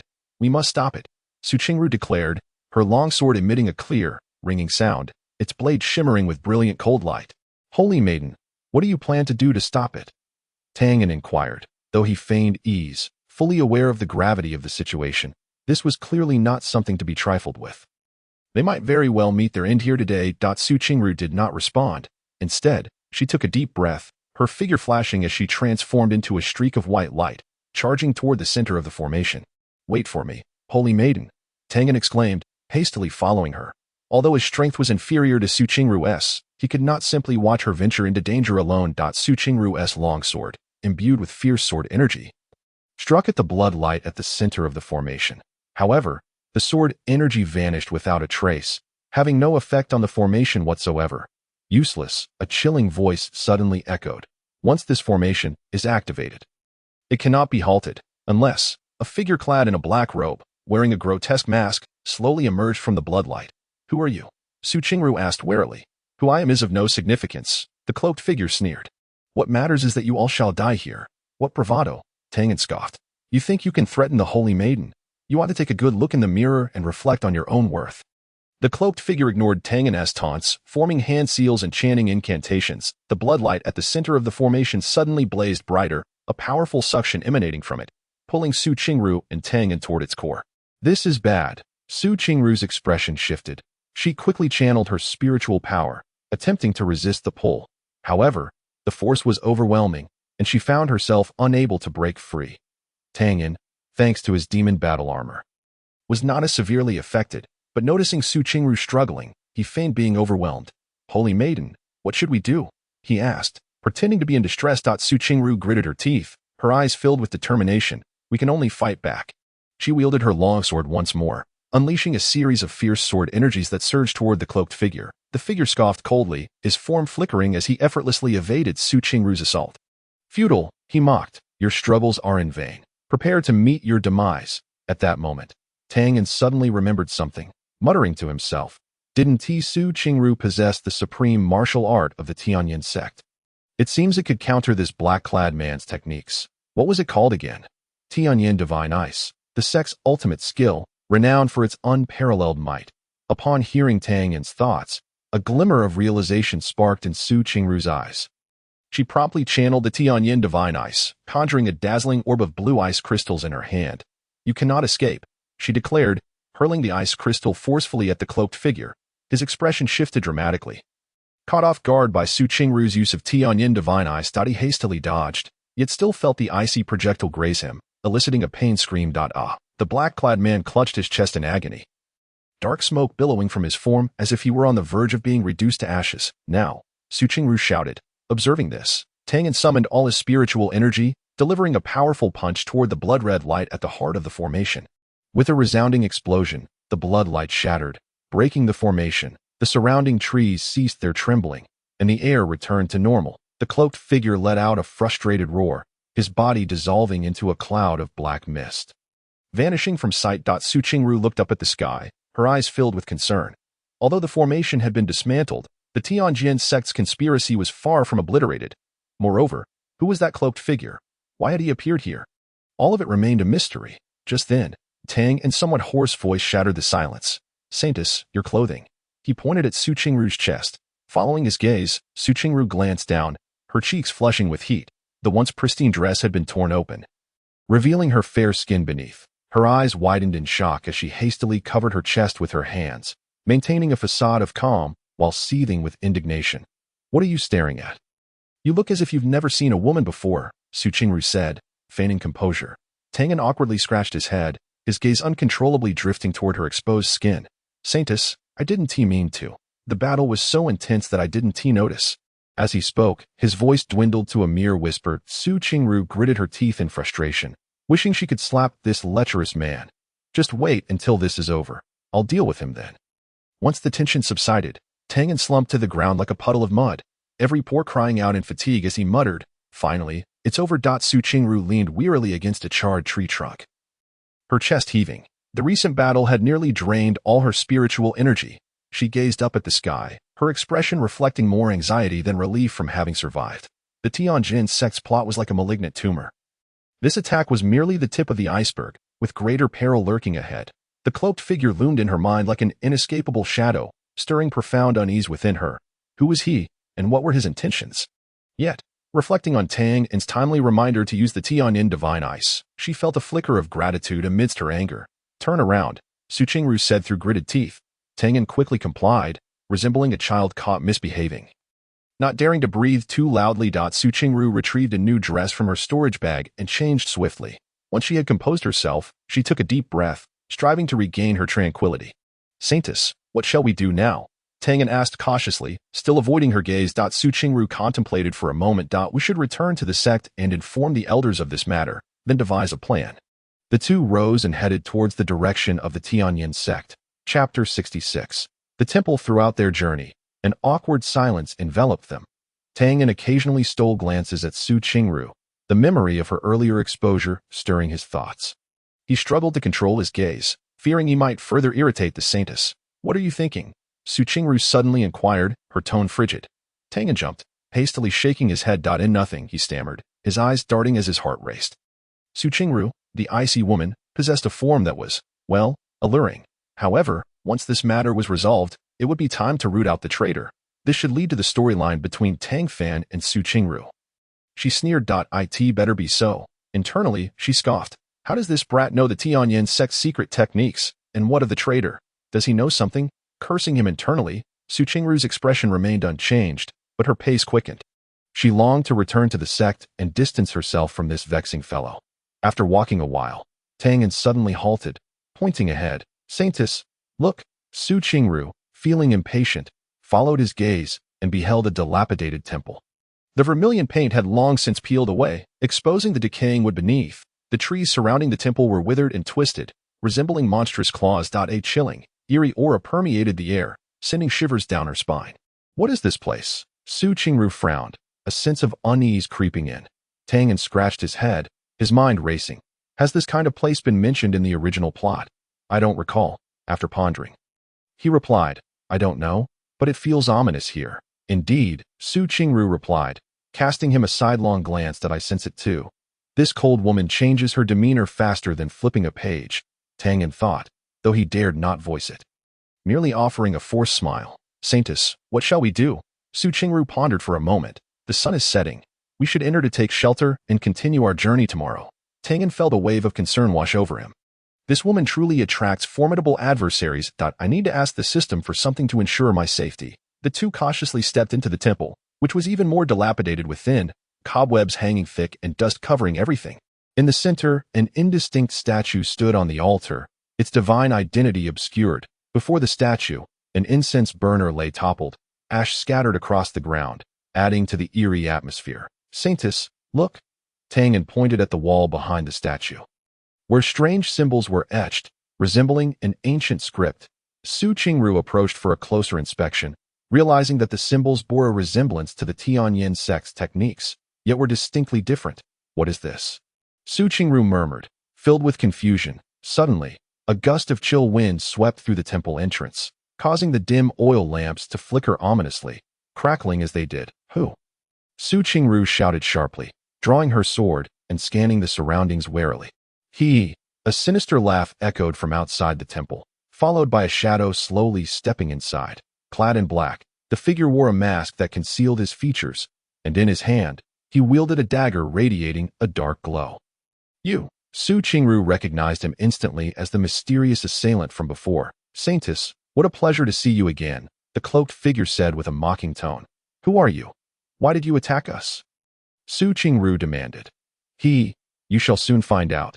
The figure sneered, vanishing in a flash towards Qingru. The dagger sliced through the air with a dark gleam, aimed directly at her throat. When he realized his attack would miss Qingru, he pivoted to assault Tianyan instead. Tianyan swiftly sidestepped, feeling the dagger graze his cheek, leaving a bloody mark. Damn it, he's ruthless. Tianyan cursed inwardly. Stunned by the black-clad man's overwhelming power, Qingru joined the fray, and together they fought against the figure. However, the cloaked man's strength was formidable, and they gradually found themselves at a disadvantage. Saintess, we can't keep this up. We need a way to escape, Tianyan urged, fending off the figure's relentless onslaught. Escape? Do you think you can? The cloaked man scoffed, intensifying his attack. At that moment, the temple roof suddenly collapsed, burying the three beneath the rubble. Dust swirled, obscuring the daylight. Tianyan struggled to claw his way out of the debris.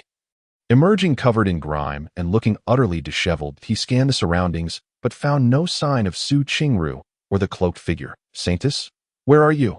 Tianyan shouted loudly, but there was no response. Damn it! Could it be that he was crushed to death? If Qingru dies with me, Tang Fan would surely take my life. Tianyan's heart raced with anxiety as he began to frantically dig through the rubble. Suddenly, his hand brushed against something soft. It was the Holy Maiden. A surge of joy filled Tianyan's heart as he hastily cleared away the debris. However, when he beheld the scene before him, he was instantly taken aback. What lay before him was not Qingru, but a chilling skeleton. The skeleton tightly grasped a jade pendant in its hand. Tianyan picked up the jade pendant and examined it closely. The pendant was circular, intricately carved with a vividly lifelike dragon that held a sparkling pearl in its mouth. This was the sacred dragon pearl jade pendant of the Tianyan sect. Tianyan was astonished. How could this pendant appear here? Could it be? At that moment, he suddenly heard the faint sound of footsteps behind him. He swiftly turned around to see a figure slowly emerging from the rubble. The newcomer was clad in black, wearing a mask, none other than the black-clad figure who had previously vanished. The masked figure slowly removed the mask, revealing a familiar face. Tianyan, long time no see. Tianyan's eyes widened in disbelief as he stared at the person before him. You are? I am Tang Fan. Realization dawned upon Tianyan, and he finally recalled this part of the storyline. My goodness, isn't this supposed to be the beginning of Tang Fan and Qingru's love story? It was Tang Fan who saved Qingru, but where do I fit into this? Tianyan paused, at a loss for words. His mind raced, and he suddenly came up with a plan, clutching his chest and moaning in agony. I am in so much pain. Subsequently, he weakly collapsed to the ground, not forgetting to extend his hand toward Tang Fan with the last bit of strength he had left, intermittently uttering, "Save the Holy Maiden." Tang Fan furrowed his brow, a cold smirk forming in his heart. Could this pathetic act deceive him? Chapter 67. Slipping away just as Tang Fan was about to crush this troublesome fellow, the old man in the ring suddenly spoke up. Fan. Do not. This Holy Maiden is crucial to you. You must earn her favor to achieve great things. Tang Fan, feeling impatient, communicated with the old man using his divine sense. Old man, this woman will inevitably be mine. Why the pretense? The old man responded earnestly. Fan, you do not understand. This Holy Maiden is the treasured jewel of the Tianyan sect. Her status is exalted if you were to forcefully take her. It may provoke the Tianyan sect's revenge, resulting in a loss that outweighs the gain. Moreover, I have already expended considerable power tracking her. We cannot squander this opportunity. Tang Fan silently cursed the old man for being so pedantic. Yet he had to admit there was some truth to his words. Just as he hesitated, a subtle coughing sound arose from the rubble. Not good. It was Su Qingru. Tang Fan quickly requested the old man to help him change into a clean set of black garments and tidy up the dust on his face. In the blink of an eye, the previously menacing Tang Fan transformed into a dashing gentleman. Su Qingru struggled to crawl out from the rubble, feeling dizzy and sore all over. She hazily spotted a black-clad man standing not far away, and her heart raced. Who is that? Tang Fan immediately donned a concerned expression and hurried to Su Qingru's side, gently assisting her. Holy maiden, are you all right? Su Qingru's face was pale, and she weakly shook her head, but upon seeing Tang Yan's unconscious form on the ground, her heart tightened. Tianyan, what happened to him?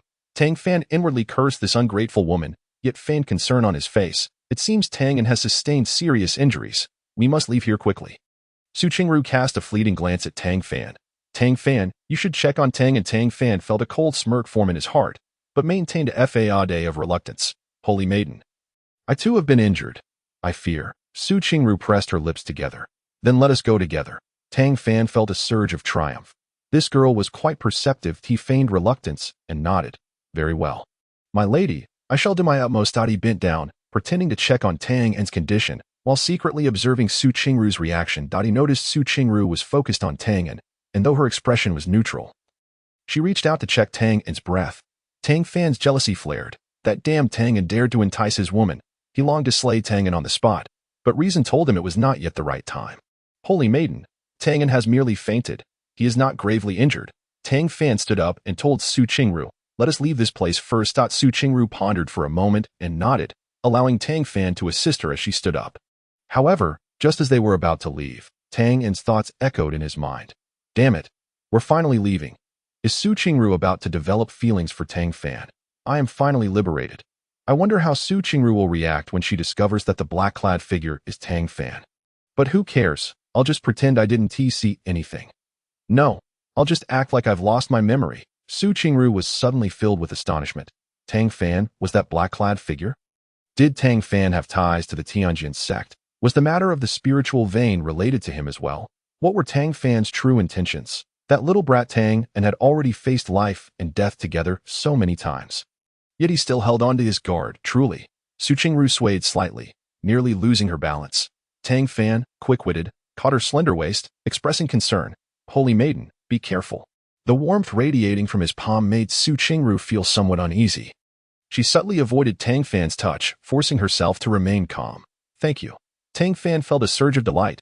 Her coy demeanor was truly enticing. As he pretended to support Su Qingru, he continued to observe Tang Yan on the ground. Tang Yan remained unconscious, yet could not suppress a smug smile. Ha. My acting skills have reached new heights. This charade of playing dead is simply flawless. Once they leave, I'll find a safe place.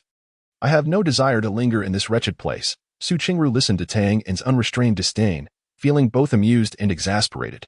This boy truly wouldn't shed tears until he saw the coffin. Tang Fan. Su Qingru suddenly halted her steps, her tone icy. Why are you supporting me? I can walk on my own. Tang Fan was taken aback, his smile freezing. Why had this girl suddenly turned hostile? Though he felt disgruntled, he still forced a smile. Holy maiden, you have not yet recovered.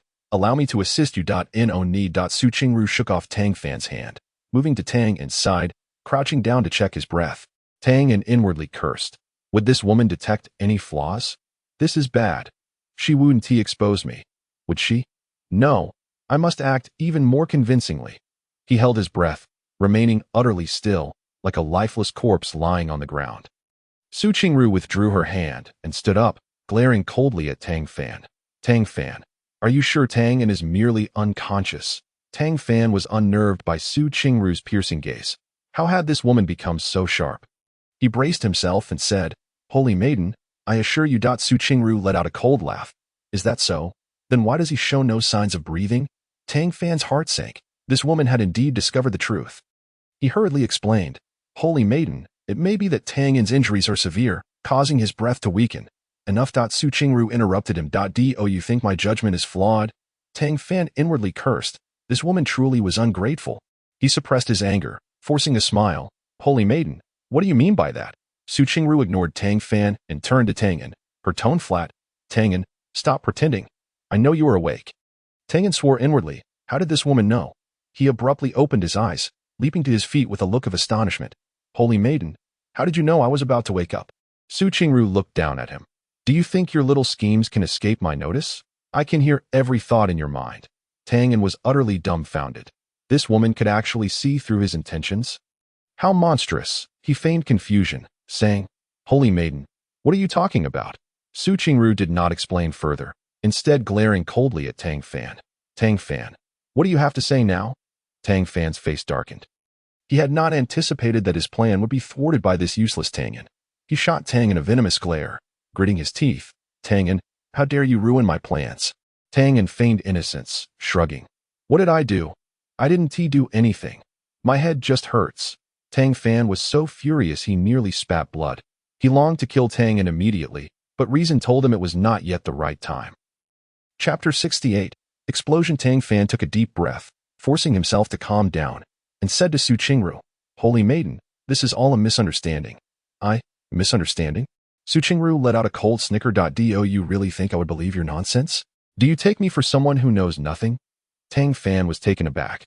Could it be that this woman was aware of his constant surveillance? He feigned calmness and replied, Saintess, I am unaware of what you are referring to. Qingru advanced step by step towards Tang Fan, her gaze sharp. Tang Fan, you had best confess honestly, or else.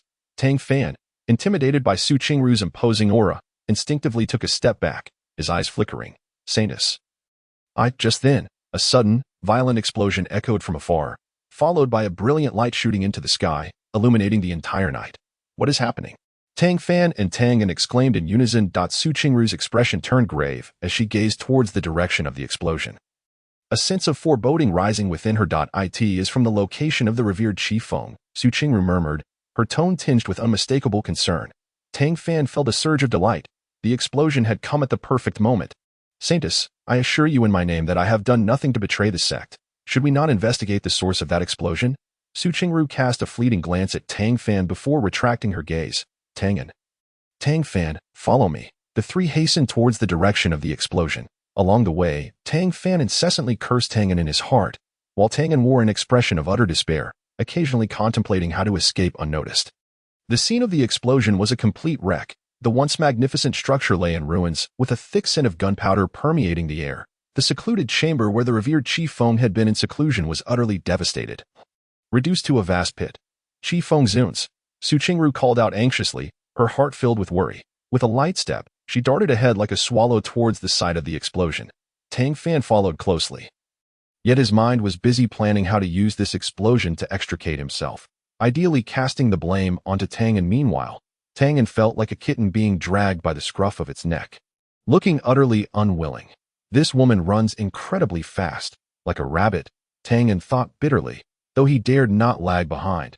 Fearing Qingru would discern his intention to fall behind as he ran, he stealthily surveyed the surrounding terrain, searching for a suitable escape route. Throughout the journey, Tang Fan shot daggers at Tianyan with his eyes, muttering under his breath, Useless, Jinx, it's all your fault. Tianyan pretended not to hear, rolling his eyes internally. What have I done to deserve this? This explosion has nothing to do with me.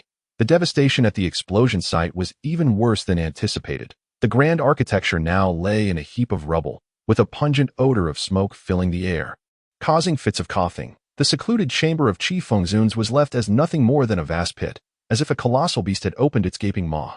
Qifeng Zuns, Qingru's voice trembled. She frantically searched through the debris, hoping to find any sign of survival. Observing this, Tang Fan felt perplexed. Was this old man so significant to Qingru? He pretended to assist in the search, all the while observing Qingru's reaction and plotting his next move. Tianyan stood by, idly kicking at the rubble beneath his feet. He knew full well that Qifeng Zuns was likely in dire straits. At such a level of explosion, even a deity would struggle to escape unscathed. Saintess, this place is too dangerous. We should leave at once. Tang Fan feigned concern. Qingru paid him no heed, continuing to sift through the debris.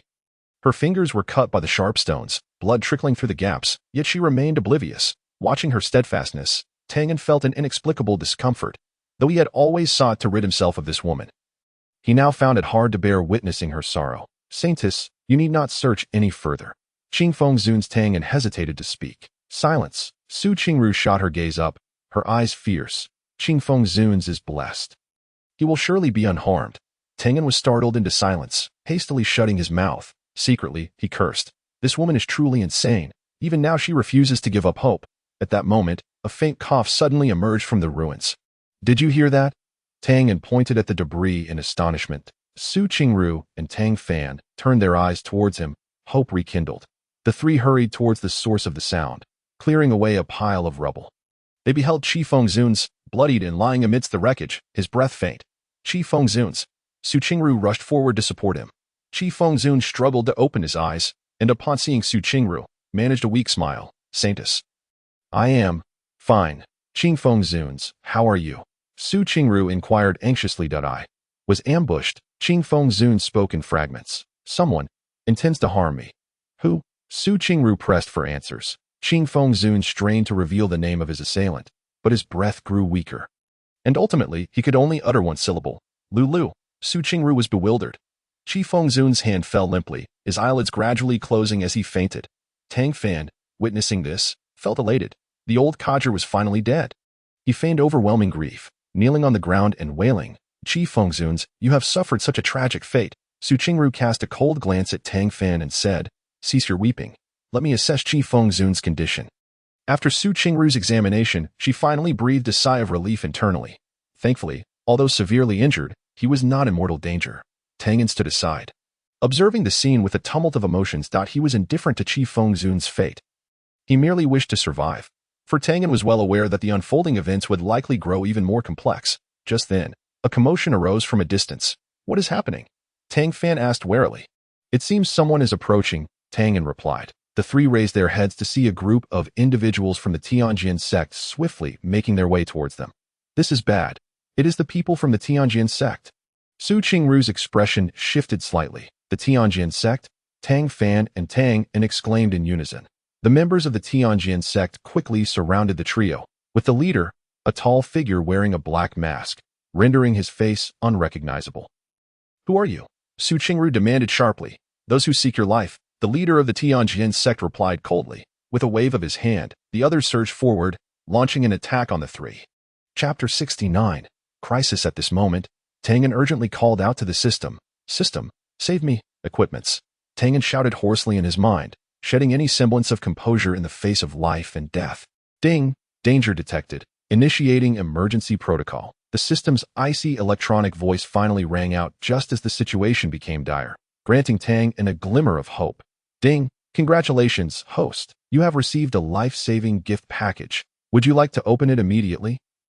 Tianyan felt a rush of exhilaration and quickly shouted, open it. Hurry. Ding! Life-saving gift package successfully opened. Congratulations, host. You have obtained an invincible golden bell shield for a limited time of 1 hour. Tianyan mentally chanted. Invincible golden bell shield, activate.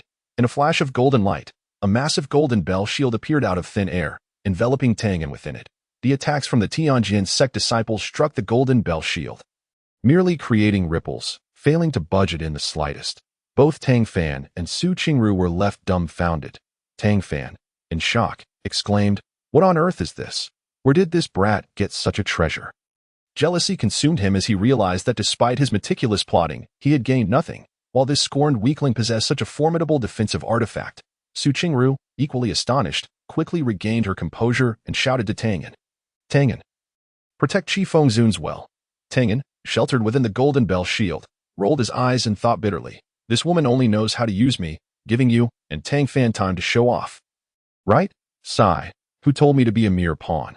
Reluctantly, he responded, Saintess, rest assured, I will do my utmost to protect Qingru. Upon hearing Tianyan's thoughts, Qingru felt somewhat speechless.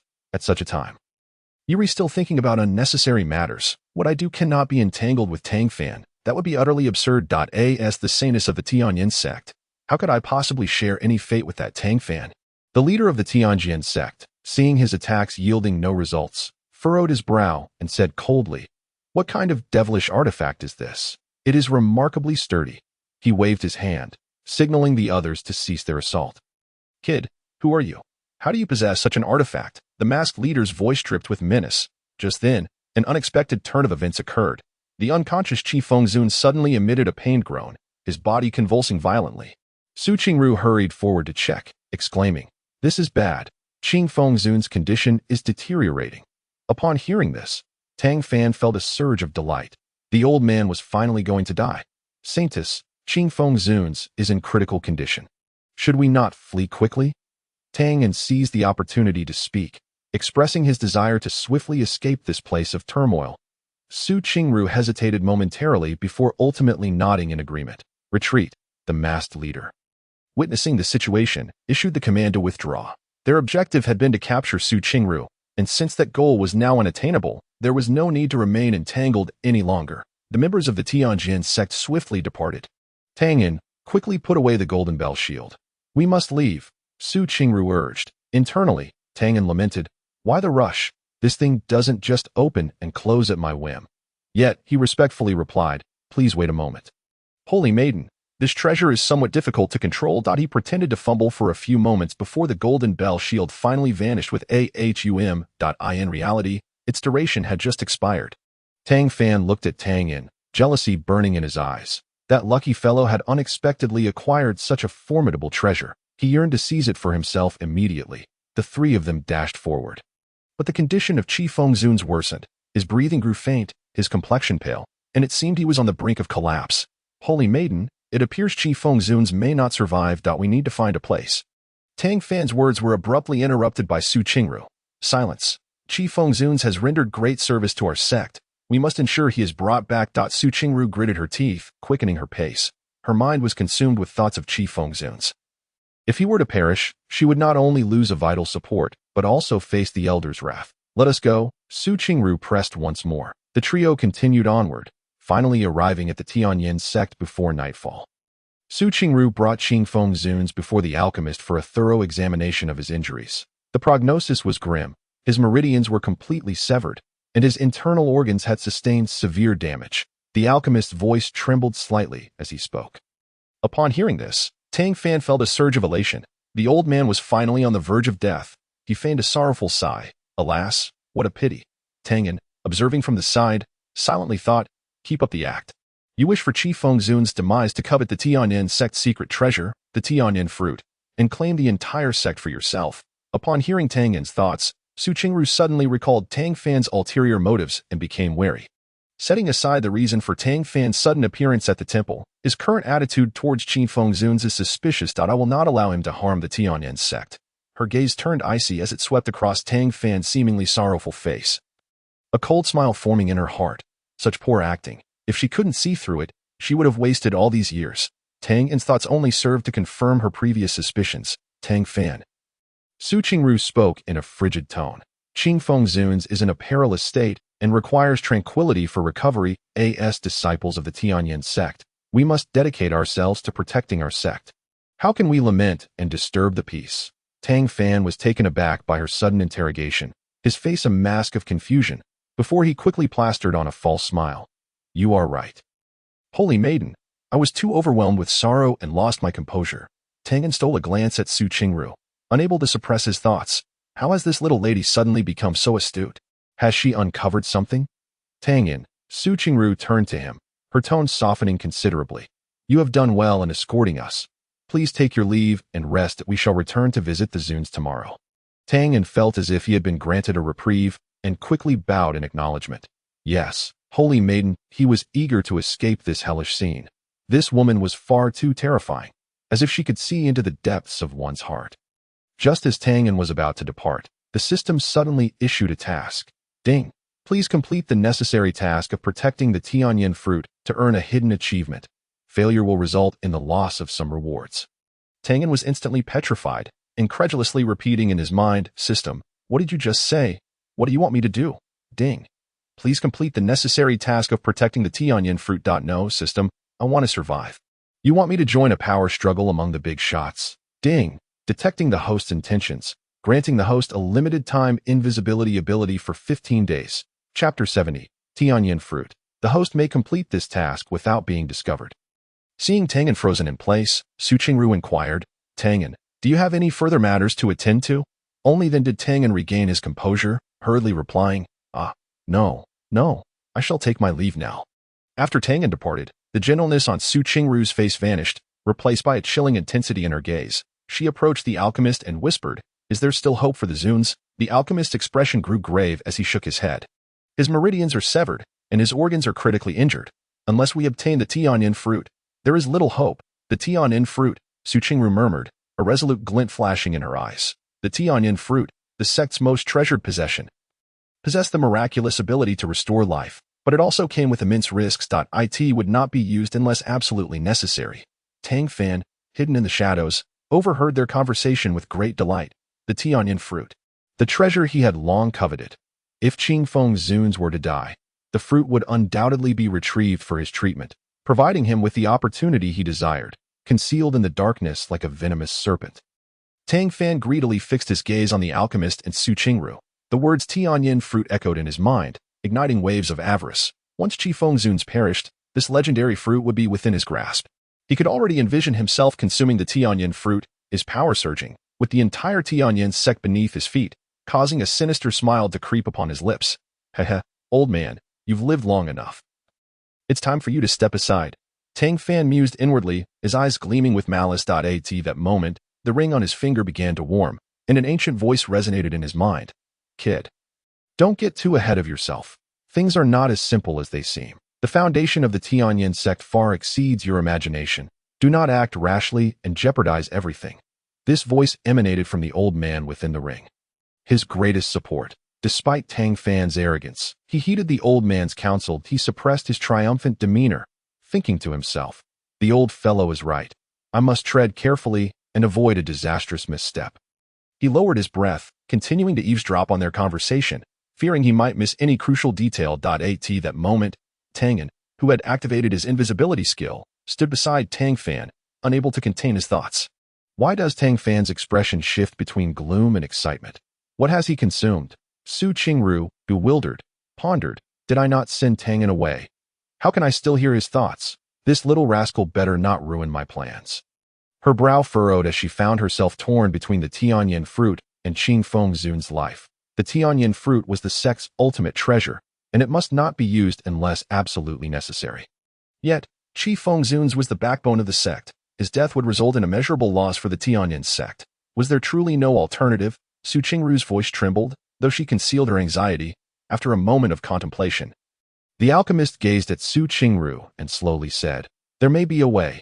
Legend has it that within the perilous cold ice valley in the far north grows a miraculous herb known as snow soul grass, which can repair damaged meridians." But what? Qingru pressed. "But the cold ice valley is notoriously dangerous, perpetually covered in ice and snow, and guarded by formidable beasts. It is a place where survival is uncertain." The alchemist sighed, his tone heavy with concern. Qingru, feeling increasingly agitated, was about to make a decision. Taking a deep breath, she declared to the alchemist, "I have decided to venture to the cold ice valley in search of the snow soul grass." The alchemist gasped in horror. "Holy maiden, you must not. The cold ice valley is far too perilous." "My mind is made up," Qingru replied with unwavering conviction. "Qingfeng's Zuns is vital to our sect's survival. I must save him at all costs." "Oh, have we finally arrived at the snow soul grass?" I recall that it was Tang Fan who obtained it, while Qingru still favored him. Favor him? How could the dignified holy maiden of the Tianyan sect possibly favor Tang Fan? At this moment, upon hearing the mention of the snow soul grass, Tang Fan's heart stirred. He had come across records of the snow soul grass in ancient texts. This herb could not only repair meridians but also enhance one's physique and cultivation, making it an invaluable treasure. "Ah, truly, fortune favors me." Tang Fan rejoiced inwardly, resolving to volunteer for the expedition to the cold ice valley.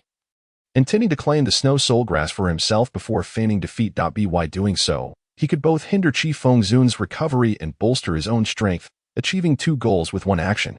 Just as the situation reached an impasse, Tang Fan stepped forward. "Holy maiden, since this matter is of great significance, allow me to undertake this task. Moreover, given the ongoing conflicts between the Tianyan sect and the Tianjin sect, our own sect requires someone to hold the fort. Here it comes, a timely offer of assistance. Truly, a case of providing help when it is most needed." No wonder Qingru chose to leave Tang Fan behind. It was merely a ploy of a young couple. At that moment, Qingru discerned Tang's innermost thoughts, leaving her in a state of turmoil. She regretted not having acted with greater severity when she had the chance. Offering him medicinal pills for treatment felt almost akin to administering a drug to silence him. As she feigned calmness upon hearing Tang Fan's words, her mind was silently calculating. The pressing matter at hand was to resolve the sect's disputes. Moreover, sending Tang Fan away was not without its advantages. After all, as long as the Tianyan fruit tree existed, the Tianyan sect could persist indefinitely. Weighing the pros and cons, Qingru acquiesced to Tang Fan's decision. With that, Tang Fan transformed into a streak of light, vanishing into the horizon. Goodness, why do I feel that Tang Fan's strength has surged once more? Truly the child of destiny. Tang Fan sped towards the far north. As he raced along, his heart brimmed with anticipation. He envisioned himself obtaining the snow soul grass, significantly enhancing his abilities and reigning supreme, which made him burst into laughter. Old man. This time I must secure the snow soul grass and become the foremost figure of the Tianyan sect. Yet the elder within the ring doused his exuberance with cold water. Kid, do not let pride blind you. The Ice Valley is no ordinary place. Tread carefully, lest you become lost forever. Tang Fan dismissed the warning. What is there to fear? With you by my side, the mere Ice Valley is insignificant. He pressed on, blissfully unaware that danger was drawing ever closer. The Ice Valley, located in the extreme north, lay perpetually shrouded in ice and snow, with howling winds that rendered it akin to a frozen hell. The terrain within was treacherous and fraught with peril, teeming with formidable beasts that struck terror into the hearts of many. As Tang Fan stepped into the Ice Valley, a bone-chilling cold enveloped him, causing him to shudder involuntarily. How frigid. He rubbed his hands together, reflecting inwardly, this place is even colder than I imagined. He advanced cautiously, vigilant of his surroundings. Suddenly, he heard a low, rumbling roar echoing from a distance. What is that sound? Alarmed, Tang Fan quickly concealed himself behind a massive rock, holding his breath as he strained to listen. The roar grew increasingly closer, accompanied by the sound of heavy footsteps. As if some colossal creature were approaching, his heart raced, and his palms began to sweat. Gripping his sword tightly, he braced himself for battle.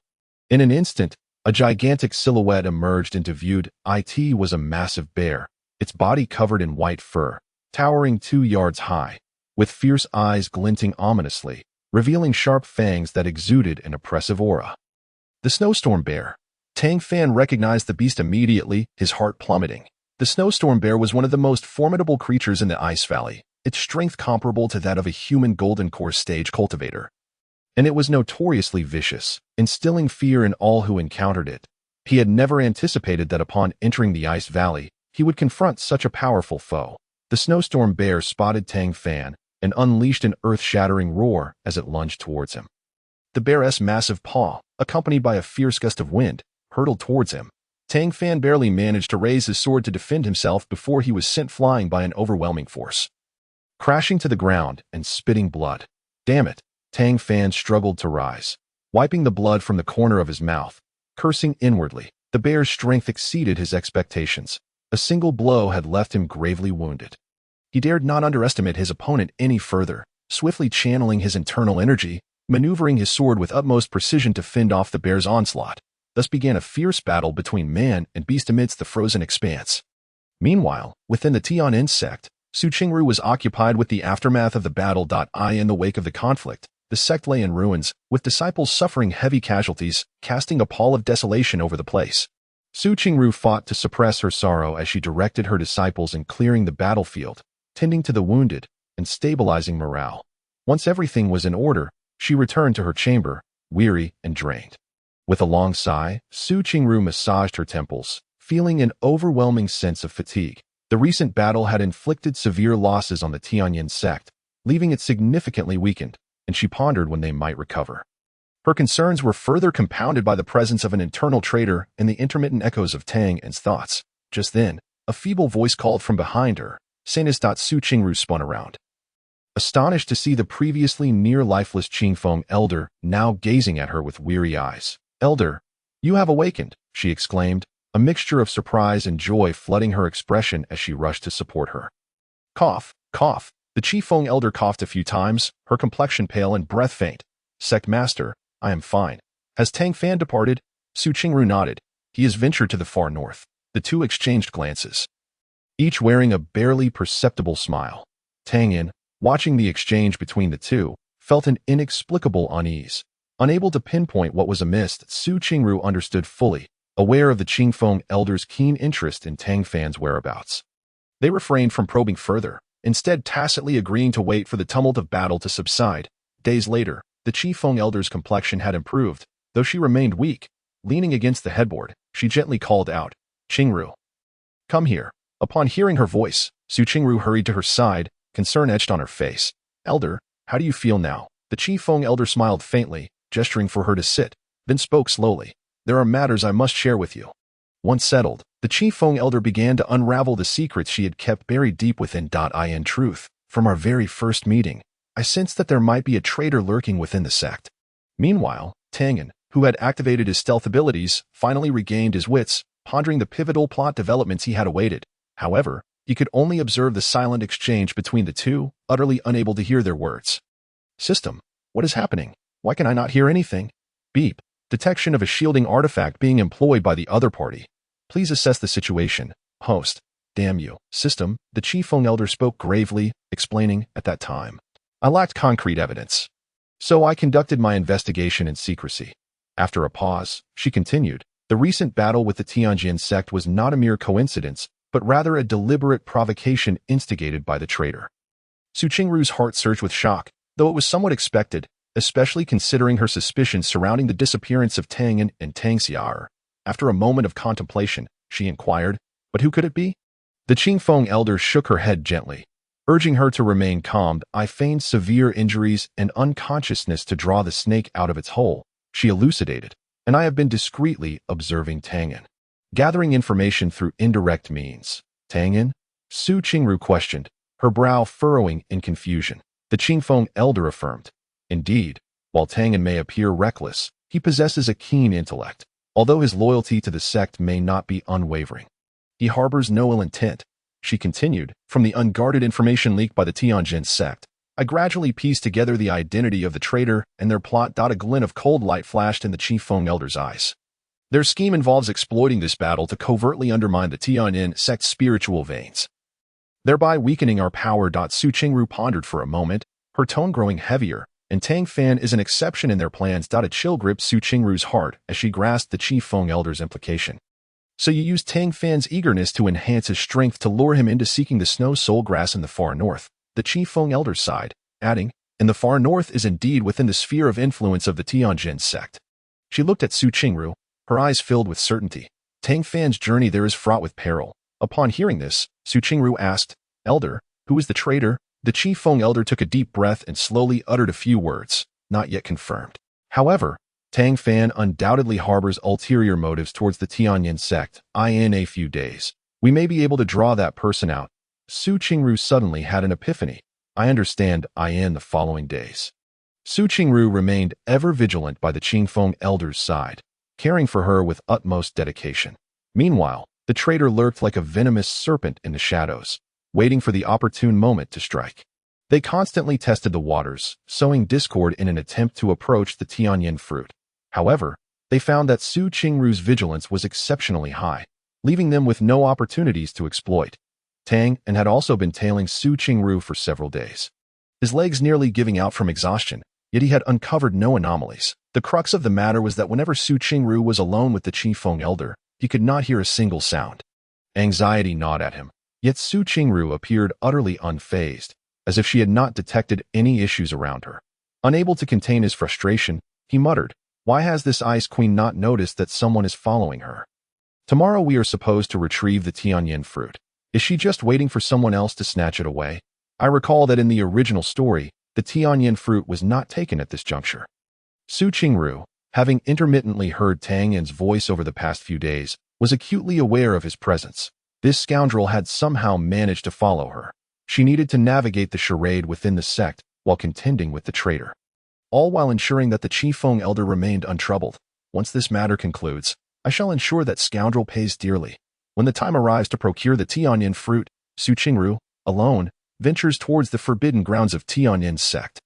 The entrance to the forbidden grounds is flanked by towering ancient trees, exuding an eerie tranquility, a solemn atmosphere enveloping her. Taking a deep breath, she straightens her attire before knocking on the heavy stone door. "Who goes there?" An aged voice emanates from beyond the door. "Disciple Su Qingru, seeking an audience with the guardian elder," she replies respectfully. the massive stone door creaks open, revealing an elder adorned in a gray robe. His hair and beard is white as snow. His piercing gaze scrutinizes Qingru. The holy maiden visits the forbidden grounds at this late hour. What urgent matter prompts this? The elder's tone is neutral, yet it carries an undeniable authority. Qingru bows her head slightly, meticulously detailing the condition of the esteemed Qifeng elder, and requests the retrieval of the Tianyan fruit. Upon hearing her words, the elder's murky eyes reflect profound sorrow as he sighs deeply. Alas, the whims of fate are cruel, he muses, pausing momentarily before nodding in acquiescence. Very well, for the sake of the elder's life, I shall unlock the forbidden grounds. Within the dwelling, a figure cloaked in black has already positioned spies to monitor Qingru's movements. The holy maiden has entered the forbidden grounds, the spy reports hurriedly. The figure abruptly stands, eyes filled with a fierce determination. A splendid opportunity. Just as he prepares to make his move, he hesitates, contemplating that as night blankets the Tianyan sect, the mountain winds howl, and shadows dance among the trees. The black-clad figure, resembling a specter, darts through the dense forest towards the forbidden grounds. Gripping a dagger tightly, his fingertips pale with anticipation, greed glinting in his eyes. Tianyan fruit, I am coming for you. Outside the forbidden grounds, a formidable array ripples through the air, creating a palpable tension. The black-clad figure holds his breath.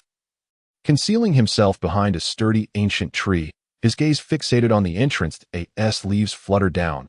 He does not dare to blink, fearful of missing any detail. Yet internally, he grumbles. The Tianyan sect is hypocritically benevolent. Those lofty elders were the masks of petty villains. The Tianyan sect deserves to vanish. The heavy stone door gradually opens, and Qingru follows the guardian elder into the forbidden grounds. The black-clad figure inhales sharply. And as the two figures vanish behind the door, he seizes the moment, slipping in silently. The stone door closes behind him with a dull thud. Inside the forbidden grounds, the dim light mingles with an ancient, mysterious aura. The black-clad figure presses against the wall, cautiously surveying his surroundings, still venting his frustrations. Why do they bask in luxury while I am forced to grovel like a dog? Why must I always be the one to suffer? I shall make those who once belittled me pay dearly.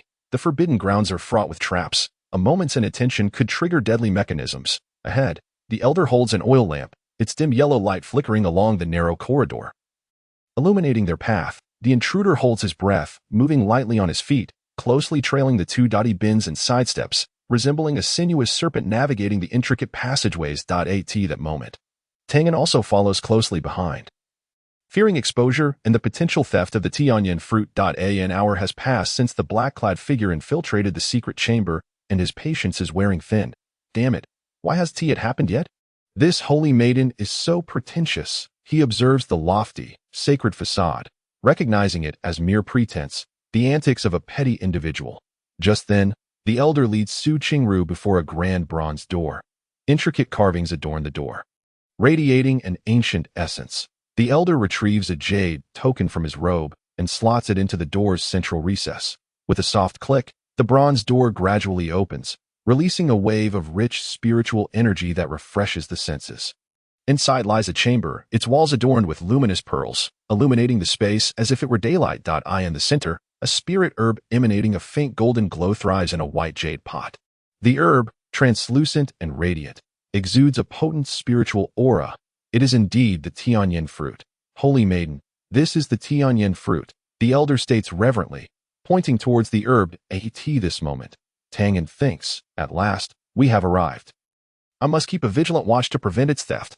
Qingru, her expression grave, carefully accepts the Tianyan fruit, reverently placing it into a specially crafted jade box. She gently caresses the box, her eyes brimming with hopeful light.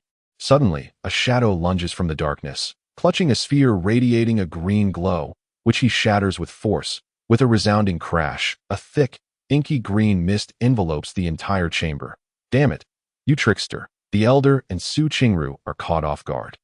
And Tang is not spared either, inhaling the mist, feeling dizzy and disoriented before losing consciousness. The jade box and oil lamp clatter to the ground, their sound jarring in the silent chamber. The black-clad figure seizes the opportunity, darting forward to snatch the fallen jade box, tucking it into his cloak. He glances at the two unconscious figures on the floor, a chilling smile curling upon his lips.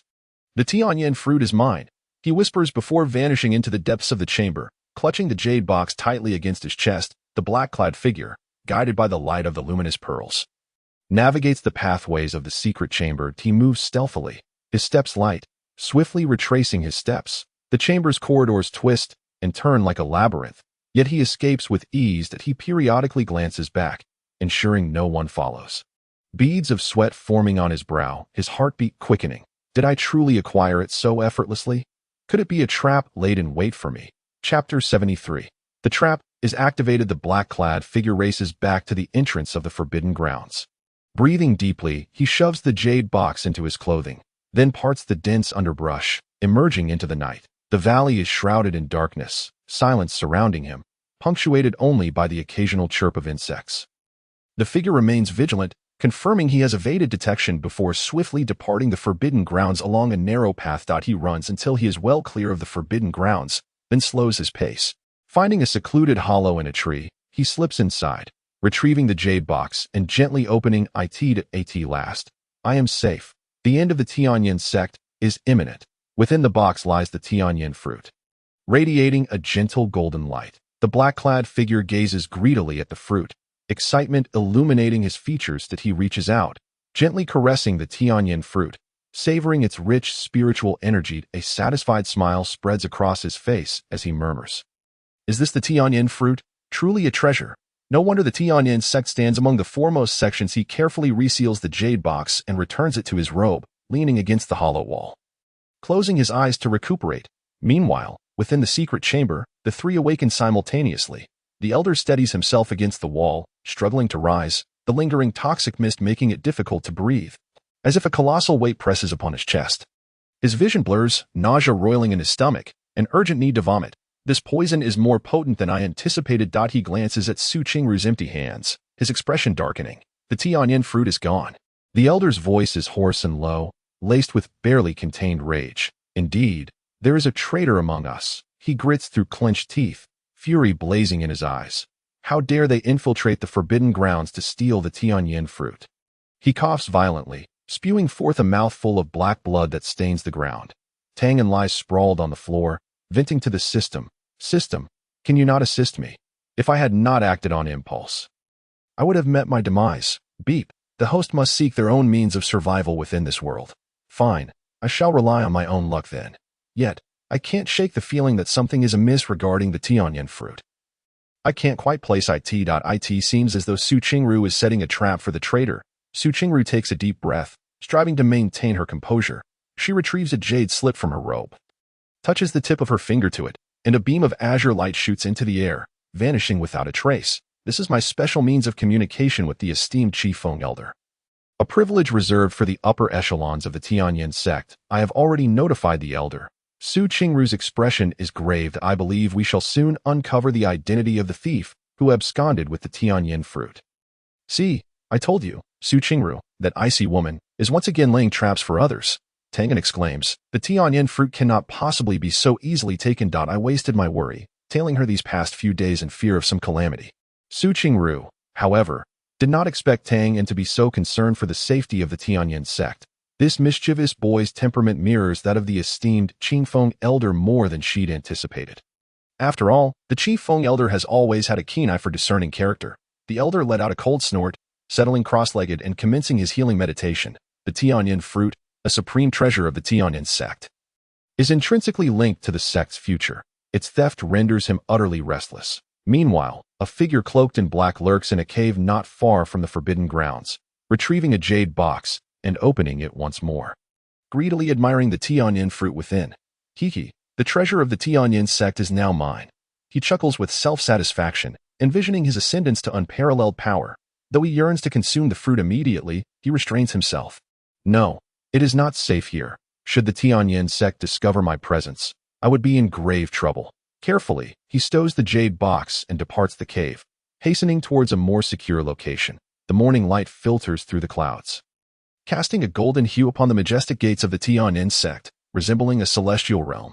Yet, today, this ethereal paradise is shrouded in a heavy atmosphere. In the plaza, inner disciples gather in dark clusters, whispering like a swarm of buzzing bees. On the elevated platform, the saintly maiden Su Qingru, clad in snow-white garments, emanates an air of frosty authority. Her gaze sweeps over the crowd, her voice is chilling as a mountain spring. The Tianyan fruit has been stolen. At this pronouncement, The plaza erupts in chaos. What? The Tianyan fruit has been stolen. How can this be? The treasure of the Tianyan sect. Who would dare to steal it? It must be those scoundrels from the Tianyan sect. Shouts of anger and disbelief rise in tumult, the scene devolving into disorder. The elders' faces turn ashen, their imposing presence attempting to quell the uproar. Tang stands amidst the crowd, a smirk of schadenfreude gracing his features. I knew it. That icy lady Su Qingru must have some tricks up her sleeve. This is going to be entertaining, he muses, feeling a weight lifted from his chest, envisioning the traitor being unmasked, thus allowing him to return to his rest. That Su Qingru, catching sight of Tang's detached demeanor, feels a flicker of discontent. After all, he had been a nuisance to her for several days. Su Qingru silently vows to ensure Tang is kept busy. On the platform, Su Qingru continues, moreover, based on the evidence at the scene, the thief of the Tianyan fruit is one of our own disciples. That a collective gasp reverberates through the crowd, eyes darting, filled with suspicion. Who could it be? What treachery? Damn it. How could it be one of us? We must investigate. There shall be no leniency. Tang feigns shock, yet inwardly revels in the unfolding drama. Su Qingru raises her hand to silence the crowd. She declares, I have already notified Elder Qingfeng. He is investigating this matter. I trust he will soon uncover the true culprit. Elder Qingfeng, the highest-ranking and most powerful figure in the Tianyan sect, also Su Qingru's master, is sure to reveal the traitor. Elder Qingfeng? Excellent. That rogue is as good as dead. The crowd brims with confidence in Elder Qingfeng's capabilities. Su Qingru scans the assembly, her gaze sharp as a blade. During this period, no one is permitted to leave the sect. Those who defy this order shall face execution. A chill runs through the crowd, silencing any dissent. Tang inwardly curses, realizing this would confine everyone here for thorough questioning. The atmosphere within the Tianyan sect grows increasingly tense over the following days, with all disciples under strict surveillance, their every move monitored. While Tang outwardly feigns compliance, he discreetly observes his surroundings, searching for yesterday's traitor. Yet, no trace of the culprit emerges, leaving him filled with doubt. If I can uncover the traitor, will I be trapped here indefinitely? Just as despair begins to settle in, an unexpected discovery ignites a flicker of hope. One day, he inadvertently overhears two inner disciples whispering. Have you heard? Senior brother Lu seems a bit off lately. Indeed, I've noticed it too. That he used to be so lively, but now he always looks troubled, as if burdened by some secret. I even saw him sneak away to the back mountain yesterday. I wonder what he was up to. The back mountain. Isn't that a forbidden area? What could he possibly be doing there? The conversation abruptly halts as they realize they might be overheard, hastily falling silent. Tang's mind races. Senior brother Lu? The back mountain? Could it be? A sense of excitement surges within him, as if he has grasped a vital clue. Su Qingru, sensing Tang's thoughts, contemplates. Lu, you say? Since he has found a lead, let him pursue it. After being pestered for days, it is time for Tang to earn his keep. Su Qingru calls out. Tang, this matter is entrusted to you. That if the Tianyan fruit remains unfound, you shall be held accountable. I am not well versed in this matter. Might we consider another? Tang chuckles nervously, seeking to evade the responsibility. Where else would I look? If she intends to set me up, I won't even know how I met my end. He certainly does not wish to be branded a thief. Su Qingru's brows furrow, her eyes widening with authority, an unmistakable pressure emanating from her. Tang, this task is yours, and yours alone. Do you accept? Stunned by her commanding tone, Tang struggles to maintain a facade of composure. As you wish. Saintess, I dare not refuse. Su Qingru smirks coldly. Good. Now present the clues you have gathered in recent days. Tang's eyes dart, quickly seizing the moment. Saintess, your wisdom is unparalleled. I have indeed uncovered some threads of evidence. He pauses dramatically, savoring the anticipation he has created. What evidence? Su Qingru presses. However, given the gravity of this situation, I cannot hastily draw conclusions without your keen insight. Tang adopts a feigned expression of difficulty. Oh, you think you can outsmart me? He chuckles inwardly. Su Qingru, well aware of Tang's cunning, relishes the challenge. Very well. Since you have found a clue, you shall investigate. Report back to me with your findings. This woman is so domineering. Tang scoffs internally, yet his exterior remains respectful. Yes, I shall obey. With thoughts of the two disciples in mind, Tang formulates a plan. These two seem timid. A little intimidation should yield results. He casually approaches the two disciples, suddenly slapping one on the shoulder, his tone menacing. What were you just discussing? Senior Brother Lu. The back mountain. The two disciples blanch. Trembling, stammering. We didn't say anything, Brother Tang. We swear, we said nothing. Tianyan sneers. Really? I heard you quite clearly. You mentioned Senior Brother Lu went to the back mountain. What was he doing there? One of the disciples nearly breaks into tears. We truly don't know. We were only speculating. Speculating? Tianyan presses closer. Given the severity of the situation, do you dare conceal information? Would you prefer to be regarded as accomplices? The other disciple quickly interjects. Brother Tang, spare us. We genuinely do not know what Senior Brother Lu was doing at the back mountain. We merely noticed him sneaking around. Tianyan narrows his eyes, sensing they know more than they let on. It seems I must employ more persuasive methods. He feigns contemplation before stating, Here's what we'll do. Lead me to the back mountain. If your words prove true, I shall let you go. But if you deceive me, his voice trails off ominously, eyes glinting with menace. The two disciples, sensing the gravity of his tone, concede, agreeing to guide Tang into the back mountain. The back mountain, a forbidden realm, is perpetually shrouded in thick mist, exuding an eerie aura that deters ordinary disciples from approaching. Tianyan follows the two disciples cautiously through the fog, his mind racing with questions. What could Senior Brother Lu be doing there? Could the Tianyan fruit truly be hidden within? The thought invigorates him with excitement. After traversing for roughly an hour, they arrive at the entrance of a cave. This is the place. We saw Senior Brother Lu enter this cave yesterday. One disciple points. Tianyan gazes into the dark maw of the cave, a flicker of hesitation washing over him. What dangers might lie within? However, upon contemplating the Tianyan fruit, he resolved to venture inside and take a look. Drawing a deep breath, he unsheathed his sword and cautiously stepped into the cavern. The cave was engulfed in darkness, so thick that he could not see his own hand in front of his face. Tianyan had no choice but to advance by touch. Suddenly, he felt something squishy beneath his feet, emanating a foul odor. Quickly lifting his foot, he caught a glimpse of what lay beneath him. And terror gripped his heart. To his horror, he discovered he was standing on a corpse. The body was in a state of advanced decay, its features unrecognizable, and it exuded a repugnant stench, gritting his teeth against the nausea. Tianyan scrutinized the remains and discerned that the deceased was clad in the attire of an inner disciple of the Tianyan sect. Could this be the Lu Shixiang they had spoken of? A jolt of fear surged through Tianyan's heart. Just then, he heard a strange noise behind him. He spun around, only to see two inner disciples brandishing stones, hurling them towards him. What are you doing? Tianyan bellowed in anger. Haha, Brother Tang, forgive us, we are merely following orders. One of the disciples sneered. Following orders? Whose orders? A sense of foreboding began to swell within Tang, and that's something you need not concern yourself with. That esteemed individual is not someone you can know, replied the disciple ominously. That esteemed individual, Tianyan echoed, alarm bells ringing in his mind. These two disciples, typically so submissive, dared to assault him and spoke of following orders, indicating a far greater conspiracy at play. Was there more happening within the sect beyond the theft of the Tianyan fruit? The stones whistled through the air, and without time to ponder further, Tianyan sidestepped just in time to evade the attack. The cave was narrow, making it inconvenient to wield his sword. He decided to abandon it and confront his foes unarmed. Brother Tang, you would do well to surrender quietly, lest you suffer, one disciple taunted, raising the stone once more. Suffer? I think it is you who will be the ones to suffer, Tianyan retorted, leaping forward and delivering a powerful punch to the disciple's face.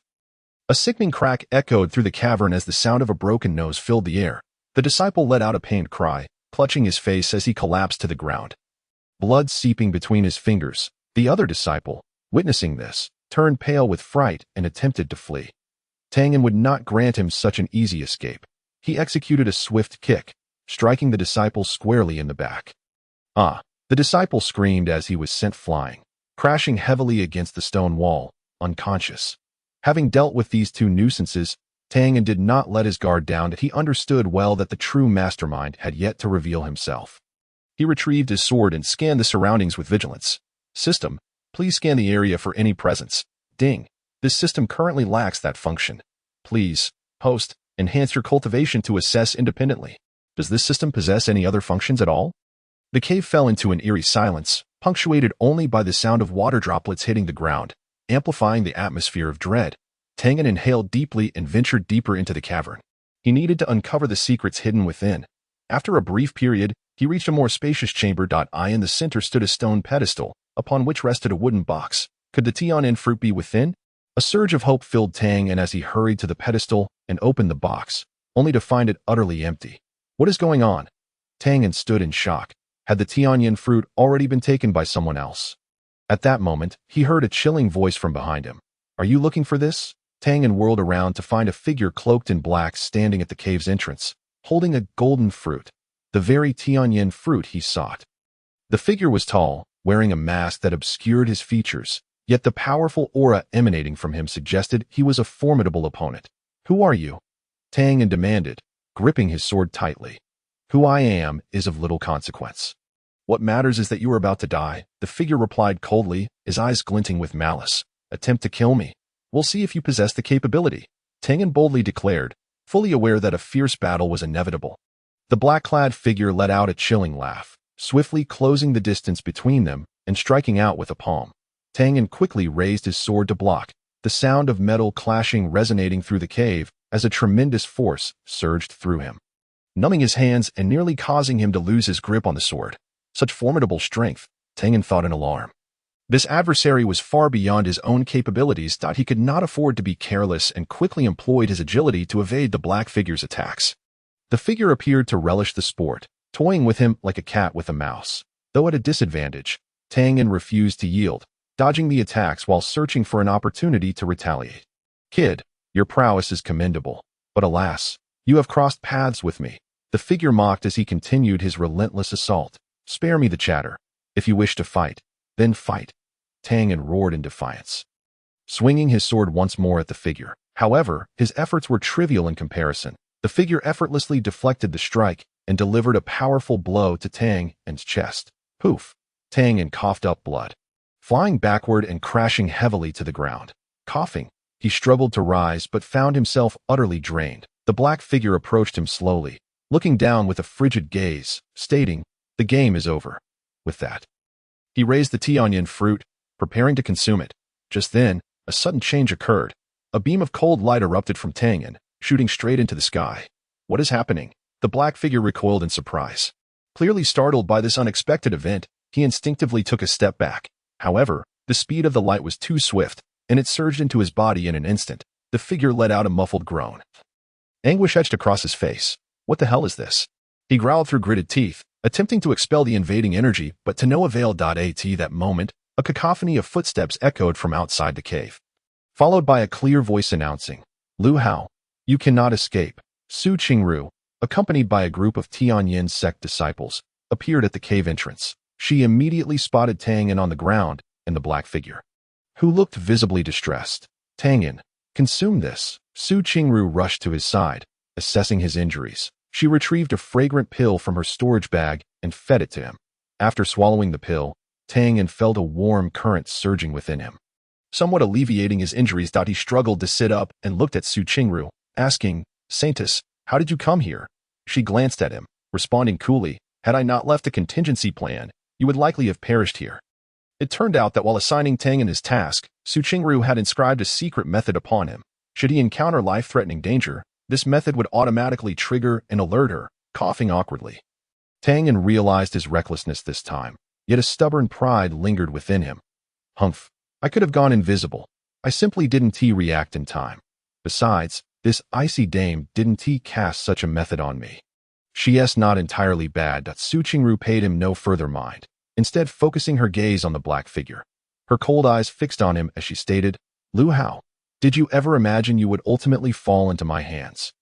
The black figure, Lu Hao, wore a sullen expression. He had not anticipated Qingru's swift arrival. He attempted to summon his internal energy once more, only to find that the cold light clung to his meridians like a parasite, rendering him immobile. Qingru, do not revel in your triumph. Even if you capture me, what difference does it make? I merely retrieved what was rightfully mine. Lu Hao feigned composure. Qingru stepped closer to Lu Hao, yanking off his mask, revealing a somewhat effeminate visage. Lu Hao, an inner disciple of the Tianyan sect, with both the man and the evidence in hand. What else is there to discuss? Qingru's tone was icy, her certainty palpable. Bah, the Tianyan sect is merely a den of hypocrites. I have fought for this sect for years, only to receive nothing in return. Why should those useless fools be favored while I am cast aside? Lu Hao's emotions flared as he pointed an accusatory finger at Su Qingru, shouting hoarsely, "You high and mighty elders look down upon me. I will prove to you that I, Lu Hao, am stronger than any of you." With you? You believe that by stealthily taking the Tianyan fruit, you can ascend to greatness? Such delusions. Su Qingru scoffed disdainfully. Lu Hao's agitation mounted in response to her words. He thrashed violently, desperate to break free from his bindings. Yet it was futile. The resentment in his eyes deepened, and suddenly he fixed his gaze on Tianyan, grinning maliciously. "Kid, just you wait. Even if I die, I will drag you down with me." Before his words could fade, a powerful surge of spiritual energy erupted from Lu Hao's body. The wave of power that burst forth was akin to a volcano on the brink of eruption, intense and chaotic. His once somewhat effeminate visage contorted into a grotesque mask of rage. His eyes bloodshot and veined, as if they might explode at any moment. That moment, Tianyan appeared to be petrified with fear, yet his mind was frantically calling for the system. "System, please help me." Ding. Host's need detected. Congratulations. Host has acquired a one-time life-saving artifact, the Phoenix Heart Pendant. Su Qingru, with her delicate brows furrowed, evidently sensed the unusual fluctuations in spiritual energy. She scoffed coldly, a desperate struggle. "Do you really think you can escape this way?" With a swift gesture, she unleashed a glimmering cold light that enveloped Lu Hao, intending to suppress the turmoil within him. However, the energy was ferociously wild, and the cold light merely flickered for an instant before shattering like a bubble. Lu Hao erupted into a maniacal laugh. "Ha! Su Qingru, you are far too naive. If I cannot have it, neither shall you." A wave of chilling black mist surged from his body, rapidly spreading, bringing with it a potent scent of decay and death. Tianyan's face paled as he witnessed this, struggling to rise but his injuries flaring painfully, causing him to emit a stifled groan. "Tianyan, don't move," Su Qingru barked, clearly recognizing the sinister nature of the black mist and hesitant to approach. The mist swiftly coalesced, forming a colossal skull behind Lu Hao. Hollow eye sockets burned with two eerie green flames, radiating an unsettling chill. Is this a forbidden technique? Su Qingru's expression changed dramatically, realizing Lu Hao had resorted to such a self-destructive sorcery. Indeed, this is the forbidden technique. Netherworld malevolence. Lu Hao's voice turned hoarse and sinister, as if it were the growl of a malevolent spirit from the depths of hell. "You shall all perish. You will accompany me in death." The skull let out a deafening roar, its cavernous maw lunging toward Tang and Su Qingru. "Saintess, be careful." The disciples of Tianyan Sect hastily summoned their artifacts to thwart the skull's assault. Yet, their efforts were futile. The attacks collided with the skull as if striking a bottomless abyss, inflicting no damage whatsoever. The skull surged forward relentlessly, breaching the disciples' defenses and advancing menacingly toward Tang and Su Qingru. Gritting her teeth, Su Qingru swiftly formed seals, conjuring a blue energy barrier before herself and Tang, and boom. A tremendous sound echoed as the blue barrier trembled violently, fissures appearing across its surface. Puffed. Su Qingru coughed up blood, her complexion paling to a ghostly hue. That critical moment, a beam of white light suddenly erupted from Tianyan, transforming into a mirror adorned with shimmering, arcane runes, standing resolutely before the skull. "What is this?" Lu Hao's eyes widened in terror. The skull collided with the mirror, emitting a piercing scream, before dissipating as if consumed by searing flames. Cough, cough. Tianyan, pale and weak, coughed twice. This is a gift from my father." At that moment, a pang of guilt washed over him. To justify the appearance of the artifact, he could only attribute it to his father. Lu Hao, watching helplessly as his forbidden technique unraveled, was filled with resentment. His spiritual energy had been entirely depleted, leaving him nothing more than a hollow shell, collapsing feebly to the ground. "Lu Hao, do you have anything left to say?" Su Qingru, enduring her injuries, stepped forward, looking down upon him. Lu Hao managed a bitter smile. "The victor writes the history. I have no words to offer. However, even in death, I shall not grant you peace." With a sudden surge of strength, he raised his head and spat blood at Su Qingru. She anticipated his move, sidestepping to evade it. Disgusted, she kicked him in the chest, sending him sprawling. Lu Hao crashed to the ground, blood pouring from his mouth, his life force rapidly diminishing. Just then, an unexpected change occurred. His body began to tremble violently, a more sinister aura emanating from him. His skin dried and cracked like aged bark. his eyes bulging as if something were trying to escape from within. Not good. He seems to be a Tianyan Sect disciple, exclaimed in horror. Lu Hao let out a horrific scream as his body suddenly exploded into a cloud of blood mist. Yet, the mist did not dissipate. Rather, it swiftly coalesced into a grotesque creature. It bore a semblance to a human form, but its skin resembled decaying bark, crawling with writhing maggots. What in the world is that thing? A Tianyan disciple shrieked. Collapsing in terror, Su Qingru's face grew grim as she struggled against her injuries, intoning gravely. This is likely some form of dark sorcery. Everyone, be cautious. The creature emitted a thunderous roar, its sound waves slicing through the air like daggers, causing the onlookers' faces to sting. Quick, evade. Su Qingru shouted, rapidly forming seals as a blue energy barrier reappeared before the disciples. Boom, the creature's bony claws slammed against the barrier, which trembled violently but ultimately shattered under the relentless assault. Several Tianyan disciples, caught unawares, were struck by the claws, shrieking as they were flung away, their fates uncertain. Damn it! Su Qingru's complexion grew even paler. She had not anticipated the creature's overwhelming power. What in the world is this thing? A Tianyan disciple lay on the ground, his trousers stained with a foul odor, evidently having lost control in his fright. Su Qingru gritted her teeth, blood surging within her, her face ghastly pale. Dark sorcery. This is likely a backlash from a forbidden technique. Everyone, be careful. This creature is not to be trifled with. The creature released another ear-splitting roar, the shockwaves cutting through the air like invisible blades.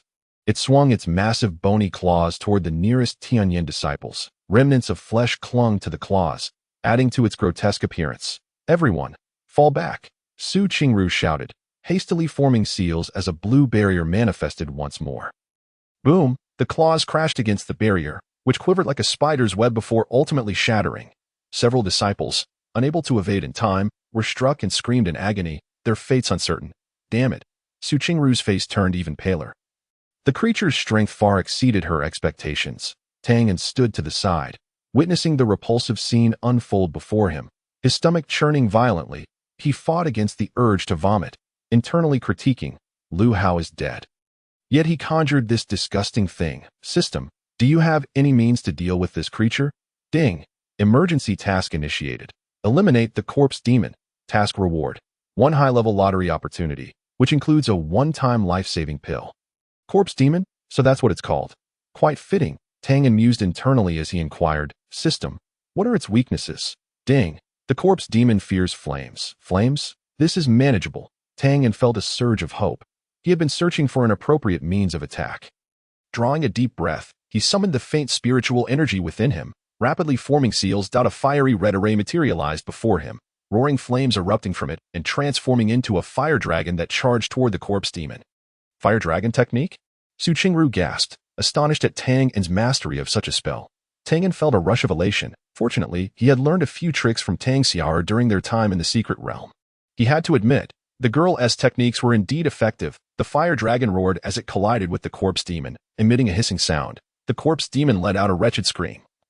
The writhing maggots on its body reduced to ash by the flames, while its decaying bark-like skin began to ignite. Effective. Tianyan's spirits soared as he intensified his energy output, amplifying the fire dragon's power. The corpse demon writhed in agony amidst the flames, frantically swinging its bony claws in a futile attempt to extinguish the fire consuming it. The flames, relentless as a parasite, coiled around it, continuously searing its flesh.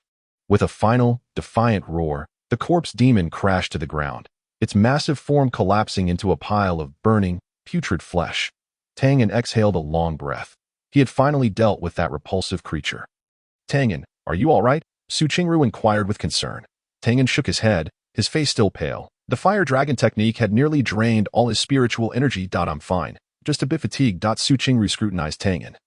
A glimmer of intrigue in her eyes. Just how many hidden depths does he possess? It seems Tang Xiaoxiao is no ordinary individual. There are many things about him that warrant close observation.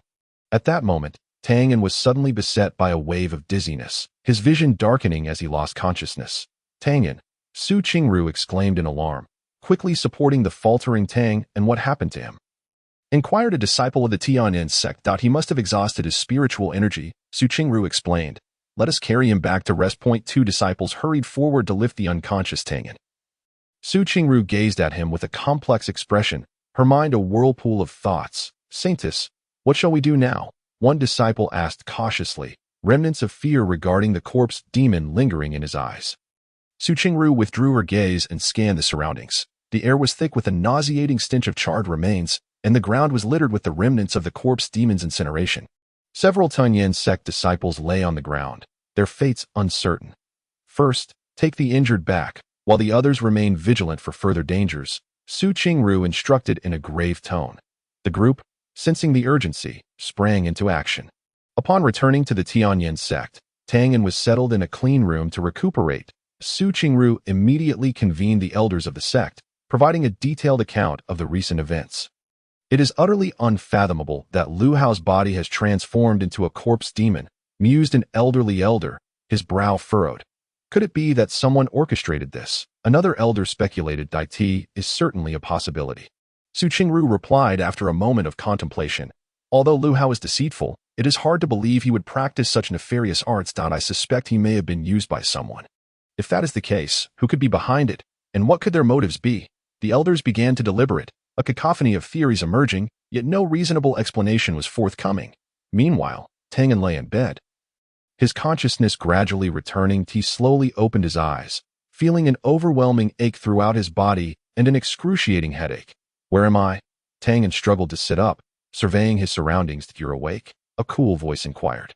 Turning his head, Tang saw Qingru standing beside the bed, a maid beside her holding a steaming bowl of medicinal soup. What is this? Tang asked, perplexed. It is a tonic to replenish your energy and nourish your blood. You have depleted your spiritual power and need to recuperate properly, Qingru explained, taking the bowl from the maid and presenting it to Tang, and he accepted the soup and drank it in one gulp. A warm sensation coursed through him, bringing considerable relief. Thank you, senior sister. Tang expressed gratefully. No need for thanks, Qingru replied nonchalantly. You have rendered a great service. Had it not been for you, we might not have made it back. Tang scratched his head, a shy smile breaking across his face. By the way, Saintess, what exactly is that corpse demon? How could it be so formidable? Tang asked. His curiosity piqued. Qingru's expression shifted slightly as she replied solemnly. It is an exceedingly malevolent creature, forged from corpses, possessing immense power and an undead nature. As for why it appeared here, we are still investigating. Forged from corpses? A chill ran down Tang's spine as he recalled Lu Hao's eerie smile before his demise. Could it be Saintess? I suspect there may be more to Lu Hao's death than meets the eye. Tang shared his suspicions with Qingru. Upon hearing this, Qingru's expression grew grave.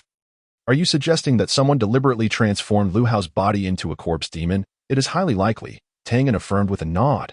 Although Lu Hao was unscrupulous, he would not stoop to practicing such dark sorcery.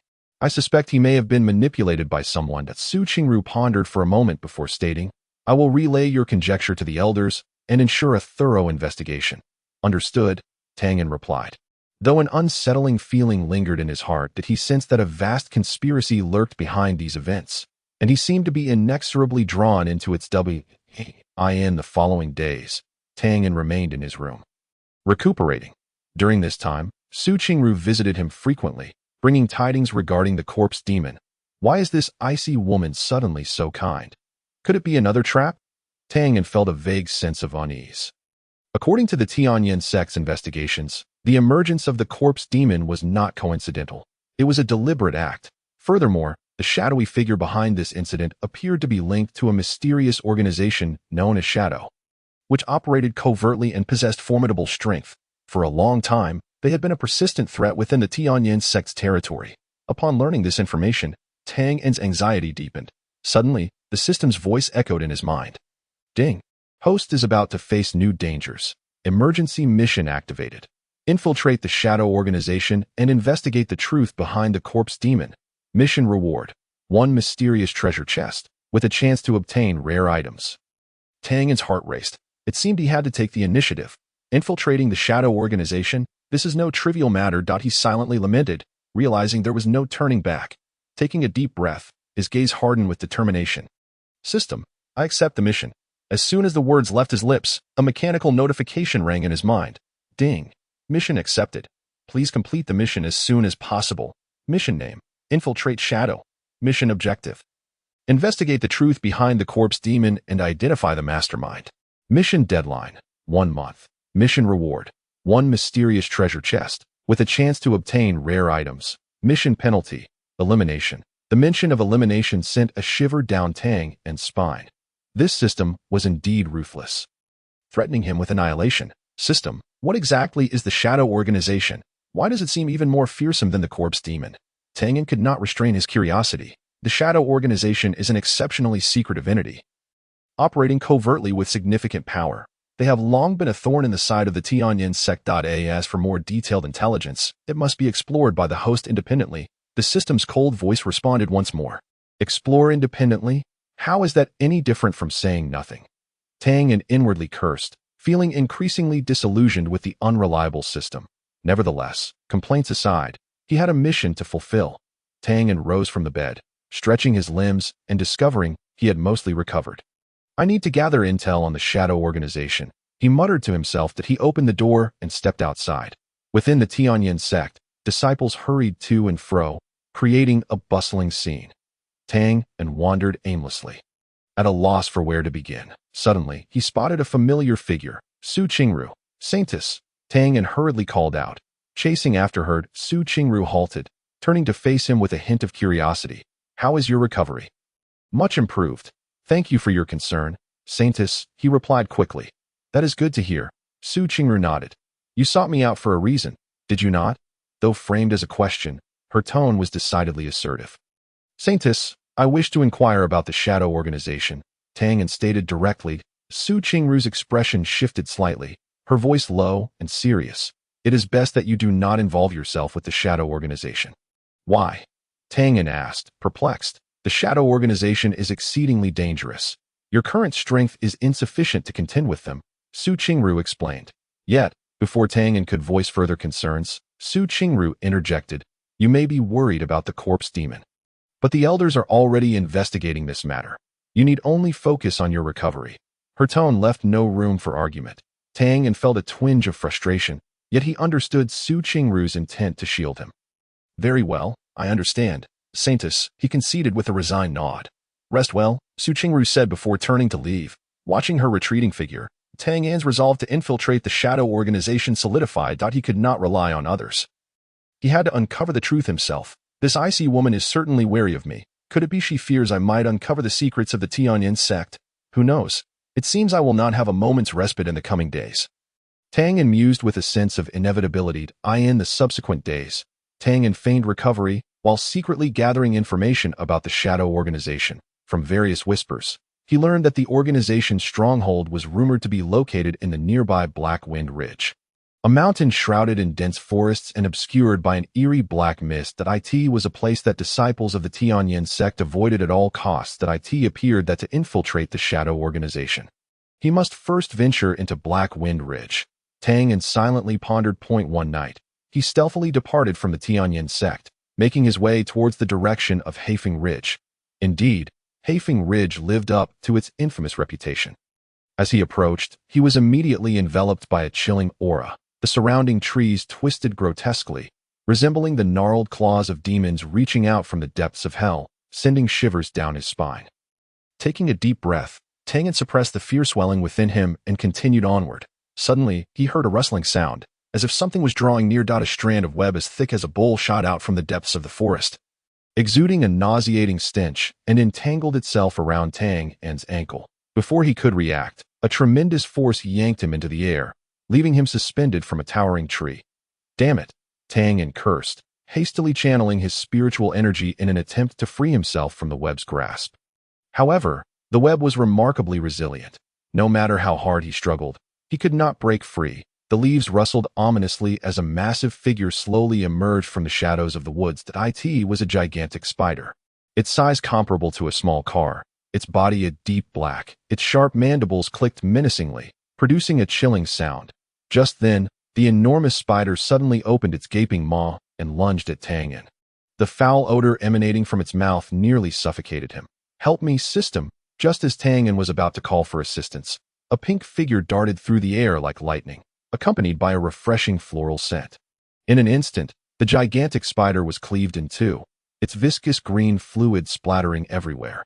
Tang instinctively shut his eyes. When he opened them again, The monstrous spider had been reduced to two twitching masses of flesh. A petite figure stood before him, wielding a longsword that emitted a soft pink glow. The green liquid oozed a repugnant stench, causing Tianyan to feel a wave of nausea. Ugh! Fortunately, he quickly held his breath. Managing to keep his dinner down to the web snapped. Tianyan tumbled to the ground, kicking up a cloud of dust. Thank you. He looked up at his savior, only to be taken aback. The newcomer was small in stature, clad in a pink dress, with two adorable buns atop her head, her appearance playful and charming. If it weren't for the longsword glowing in her hand, he might have mistaken her for a lost girl wandering into this treacherous place. Who are you? Tianyan asked, bewildered. The girl smiled gently, revealing two shallow dimples. It's me, Tang Gij. I'm Xiaoxiao. Tang Gij, why are you here? Tang's heart skipped a beat. How could Tang Xiaoxiao possibly be here? Tang Gij, I haven't seen you for days, she exclaimed, her face adorned with a sweet smile, as if she had not just severed a monstrous spider in half. Tianyan jumped down from the tree, brushing off the dust from his clothes, secretly amazed. Since their last encounter at the Tianyan Sect, Tang Xiaoxiao's strength seemed to have increased significantly, rendering even such a giant spider insignificant to her. This young girl, indeed, was a testament to the remarkable talent of the Yi family. I've been busy with some matters, Tianyan replied vaguely, his gaze discreetly scanning the longsword in Tang Xiaoxiao's hand. It seemed somewhat familiar, as if he had seen it somewhere before. Tang Xiaoxiao blinked her eyes, curiosity evident on her face. What matters? Can you tell me? Her intention was to engage Tianyan, to discover his plans, while also probing into his recent activities. She had a lingering suspicion that Tianyan was somehow connected to the recent incident involving the capture of an infiltrator. Moreover, these past few days, she had been assigned various tasks due to the elder's attention, leaving her little room to breathe. It's nothing significant. Just, Tianyan was about to fabricate an excuse when he suddenly sensed a peculiar aura emanating from the depths of the forest. Be careful. He swiftly pulled Tang Xiaoxiao behind him for protection. From the shadows of the trees, a figure clad in a black cloak slowly emerged. The cloak obscured his face, revealing only a pair of icy eyes that fixated on Tang, and like a serpent preparing to strike. Who are you? Tianyan demanded in a low voice, his heart racing with caution. The figure in black did not respond, merely raising his right hand. An overwhelming pressure instantly enveloped the entire forest. Tianyan felt as though a great mountain had descended upon him, making it nearly impossible to breathe. Tang Xiaoxiao's face turned pale, her grip on her sword trembling slightly, though she was exceptionally gifted. Her youth limited her cultivation, and she found herself feeling overwhelmed by such a formidable presence. A sense of foreboding washed over Tianyan as he contemplated the identity of this cloaked figure. Could he be a member of the Shadow Organization? The figure in black remained silent, slowly extending a finger towards Tang. And kill him. A chilling voice emerged from the black-cloaked figure, akin to a death warrant from the depths of hell. No sooner had the words left his lips than dozens of shadows sprang forth from the woods, encircling Tang and Tang Xiaoxiao. These shadows moved with agility, brandishing sharp weapons that radiated a bone-chilling murderous intent. Tianyan took a deep breath, his eyes filled with determination. It seemed that a fierce battle was unavoidable today. He inhaled sharply, drawing his long sword from his waist, its blade glinting ominously. If it comes to a fight, so be it. You think you can kill me? You underestimate me. Tang Xiaoxiao also gripped her pink longsword tightly, her small frame concealing an impressive strength. Despite her young age, her combat experience was extensive, and she showed no signs of fear. Tang Gij, back to back, she chirped. Tang nodded, and the two positioned themselves back to back, forming a simple defensive formation as they warily observed the encroaching shadows. Without hesitation, the shadows lunged at them like ravenous wolves. Let's go, kill them. The clash of blades rang out as cold air filled the space. Tianyan swung his longsword, the blade slicing through the air, pushing back the shadows that dared to approach. Although his movements were not particularly nimble, each strike was precise and merciless.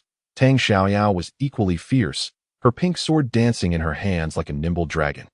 In the flickering light of her sword, several shadows fell to the ground, motionless. Despite their harmonious cooperation, the sheer number of shadows proved overwhelming, and soon, both Tang and Tang Xiaoxiao began to feel the strain. Damn it! Who are these guys? Tang cursed inwardly as he parried the attacks from the shadows. Tang Gij, watch out! Tang Xiaoxiao suddenly cried out. Tang turned sharply, only to see a shadow that had somehow circled behind him.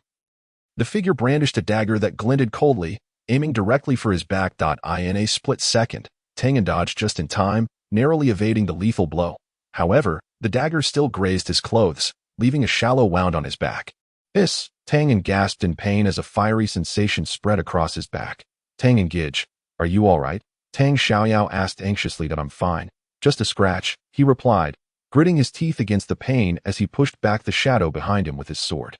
Just then, the figure in black suddenly made a move. In an instant, he appeared before Tianyan, striking towards his chest with a swift palm. Caught off guard, Tianyan was struck squarely, sending him flying backward, crashing to the ground as he spat out a mouthful of blood. Tianyan Gidge, Tang Xiaoxiao exclaimed, attempting to rush to his side, but several shadows blocked her path. The figure in black slowly approached Tianyan, looking down at him with a mocking expression. You think you can stop me? Struggling to rise, Tianyan wiped the blood from the corner of his mouth, defiantly proclaiming, even if I die, I won't let you succeed. Yet internally, panic gripped him. System, help me. Just give me something to save me. Beep. Host will detected. Please remain calm. Calm. What do you mean calm? Come at me and try pulling your power source, the figure in black sneered, raising his palm once more, prepared to deliver a fatal blow to Tianyan. Just then, an unexpected turn of events occurred. The once clear sky darkened in an instant, clouds gathering ominously, thunder rumbling, and the wind howling. A blinding beam of white light descended from above, illuminating the forest as if it were daytime. A figure clad in white, wielding a longsword, descended gracefully from the heavens, exuding an imposing presence akin to a celestial being. Stop. The voice of the figure echoed like thunder, reverberating through the air. The figure in black's expression shifted, a flicker of apprehension crossing his features. Who are you? The white-clad figure did not respond, merely fixing the black-cloaked figure with a cold stare, the longsword in his hand radiating a brilliant light. Who are you? Why do you interfere in my affairs? The black-cloaked figure inquired, his tone laced with menace. The figure in white remained silent, slowly raising his sword, pointing it directly at the figure in black. It seems you are intent on making an enemy of me. A glimmer of cold light flickered in the eyes of the man in black robes. The man in white remained silent, yet his aura grew increasingly formidable, akin to a volcano on the brink of eruption. The air was thick with tension, resembling a taut string, poised to snap at any moment. Suddenly, a flash of sword light cut through the atmosphere. The man in white moved. His speed was astonishing, like a bolt of lightning, as he instantly appeared before the man in black, thrusting his sword forward. The man in black's expression changed dramatically as he hastily raised his palm to defend. Clang! A crisp sound of metal colliding resonated, sending sparks flying. The man in black was knocked back several steps, his complexion pale, blood trickling from the corner of his mouth. The man in black stared incredulously at the man in white. The latter descended slowly, arcs of violet lightning dancing along the blade, resembling tiny thunder dragons emitting a low, rumbling growl. With a casual flick of his sword, the sword energy surged forth like a raging tempest. The black-clad individuals scarcely had time to scream before they disintegrated into clouds of black mist, vanishing into the air. Wow!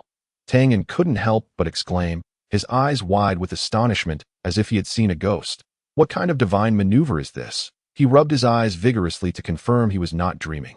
The man in white, with his fierce swordsmanship, overwhelming presence, and flamboyant entrance, was a perfect match for a character he was intimately familiar with from the original novel, the disciple of the Tianyan Sect. Renowned as the Violet Thunder Sword Immortal, Lin Hua. Could this truly be the legendary senior brother Lin Hua? Tianyan murmured to himself, his heart racing with excitement. In the original story, Lin Hua was an extraordinary figure. Having reached the 9th level of spiritual general at a young age, and his Violet Thunder Sword technique was unmatched, to witness his prowess in person today was utterly thrilling. Tianyan thought to himself, this is simply too magnificent. If only I could be like that. However, he knew he couldn't be so brazen in showing off. In contrast to Tianyan's exhilaration, Tang Xiaoxiao appeared remarkably composed. Although she too was momentarily taken aback by Lin Hua's entrance and strength, she quickly regained her composure, a subtle glint of vigilance flashing in her eyes. She observed Lin Hua discreetly, calculating in her mind. The timing of Lin Hua's appearance is suspiciously coincidental.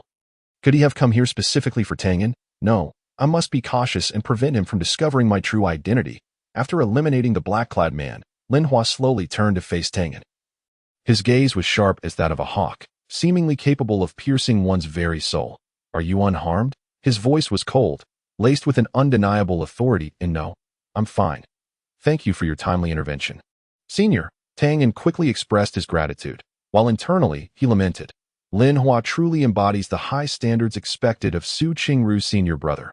Lin Hua nodded slightly and shifted his attention to Tang Xiaoxiao. His eyes filled with curiosity. Who is this young lady? I am the maidservant of Tang and Gij. Tang Xiaoxiao promptly replied, her gaze flickering, unable to meet Lin Hua's intense stare.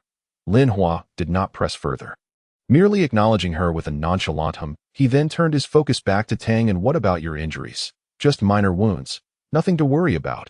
Tang and waved his hand dismissively, feigning nonchalance. Lin Hua frowned. Seemingly unconvinced, he extended his hand. A gentle stream of spiritual energy flowed into Tianyan's body, swiftly healing his wounds. Tianyan gasped, feeling a warm sensation envelop him. The once searing pain at his injuries transformed into a soothing coolness. The discomfort dissipating. Thank you, Senior. Lin Hua retracted his hand, stating matter-of-factly, it was a mere trifle. At that moment, hurried footsteps echoed from a distance. Soon after, a group of disciples clad in Tianyan Sect attire appeared before them. Senior brother Lin Hua. One of the disciples bowed respectfully that we received word of demonic cultivators in the area and came to provide assistance. Lin Hua nodded slightly, pointing at the unconscious man in black. Take this individual back for a thorough interrogation. Yes. Several disciples immediately stepped forward to bind the unconscious man securely. Tang and Gij, we should leave as well. Tang Xiaoxiao gently tugged at Tang and sleeve. Tang nodded, preparing to follow her when Lin Hua called out to him. Wait. Lin Hua approached Tianyan, his gaze piercing into him. Are you Tianyan? Tianyan's heart sank, an ominous premonition washing over him. Why yes, that he replied, steeling himself. Lin Hua suddenly seized Tianyan's wrist. A surge of powerful energy instantly coursed into his body, probing his meridians. What are you doing? Tianyan asked in terror, attempting to break free, but found himself utterly immobilized.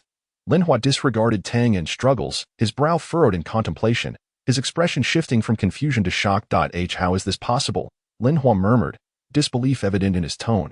Tianyan felt as if an invisible force had ensnared him, rendering him motionless, anxiety flooding his mind. What does Lin Hua intend to do? What has he discovered? Lin Hua released Tianyan's wrist, his expression complex, as if he had stumbled upon something unfathomable yet difficult to accept. Your meridians, he paused, seemingly organizing his thoughts, are extraordinary.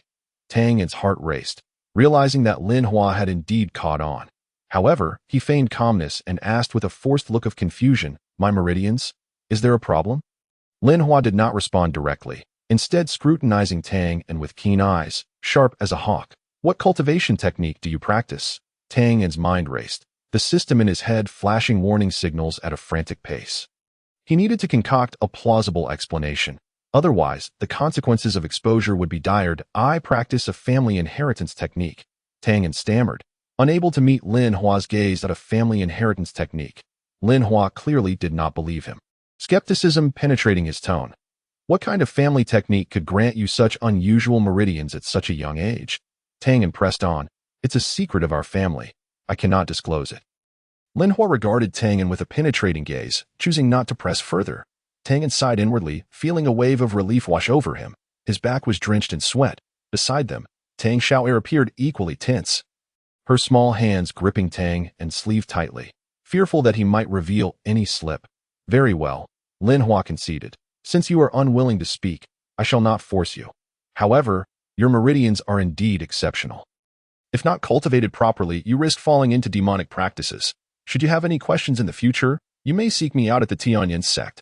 Tianyan nodded hastily in gratitude, inwardly grumbling. Seek you out? I would rather avoid you. Lin Hua said no more, turning to issue a few instructions to the disciples behind him before departing on his sword. As Tianyan watched Lin Hua's retreating figure, he finally relaxed, exhaling deeply. Tang and Gij, are you all right? Tang Xiaoxiao asked with concern. I'm fine. Really? Tianyan waved his hand, forcing a smile that I was just a bit startled. That senior brother Lin Hua is quite intimidating. Could he have discovered something? Tang Xiaoxiao feigned anxiety. Tianyan shook his head. I doubt it. He merely found my meridians to be somewhat unusual. What should we do now? Tang Xiaoxiao inquired. Tianyan pondered for a moment. Let us find an inn for now. I need to rest properly. The two strolled slowly along the bustling street, Tang Xiaoxiao occasionally stealing glances at Tianyan. Hesitating to speak, Tianyan, aware of her gaze, pretended not to notice, engaging her in trivial conversation about inconsequential matters, such as whether the candied hawthorns sold by street vendors were delicious or the cuteness of children playing nearby. Finally, Tang Xiaoxiao could no longer contain herself. She tugged at Tianyan's sleeve, playfully scolding, "Tianyan Gij, you must tell me honestly, did you secretly assist in the Tianyan Sect affair? Why didn't you tell me? Do you not consider me a friend?" Tianyan mentally cursed, realizing that this clever girl was quite perceptive. He could only force a laugh. "What are you talking about, Xiaoxiao? My humble skills could hardly be of any help. It was all the merit of the Saintess and the Qingfeng elder. I was merely a runner." Yet inwardly, he mused, "Is this little girl attempting to test me? Why is she not with Tang Fan in times of trouble, but has come to keep an eye on me?" Was it truly just a minor contribution? Tang Xiaoxiao clearly did not believe him, her bright eyes darting about. "You are someone even the Qingfeng elder praises. I heard that if it weren't for you, that traitor would have escaped." "That's an exaggeration." Tianyan chuckled awkwardly. "I just happened to stumble upon a few things," he silently lamented, wondering how this girl could be so difficult to deal with. Resembling a little detective. "Humph, if she wouldn't speak, then so be it." Tang Xiaoxiao's lips pouted in feigned anger. "Anyway, I have no desire to know." Tianyan secretly breathed a sigh of relief. Yet his heart remained on high alert. It seemed that this little girl's suspicions about him had not been entirely allayed. He would need to exercise greater caution moving forward. Meanwhile, Tang Xiaoxiao was quietly contemplating. 8 out of 10 of Tianyan's words were likely fabrications. However, he was undoubtedly involved with the internal traitor within the Tianyan Sect. As for the extent of his involvement, that would be a matter for another time, seeing that Tang Xiaoxiao had ceased her inquiries. Tianyan hastily shifted the topic. "Xiaoxiao, are you hungry? There seems to be an inn ahead. Shall we have something to eat?" Sure. Upon hearing about food, Tang Xiaoxiao felt it was unwise to continue probing and eagerly pulled Tianyan towards the inn. The two indulged in a hearty feast at the tavern, but Tang Xiaoxiao continued her relentless probing, leaving Tang in to feign ignorance that it was only when they found an inn that Tang finally managed to extricate himself from her clutches under the pretext of needing rest. "Innkeeper, 2 rooms, please." Tianyan addressed the proprietor of the inn. "Certainly. 2 rooms it is. Please follow me." The innkeeper responded with enthusiasm. Tianyan and Tang Xiaoxiao followed the innkeeper upstairs and entered their respective rooms. Tianyan locked the door behind him, leaning against it and rubbing his aching temples. What a tiring day it had been. First, he had encountered Lin Hua, and now he had to contend with the whimsical Tang Xiaoxiao. He was utterly exhausted. Taking a deep breath, he summoned the system.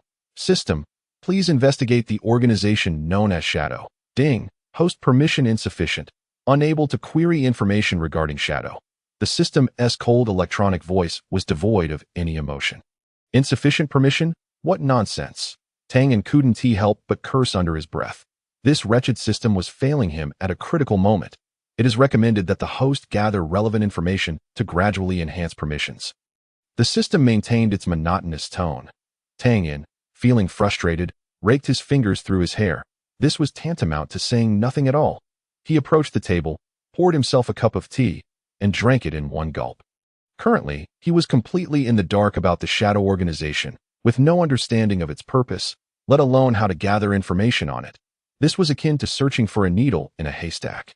Chapter 82. The end point, one step at a time, I suppose. Tianyan sighed. The only thing he could do now was to enhance his strength as much as possible to prepare for the challenges ahead. He sat cross-legged in the inn and began his cultivation. Meanwhile, Tang Xiaoxiao did not return to her room to rest as she had pretended. Instead, she sat by the window, observing the bustling crowd below, her gaze flickering with uncertainty. "Tianyan, what are you hiding?" she murmured to herself, her slender fingers gently tapping the window frame. The affairs of the Tianyan sect were undoubtedly more than mere coincidence for Tianyan. Moreover, his peculiar movements were far from ordinary cultivation techniques. She bit her lip, filled with curiosity. However, it seemed Tianyan had been concealing his abilities all along, leaving her utterly perplexed. "No, I must uncover the truth." Determination shone in Tang Xiaoxiao's eyes as she resolved to test Tianyan and probe into the secrets he harbored. The next morning, Tianyan woke early, stretching lazily, after a night of restful sleep. He felt considerably better today. As he opened the door, he was surprised to find Tang Xiaoxiao standing outside, holding 2 steaming tea eggs. "Good morning, Brother Tianyan." Tang Xiaoxiao smiled brightly, offering him one of the tea eggs. I specifically bought these for you. You must try them. Tianyan accepted the tea egg, though he remained inwardly cautious. This girl was being overly attentive for no apparent reason. Was she up to something? He took a bite of the tea egg, speaking with a mouthful. Xiao, why are you up so early today? I isn't it because I wanted to set off early. Tang Xiaoxiao blinked innocently. If we arrive at the next town sooner, we can find clues more quickly. Clues? What clues? Tianyan inquired, puzzled. Of course, clues about Shadow. Tang Xiaoxiao replied, as though it were obvious. You mentioned wanting to investigate Shadow, so naturally. I want to assist you. Tianyan was taken aback, his heart racing with alarm as he silently criticized. How did she know he was investigating Shadow? Could it be that this girl overheard his conversation with the system yesterday? That was impossible. Only he could hear the system's voice. How did you know I was investigating Shadow? Tianyan asked tentatively. Tang Xiaoxiao smiled faintly, leaning closer to his ear and whispering. I guessed. She stuck her tongue out playfully. Her expression whimsical. Brother Tianyan, you wouldn't be upset with me for eavesdropping, would you? Tianyan's heart sank. Indeed, this girl had been monitoring him. However, he did not show it, merely chuckling. How could I? Xiao cares so much about me. I'm delighted. Upon hearing this, Tang Xiaoxiao felt somewhat reassured. Humph, you think you can avoid the truth? Do you really believe my intelligence work is in vain? Just a mere investigation into your motives and whereabouts. It's a piece of cake for me. Just then, a commotion from downstairs interrupted their thoughts. Catch the assassin! Catch the assassin! Tianyan and Tang Xiaoxiao exchanged glances and rushed to the window to look down. They spotted a figure in black being pursued by a throng of soldiers, weaving skillfully through the crowd. The target of the black-clad figure was unmistakably Tianyan's inn. What the hell is going on? Tianyan cursed involuntarily, inwardly lamenting. Was this assassin after him? How terribly unfortunate. He was but a minor character. Why would an assassin have any interest in him? The black-clad figure moved with astonishing speed, leaping to the inn's entrance, kicking the door open and charging inside. Wood splintered and dust filled the air, causing the patrons of the inn to scream and scatter in all directions. The figure, clad in night black attire and a mask obscuring their face, revealed only a pair of icy eyes. Clutched in their hand was a glimmering dagger, indicating they were no ordinary foe. What are you waiting for? Run! Tianyan grasped Tang Xiaoxiao's hand and dashed towards the back courtyard. He inwardly scolded, wondering how this seemingly clever girl could be so useless at a critical moment. Tang Xiaoxiao, bewildered by his pull, still clutched a tea egg tightly in her hand. As they ran, she turned back, feigning curiosity. Brother Tianyan, why are we running? Who is that person? There's no time to explain. Tianyan replied tersely. For now, escaping is the priority. He had no intention of confronting the assassin head-on. Preserving their lives came first. The two made their way to the back courtyard, only to discover it was a dense bamboo forest. An idea sparked in Tianyan's mind as he pulled Tang Xiaoxiao deeper into the thicket. The dimly lit bamboo grove, with its swaying shadows, was an ideal hiding place. Brother Tianyan, is it really safe for us to hide here? Tang Xiaoxiao asked, breathless, her small face flushed from running, beads of sweat forming on her forehead. It should be safe, Tianyan replied, though he felt uncertain himself, remaining vigilant as he scanned their surroundings. Suddenly, a whistling sound pierced the air, and an arrow grazed Tianyan's ear, embedding itself into the bamboo behind him. Damn! Tianyan was startled, his heart racing. This assassin was truly insidious, even employing archery. Brother Tianyan, watch out! Tang Xiaoxiao cried out, pushing him to the ground as they tumbled together. They rolled down the steep hillside, surrounded by thorns and scattered stones. Tianyan felt disoriented, the world spinning around him, his ears ringing, while he tightly held Tang Xiaoxiao to protect her from harm. It was unclear how long they rolled, but they finally came to a stop, landing in a pile of dry leaves. Tianyan felt sore all over, his head buzzing, his vision filled with stars. Brother Tianyan, are you okay? Tang Xiaoxiao's voice trembled, laced with worry as she nestled against him. Taking a moment to catch his breath, Tianyan struggled to sit up, gently patting Tang Xiaoxiao's head. I'm fine. How about you? Tang Xiaoxiao rubbed her eyes, climbing out of his embrace, her expression one of dismay. I dropped my tea egg. Tianyan looked at her pitiful little face and nearly burst into laughter. Even in such a dire situation, she was still fretting over her tea egg. Truly, she was just a child. All right. Once it's safe, I'll buy you another one. Tianyan consoled her, while his mind raced to devise a plan to escape their predicament. He looked around and realized they had rolled into a valley, surrounded by towering cliffs, with only a narrow path leading out. It seems we need to find a way to climb out. Tianyan said. Chapter 83. The Language of Beasts. Tang Xiaoxiao gazed up at the steep cliff, her small face instantly falling. It's so high. How can we possibly climb up?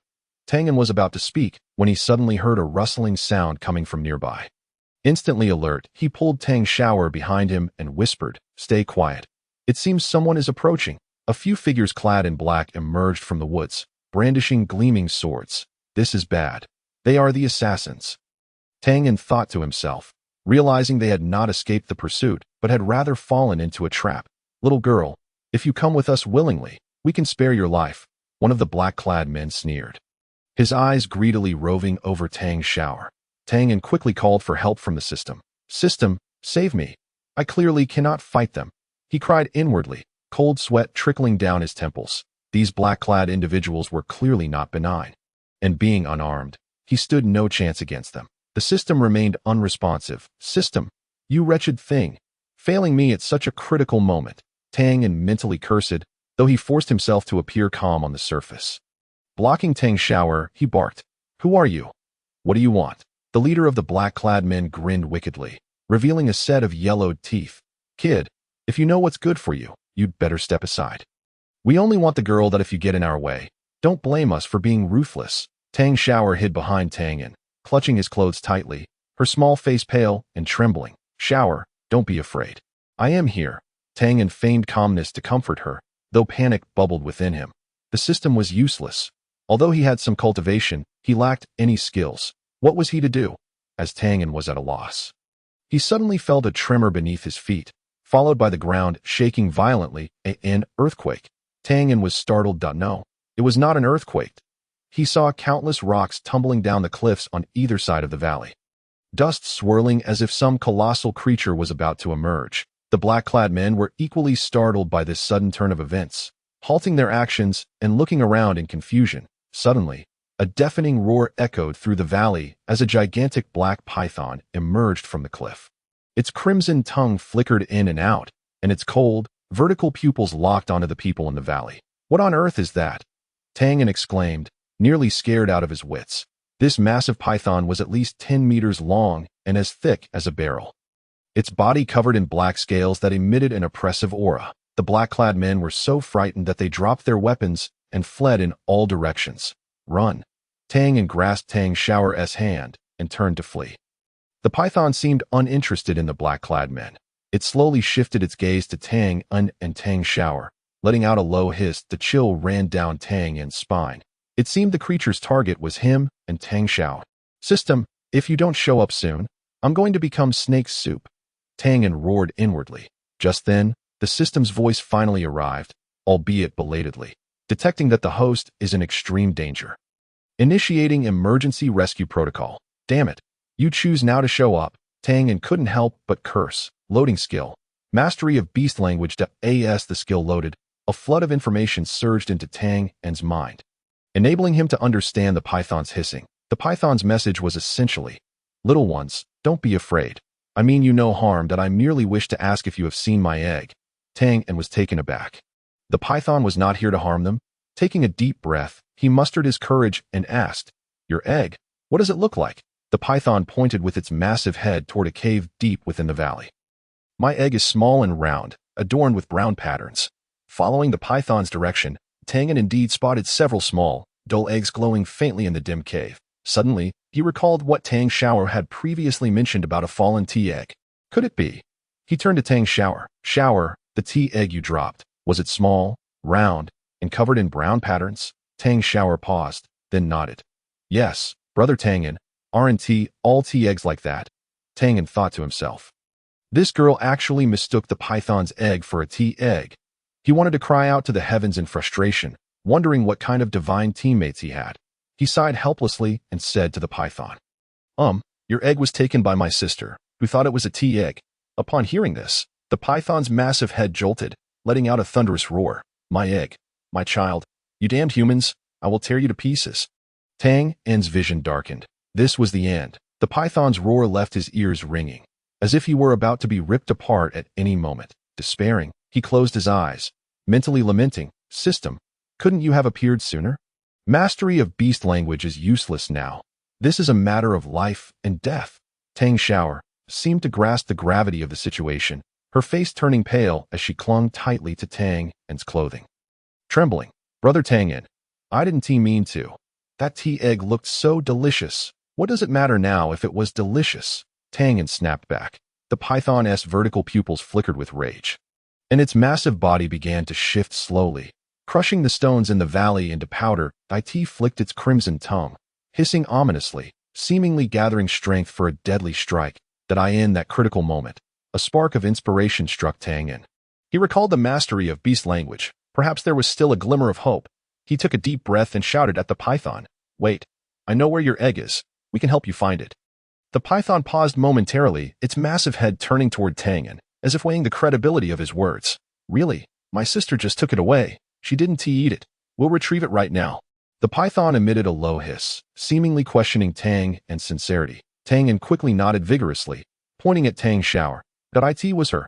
She took your egg. We will go get it back right away." Chapter 84. Finding the egg. Tang Xiaoxiao blinked innocently, seemingly unaware of what had transpired.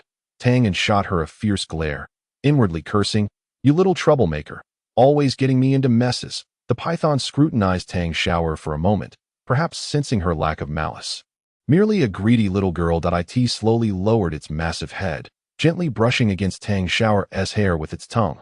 Tang Xiaoxiao shivered in fright, but the python did not harm her. Instead, it emitted a soft hiss, as if to comfort her. Seeing this, Tang Fan felt somewhat reassured. It seemed the python was not entirely unreasonable. He quickly said to the python, "We will retrieve your egg. Please wait a moment."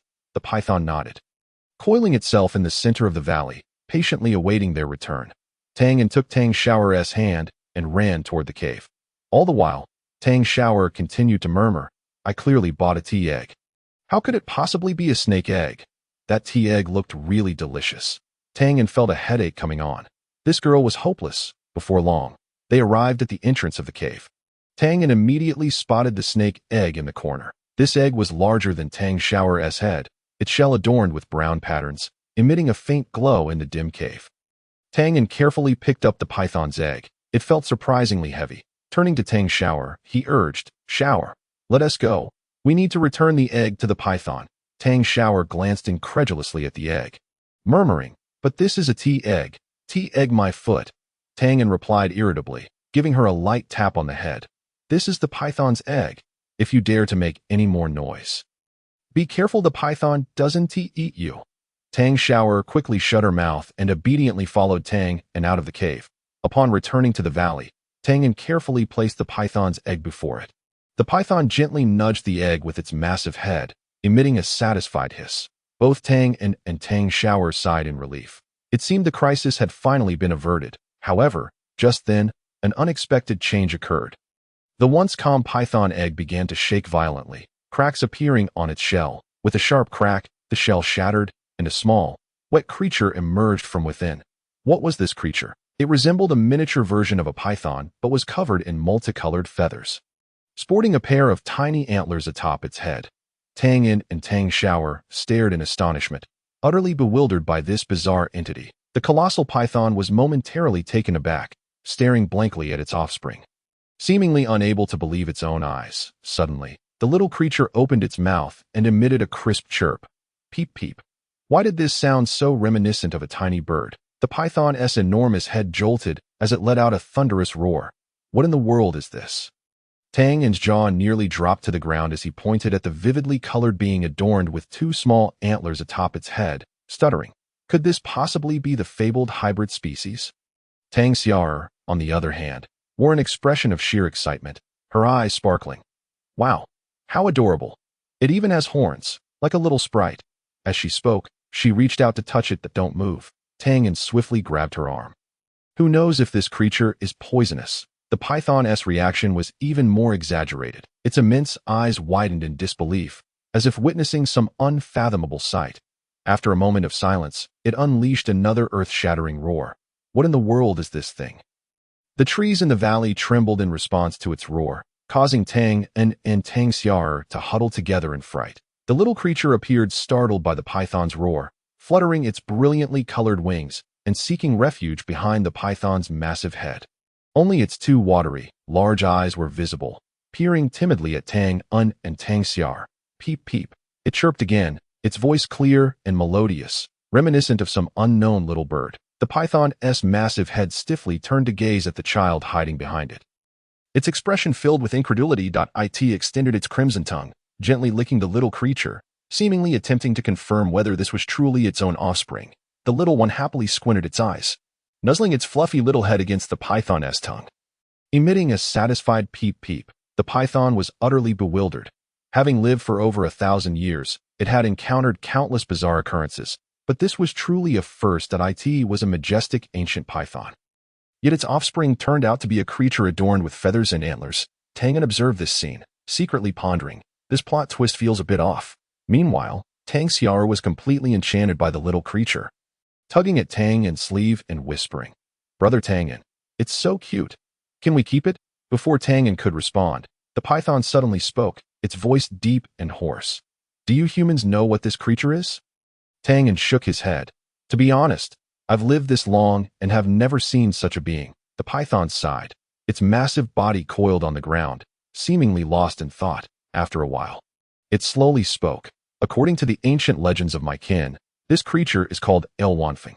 It is a descendant of the phoenix and the dragon, possessing immense power and extraordinary abilities." "Wanfeng?" Tianyan gasped. "Indeed," the python nodded. "Wanfeng is exceedingly rare, seldom seen for thousands of years. Who would have thought that my child is?" It paused abruptly, its immense eyes appearing to contemplate for a moment. Tang Xiaoxiao asked excitedly, "What abilities does it possess?"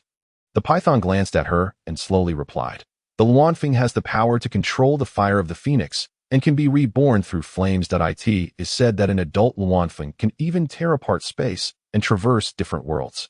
Tianyan and Tang Xiaoxiao were left dumbfounded, utterly astonished by the revelation. The python continued, "However, the growth period of a Wanfeng is exceedingly long, and it requires a special environment. I fear." Its tone was filled with concern, clearly lacking confidence in its ability to nurture this extraordinary child. Observing this, Tianyan's mind raced with ideas. He stepped forward respectfully and said, "Esteemed elder python, since you are worried about nurturing the Wanfeng, why not entrust it to us?" The python's enormous eyes gleamed with skepticism. "Entrust it to you? Can you humans truly care for it?" Tianyan patted his chest in assurance. "Absolutely. We will devote ourselves to its care. Moreover, we can provide you with rare herbs and resources to aid the Wanfeng's rapid growth." Chapter 85. The Unexpected Secret Realm. Tang Xiaoxiao, meanwhile, though unsure of Tang's intentions, could piece together the situation from his words. She couldn't help but marvel internally. Tang's fortune is truly enviable. Not only can he communicate with demonic beasts, but he also has a knack for turning peril into safety in an instant. At that moment, Tang Xiaoxiao felt she was drawing closer to the truth. The python hesitated for a moment, then ultimately nodded. "Very well. If that is the case, I shall entrust it to you." Tianyan was overjoyed, quickly expressing his gratitude to the python. However, he secretly reveled. "This is a Wanfeng, a legendary divine beast. If I can nurture it, survival will be a mere formality. Yet, destiny often douses one's hubris with a bucket of cold water." Just as Tianyan and Tang Xiaoxiao excitedly prepared to take the Wanfeng away, envisioning a bright future, calamity struck. The once clear sky above the valley suddenly darkened, ominous clouds swirling as thunder rumbled. A massive black vortex appeared out of nowhere, resembling a monstrous beast poised to devour its prey.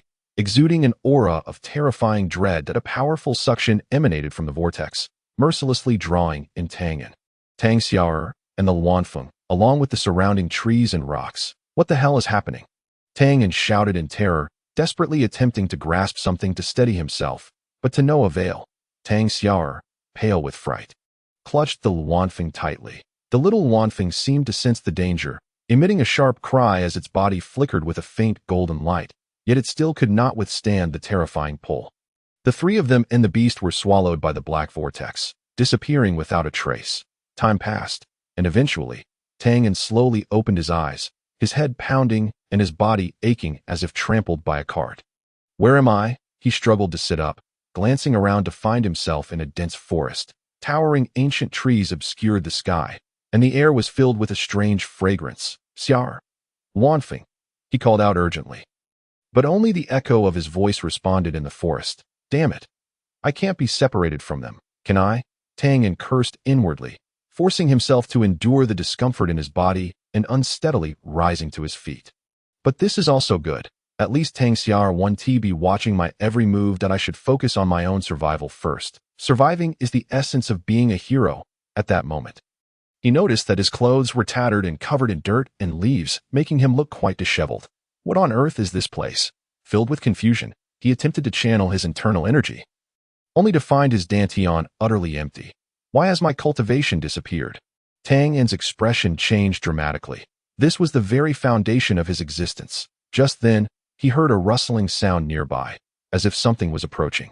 Tianyan's heart raced, and he clenched his fists, watching warily in the direction of the sound. That a colossal rabbit, entirely white and towering over him, emerged into view.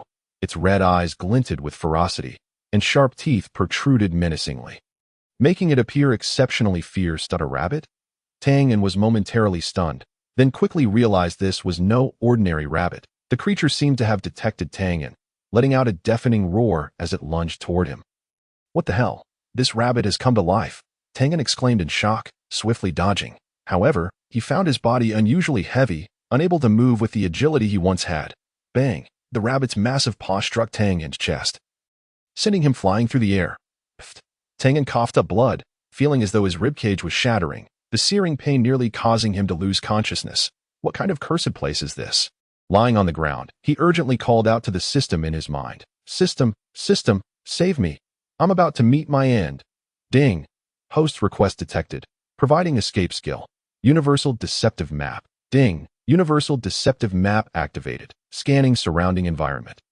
A mechanical voice, devoid of emotion, reverberated in Tianyan's mind, interrupting his groans. What the hell? System, you useless thing. Why did you wait until I was on the brink of death to show up?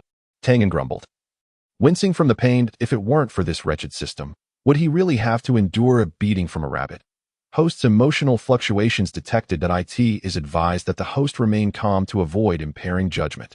The system's emotionless mechanical voice echoed again, seemingly mocking Tianyan's helplessness. Calm my ass. I'm about to be killed by this rabbit. For goodness sake, tell me how to use this universal deceptive map. Tianyan, while desperately evading the rabbit's relentless attacks, silently raged within. The infamous universal wicked map, as its name suggests, serves to guide the host toward the most treacherous and insidious escape routes, assisting them in fleeing from peril. The system elucidated. The map has been generated. Please follow the indicated direction to escape. Before Tianyan appeared a semi-transparent map, marked with serpentine red lines denoting a convoluted path, exuding an air of dubiousness. What in the world is this treacherous route? Tianyan could not help but grimace at the path delineated on the map. This route had him darting beneath the rabbit's legs at one moment, and hiding behind a pile of foul-smelling animal dung at another. At one point, it even instructed him to scale a tree bristling with thorns. System, are you certain this is not a jest at my expense? Tianyan inquired, his face adorned with a frown. The route provided by this system is the optimal escape plan calculated based on the current environment and the host's individual circumstances. The system responded, maintaining its monotonous tone. Please trust in the professionalism of this system. Professionalism? My foot. Is this what a human would do? Despite his internal turmoil, Tianyan had no choice but to grit his teeth and follow the map's instructions. Thus, the ensuing scene turned exceedingly farcical. Tianyan, at one moment, slipped through the rabbit's legs like a slippery at another. He scaled the thorn-laden tree with the agility of a monkey. Moments later, he held his breath, hiding behind a mound of excrement that reeked to high heaven. The rabbit, towering at a height equal to a person, had evidently never encountered such a nimble human, and found itself utterly bewildered by Tianyan's antics, stamping its feet in frustration and emitting furious roars. Ha ha ha, silly rabbit, come and catch me. As Tianyan clumsily fled, he could not resist taunting the enormous rabbit. Chapter 86. The system strikes back. Ding. Detection indicates that the host's behavior is excessively ostentatious, likely inciting the target's animosity. It is advised that the host maintain a low profile. The system timely doused his exuberance with cold water. Low profile, my foot. After narrowly escaping, should I not revel a little?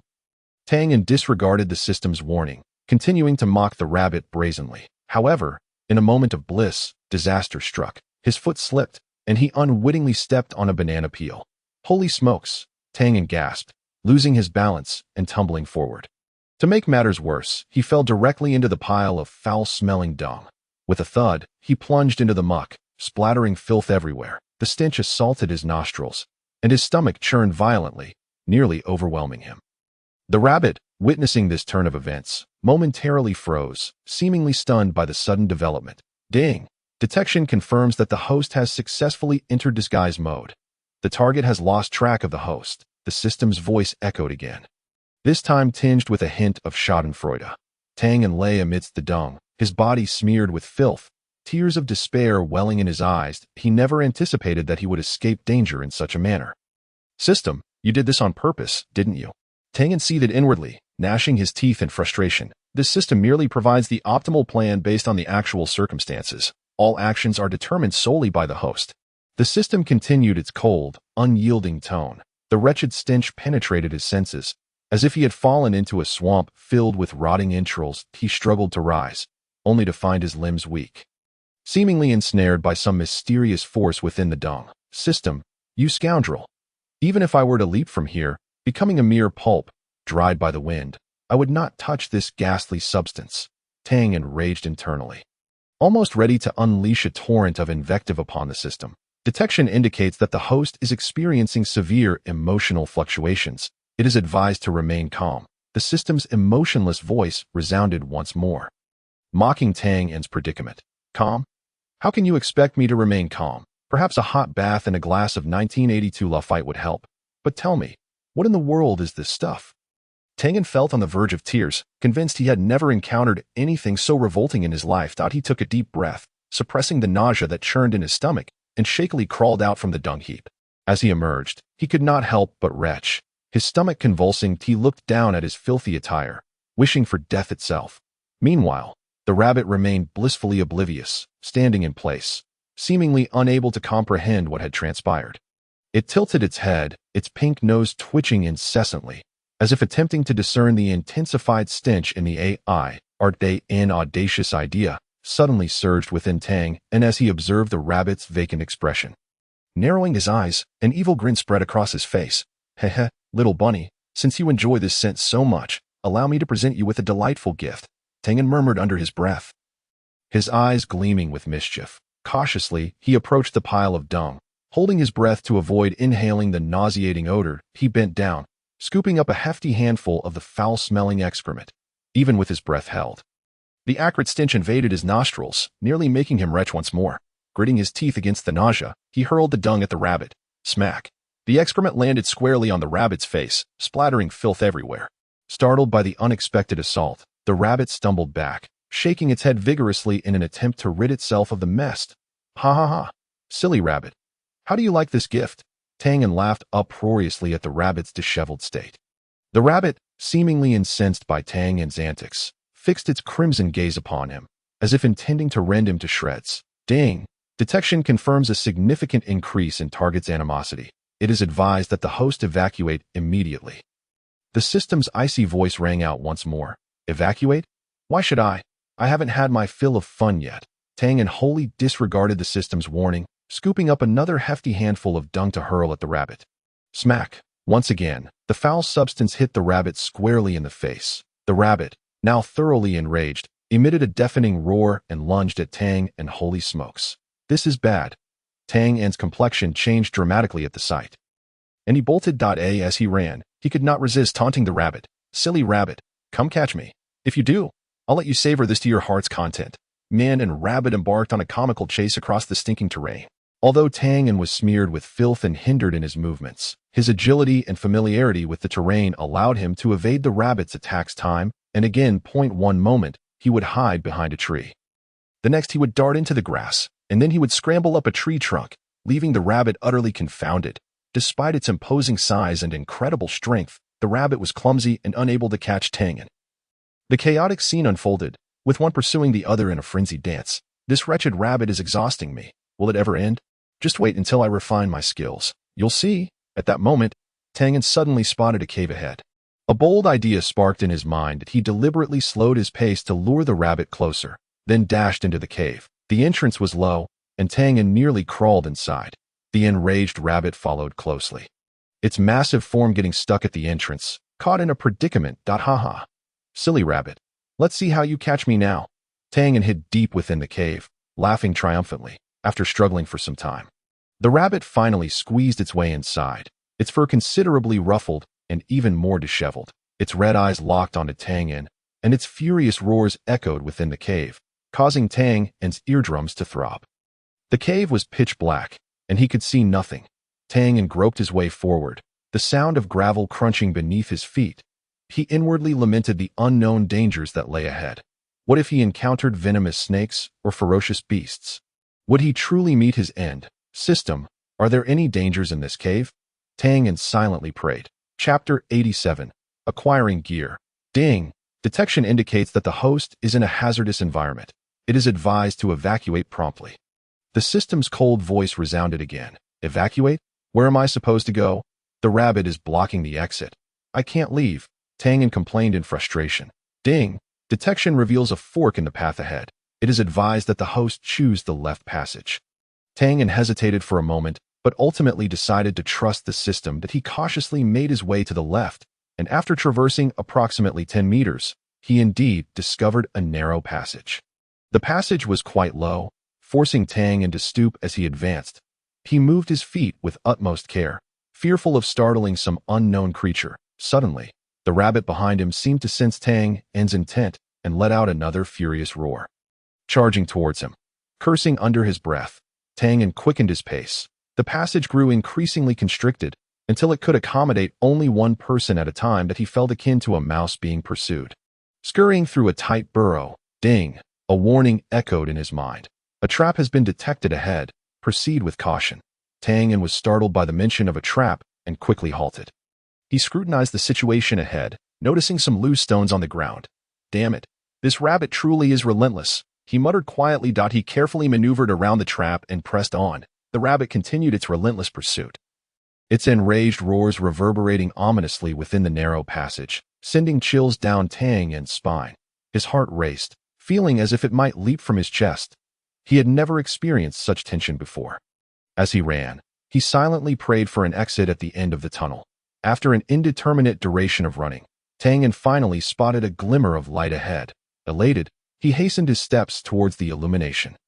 Thud! Suddenly, he collided with a wall, the impact leaving him dizzy and nearly toppling over. What the hell?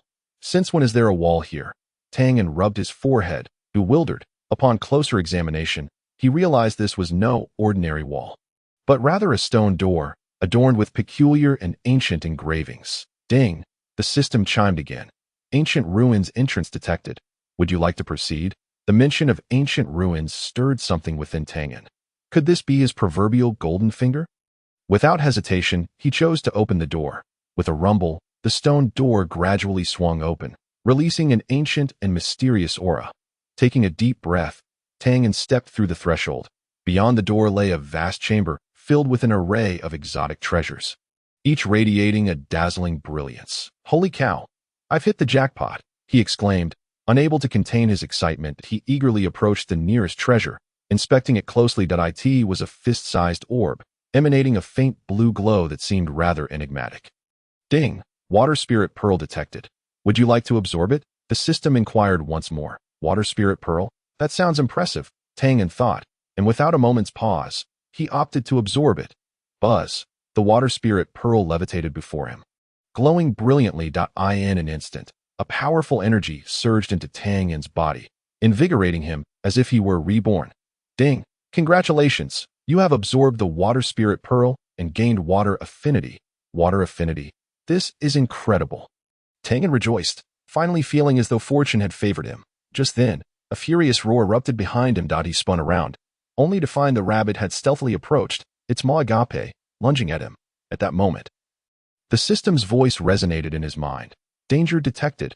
Given the host's successful completion of multiple tasks, a reward has been granted.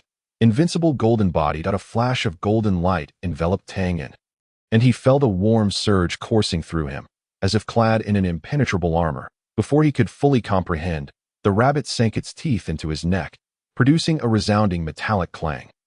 Stunned, both Tianyan and the rabbit froze in disbelief. What is going on? Did this rabbit lose its mind? Tianyan touched his neck, finding himself completely unscathed, devoid of even the slightest pain. The rabbit, on the other hand, appeared to have broken several teeth, clutching its mouth and squealing in distress, tears nearly spilling from its eyes. The invincible golden body truly is remarkable. Tianyan's confidence surged, and he delivered a swift kick to the rabbit's abdomen. It yelped and flew backwards like a rag doll, crashing into the stone wall before collapsing to the ground, motionless. Tianyan approached, giving the rabbit a gentle nudge with his foot. "Hey, are you dead? Don't play dead on me." The rabbit remained unresponsive. Dead? Just like that? Too easy. Tianyan felt a tinge of disappointment. He had hoped to fully experience the power of the invincible golden body. The system's voice chimed in at the opportune moment. "Congratulations. You have slain the mutated demon rabbit and received a piece of demon rabbit hide." Mutated demon rabbit? So this creature was no ordinary rabbit, Tianyan realized, though he couldn't help but feel shortchanged by receiving only a piece of hide. This system is such a miser. Grumbling aside, Tianyan bent down to collect the demon rabbit hide. Its fur felt surprisingly pleasant to the touch. Perhaps he could fashion a scarf from it. Having dealt with the rabbit, he began to survey the ancient ruins. The space was far more expansive than he had anticipated, with luminous pearls embedded in the walls, illuminating the entire area as bright as day. A plethora of exotic treasures dazzled him, each glimmering enticingly. "I'm going to be rich. This is my big break." Tianyan rubbed his hands together in excitement. Eagerly, he approached a peculiar dagger among the treasures. Ding! Frost dagger detected. "Would you like to bind it?" "Bind it." "Absolutely." Without hesitation, Tianyan selected to bind it. Buzz! The dagger emitted a soft chime, merging into Tianyan's hand, vanishing from sight. Huh. Where did the dagger go? Tianyan observed his empty hands, puzzled. "No need to worry, host. The frost dagger is now bound to your soul and can be summoned at will," the system clarified. Concentrating on the frost dagger, it materialized in his hand, emanating a chilling aura. "Wow, this is so cool." Tianyan marveled at the dagger. With this weapon, he could finally stand his ground. Just as he was reveling in his newfound power, a rustling noise emanated from a distance. Chapter 88. No more running. Tianyan gripped the frost dagger with vigilance. Peering towards the source of the sound, he beheld a swarm of dark figures rapidly approaching. What on earth? Tianyan squinted. Straining to discern the shapes as they drew nearer, he recognized them as a pack of massive wolves, emitting spine-chilling growls. What unnerved him most were the wolves' eyes, glowing an eerie green, reminiscent of hellish specters. Good heavens, so many wolves! Tianyan's scalp tingled, a chill racing up his spine that he estimated there were at least 20 or 30, each larger than the mutated demon rabbit he had encountered, with menacing fangs and fierce gazes. Tianyan's mind raced. The invincible golden body is a one-time use, and I've already used it. What now? Run. With this many wolves, can I even escape? He swallowed hard, tightening his grip on the frost dagger. Forcing himself to remain calm. Upon closer inspection, he realized that aside from their size and glowing eyes, these wolves seemed relatively ordinary, just a bunch of regular wolves. What am I afraid of? This is a perfect opportunity to hone my skills. Tianyan steeled himself. Rather than waiting for the inevitable, he chose to take the offensive. He refused to be merely a coward who fled.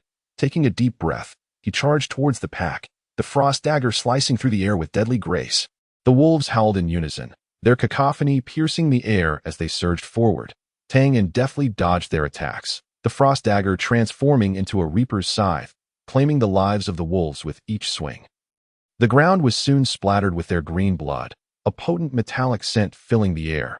Tianyan became a harbinger of death amidst the wolves, realizing that although they were numerous, their attack patterns were predictable and their speed manageable. With the sharpness of the frost dagger and his own agility, he gradually gained the upper hand. One wolf fell, then another, and yet another. The pack dwindled, yet Tianyan's wounds continued to accumulate, though the wolves' attacks were not lethal. The pain intensified with each passing moment. Damn it, these beasts are tougher than they look. He gritted his teeth, continuing to wield the dagger. At long last, the final wolf collapsed at his feet, Breathless, Tianyan stood amidst the carnage. His body drenched in blood, as if he had just emerged from a bloodbath. By the time he finished with the wolves, the sun was nearly set. Well, it seems I'll have to spend the night here. Tianyan surveyed his surroundings and found a relatively clean spot to sit down, commencing the treatment of his wounds. Ouch, that really hurts, he complained as he bandaged himself. This system is truly a letdown. It only provides a one-time invulnerable shield, and after that, it's all about enduring on one's own.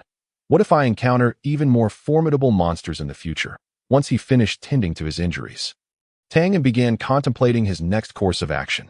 According to the original plot, it seemed he needed to reach the grand waterfall at the heart of this forest to escape. He recalled from the novel's narrative. I shall head towards the waterfall tomorrow. The following morning, after assessing the cave entrance and confirming it was safe, Tianyan departed from the cave. With the assistance of the system, his progress was swift. Just as he was nearing the forest center, he suddenly halted. He spotted two familiar figures not far off, Tang Xiaoxiao and Xiao Wanfeng. What were they doing here? Tianyan was taken aback, but quickly regained his composure and was about to greet them when Tang Xiaoxiao noticed him first. "Brother Tianyan," she exclaimed joyfully, dashing to his side, with Xiao Wanfeng closely following. "Xiaoxiao, what brings you here?" Tianyan inquired. "Of course, I'm here to get out," Tang Xiaoxiao replied matter-of-factly. "Brother Tianyan, you didn't think you were the only one who knew the way out, did you?" Tianyan felt a twinge of embarrassment and cleared his throat awkwardly. "Well, Xiaoxiao, let me explain. No need for explanations. I understand everything." Tang Xiaoxiao interrupted, her expression one of knowing amusement. "Brother Tianyan, you must be secretly searching for some treasure, right? Don't worry, I won't tell anyone." Tianyan sensed an ominous premonition wash over him. Tang Xiaoxiao, her big eyes sparkling with curiosity, asked, "Brother Tianyan, why is there so much blood on you? Did you encounter some danger?" Just as he was about to clarify, she cut in, "But I feel like, with how impressive you are, you must be fine. The blood on you must be from those monsters you defeated. Am I right, Brother Tianyan?" Tianyan felt as though he could not possibly clear his name. "Xiaoxiao, things are not as you think." He attempted to explain. "Brother Tianyan, you don't need to be modest." Tang Xiaoxiao interrupted again. "I know you're amazing, but do take care. There are many dangerous monsters in this forest. You must protect yourself." Tianyan suddenly craved silence. He abruptly turned around. The waterfall's torrent cascading like a hanging galaxy, roaring and thundering, deafeningly loud. Yet, amidst this curtain of water, an ancient stone door materialized out of thin air. Intricate and peculiar runes adorned the door, glimmering faintly, harmonizing beautifully with the splashing droplets. "Wow, there really is an exit." Tianyan couldn't help but exclaim, the exhaustion and pain of the past 2 days seemingly evaporating in that moment. "We must get out," he fervently thought, longing to sprout wings and soar straight to that door. "Brother Tianyan, do you see that? Isn't that the exit? Let us hurry," Tang Xiaoxiao exclaimed excitedly, tugging at his sleeve. While Xiao Wanfeng flitted around him in a few circles, chirping melodiously as if echoing her sentiments, Tianyan felt a stir within. This little girl truly seems to summon what she wishes. He instinctively touched his nose, masking his embarrassment. "Let us go. We're getting out." With a grand gesture, he proclaimed, exuding a confidence that belied the earlier awkwardness. The trio cautiously approached the waterfall, the mist enveloping them in a refreshing embrace. Upon reaching the stone door, Tianyan pushed against it, but it remained utterly unmoved. It won't budge. He frowned and exerted more force, yet the door still showed no sign of yielding. "Let me give it a try." Tang Xiaoxiao eagerly volunteered, placing her small hands against the stone and pushing with all her might. But the door remained steadfast. "How can this be?" she lamented, her spirits dampened, while Xiao Wanfeng perched on her shoulder. Tilting its head in puzzlement, Tang encircled the stone door, meticulously examining the runes etched upon it. The runes were ancient and intricate, resembling some long-lost script that he couldn't decipher. He tentatively reached out to touch them. A chill coursed through his fingertips, accompanied by a faint, enigmatic energy pulsating beneath the surface. Could this be some ancient formation? Tianyan mused aloud.